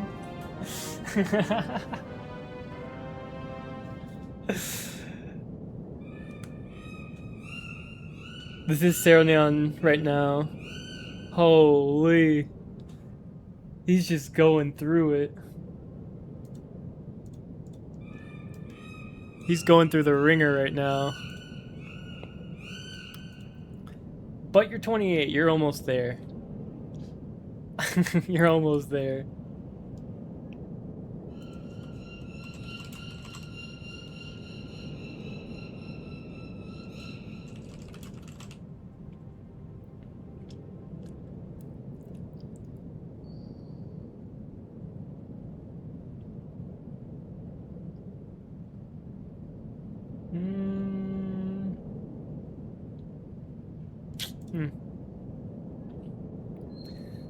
Worst games I ever played in League when Earth is back on.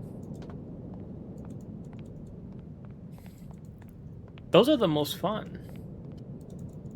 I think anyway. Because it's not ranked, so you can just kind of like fuck around. And it's like, if you lose, it's like, okay, well, it was random champion selection and... you know, the random augments, so it's all good.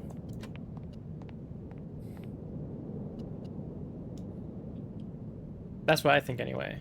As long as it's not ranked, then you're good.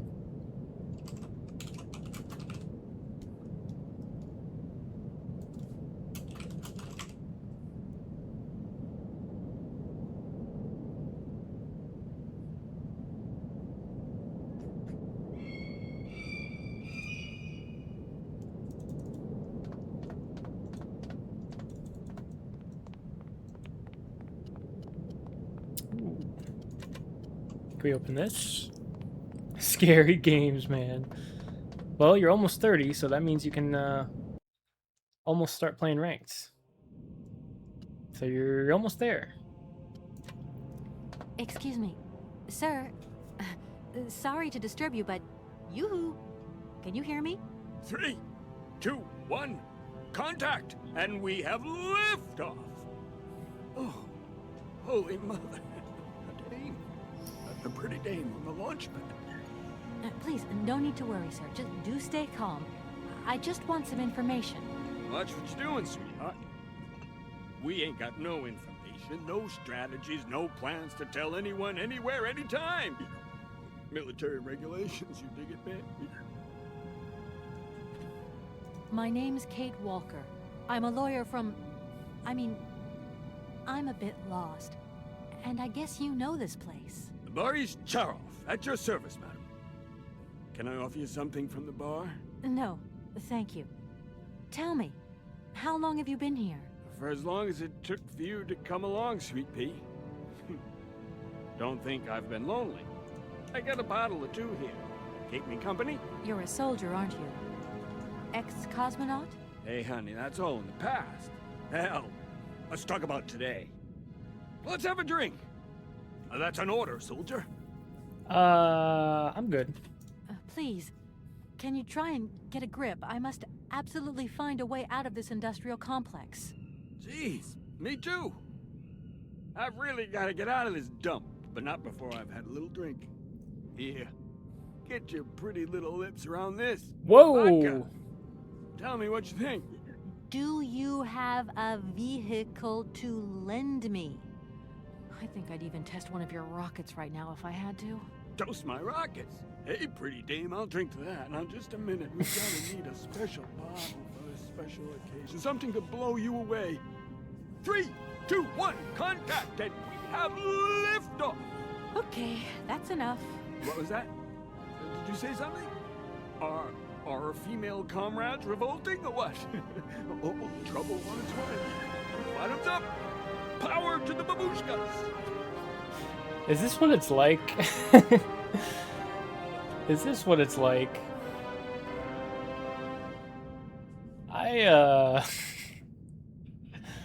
Yeah.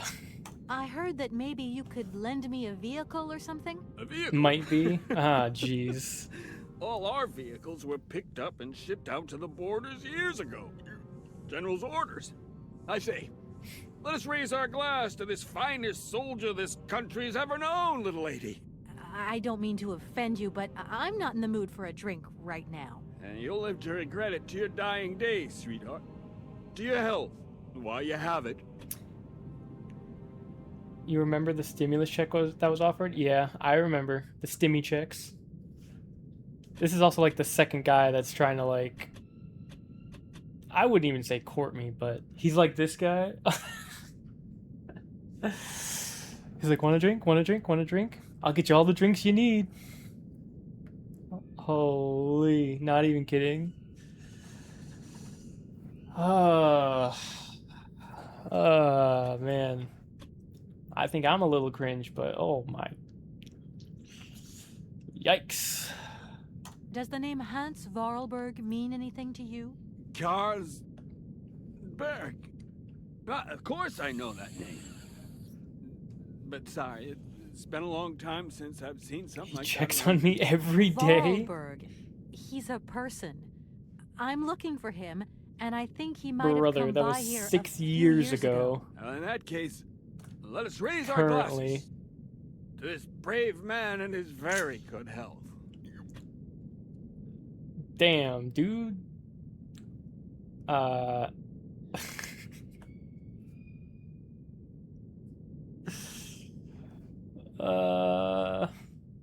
Listen, there's infatuation, and then there's obsession. Some people think the line is a little blurred, but you definitely know when you're going over that line. I think that guy's definitely over that line. I came here by train, but I've got this mechanical problem. I had to leave the train down in the industrial zone. The director down there told me you were here. Ah, Borodin, that dumb traitor. I tell you, he's gone over to the enemy, over to the dark side. It's terrifying, the darkness. Eating out his brain. The jerk. That's maybe going a bit far. He is a little eccentric, I'll grant you that.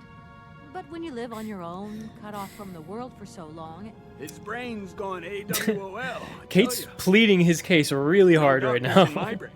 Yeah, he's a little lonely, but he's a nice guy. My secret antidote. Go on, have some. It'll stop you getting a cold. I don't think I'm in a high-risk category, but thanks anyway.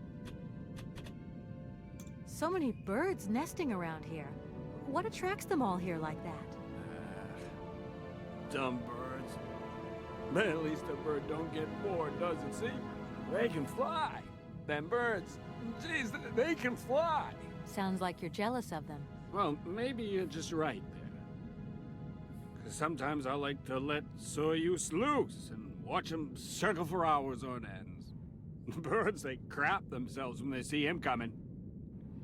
Don't stop him coming back, though. Soyuz? Soyuz, ma'am. A silver angel. A savior who cleans our cosmodrome of them dirty rats with dirty wings. I need to get to Aralbad, and quick. You go ahead, soldier. I'll stay here and keep you covered. I got the supplies here, gotta keep an eye on them. Tricky job, too, you know? All these bottles. I'm sure it's very tricky. Well, good luck with you and your, I was going to... bottles. Oh, forget it, it doesn't matter. He's too drunk to help anyone anyway. I am not drunk. I have drunk. I'm not drunk, I've only had a couple. What is this? Strange. Sure, I left a bottle and two around here. I gotta get some air. Wall's getting pretty tight. We'll think about that blast off later, huh? Are you okay, Colonel? Are you sure you're all right? Oh my god, dude is packing. Dude is going camping with how much he's got in that trunk. Holy. Do you see that? The dude's pants were flying off. Holy. Sounds like a fun guy. Be careful. Don't lean out I don't too know far, about you'll- fun.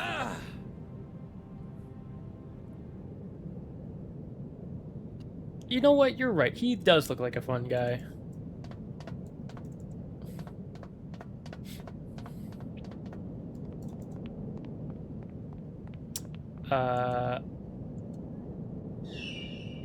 Yeah, he'll be fine. He'll be fine. Whoa. Cool. Launchpad. Sick.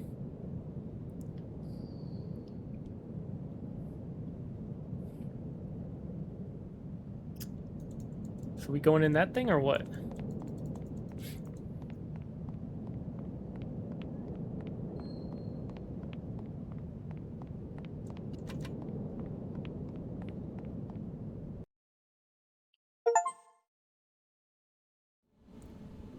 Oh. Explored all locations. Okay. So we've gotten all the locations. I don't need to use this console. Not yet. Good to know, good to know.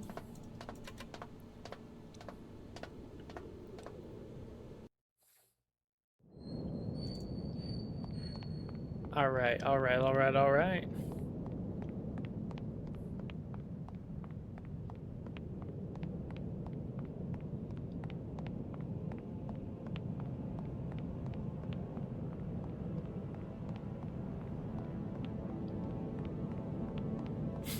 Alright, let's go check the other console.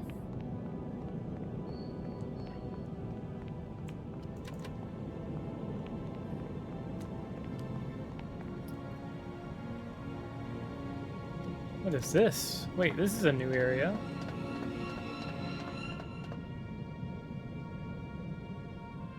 I need a key. Oh, interesting.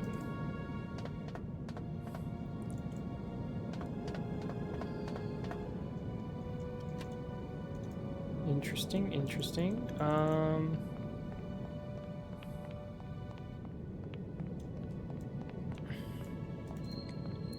believe it is this way? No. Nope, not that way.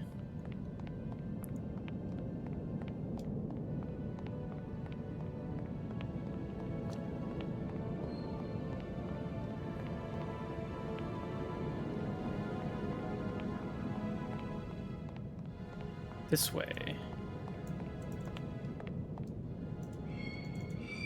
Hello? Can I leave? Hello? Oh, there we go. Wasn't clicking. This is a security breach Simon Says all over again. I'm literally clicking on it and it's not doing the thing. Huh. So I need a key.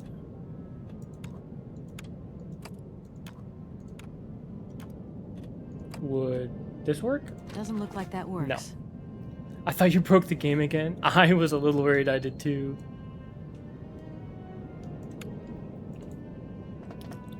I was like, uh-oh. Let's just double check. Oh. Hello? What do we got here? Komkulsgrad Cosmodrome, the Prototype Program Management Committee, Program XP-25, the Volaberg Spring Loaded Launchpad Project. Comrades, subsequent to inspections over the last year, our comrades of the Government Space Commission have reached an unfavorable conclusion concerning the Volaberg project, Program XP-25. Here are their findings. The Space Commission is convinced that Hans Volaberg's research will yield no concrete results capable of serving the military interests of our country or of advancing its space program. It is considered that this project will only bring ridicule to our country and give a very poor image of our national space industry abroad. During the last few years, in a long succession of fruitless attempts, Comrade Volaberg has clearly demonstrated the limits to his knowledge of mechanical sciences. Consequently, we have ordered the irrevocable suspension of the program. It has been deemed counter-revolutionary, and we now withdraw all collaboration with Comrade Volaberg. This decision has been approved by the Supreme Soviet, who adopted, with a clear majority, the C Central Committee Directive of... Oh, there's an extra C. The Central Committee Directive of April 15th, relating to the definitive cancellation of the Volaberg Spring-Loaded Launchpad Program XP-25. The directive announces the provisional closure of the Komkulsgrad Cosmodrome and reassignment of Volaberg project test pilots to other domains.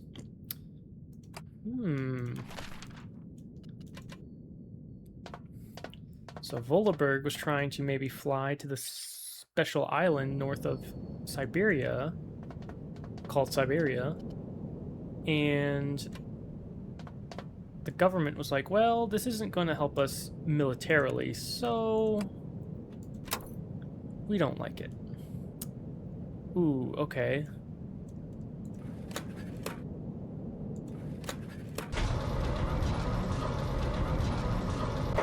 Okay.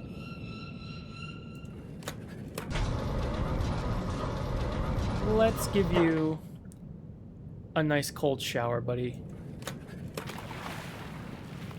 Hey, what's happening? That's water you got there. Stop it! Now! You want me to drown? Well, if it happens, it happens, you know.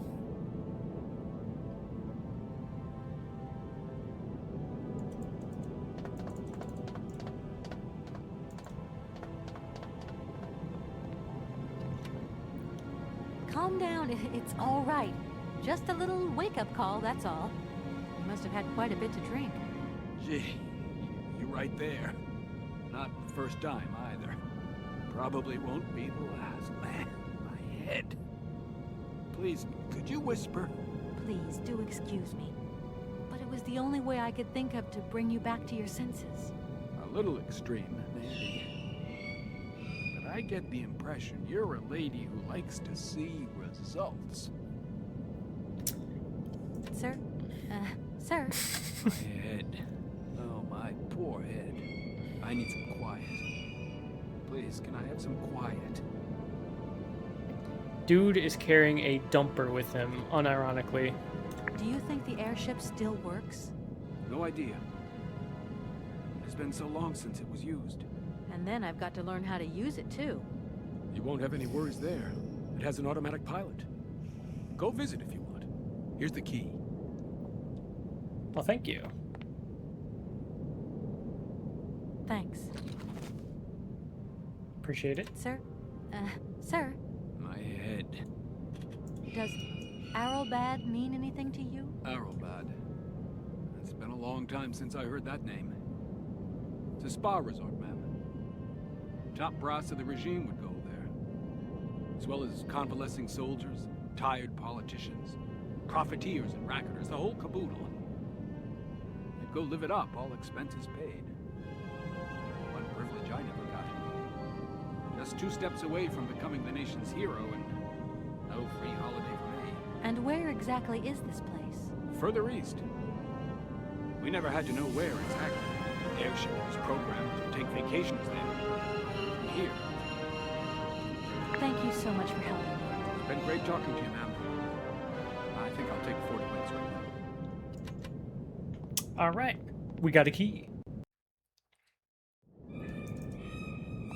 This is probably the easiest of all the places we've been so far.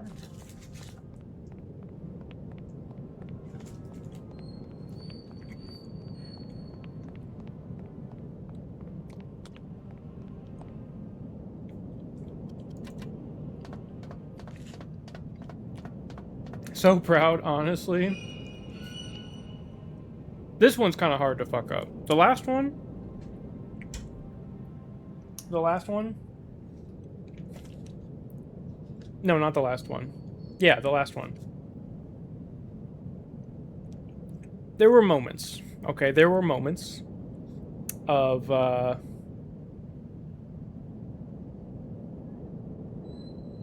well, there were moments.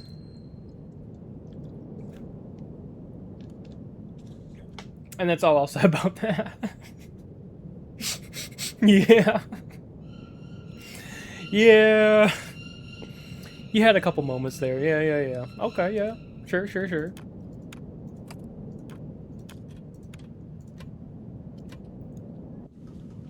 But we got through it. We got through it in the end. Yeah. Okay. Let's go. Your face was priceless, though.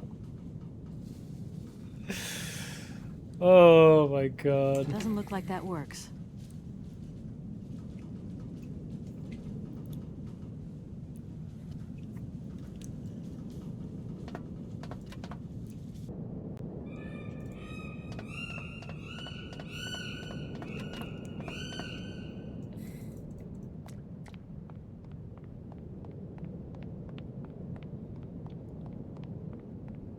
I think the serotonin of figuring out the puzzle was canceled out by the realization of what the actual solution to said puzzle was.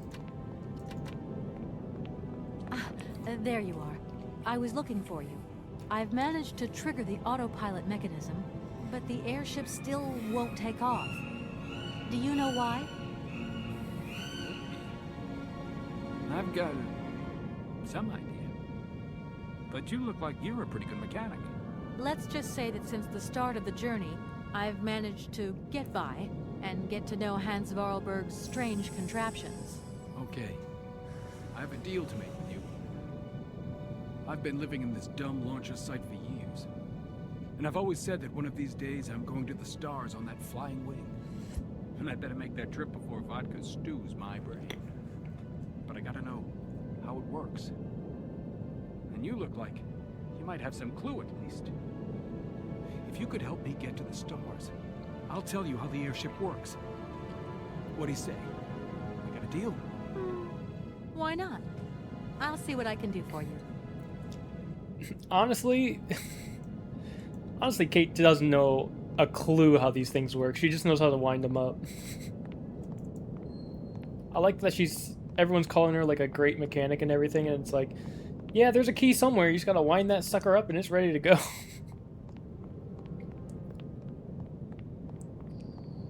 And she's just like, yeah, I know what I'm doing.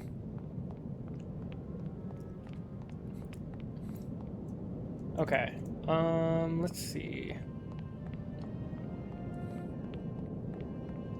Let us see.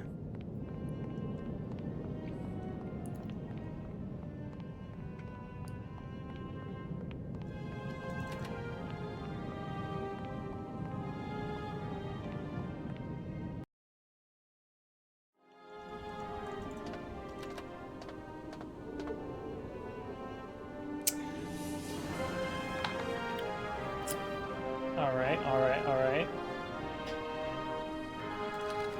There's our wind-up key. I'm just realizing how much of the game you've completed. Pretty impressive, huh? Not too bad for 9.5 hours. Not too shabby. Okay. It's not for...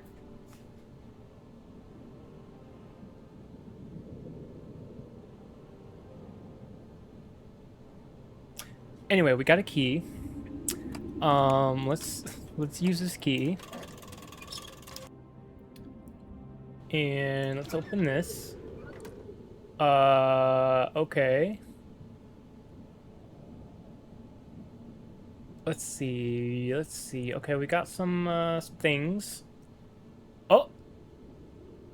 Okay, we've got some things. Oh, I see. Okay, so this goes here, this goes here, this goes here, and this goes here.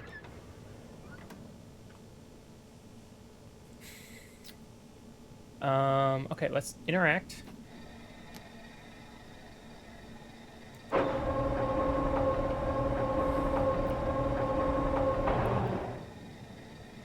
Yes, of course, yes. Just gotta read the console, of course. And let's do this. Blood sample required. Huh.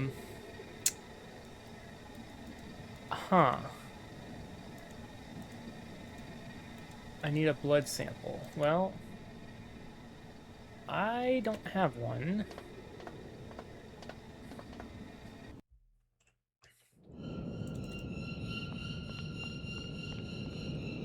He said he's gonna get 40 winks, huh? 40 winks, huh? Okay. Listen, sir, I just need, like, a little bit of blood. Probably to make sure he's not drunk. Honestly, my first thought was, let's just pour some vodka on it and there's no difference.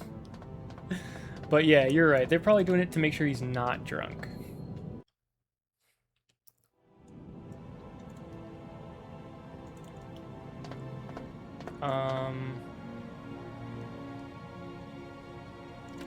He does not seem to...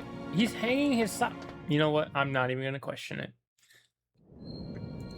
I don't want to know why those socks are hanging up. I don't want to know.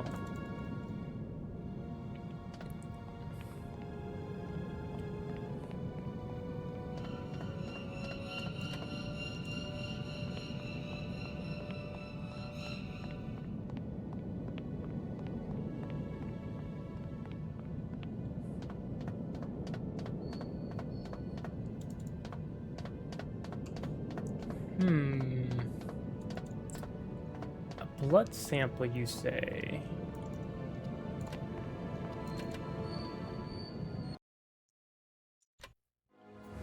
There's a house here that has clotheslines all over their front yard hanging various different panties at all times of every day. I mean...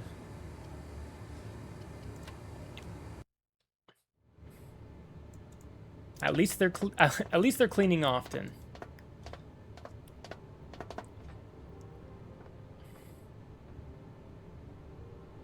Director. I won't go into more It is detail. you, Miss Walker. I think that's plenty Director, of detail. I think I know where Helena Romansky is. My God. You have found Helena? That is fantastic. How can I get to Arrowbad? There is one way that you can. It's not, Here, but... in the city, there are no suitable vehicles left. Huh. But that drunk old fool living up there, he'll have something.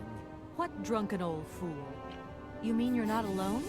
What's up there? I mean, you haven't noticed the space It gets weirder. on the plateau. What, are they drawing a Still gimp some mask or something? pathetic old soldier guarding it.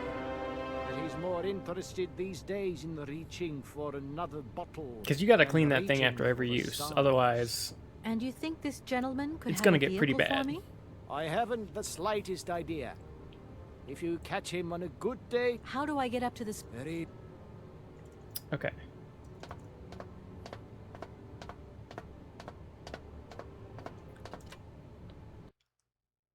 Because it's not a house and it's...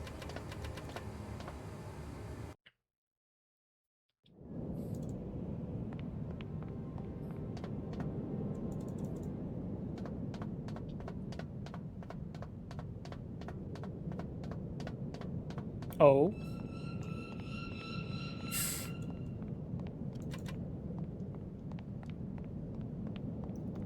Did I tell you about when I went and got protein shakes? No, you did not. When was this?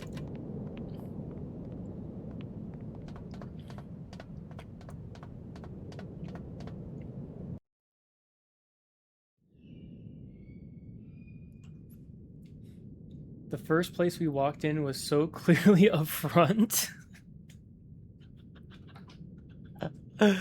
Holy. Wait, what the hell? Like, so clearly. It was insane.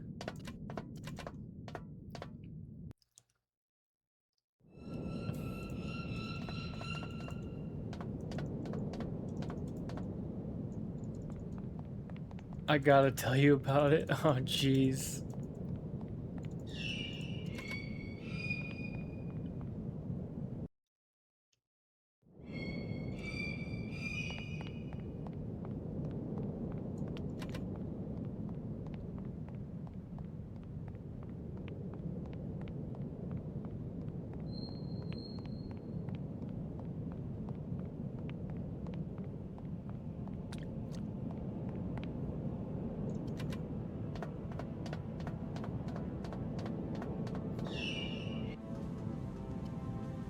Okay.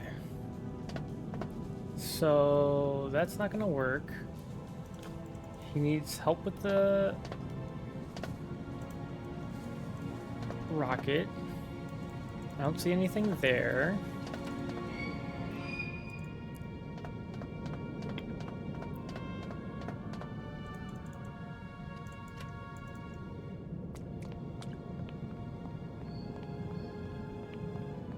Speak. Oh, there we go. Wait, where is this guy? He's like under the ground.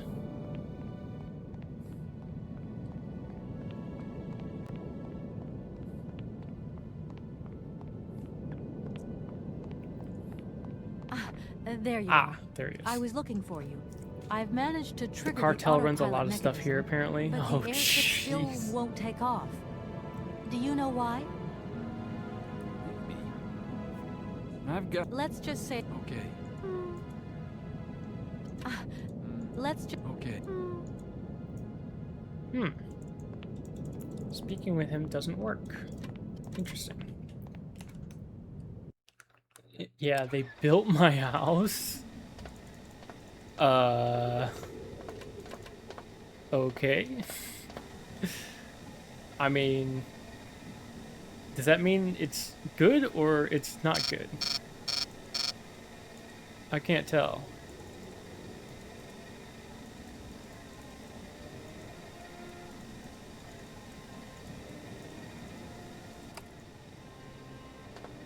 It's falling apart. Okay, yeah. That explains it. That explains it.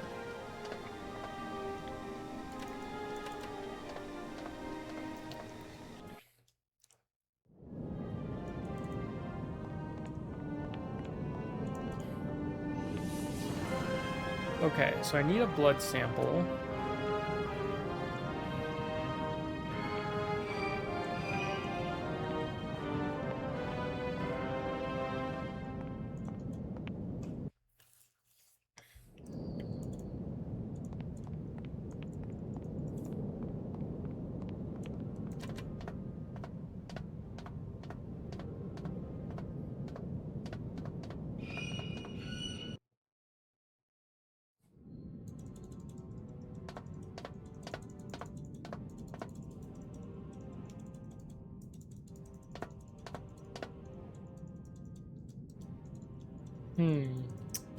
Nothing here.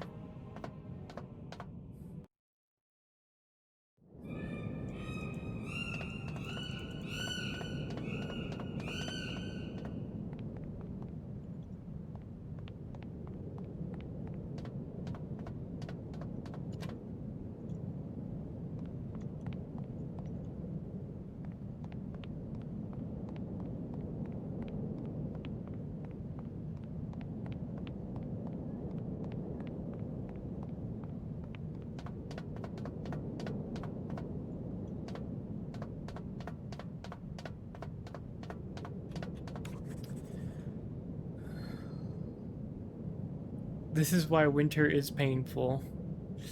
I see. I'm still freezing.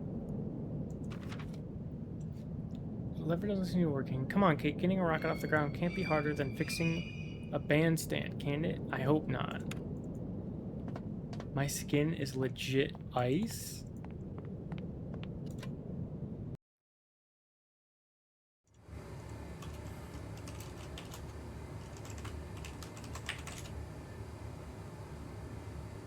It can't be that cold, can it?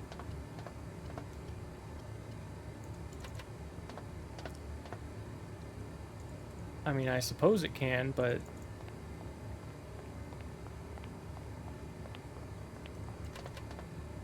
I think it's a me problem.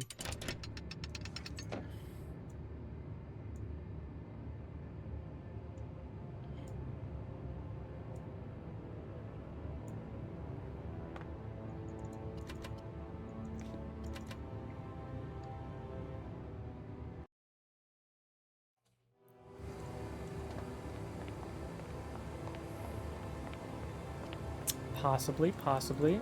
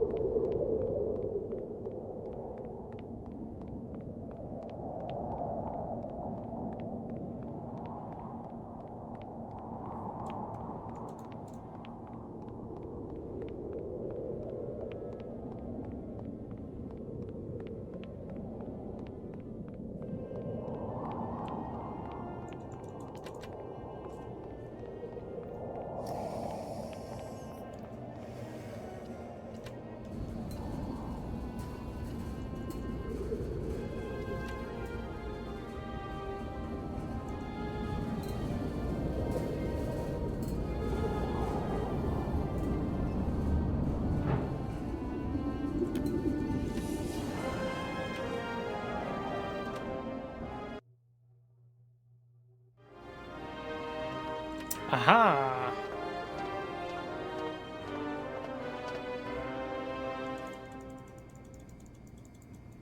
Aw.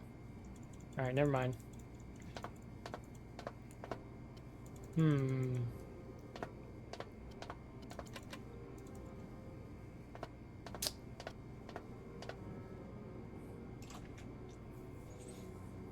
No blood sample, eh? Okay.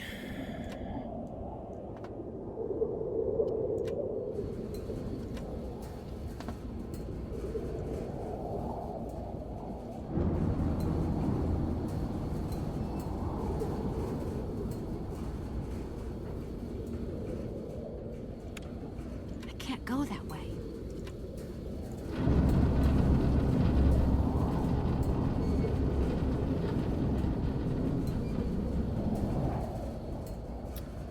Good to know, good to know.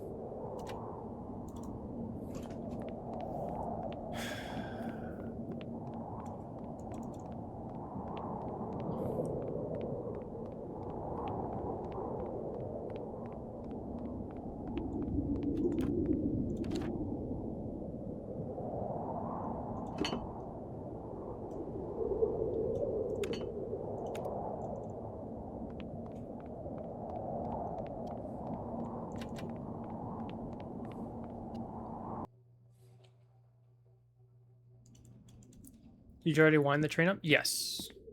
That's the first thing you have to do. For Oscar's arms to get stolen. Oscar? Apart from the fact that I am incapable of drinking a cup of tea, of reading the paper, of scratching my nose, or even of adjusting my spectacles, everything is fine. Thank you for asking, Kate Walker. Okay. See you soon, Oscar. Well, he is sassy as all hell, so I think he's doing all right.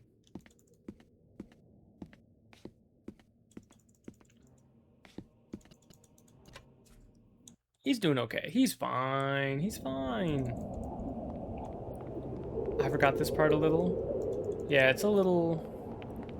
so right now I need to start the rocket up. And the second portion requires a blood sample. And I'm not exactly sure where to get one.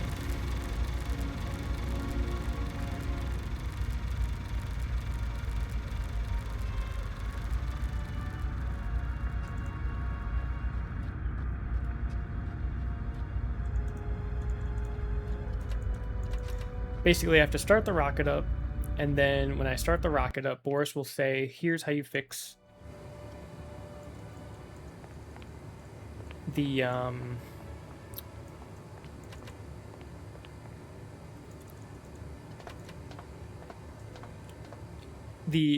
basically the trolley Zeppelin type deal in order to go to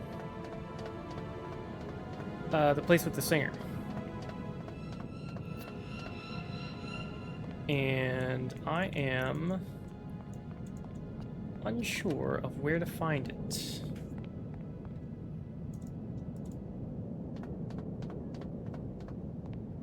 Because there's no interactables in there. Unless he hit his head or something, but I don't think he did.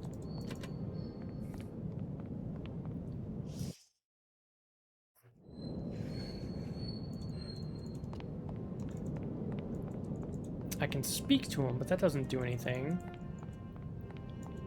And I've already gotten the achievements for finding all the areas. Ah, there you are.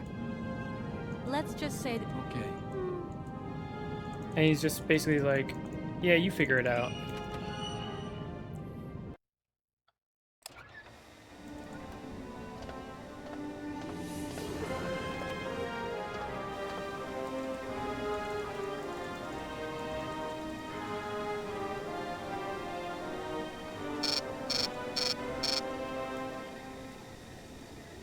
Blood sample required.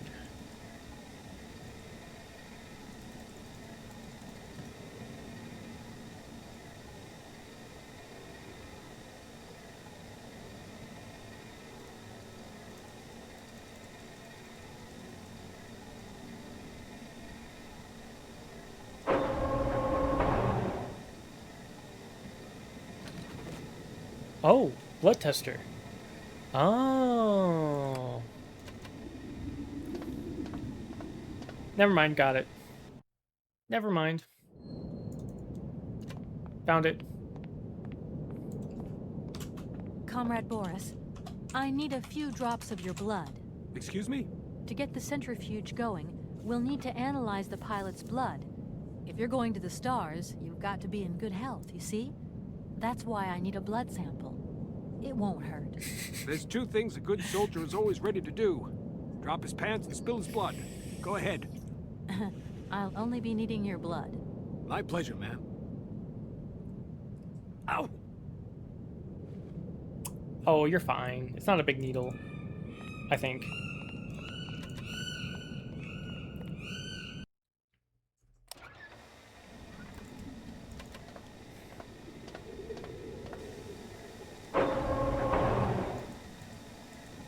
Okay.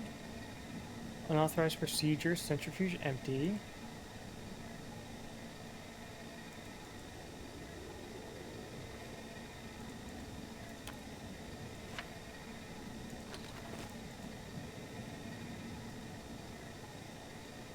The sleepiness has hit.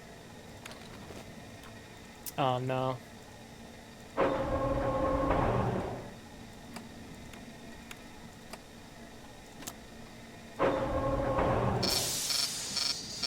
Blood sample refused. Alcohol level too high.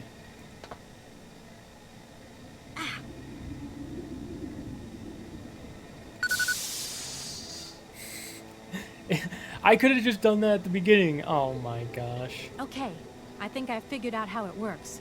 Get settled in and let's go.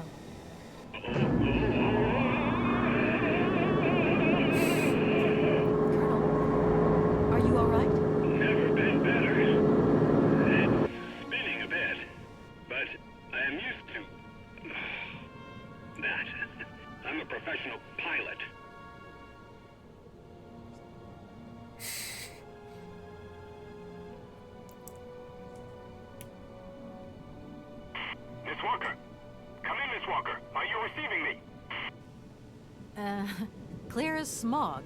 Can you speak up? I'm ready. Press the launch button. Brother, you're on the ladder. Okay, here we go. Good luck.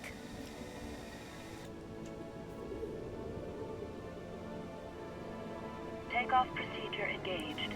Countdown commencing. Colonel, you've forgotten to tell me the secret of the airship. What do I have to do? The airship will need to be right up.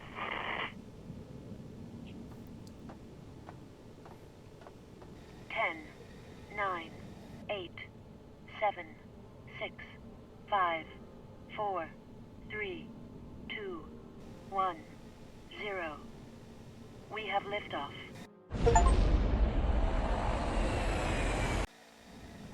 And he's gone. And he's gone.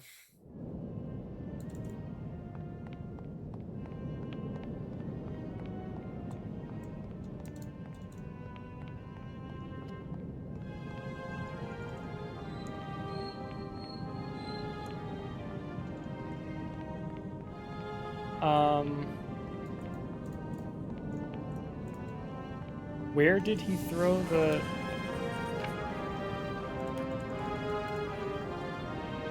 Hello? I saw him throw a crank. Where is the crank? I am crankless.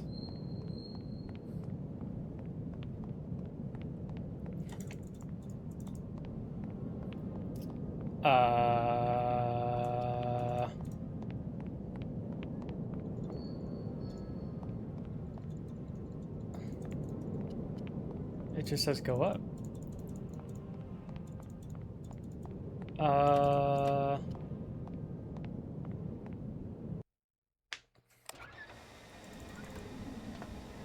Yeah, he didn't throw it in here.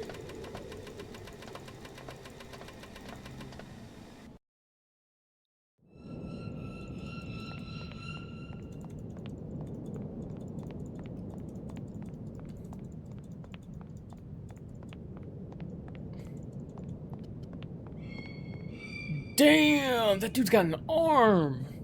From here to here? Are you serious? That dude underhanded it too. Holy.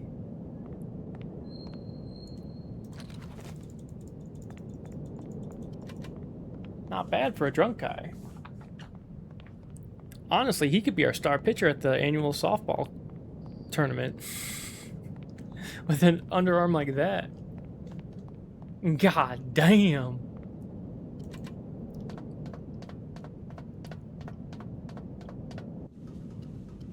Okay, interact.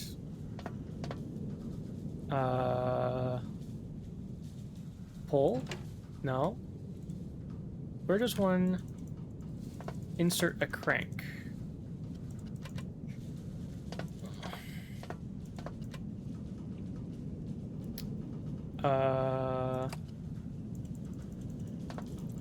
Excuse me, sir. I have to put a metal object inside of you and twist it.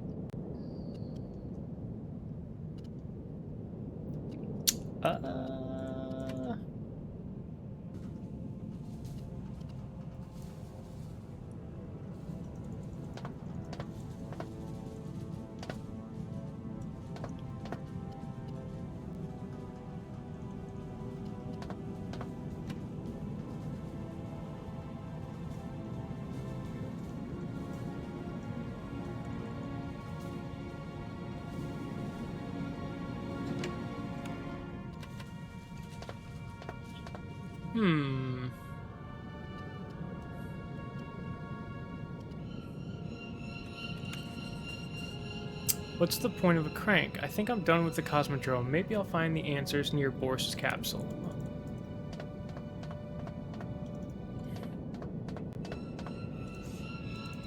And kids, this is why you should always read the required materials before doing any actions.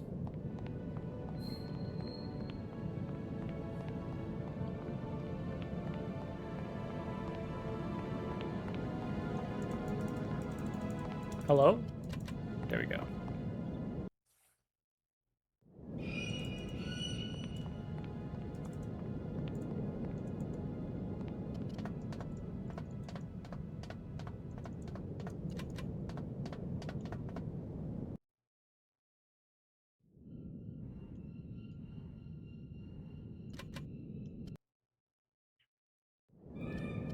She did say near.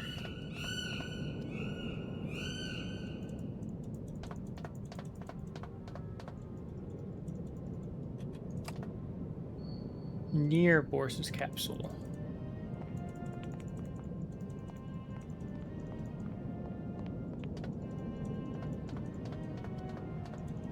Oh, go up. Oh, that's new.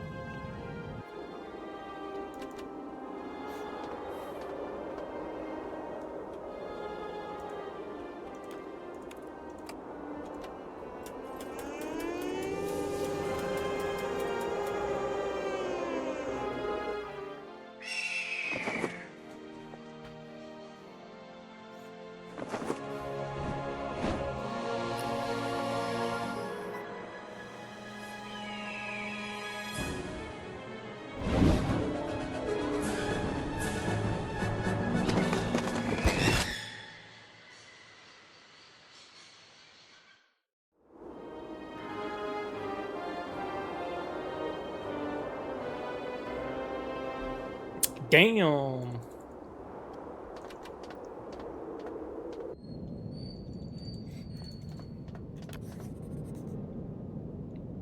All right, time to go.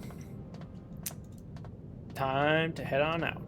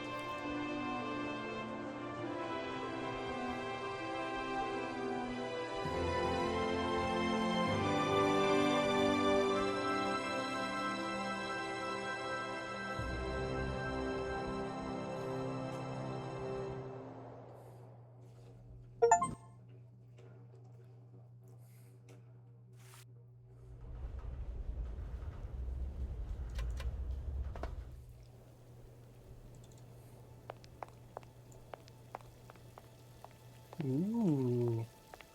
Serene. Oh. Moshi Moshi. There's a high chance I'll fall asleep very soon. Hello? What do you think you're doing, Kate? I wanted updates. I wanted results. Certainly, Mr. Marson. We all do. Down on the ground, we're doing all we can, but there's no new developments. Kate, I don't think you understand the urgency of this situation. Universal Toys are on my back and digging in. I can't hold them off much longer. You're putting the firm in a very tricky situation. I am very sorry, but a slight mishap or two has meant that I've had to modify my mission temporarily. Miss Walker, you're walking on a minefield here. I don't have to underline that this affair is Class A priority numero uno. Hot. I am only too aware of that, Mr. Marson, and believe me, I am doing all I possibly can. But this mission is really no piece of cake. You can have all the cake you want and eat it too when you get home. Next time I call you, I want something concrete, something solid. I want results. You understand? Results. Yes, Mr. Marson. Alright, how about this? I can, since we just made it to a new area, call it good there. And then tomorrow, we can finish it up. of what I'm assuming is going to be not too much longer, I think. I could be completely off. I feel like we're pretty far in, though. Lamau.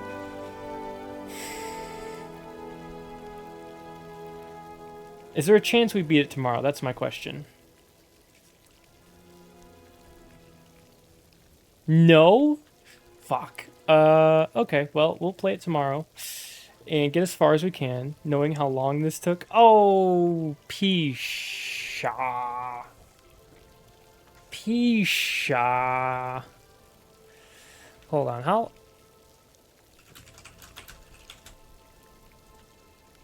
Hold on.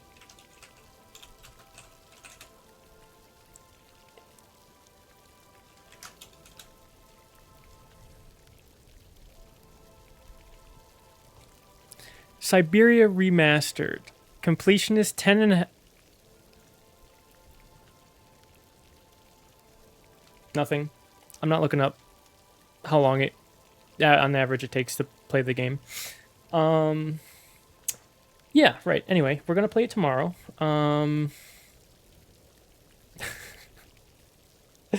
Ah, shit. Okay. Probably 2 more days after that. To be fair,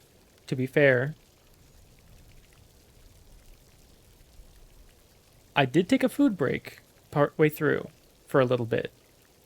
So my actual stream time playing the game is slightly less than what it actually shows. That was like 30 minutes. Okay, yeah, sure, 30 minutes. Take 30 minutes off, and that's where we're at. So I still haven't hit the completionist yet.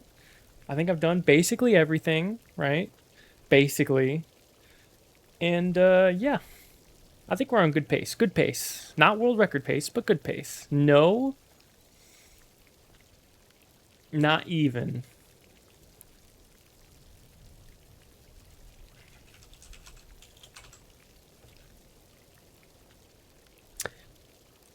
To be fair,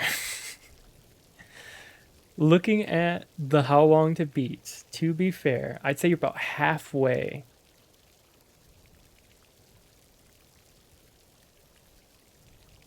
Maybe. To be fair, I am reading every bit of correspondence that I see out loud, which may inflate the time slightly because I am reading aloud rather than in my head. And over the course of the game, that might cause the game time to take a little bit longer, depending on how long you walk around aimlessly in the next, like, 4 parts. Okay. Okay. I get it. You know, listen, I get it. I get it. All right, it's been a journey. It's been quite the journey. You know, there may have been a few mishaps and maybe some problem solving, some intense problem solving was required. Maybe a little bit of help, just a little bit. In certain areas. You're doing great. Thank you. Okay. Alright, anyway, yeah, I'm gonna call it there. Little over 10 hours, not too bad. Yeah, we're gonna play tomorrow. And I'm gonna try my best. And that's all anyone can ever ask for. Is just trying your best. Yeah. I'm interested. I'm invested. I'm curious where it goes. I'm curious how it ends. Do we find the mammoths? Do we find Hans? Does Kate's apparent boyfriend get swept up by her former best friend? We'll see. We'll see. All of these answers and more. You already know, but I'm going to find out.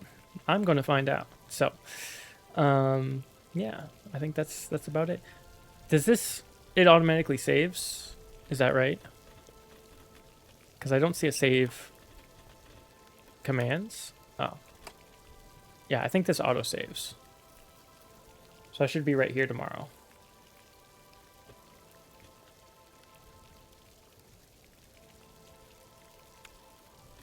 Last save. 1:20. Yeah. Okay. Actually, I'm just going to make sure. Continue. Just doing some quick... Okay, it saved me at the start. Okay, cool.